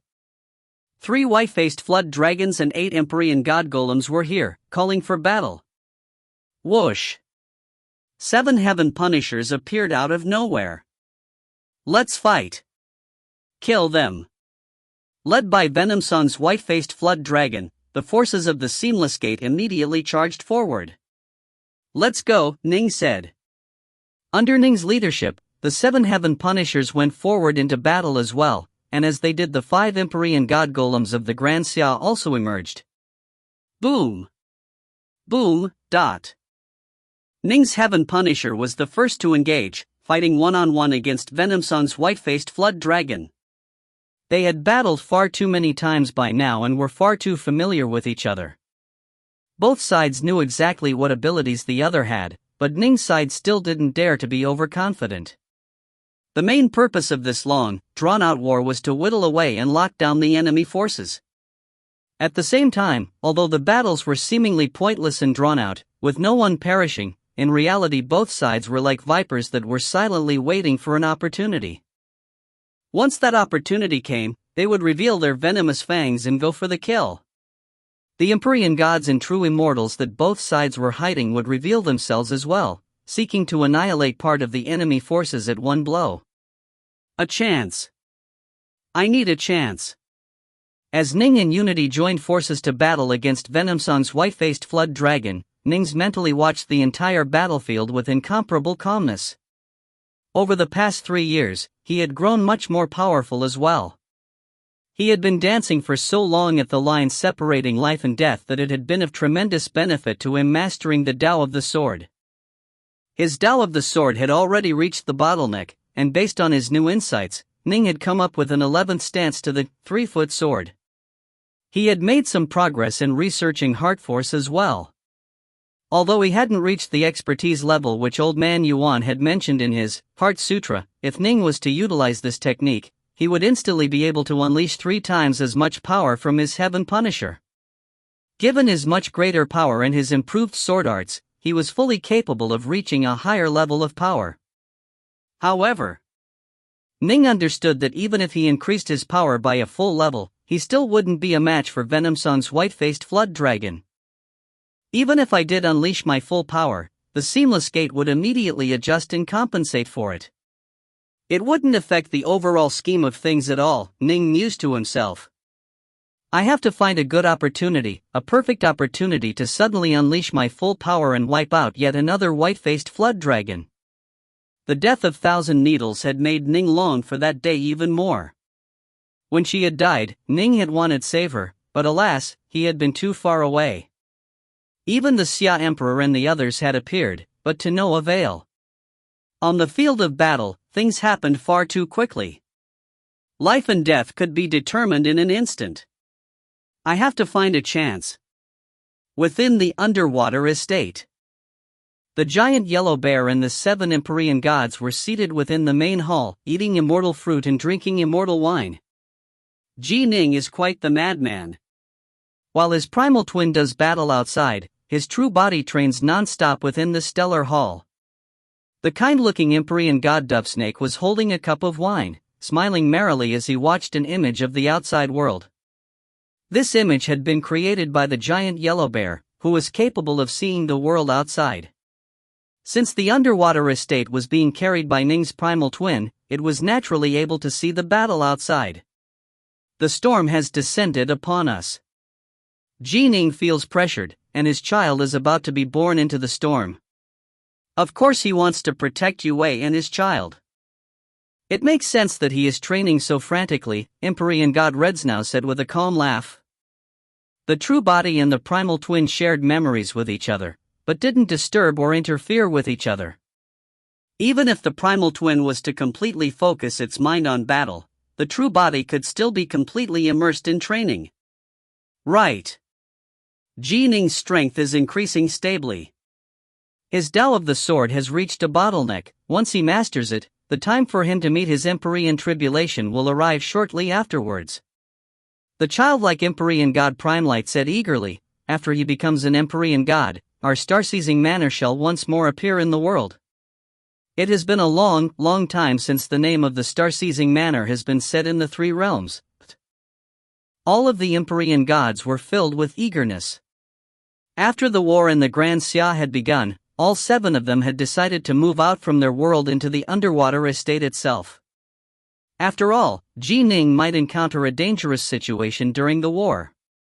If he did meet with danger and tried to summon them, and they had to first go from the Starsizer major world to the underwater estate, and then go to the outside world, valuable time would be wasted, possibly resulting in Ning's death.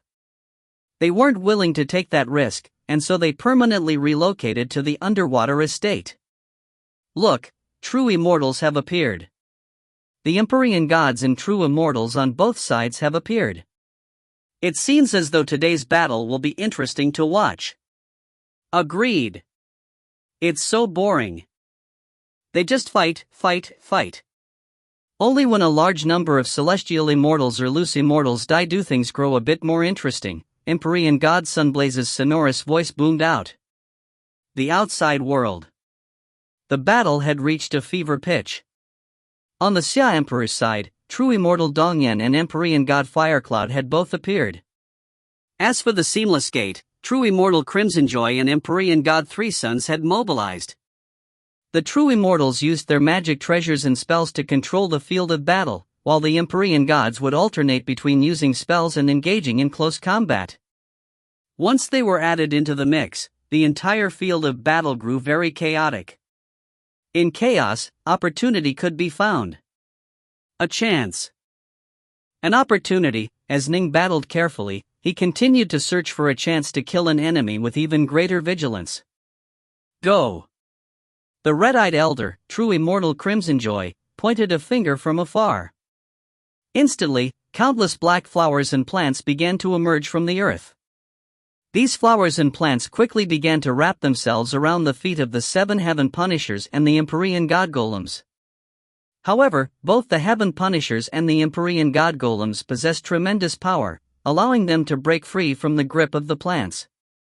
Still, their speed was negatively impacted. Damn it! Ning hated this type of restrictive spell the most. True immortal Crimsonjoy would usually only appear once every 10 days or so, and Ning had long since grown accustomed to this sort of plant-based restrictive spell. Despite that, he couldn't help but be impacted by it. As for the distant true immortal Crimsonjoy, he was silently murmuring the words to an incantation in his heart. A speck of golden light appeared with his palm. This was a tiny bit of the golden liquid from the golden pellet gene dam that was within his body. It was incredibly precious, and it contained an unbelievably dense amount of pure yang energy. Birth. True Immortal Crimson Joy calmly said this word aloud. The vast array of black flowers and plants that covered the area suddenly began to wither, but the black flowers and plants that were directly below Ning's feet began to suddenly grow at a frantic pace. They rose higher and higher into the air as well. Previously, they were only a few thousand meters tall and were only capable of covering the feet of the Heaven Punishers, but now they increased to more than 6,000 meters as they climbed their way up Ning's feet. In addition, black chains suddenly appeared within the black flowers and plants. These black chains were very similar to the black chains which anchored the Seamless City here. A total of 9 of them were present, and they surged into the skies, many tens of thousand meters long. They wildly twisted out in circles, wrapping themselves around Ning, carrying a sort of power that was somehow related to space. Ning used his sword arts, but was completely unable to break apart the black chains as they ravenously wrapped themselves around him. Ning. Dark North. Dark North. The other 6 Heaven Punishers were shocked and frantic. They could sense the terrifying amount of power held within those black chains. This spell which Black Heaven taught me really is formidable. True Immortal Crimson Joy didn't hesitate at all, immediately producing a red jade bottle within his hands. He aimed it towards the distant Ning, then roared loudly, "Get in here, now!" A heaven-shaking attractive power was suddenly applied to the distant Heaven Punisher, currently entangled and bound by those 9 black chains. If you find any errors, ads pop up, ads redirect, broken links, non-standard content, etc., please let us know. Report chapter so we can fix it as soon as possible. Book 18, Chapter 18, The Final Battle Suddenly Arrives. Book 18, Pure Yang, Chapter 18, The Final Battle Suddenly Arrives. The 9 black chains wrapped themselves around Ning's Heaven Punisher, which was hacking away with 2 divine swords against them to no avail, causing just a few spatial ripples. Not good. Ning saw True Immortal Crimson Joy pull out that red jade bottle from afar. Ning didn't hesitate at all. Come out. Ning had originally been planning to continue to hide his full power in the hopes of finding an opportunity to deliver the Seamless Gate of Vicious, but he could no longer afford to do that. Although he could call out Senior Reds now and the rest of the 7 Empyrean gods at any time, that was a waste of their tremendous power. Once they joined forces to form the 7 planets Empyrean god, only true gods or Taofathers could suppress them. A force like theirs could completely change the entire course of the war for the Grand Xia. Until things were absolutely critical, Ning wasn't willing to use them. Swish. Swish. 2 immortal swords suddenly appeared out of nowhere, manifesting within Ning's Heaven Punisher's hands. These were 2 of the top-grade Pure Yang and Underworld swords. These were true immortal swords, unlike the splitter artifacts that merely transformed into that shape. As a result, they were somewhat more powerful when one used sword arts. At the same time, and for the first time, Ning applied his heart force to his soul. Rumble. His heart force served as the commander, with the power of his soul as its soldiers. In a very harmonious manner, all of the potential power of the soul was summoned and applied, and his control over the Heaven Punisher and the amount of power it could unleash was instantly increased. Ning's Heaven Punisher instantly more than tripled in strength, and this was with Ning having yet to even reach the expert level in soul heart force. Break! Break! Ning's Heaven Punisher wielded the 2 Underworld swords with full power as he chopped downwards with them, transforming them into dazzling streaks of bloody light that transformed into a divine blood dragon. The 2 immortal swords, now appearing to be 2 enormous bloody dragons, wildly assaulted the assaulting black chains. The 11th stance of the 3-foot sword, Dragons Warring in the Wild. This stance encompassed the profound insights Ning had gained into the Tao of the sword. This stance encompassed the 18 years of wild battles he had experienced in the Nilam zone. This stance also encompassed all of the determination and decisiveness Ning had gained over the course of 3 years of war on the behalf of the Grand Xia. All these things came together in the 11th stance of the 3-foot sword, Ning's most powerful sword art to date. Self-created skills were the best skills for oneself, because one would fully understand all the intricacies and secrets of those skills, as well as be able to unleash them to an absolutely perfect level. As for sword arts of others, even if you mastered them, you wouldn't be able to reach a truly, absolutely perfect level in them. True perfection was only possible for the creator. Boom! Boom! Boom! The two immortal swords chopped down in the form of divine blood dragons, assaulting the attacking chains. If one watched this scene with the naked eye, it looked as though more than 10 blood dragons were fighting against the countless black chains. Prior to this, the black chains had carried an aura of unstoppable power. In the face of that power, Ning had exploded forth with his own full power. Although the chains remained intact and continued to circle around Ning, they were now no longer capable of completely binding him and causing him to be unable to fight back. Get in here, now! The distant true immortal Crimson Joy lifted up his red jade bottle, pointing its opening towards Ning. Rumble! A powerful sucking force was instantly applied to Ning's Heaven Punisher. Oomph! Ning just flexed his knees slightly, putting himself into a stabler stance. The total amount of power he controlled had just tripled. How could the jade bottle possibly be able to absorb him away? It couldn't shake him at all. If he had been completely bound by and rendered helpless by those black chains, then the end result would have been him being sucked away, but this was no longer the case. Although the chains remained powerful, he was able to fight back against them. What? True immortal Crimson Joy stared at Ning from afar, his face a mask of shock. He actually was hiding his own power as well? What a Ning! In a life and death battle, one of the things to be feared the most was when an enemy was hiding his true power. Only when you fully knew all of your foe's secrets could you lay down a good plan for dealing with him. If the foe was much more powerful than anticipated, the plan would be destroyed. White Pole, Azure Fox, hurry up and join in, true immortal Crimson Joy sent mentally. This Ning was hiding his full power. Even after I consume some of my own Jindan essence, I'm only able to temporarily keep him locked down. I'm unable to suck him away into the bottle. Now, the rest is up to you. The Seamless Gate had made a very meticulous plan this time. If true immortal Crimson Joy had succeeded, that would be well. But if he failed, his abilities would most likely still have caused the Grand Xia's side to be put at a great disadvantage. This allowed the other members of the Seamless Gate to launch a truly ferocious strike against them. They would seize the opportunity to deal the Grand Xia a heavy blow. In fact, if the blow was heavy enough, the Grand Xia might no longer be able to fight back at all. Attack! True immortal White Pole had been quietly preparing amidst an army of Seamless Gate soldiers within a minor world treasure. He immediately roared out the command. Boom!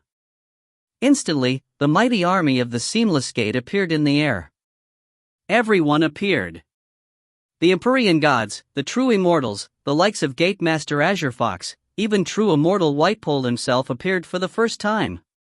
At the same time, two types of towering, 30,000-meter Empyrean god golems appeared as well. The first was the ordinary, often used Empyrean god golem that was completely black and horned, the one which Ning's side had as well. As for the second, it was semi-translucent, glowed with a dull bloody light, and was slightly thinner. 6 of the old black Empyrean god golems emerged. 16 of the new blood-colored Empyrean god golems emerged. Kill. Wipe them out. True immortal White Pole's white eyebrows were fluttering about. His grim face looked even colder than usual, but his eyes were filled with madness. He gave the order coldly, and his voice echoed within the heavens. What? How can this be? So many Empyrean god golems? The Grand Xia's side was completely stunned. Although they had guessed that the Seamless Gate was holding back, they hadn't expected for the Seamless Gate to be holding back such a terrifying force for so long. 6 black Empyrean god golems and 16 blood-red Empyrean god golems, how terrifying a force was this? It must be understood that the Xia Emperor himself had just barely been able to procure 3 such golems, and only of the black variant at that. He hadn't acquired a single one of the blood-colored golems, which were on a higher level. Clang! Clang!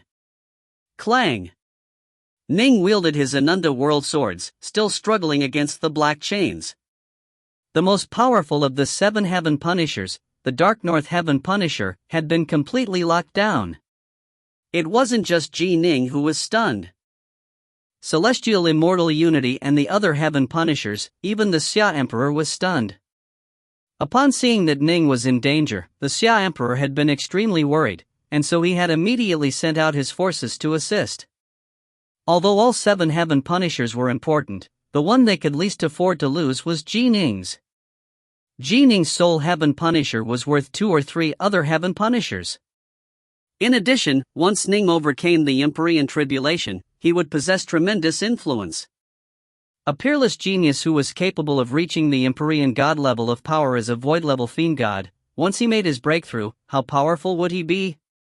Thus, the Xia Emperor absolutely would not permit him to be lost. He personally entered the field of battle. But as soon as he appeared, before he even had a chance to help Ji Ning, he saw that Ji Ning had managed to stave off defeat by himself. So Ji Ning was hiding his power? Excellent! The Xia Emperor was delighted and surprised. But right at that moment, the main army of the Seamless Gate emerged. What?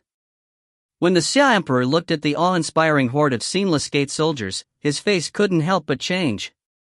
He had guessed all along that the Seamless Gate had to have been hiding many celestial immortals, because 3 of the 4 white-faced flood dragons had been formed from celestial immortals and loose immortals that had betrayed the Grand Xia. Most likely, only the one which Empyrean god Venomsong commanded consisted of the Seamless Gate's own forces. Was that all the Seamless Gate had? Impossible. But not even the Xia Emperor had expected so many Empyrean god golems to emerge. It seems they really do view my Grand Xia with great importance. They actually sent out so many of their precious Empyrean god golems. There's even 16 of those incredibly difficult to deal with blood cloud golems. The Xia Emperor's gaze turned cold. If that's the case, then let's fight. Empyrean god Cold Savage, Empyrean god Kind Water, Empyrean god Northwatch, emerge. The Xia Emperor ordered. The Xia Emperor had an extremely high status. His Grand Xia could be considered the most powerful major world under the command of Taofather Crimsonbright. He also had the primordial Imperial clan and Taofather Raindragon behind him, and was himself quite powerful as well. After having ruled for so many years, how could his own forces possibly be weak? It must be understood that the even likes of the Mount Steel major world, which had been conquered long ago, had 3 to 5 Empyrean gods and true immortals within it. Even the likes of Empyrean god Kind Water, who had always been rather disrespectful towards the Xia Emperor, had long ago moved to stand by his side. Empyrean god Cold Savage was the Empyrean god that had arisen amongst the ranks of the native fiend gods of the Grand Xia. He had signed a pact with the Xia Emperor to serve him in battle for 100,000 years. Empyrean god Northwatch was a transcendent figure. Much like how the Xia Emperor had helped Ji Ning out, the Xia Emperor had also once helped out Empyrean god Northwatch. Now that Northwatch was an Empyrean god, he naturally wanted to repay his debt and show his gratitude. At a critical moment like this, he chose to stand firmly on the side of the Xia Emperor. Within an extremely vast world. This was the world of flames where the countless fiend gods had been imprisoned for many years. However, the world of flames no longer delivered any punishments to them. Over the past period of time, the countless fiend gods had all been focusing on training in a truly ancient fiend god formation, the Pangu War Formation. The Pangu War Formation was the most ancient and most complicated of fiend god formations. After Pangu had established the universe and perished, all of the surviving major powers such as Maiden Nuwa had felt utter veneration towards him. Back then, Maiden Nuwa had been far from reaching Pangu's level. Due to the veneration the fiend gods felt towards Pangu, as well as the gratitude they felt towards him for his establishment of the universe, many of the war formations which the fiend gods used when they engaged in battle ended up being named Pangu War Formation. There were many different Pangu War Formations, and many other major powers would often work to improve and perfect them. In the end, Maiden Nuwa had herself broken through to Pangu's level and further improved a Pangu war formation. Only then was it truly perfected. Only the few top-tier major powers knew all of the marvelous secrets of this war formation, and the total number could be counted with just 2 hands. Amongst that number were Swerin and Fushi of the primordial imperial clan, as well as a few of the other extremely ancient human emperors. The version the Xia Emperor had acquired was naturally a simplified version. However, the simplified version was more than enough for this army of mere void-level fiend gods and primal fiend gods, commanded by a single Empyrean god. They wouldn't be able to properly use the more profound versions, after all. The countless fiend gods were under the command of Empyrean god Cold Savage, Empyrean god Northwatch, and Empyrean god Kindwater. They could form into 3 mighty Pangu war formations. Empyrean gods Cold Savage, Kindwater, and Northwatch, make your move. The Xia Emperor's voice rang out within the world of flames. Time for us to act. Empyrean god Cold Savage instantly grew excited. Raising his head, he let out a heroic roar. Fight! Fight! Fight! Instantly, countless fiend gods grew so excited that their eyes turned red. They were fiend gods. They were born to battle against heaven and earth. The desire to do battle was bred into the bones of each and every one of them. After having been imprisoned for countless ages, they were absolutely thirsting for a fight. Emerge! An awe-inspiring flood of fiend gods began to move, divided up into 3 armies. In the air above each army began to appear an enormous, seemingly solid manifestation of a barefoot, loose-haired figure with an utterly enormous great axe. This was the most ancient of primordial divinities, Pangu. Boom! Boom! Boom! The countless fiend gods were all teleported out of this world to the field of battle. If you find any errors, ads pop-up, ads redirect, broken links, non-standard content, etc., please let us know. Report chapter so we can fix it as soon as possible. Book 18, Chapter 19, Consecutive Demises. Book 18, Pure Yang, Chapter 19, Consecutive Demises. Although the army of fiend gods had quickly assembled into the Pangu war formations and then immediately head out, it still took a short period of time. Within that short period of time, the forces that the Seamless Gate had sent out, consisting of True Immortal Whitepole, Gatemaster Azure Fox, the other Empyrean gods / True Immortals, the 16 Blood Cloud Golems, and the 6 Black Empyrean God Golems, all began to act. Roar! Kill! The 6 Black Empyrean God Golems immediately charged towards their allies, moving to unite with the other 8 Empyrean God Golems and the 3 white-faced Flood Dragons. The Sea of Blood is boundless. The skinny Hallmaster of Bloodcloud Hall immediately executed his spell, causing bloody waves to begin to surge forth from the area surrounding him. The seemingly endless waves of blood filled the entire region. The white-faced Flood Dragons and Empyrean God Golems of the Seamless Gate weren't hampered by it, and were even aided by it. As for the Heaven Punishers and the 5 Empyrean God Golems of the Grand Xia, they felt tremendously impeded by the endless waves. Little children, Gatemaster Azure Fox stood there in midair, her robes fluttering. She pointed off into the distance, and instantly a blurred image of an enormous, bushy, azure-colored tail appeared behind her. At the same time, countless azure strands of silk spread out from her tail, covering the skies and coiling towards the Grand Xia's forces. One withers, one blooms. True Immortal Skyfarmer immediately went into battle mode, a smile still on his face. Green grass suddenly began to grow throughout the vast, desolate wilderness. The grass was merely ordinary wild grass, but it contained tremendous vitality and life energy. Despite the waves of blood and the azure silk strands that filled the region, the countless strands of wild grass still forcibly grew their way out and began to oscillate wildly in the air. All by himself, True Immortal Skyfarmer had blocked the spells of the Hallmaster and Gatemaster Azure Fox. The frenzied wild grass quickly began to wither at an astonishing rate, but then, they began to regrow just as fast. They withered and they regrew non-stop. Drip drop. True Immortal Donyan had a casual smile on his face. Instantly, drops of water began to fall from the heavens. As the raindrops fell upon the earth, they emitted drip-drop sounds. When they landed on the forces of the Grand Xia, they caused no damage at all, but each time a raindrop struck a member of the Seamless Gate, it would carry tremendous smashing power, causing their bodies to visibly tremble.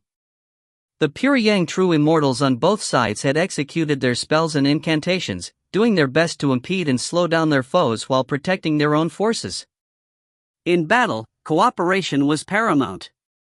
If they just stupidly attacked each other blindly, neither the Grand Xia nor the Seamless Gate would be able to unleash their full power and potential. When a pure Yang true Immortal completely focused his efforts on casting spells, he would be of tremendous benefit to their entire side. Whoosh! Whoosh! Whoosh! Whoosh! Whoosh! Whoosh! The 18 skinny, blood-colored Empyrean god golems all moved in utter silence, causing just a few spatial ripples with their movements as they streaked forward like bloody rays of light. So fast. Their speed is incredible. Not good. Their speed is at least double ours. How can this be? The 6 Heaven Punishers and the 5 Empyrean god golems on the side of the Grand Xia had previously been able to maintain their calm as they fought, but now they instantly began to panic. Twice as fast. What did that represent? It must be understood that in a life and death battle, if your enemy was just slightly faster than you, it meant that it would be very hard for you to escape. Twice as fast. Their foes would be able to toy with them with impunity. Don't panic. Although those blood cloud golems are extremely vast, they are very fragile. If 2 of you join forces to launch a joint strike, you'll be able to completely destroy a blood cloud golem. Even a single Heaven Punisher fighting alone will be able to damage it with an attack, the Xia Emperor sent mentally. The Empyrean gods and true Immortals on the Xia Emperor's side were all casting spells to the best of their ability, attempting to slow down the blood cloud golems. However, although the power of their spells was causing the blood cloud golem's speed to drop, the golems remained 50% faster than the Heaven Punishers. Right at this moment, an enormous, dense mass of figures suddenly appeared in the air. Countless fiend gods had suddenly appeared, forming together like 3 massive black storm clouds. Above each of the 3 enormous black storm clouds, there was a massive, barefoot giant who held a titanic great axe in his hands. Their unearthly auras filled the heavens, instantly causing the entire battlefield to grow still. Pangu? Everyone present, including the likes of Unity and Ning, who had never before seen Pangu or this formation, felt inexplicably certain in their hearts that the barefoot, great axe-wielding giants had to be Pangu. The giants radiated a natural, innate aura of majesty, as though everything within heaven and earth had to submit before it. Most likely, aside from the legendary Pangu, only Maiden Nuwa was capable of such an aura. Although the aura of the Pangu that was manifested through the Pangu war formation was very weak compared to the real thing, it still possessed a quality of absolute transcendence, an aura which not even Ning's master, Patriarch Subhuti, possessed. Empyrean god Cold Savage, one of the commanders of the Black Storm Clouds, began to laugh loudly. He stared downwards at the towering figures before him, their powerful auras filling him with a desire to do battle. Children, we've been waiting and enduring for countless years, for far too long. Today, let's let the Seamless Gate get a taste of how formidable we fiend gods are. Let them taste our might. Murder them all. Wipe them all out. Eat them all alive. Ahahaha. The countless fiend gods all bellowed furiously. They had been tormented for countless years, and today they were going to give full vent to their dark desires. Empyrean god Cold Savage's voice echoed within the ears of each fiend god. Although the countless fiend gods had been divided into 3 parts, Empyrean god Cold Savage's influence was unquestionable. He was the true and only leader of the fiend gods native to the Grand Xia. Let's go. Kill. Charge. The 3 giant black storm clouds instantly began to charge downwards with savage, killing glee. They are this powerful? The faces of true Immortal Whitepole, Gatemaster Azure Fox, and the others all changed dramatically. The intelligence abilities of the Seamless Gate were truly formidable. Word had already come from above. The fiend gods native to the Grand Xia have already submitted to the Xia Emperor. This single line was all they had been given. True Immortal Whitepole and the others could only do their best to try and guess at what it meant. They didn't know exactly how powerful the native fiend gods were, but they definitely weren't weak. As for asking their superiors for more information, they didn't dare to do that. The person who sent them these intelligence reports had an incredibly exalted status, compared to the major power of the Seamless Gate who sent these intelligence reports. Even their God King was on a lower level. The locations of countless celestial tribulations. Countless other types of intelligence reports. That mysterious figure, it continually transmitted countless intelligence reports to them in a methodical, almost machine-like way. In terms of intelligence gathering, the Seamless Gate was supreme within the three realms, precisely because of that mysterious major power. There was no way that mysterious presence could possibly explain every single report in detail. How to make use of the reports. How to take advantage of them. What actions to take. Gatemaster Azure Fox and the others had to make those decisions on their own. It seems this war isn't going to be an easy one to fight, the cave master of the myriad demons cave sent mentally. With 3 Empyrean gods leading them, their power is not at all inferior to Venomsong's white-faced flood dragon. We still have to fight, even if it isn't easy. True Immortal Whitepole's eyes flashed with cold light. We have to take over the Grand Xia. All those that block us must be wiped out. Right. Gatemaster Azure Fox sent an agreement. We have to take over the Grand Xia. The Xia Emperor really is formidable. He's one of the 3 chiefs of the Crimson Bright realm. I knew long ago that attacking his Grand Xia would be very difficult, but his status makes our conquest of him even more important. The Crimson Bright realm referred to the dozens of major worlds and countless minor worlds commanded by Taofather Crimson Bright. The highest-ranking member of the Crimson Bright realm was naturally Taofather Crimson Bright. Next came the 3 chiefs. Ordinary Empyrean gods and true immortals were ranked 1 level below the 3. Why were those 3 referred to as chiefs? The chiefs of a realm usually had around 10 Empyrean gods or true immortals who followed them. Someone who could command 10 Empyrean gods or true immortals was naturally no ordinary figure.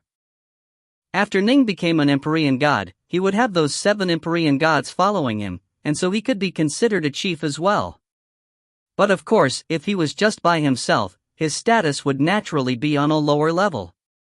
It must be understood that even someone on Lu Dongbin's level, when faced with the 7 planets Empyrean god led by Empyrean god Redsnow, would have no choice but to flee if he was by himself. This was what made the chiefs so powerful. They are absolute hegemons below the true god/Taofather level, and if they took over a major world, their rule over it would be absolute. No Empyrean gods or true immortals would dare meddle within it. Of course, Lu Dongbin was even more powerful than the Xia Emperor. He had the 8 immortals of the High Caves by his side, as well as other followers. To attack and defeat the world which was governed by one of the 3 chiefs of the Crimson Bright realm, the Xia Emperor, of course it was hard. But that made it even more important to succeed. Swish. Swish. Swish. The 16 blood cloud golems moved at incredible speed. The 3 Pangu war formations, the Heaven Punishers, the other Empyrean god golems, none could match up to them. The blood cloud golems moved like streaks of light as they surged towards the 6 Heaven Punishers. As for Ning? Ning was still locked in place by true immortal Crimson Joy, who was in turn occupied with locking him down through the consumption of his pure yang energy. It must be understood that this was a spell that was created by Crimson Joy consuming some of his own Jindan essence. He wasn't willing to release the spell without a very good reason, and so he had been maintaining it the entire time. If nothing else, by maintaining the spell, he was locking down the most powerful of the Heaven Punishers, Nings. That was enough. Boom! Boom! Boom! The blood cloud golems wildly assaulted the 6 Heaven Punishers. Kill! Kill!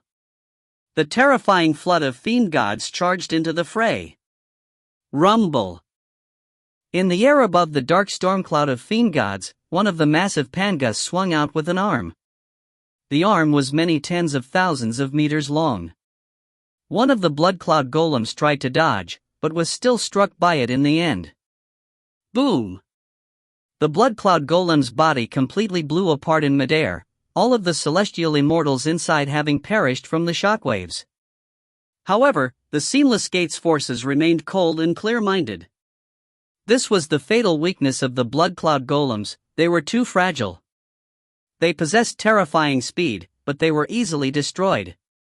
Each of the 3 fiend god armies were comparable to Venomsong's white-faced flood dragon, and so a full-force strike was more than enough to destroy a blood cloud golem. Once the golem was destroyed, the 100 celestial immortals within it would naturally all perish from the shockwaves. Careful, Rainbow! The Xia Emperor's face changed dramatically. The Rainbow Heaven Punisher had just been knocked flying by Venomsong's white-faced flood dragon. Suddenly, 4 blood cloud golems pounced straight towards it. The blood cloud golems were simply too fast. Although the Xia Emperor and the others were all present, by the time they noticed the danger. Slash! Slash! Boom! The massive fiend god body of the Heaven Punisher was completely ripped apart, revealing the many celestial immortals and loose immortals within.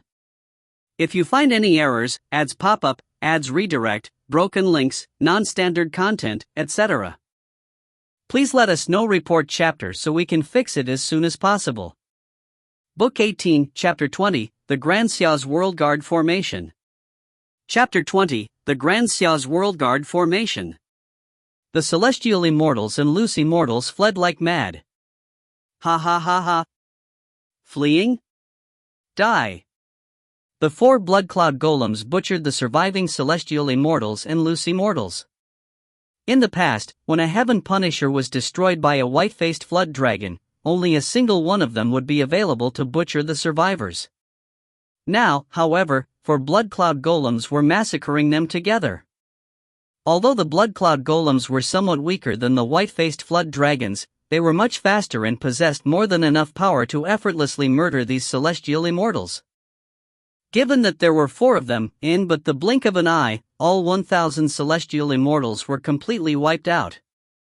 Not one of them escaped. Even those who hid themselves within immortal estates were immediately captured by those blood cloud golems.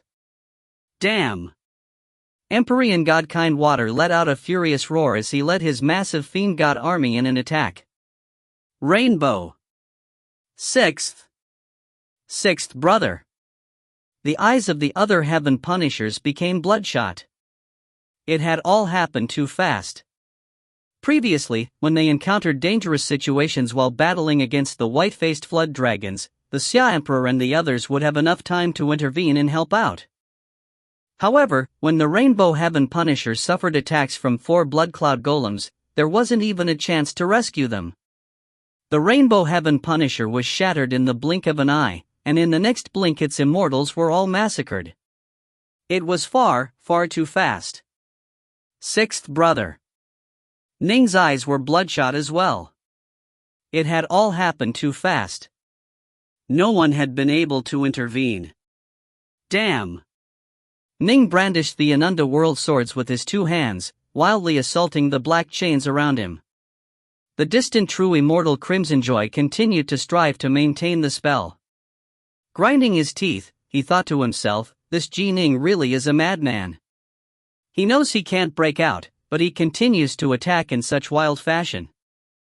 His pure yang energy was continuing to deplete, while Ning was using up even more natural energy of heaven and earth. True immortal Crimson Joy. Ning felt greater and greater hatred. The power of these black chains was simply tremendous. Ning truly wanted to ask the 7 Empyrean gods to come out. Given that the Grand Xia and the Seamless Gate were roughly on par, they could strike a decisive blow that would change the entire tempo of this war. However, the 7 had only promised to help him out a single time. This was equivalent to providing Ning with a second life, if they were used to save him at a critical moment. In addition, even though Ning was truly enraged, his mastery of heart force had reached the ruler level, and so he was able to remain completely calm. He wouldn't act rashly due to his rage. The 7 Empyrean gods would be a tremendously powerful card to play. Now was not the time to play them. This was because the battle between the Grand Xia and the Seamless Gate clearly had not reached the climax yet. If I were to master the Tao of the sword, how wonderful that would be. Break apart, damn you! Ning continued to use his sword arts to frenetically assault the black chains, making it so that they were completely unable to coil around him. The 3 fiend god armies were the most savage and most berserk forces on the side of the Grand Xia. The Pangu war formations possessed enormous, astonishing power. They were also utterly gigantic, with their hands alone being greater than the Heaven Punishers in size. Thus, sometimes the Blood Cloud golems found it difficult to avoid the mighty palms and great axes of the Pangus, even though the golems were very fast. Whether they were struck by axes or by palms, the Blood Cloud golems would instantly shatter apart, the celestial immortals inside perishing. Boom! Boom! Every so often, an enormous explosion would be heard as yet another Blood Cloud golem perished. True Immortal Whitepole watched from far away, a cold look on his face. Although he had expected that he would lose many of the Blood Cloud golems, the rate at which they were being destroyed in this battle against the Grand Xia was far too fast. This was mainly because the 3 Pangu war formations took up far too much space. Although they were somewhat slower in moving and advancing, they were still extremely fast when striking with their arms and great axes. Humph! The cold light flashed through True Immortal Whitepole's eyes as his gaze locked onto the fiend god army led by Empyrean god Cold Savage. Oh hush! Suddenly, 36 snow-white immortal swords appeared behind True Immortal Whitepole. These 36 immortal swords joined together, forming into an enormous circle in midair. Power exploded forth from them, as the 36 immortal swords transformed into an enormous solar star, but one that radiated an aura of icy coldness. A billowing cold. A penetrating, bone-deep cold. Even the vast wilderness began to quickly freeze as a layer of frost appeared on everything. He's finally making his move. The Xia Emperor had been keeping an eye on True Immortal Whitepole this entire time. He had been able to sense the threat which Whitepole posed to him. In fact, Whitepole was the only person on the side of the entire Seamless Gate alliance that gave the Xia Emperor a feeling of danger.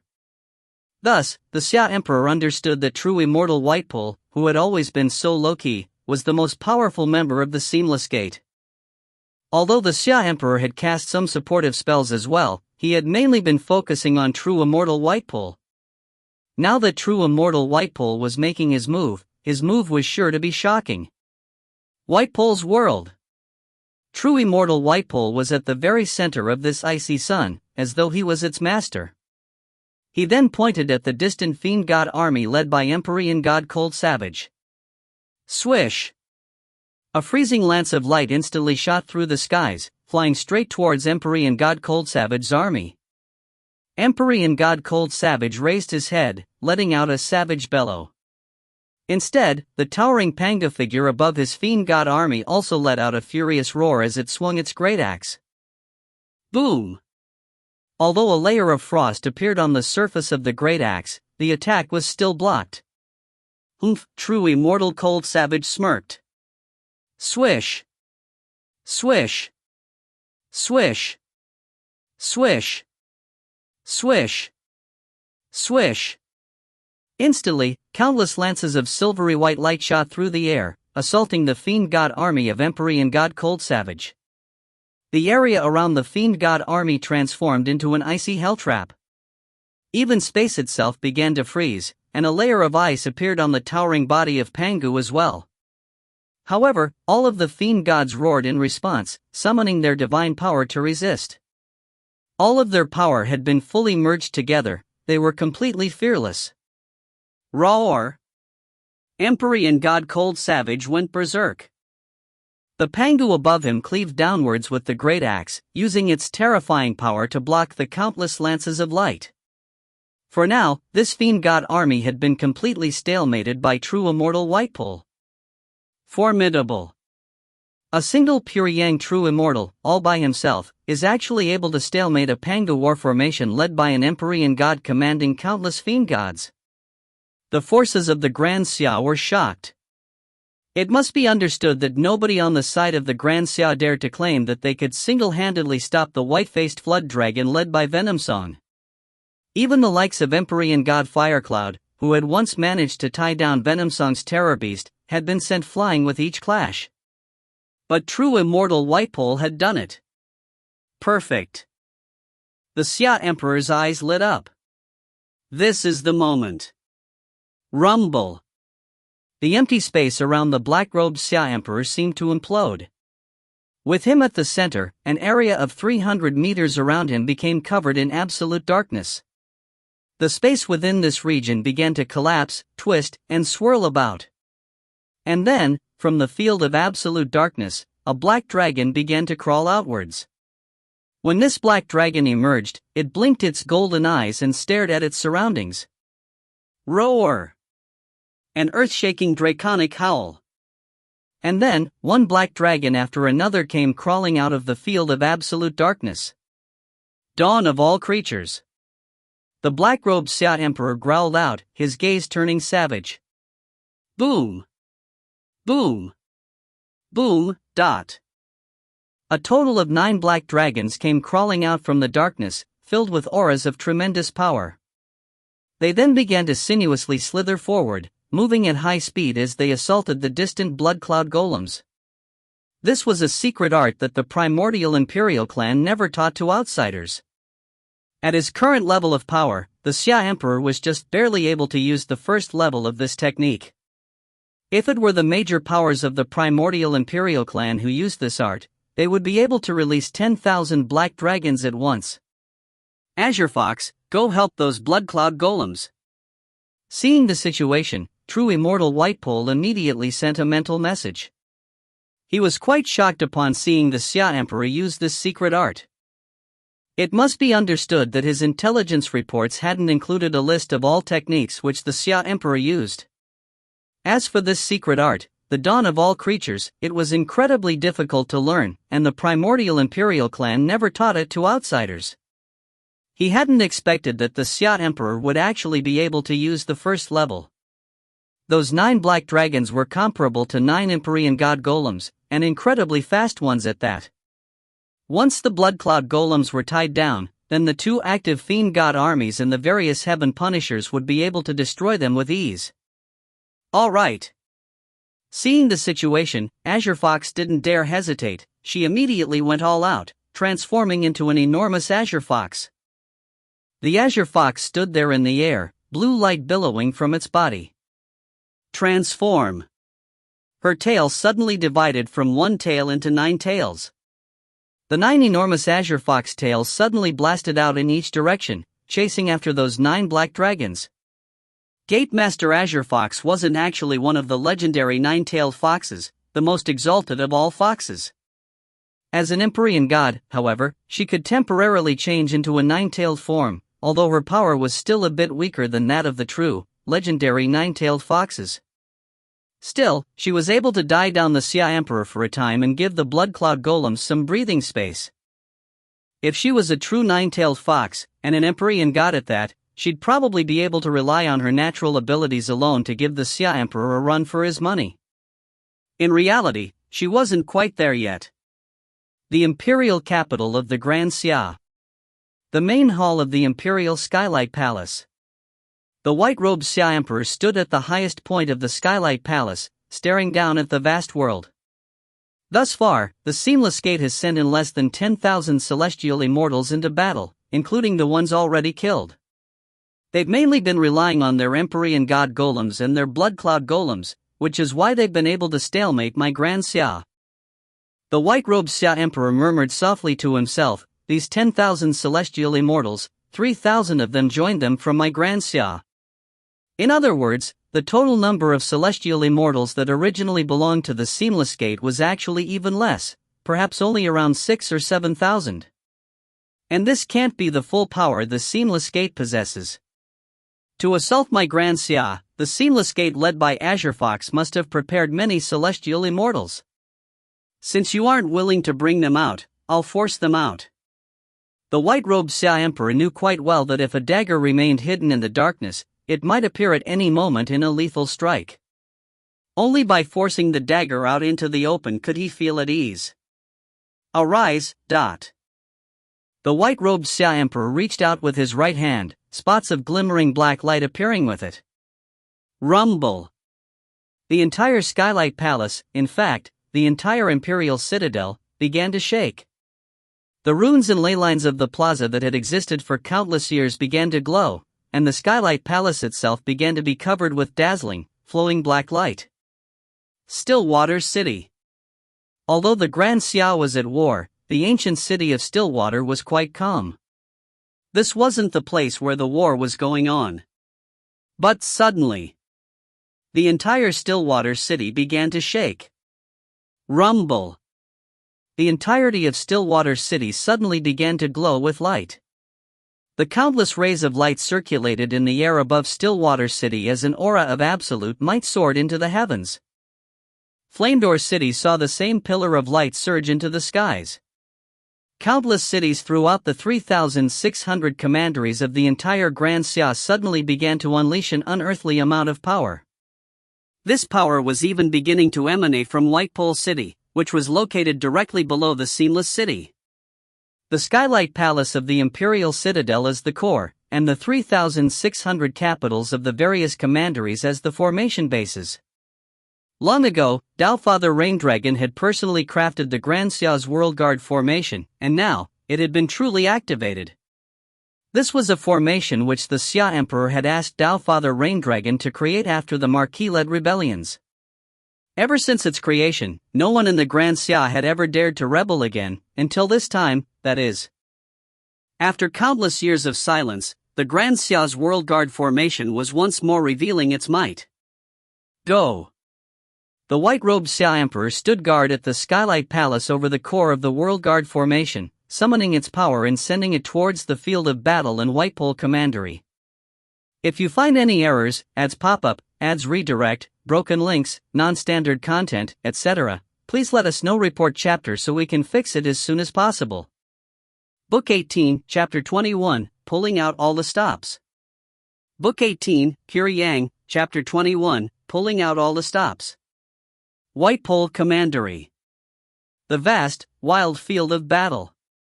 The battle between the Seamless Gate and the Grand Xia had reached a fever point, with both sides comparable in power. The Grand Xia's Dark North Heaven Punisher and the Seamless Gate's true Immortal Crimson Joy had tied each other down. As for the other 5 Heaven Punishers and 5 Empyrean God Golems of the Grand Xia, they were being assaulted by the 2 white-faced Flood Dragons, 6 Empyrean God Golems, and Blood Cloud Golems of the Seamless Gate. Those Blood Cloud Golems in particular, they moved in unfathomable, mysterious ways, causing the 5 Heaven Punishers to suffer greatly. Fortunately, the other Empyrean gods and true Immortals were assisting them. The Xia Emperor, in particular, was able to lock down more than half of the Blood Cloud Golems, otherwise, more Heaven Punishers would have fallen by now. The most powerful force on the side of the Grand Xia was the 3 Fiend God armies. However, one of the armies had been stalemated and locked down by true Immortal White Pole, while the other was engaged in battle against the white-faced Flood Dragon. The final one was being assaulted and completely tied down by 8 of the Empyrean God Golems of the Seamless Gate. Unlike the Blood Cloud Golems, the Black Empyrean God Golems were a bit slow, but were very tough to destroy, and so they managed to render this Fiend God army unable to do anything to them. For the moment, both sides were battling at a furious stalemate. Neither side was able to destroy the other. Both sides needed additional reinforcements to disrupt the balance and wipe out their foes, but of the 6 Heaven Punishers, Ning was feeling the most miserable, because he had been completely locked down by true Immortal Crimson Joy. Ning suddenly sensed a powerful ripple of natural energy. He couldn't help but look towards the skies. And not just him, everyone present could sense the terrifyingly powerful ripple of energy, and raised their heads to stare at the skies. Rumble! A terrifying power was gathering within the air, manifesting in the form of a dark red cloud. It was like a tribulation cloud, filled with flickering red light and with power great enough to strike fear into the hearts of the viewers. The World Guard Formation. That's the World Guard Formation. The Xia Emperor has activated the World Guard Formation, but the Seamless Gates forces felt their hearts clench, while the Grand Xia's side felt excitement. The fame of the Grand Xia's World Guard Formation was simply too great. Even Ning had heard of it long ago, back when he had taken part in the conclave of immortal destiny. However, back then he hadn't been certain as to exactly how strong it was. Afterwards, when his status became higher, he learned some details and particulars of this formation. The Grand Xia's World Guard Formation was led through the Imperial Skylight Palace and supported by the 3,600 commandery cities. The power of the 3,600 cities would be gathered in one location, but the energy could be used to attack any location within the Grand Xia. When the tribulation cloud appeared, space would be locked. There wouldn't even be a way to escape.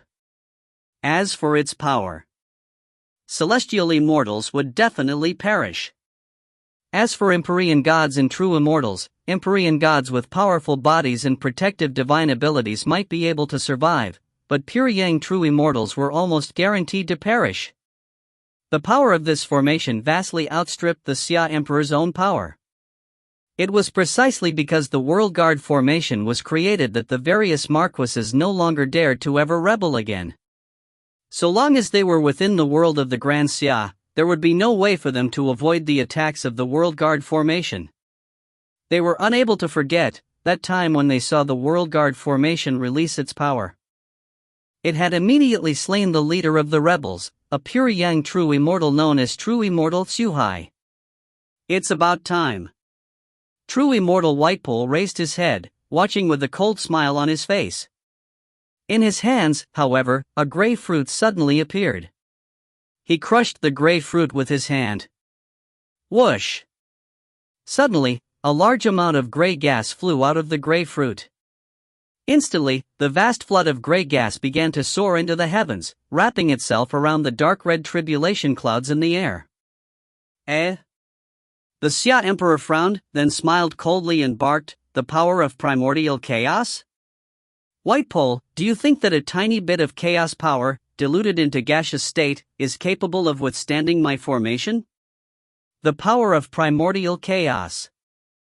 You had to begin training in the heavenly Tao of primordial chaos before you could slowly begin to learn to master it. This was truly the most supreme form of power that existed within the three realms. Generally speaking, after true gods or Tao fathers mastered a single heavenly Tao, they would then begin to slowly work on understanding the heavenly Tao of primordial chaos. After all, of the 10 great heavenly Taos, the heavenly Tao of primordial chaos reigned absolutely supreme. Anyone capable of mastering it would reach the supreme level which Pangu had been at. Long ago, Pangu had mastered this heavenly Tao. Maiden Yua was even more formidable. Of the 10 heavenly Taos, she had mastered 9 of them. There was a saying that there were 108,000 Taos in the universe. Maiden Yua had mastered 44,000 Taos. From this, one could see how incredible she was. It wasn't that Maiden Yua couldn't master the final heavenly Tao, it was that the heavenly Taos themselves were flawed and incomplete. There was no way at all to completely and thoroughly understand all of them at the same time. Mastering 9 heavenly Taos was a limit. Ha, I admit that your World Guard formation is formidable, and this truly is just a sliver of chaos power. True Immortal Whitepole laughed loudly, a hint of satire in his eyes. But even though it is just a sliver, it's a sliver of primordial chaos. How much power will this formation of yours possess, after it is forced to go through it? In addition, given how powerful this World Guard formation is, and given that it covers your entire major world and vastly surpasses the level of power a true immortal should possess, I imagine that each time you activate it, you have to pay a considerable price. The Seamless Gate had received intelligence reports about it. Every century, the Xia Emperor could at most use the World Guard formation twice. True Immortal Whitepole had personally asked his master about this, and the God King had said, "This formation is so vast, it goes beyond the bounds of normal power for Empyrean gods and true immortals. An attack that can encompass and envelope an entire world. This is something on the level of a true god or a Tao Father. The main reason why Raindragon forged this formation was to shock and awe. Since even the intelligence reports say that the Xia Emperor can at most use this formation twice every century, then I imagine that he should normally only be able to use it once. If he's willing to pay an enormous price, he can probably use it twice. I'll bestow upon you a fruit of primordial chaos which can weaken the strength of his formation. The Xia Emperor stared downwards coldly. The tribulation cloud of the World Guard formation previously held enough power to slaughter any of the true immortals of the Seamless Gate that were present. The Empyrean gods might have been able to survive the strike of the tribulation cloud, thanks to their divine bodies and protective divine abilities, but the true immortals were almost guaranteed to perish. The Xia Emperor had been planning on using this to assault true immortal Whitepool, but now that the tribulation cloud was covered by the power of primordial chaos, most likely, the strength of the tribulation cloud would be greatly weakened after passing through it. It was easy to beat back an expert on the level of true immortal Whitepool, but very hard to kill him. Empyrean gods and true immortals all had very formidable life-preserving techniques. I knew that the Seamless Gate had to have prepared something, but I didn't imagine that the Tao Father behind true immortal Whitepool would actually give him a Tao fruit of primordial chaos. This Tao Father is quite generous. The Xia Emperor felt tremendous resentment. Fruits of chaos power were also known as Tao fruits of primordial chaos. Not all true gods or Tao Fathers could easily condense the power of primordial chaos into the form of a fruit. If they really could do that, given that they could easily replenish their own chaos energy, Tao fruits of primordial chaos would be everywhere. In reality, to form a Tao fruit of primordial chaos, the creator had to materialize, then slice off a sliver of his own insights into the heavenly Tao of primordial chaos. Only then could the Tao fruit survive on its own. Thus, these fruits contained only an extremely tiny amount of chaos power. A tribulation storm was sweeping the three realms. Although the major powers of the Seamless Gate might be willing to sever a portion of their insights into primordial chaos for the sake of increasing their side's karmic luck, they would only be willing to part with a very, very tiny amount of it. If they severed just a little bit, given enough time they would be able to train back to the same level. But if they severed too many of their insights, it would be incredibly hard to regain them in the future. A tiny sliver of chaos power was already more than enough to weaken the tribulation clouds. Go!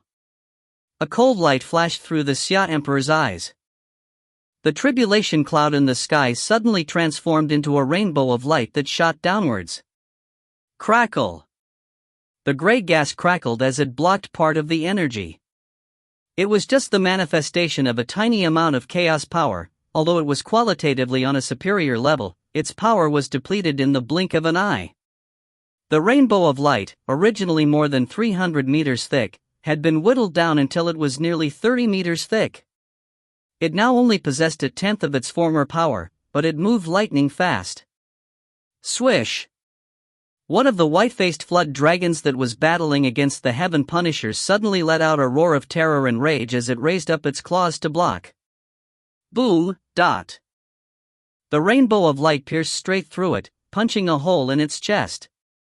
Quite a few celestial immortals and loose immortals inside the terror beast were slain, and the terror beast itself was instantly destroyed. The immortals inside were utterly terrified, and they immediately sought to flee. Kill!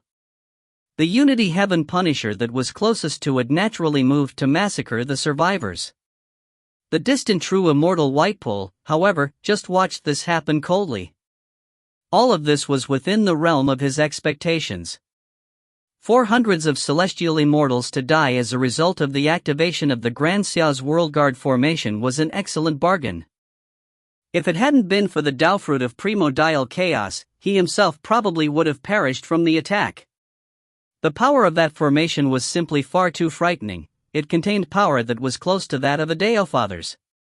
Shaman, now that you've used even the World Guard formation, I imagine you only have the Raindragon Guard left. True Immortal Whitepool sent a mental laugh to the Xia Emperor. You are guaranteed to lose this fight. You can all come out now. True Immortal Whitepole suddenly let out a loud roar. Boom! Boom! Boom! Boom! Suddenly, 4 towering figures appeared out of nowhere. 4 additional white-faced flood dragons, their auras soaring into the skies. These 4 white-faced flood dragons appeared uncontrollably savage and utterly ferocious. What? 4 more? 4 more white-faced flood dragons? The Grand Xia's forces felt their hearts sink. Good heavens! A single white-faced flood dragon represented 1,000 celestial immortals and 100,000 loose immortals. This meant the Seamless Gate had just sent out 4,000 more celestial immortals. And it was hard to say how strong these terror beasts were. Perhaps some of them were comparable to Venomsong's white-faced flood dragon in power. Seamless Gate, you honor me with your caution. The Xia Emperor let out a cold laugh.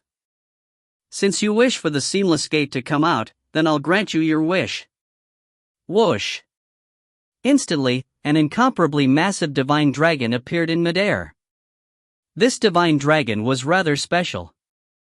Compared to ordinary divine dragons, it differed in that it had a pair of enormous wings. This was the appearance of the legendary god beast, the Rain Dragon. Taofather Rain Dragon was a god beast, born with tremendous power. After experiencing that great war of the primordial era, he had ended up becoming a true god in Taofather. Roar! The enormous Rain Dragon instantly charged downwards. Ha, come! One of the white-faced flood dragons let out a frenzied roar as it moved to engage. Boom! Boom! The Rain Dragon began to battle against that white-faced flood dragon. Although the Rain Dragon held the slight advantage, the white-faced flood dragon was still more than enough to tie it down. What? That white-faced flood dragon is actually that powerful? It has to be that an Empyrean god or true immortal is commanding it. Ning and the others felt their hearts turn cold. Their Rain Dragon army was only comparable to a single one of those extra-powerful white-faced flood dragons. As for the other 3, would one of them also be that strong? If that was the case, they would be in huge trouble. The Xia Emperor coldly watched as this all occurred.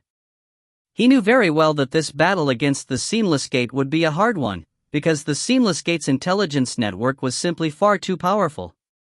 They knew all the forces the Xia Emperor had, but he knew nothing about the Seamless Gate's forces. He had already revealed all of the power he had available, but from the looks of it, he was still at a disadvantage. Xiamong, your defeat is guaranteed. The Grand Xia shall now be the Grand Xia of me, Whitepole. Wait, it won't even be called the Grand Xia any longer. Its name should be changed to the Whitepole Major World. True Immortal Whitepole was filled with an imposing aura, and he had an incomparably arrogant demeanor to him. If you find any errors, ads pop up, ads redirect, broken links, non-standard content, etc., please let us know. Report chapter so we can fix it as soon as possible. Book 18, Chapter 22, Breakthrough. Atop a mountain that hovered within the vast void outside the 3 realms. This towering mountain was 1,000,000 kilometers long. This was the abode of Taofather Crimsonbright. An old man with long azure hair was seated in the lotus position. Below him stood a large group of powerful Empyrean gods and true immortals, a clone of the black-robed Xia Emperor among them. That fiend god army is finished. Taofather Crimsonbright let out a soft sigh. A round mirror of light was hovering in the air, allowing them to view the results of the battle. Taofather Crimsonbright had personally cast this technique. It's finished. One of the 3 fiend god armies is about to be used up. If this continues. The Empyrean gods and true immortals were all incredibly nervous. As for the clone of the black-robed Xia Emperor, he just watched with an icy look on his face. Senior apprentice brother Xiamong, our major worlds were all defeated. Can it be that your Grand Xia is going to be defeated as well? A burly Empyrean god who had the head of a bear spoke out anxiously.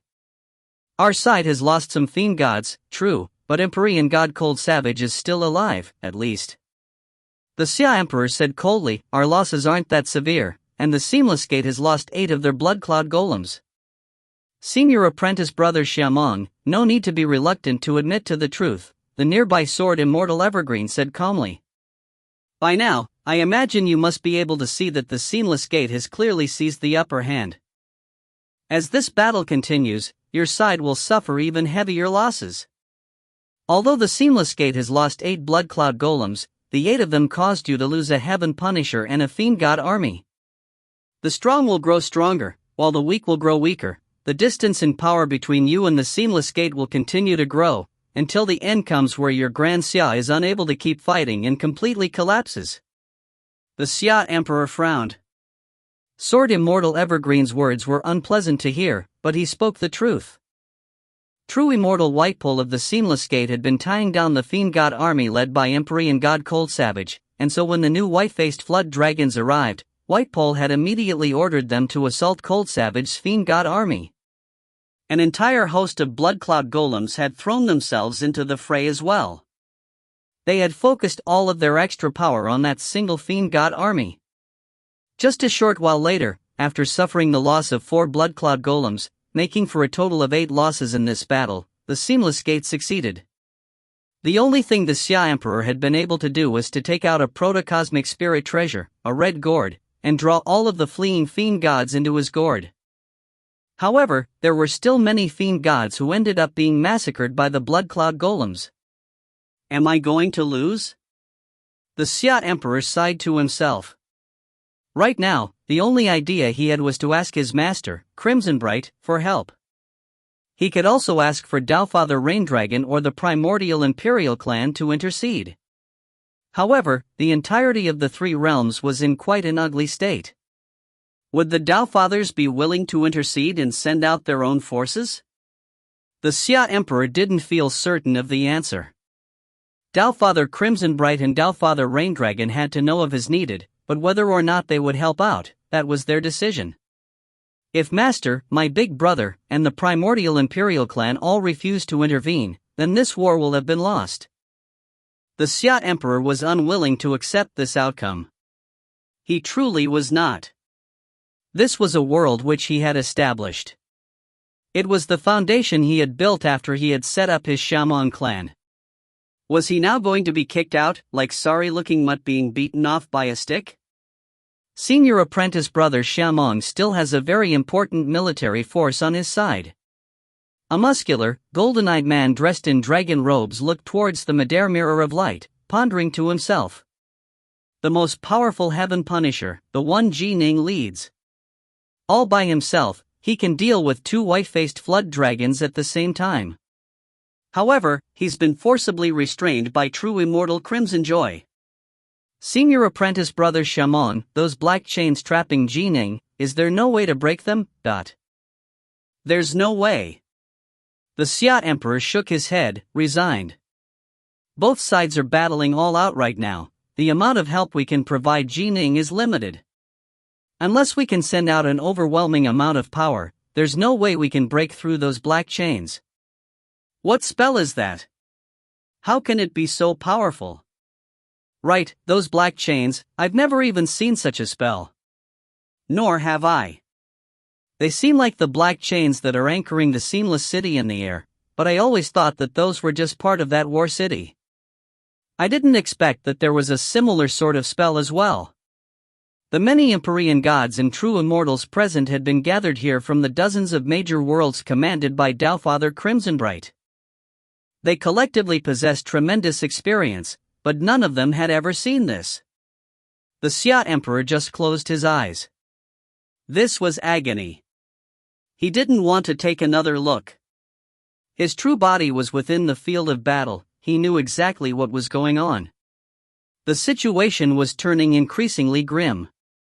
The enemy was strong, while his side was slightly weaker, which meant that the enemy would reap further and further rewards, causing the disparity in power to grow until one side perished. Master, big brother, what are you thinking, right now? The Xia Emperor groaned mentally to himself. Senior apprentice brother Xiamong, this Ning, is he the one you wanted me to take on as an apprentice, all those years ago? Sword Immortal Evergreen suddenly asked. The Xia Emperor gave him a glance. Yes. I completely forgot about that. Sword Immortal Evergreen laughed. I just remembered, I heard that this Ning took on a Dao Father as his master. As the disciple of a Dao Father, although he's merely a celestial immortal and a bit weak, he's still been an extremely useful general under your command. He might be a celestial immortal, but he's not weak. The Xia Emperor shook his head. He's trained for a very short period of time. After all, his potential is truly extraordinary. Potential? Sword Immortal Evergreen said calmly, there are many in the three realms with tremendous potential who have nonetheless been trapped at the celestial immortal stage for countless years. It's not so easy to become an Empyrean god or a true immortal, but... The Xia Emperor's face sank.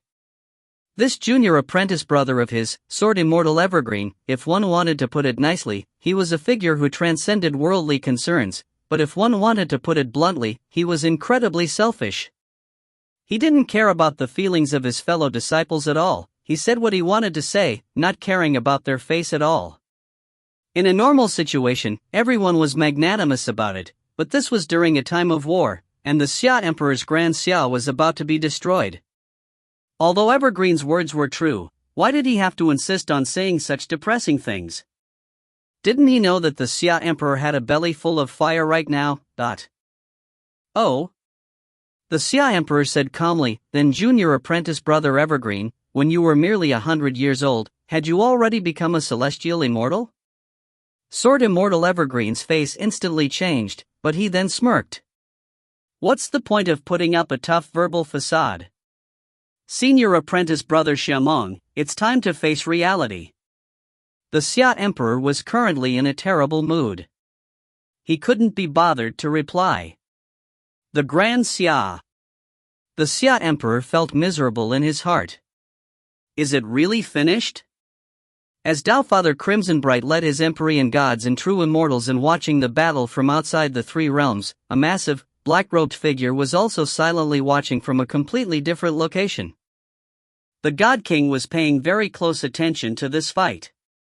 We are going to win. The God King gently tapped on his armrest with his left hand. A mirror of mist was in front of him, revealing the battle in its entirety. At this moment, neither the God King nor Dao Father Crimsonbright could see inside the body of Ning's Heaven Punisher.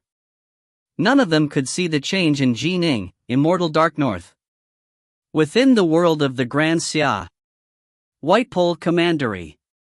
The savage battle had been kicked in overdrive as both sides assaulted each other with abandon. The Seamless Gate side was especially eager, while the Grand Xia's side clearly seemed a bit dispirited. Everyone could tell that from the moment that the Fiend God army led by Empyrean God Cold Savage was destroyed, the difference in power between the two sides had grown. The Grand Xia was almost unable to hold on any longer. Break! Break! Break! Ning, trapped by those black chains, felt a frantic feeling in his heart. His heart was filled with rage as well. Why? Why couldn't he break these damned chains? His brothers and sisters were fighting for their lives. Ning truly was anxious to join them. Despite his anxiousness, he was still able to maintain complete control over himself. His icy calmness and his frantic impatience coexisted without any conflicts at all. Rumble. Suddenly, Ning's heart shook. He was stunned. And then, he was overjoyed. He could now completely sense that vast, boundless Grand Tao, the Tao of the Sword. All of the mysteries of the Tao of the Sword were now within Ning's heart. It was different from the past, when Ning was attuning to the Tao, enormous ripples would manifest. Now, the Tao of the Sword was like an obedient little child, not resisting or hiding anything from Ning. This was because Ning had completely mastered and was in complete control of it. Naturally, he wouldn't release even the slightest of Tao ripples to the outside world unless he chose to. So this is the Tao of the Sword? So the only thing I lacked was a surge of true Sword Immortal Ki?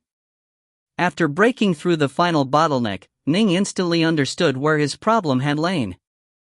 In truth, when one reached a bottleneck in mastering a Grand Tao, one's insights into that Grand Tao were almost complete and perfect.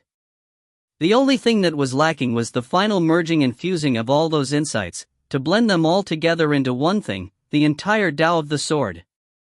This sort of fusion required an insight that was extremely difficult to comprehend.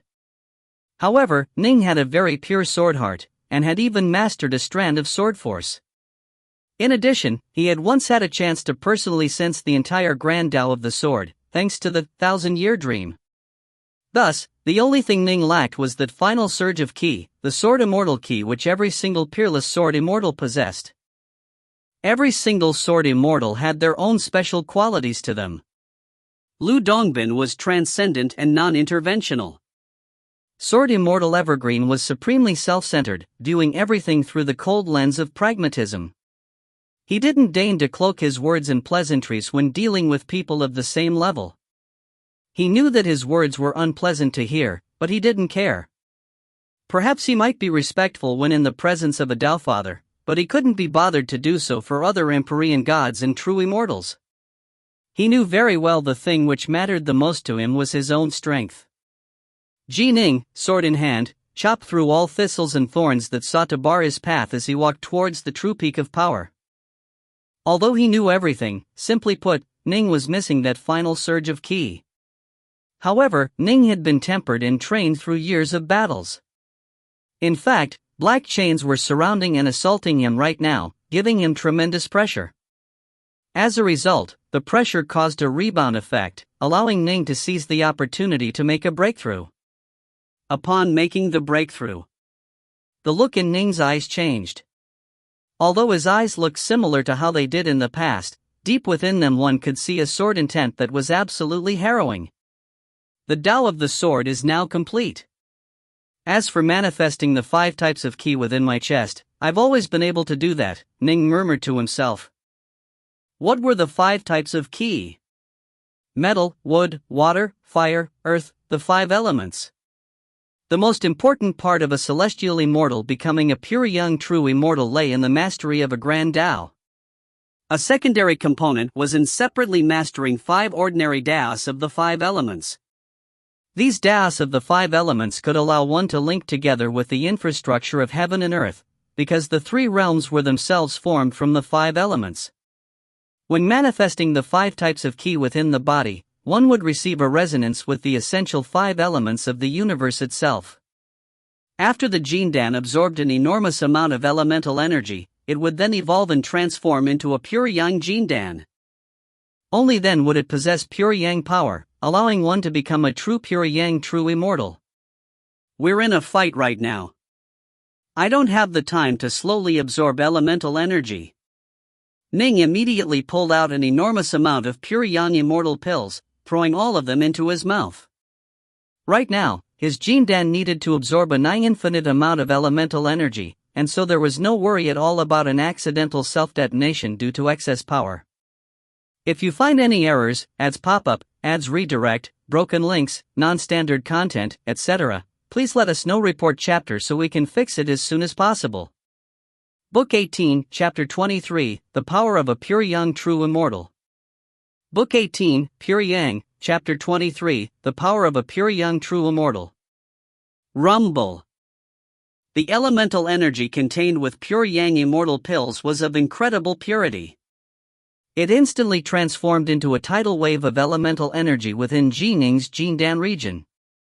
The energy of each pill was completely released, and the entire Jindan drank it all up thirstily, as though it was starving for energy. It was like a riverbed that was so dry, the ground had cracked. Even if a torrent of rain was to fall onto it, the riverbed would be able to easily absorb it all. In fact, the rate at which the immortal pills released energy couldn't even catch up to the rate at which the Jindan was absorbing it. Whoosh! Whoosh! Whoosh! Whoosh! Whoosh! Within Ning's chest, 5 types of semi-transparent ki began to manifest and flow. These 5 streams of ki came from the insights Ning had in the 5 Taos of the 5 elements. They now all gathered together, connecting Ning to the essence of heaven and earth itself. Ning had trained for many years. Aside from the Tao of the sword, his accomplishments in the Grand Tao of the water drop were the most advanced. He had mastered more than half of it by now. As for ordinary water-related Taos, he had long since mastered 16 different types. In truth, mastering ordinary Taos was now of very little help to Ning. While working on his Grand Tao, he would occasionally get a flash of insight that would allow him to master a particular ordinary Tao. Ning was very skilled in fire-related Taos as well. Metal, Ning was quite skilled in this as well, thanks to his expertise in the sword. Earth, this was the slowest for Ning to train in, but Ning had still mastered a complete, ordinary earth-related Tao. Even back when Ning had first arrived at the Black-White College, he had begun to train in the lesser 5 elements sword art, after all. Wonderful! The 5 types of ki within his chest were slowly beginning to link together and resonate with the essence of the 5 elements within heaven and earth, causing tiny streams of energy to be transmitted into his body. These streams of energy consisted of the essence of the 5 elements. They were all transmitted straight into Ning's Jindan. Whoosh! Like celestial snow meeting with infernal flame, an explosive transformation erupted. Ning's Jindan began to completely transform, and its quality was increasing at an incredible rate. The Jindan region within Ning's body grew even greater, and the energy that created and maintained the Jindan grew more and more pure as it began to rise towards the pure yang level. Although an enormous amount of elemental energy was being used up, Ning had plenty of immortal pills prepared. Ning had acquired a large number of immortal pills from the Xia Emperor, when he had traded away his Empyrean God Golem. Even after mastering the 6th cycle of the 8-9 arcane art, Ning had a large number of immortal pills left over. Although all of this took time to describe, in reality it happened tremendously fast. After just 2 breaths worth of time, Ning's Jindan had successfully completed its transformation into an even purer, deeper, and somewhat darker golden color. This was a darkness that came from density and depth, and the energy within this Jindan now vastly surpassed the energy contained within the Jindan of a celestial immortal. It caused Ning's celestial immortal body to instantly be transformed. The golden pellet Jindan within Ning's body was now a pure Yang Jindan. It was second only to the Great Firmament Jindan possessed by Tao Fathers of the Great Firmament. The pure Yang Jindan continued to absorb the remaining energy from the immortal pills, causing the power of the Jindan to grow even heavier and denser. Ning immediately used the spell which his master, Subhuti, had taught to him. He masked his pure Yang aura, transforming into the aura of a celestial immortal. This was a form of artifice. In battle, Ning needed to disguise his power. What a wonderful feeling! The feeling of being a pure Yang true immortal, it truly is powerful. Pleasurable. Ning could sense the might his body contained as the pure Yang power flooded his body. Is this the feeling which Patriarch Lu and the Xia Emperor have? Patriarch Lu and the Xia Emperor were both pure Yang true immortals. Celestial immortals had their energy, pure Yang true immortals had their own. The transformation in their energy alone represented an enormous increase in power. In fact, Ning even had the feeling that right now, if he were to attack by himself without 1,000 celestial immortals or 100,000 loose immortals aiding him, he would still be able to give a white-faced flood dragon a good fight. In the past, his primal twin, merely a celestial immortal, had to rely on the power of the entire army. The Dark North Army, Ning immediately activated his pure Yang energy, beginning to take control of even more power from the entire Heaven Punisher formation. His power grew deeper and deeper. The power of the entire Heaven Punisher began to skyrocket. It doubled, tripled, quadrupled, quintupled. The power continued to increase. 10 times, 12 times, 18 times, 21 times. Finally, the power of the Heaven Punisher reached a limit, and the increase came to a halt. Why is it that I have the feeling that I've almost brought out all the power this Heaven Punisher has to offer? Ning had a foundation of pure Yang energy, and had a soul heart force technique supporting him. As a result, he was in control of almost 80% of the total maximum theoretical power of a Heaven Punisher. Ning could vaguely sense that he was very close to a hard limit in power. It must be understood that not even the other Empyrean gods or true immortals were able to unleash this much power from a single Heaven Punisher. Not Empyrean god Venomsong, for example, nor the other Empyrean gods and true immortals.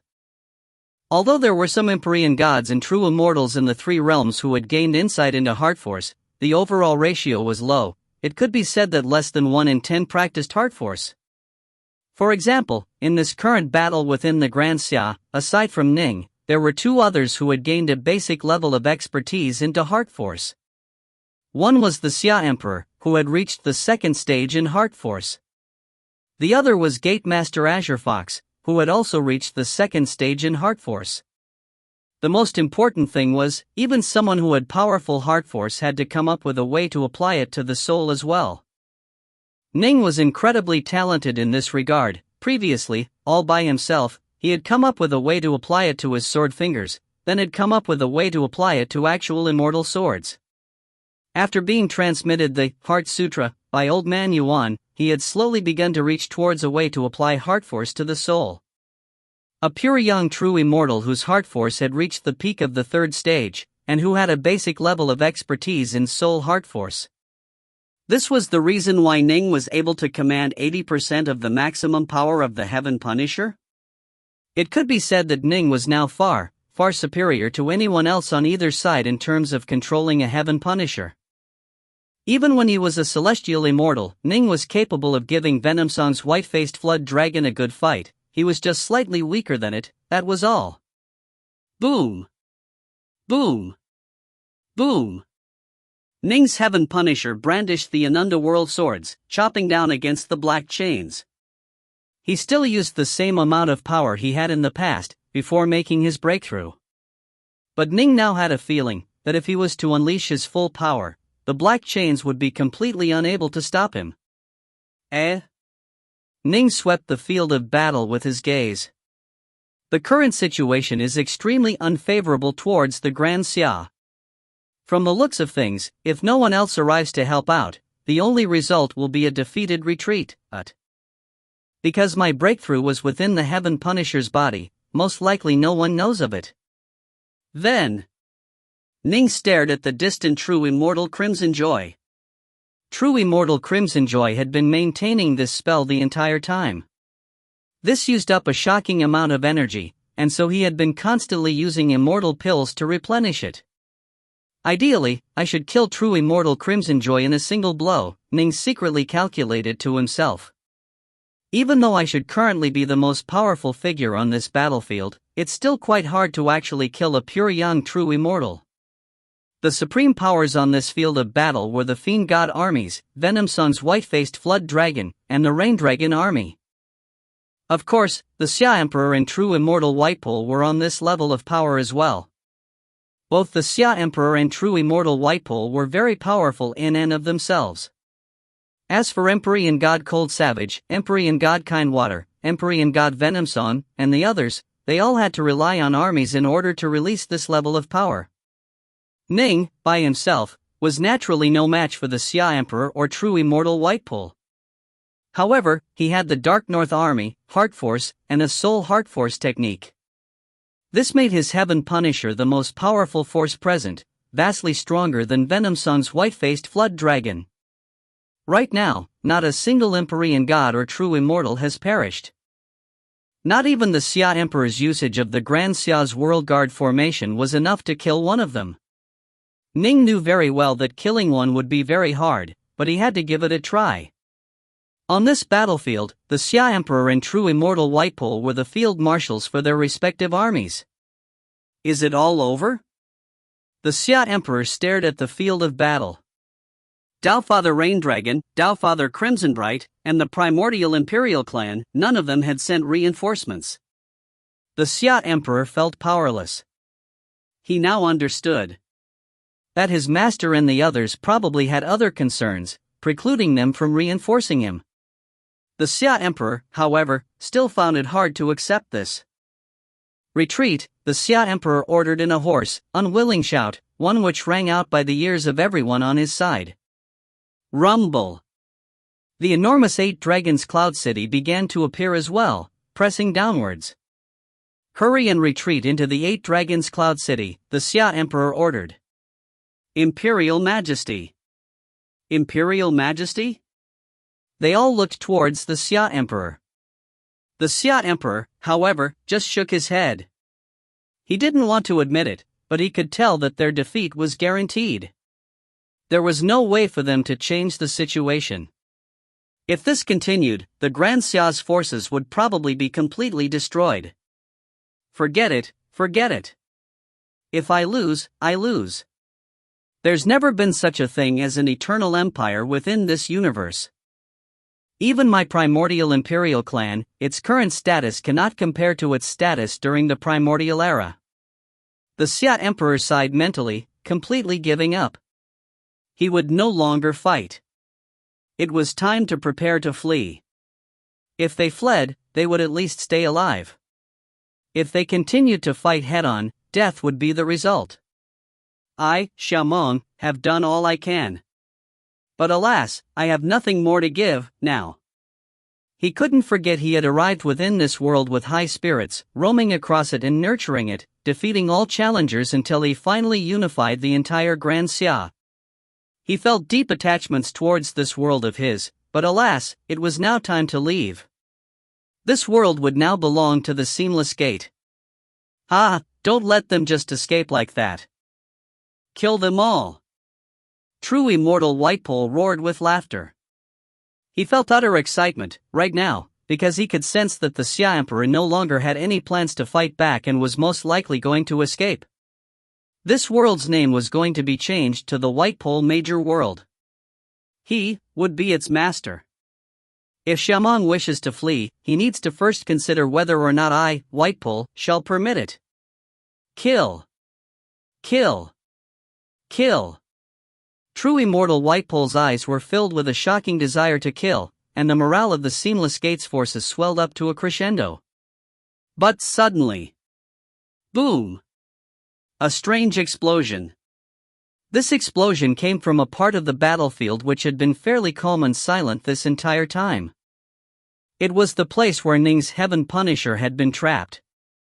Although the Xia Emperor wanted to rescue him, it was currently hard for them to even save themselves. How were they supposed to send out even more forces to rescue Ning? The Xia Emperor, True Immortal Whitepole, and the others all turned their heads to look. The black-robed, black-haired, red-eyed elder just stood there in a daze. Around him, snow-colored lotus flowers were flying about. The elder touched his chest. The pure young Jindan within his body had been shattered in an instant, under a sudden, sinister assassination strike by Ning. The red-eyed elder opened his mouth, wanting to say something, but before he could make a single sound, he transformed into flying dust. He had died. After so many years of battling to claim the Grand Xia, a true immortal had finally died. True Immortal Crimson Joy had perished. The killer was a Heaven Punisher, Ning's. If you find any errors, ads pop-up, ads redirect, broken links, non-standard content, etc., please let us know. Report chapter so we can fix it as soon as possible. Book 18, Chapter 24, Withdrawing the Troops. Book 18, Pure Yang, Chapter 24, Withdrawing the Troops. The Grand Xia and the Seamless Gate, both forces on that battlefield, were stunned. The Grand Xia had already begun a retreat, while the Seamless Gate was in hot, eager pursuit, planning on carving a few extra pieces of flesh from the Xia Emperor. But True Immortal Crimson Joy died. An exalted, powerful Pure Yang True Immortal had actually died? What the hell? How did Ning do that? Wasn't he trapped? Even if he managed to charge out, how could he have killed True Immortal Crimson Joy in an instant? Just now, I seem to see snow-white lotus petals floating around True Immortal Crimson Joy's body. Could his death be connected to the protocosmic spirit treasure, the 9-leaf snow lotus? The Seamless Gate's forces were completely stunned. They simply couldn't believe this. They were clearly on the verge of victory. How did the hell did this suddenly happen? The only person on the battlefield who wasn't stunned was Ning himself. Success! Ning let out a sigh of relief. Although he had an absolute advantage in power thanks to his Heaven Punisher, he hadn't been certain that he would be able to kill true Immortal Crimson Joy. Just now, he had first activated his protocosmic spirit treasure, the 9-leaf Snow Lotus. The 9-leaf Snow Lotus was best suited for trapping and binding foes. In the past, Ning was a mere celestial immortal. Even when he used the power of the Heaven Punisher to activate the 9-leaf Snow Lotus, it wouldn't be excessively powerful. After becoming a pure Yang true immortal, however, and after merging his pure Yang energy with the power of his Heaven Punisher, then using it all to activate the 9-leaf Snow Lotus, the power of the countless Snow Lotuses he could create was truly astonishing. He had instantly covered the completely unprepared true Immortal Crimson Joy with them. As he used the snow-white lotus petals to surround true Immortal Crimson Joy, Ning unleashed his full power, instantly shattering apart the entangling black chains. Not good. Upon being trapped by the Snow Lotuses, and upon sensing his spell being destroyed, true Immortal Crimson Joy immediately knew that something bad was happening. A sudden variable had to have been introduced into the battle, but he couldn't see what was going on beyond the barrier of Snow Lotuses, nor could he greater teleport. He didn't dare hide himself within an immortal estate either. If he did, the enemy would be able to immediately capture it. Thus, the only thing he could do at the time was to use his own pure Yang treasures to protect himself. Boom! A cold, insidious sword attack. After shattering the black chains, Ning immediately sent out a silent, soundless sword strike. This was an assassination sword art which Ning had learned back at Mount Innerheart. He had learned far too many sword arts at Mount Innerheart, including several that had been devised by Tao Fathers of the Great Firmament. Usually, it was rare for Ning to use any of those sword arts, as those were sword arts that others had developed. Although they were very powerful in Ning's hands, there was no way he could truly reach a level of absolute perfection in them. Ning, however, had never tried to create his own assassination sword arts. Given the inconceivable power of the Heaven Punisher he led, this sword art was already powerful enough. And so, boom! The snow-white lotus petals instantly split apart, allowing Ning's sword to hack directly against true Immortal Crimson Joy's protective magic treasure.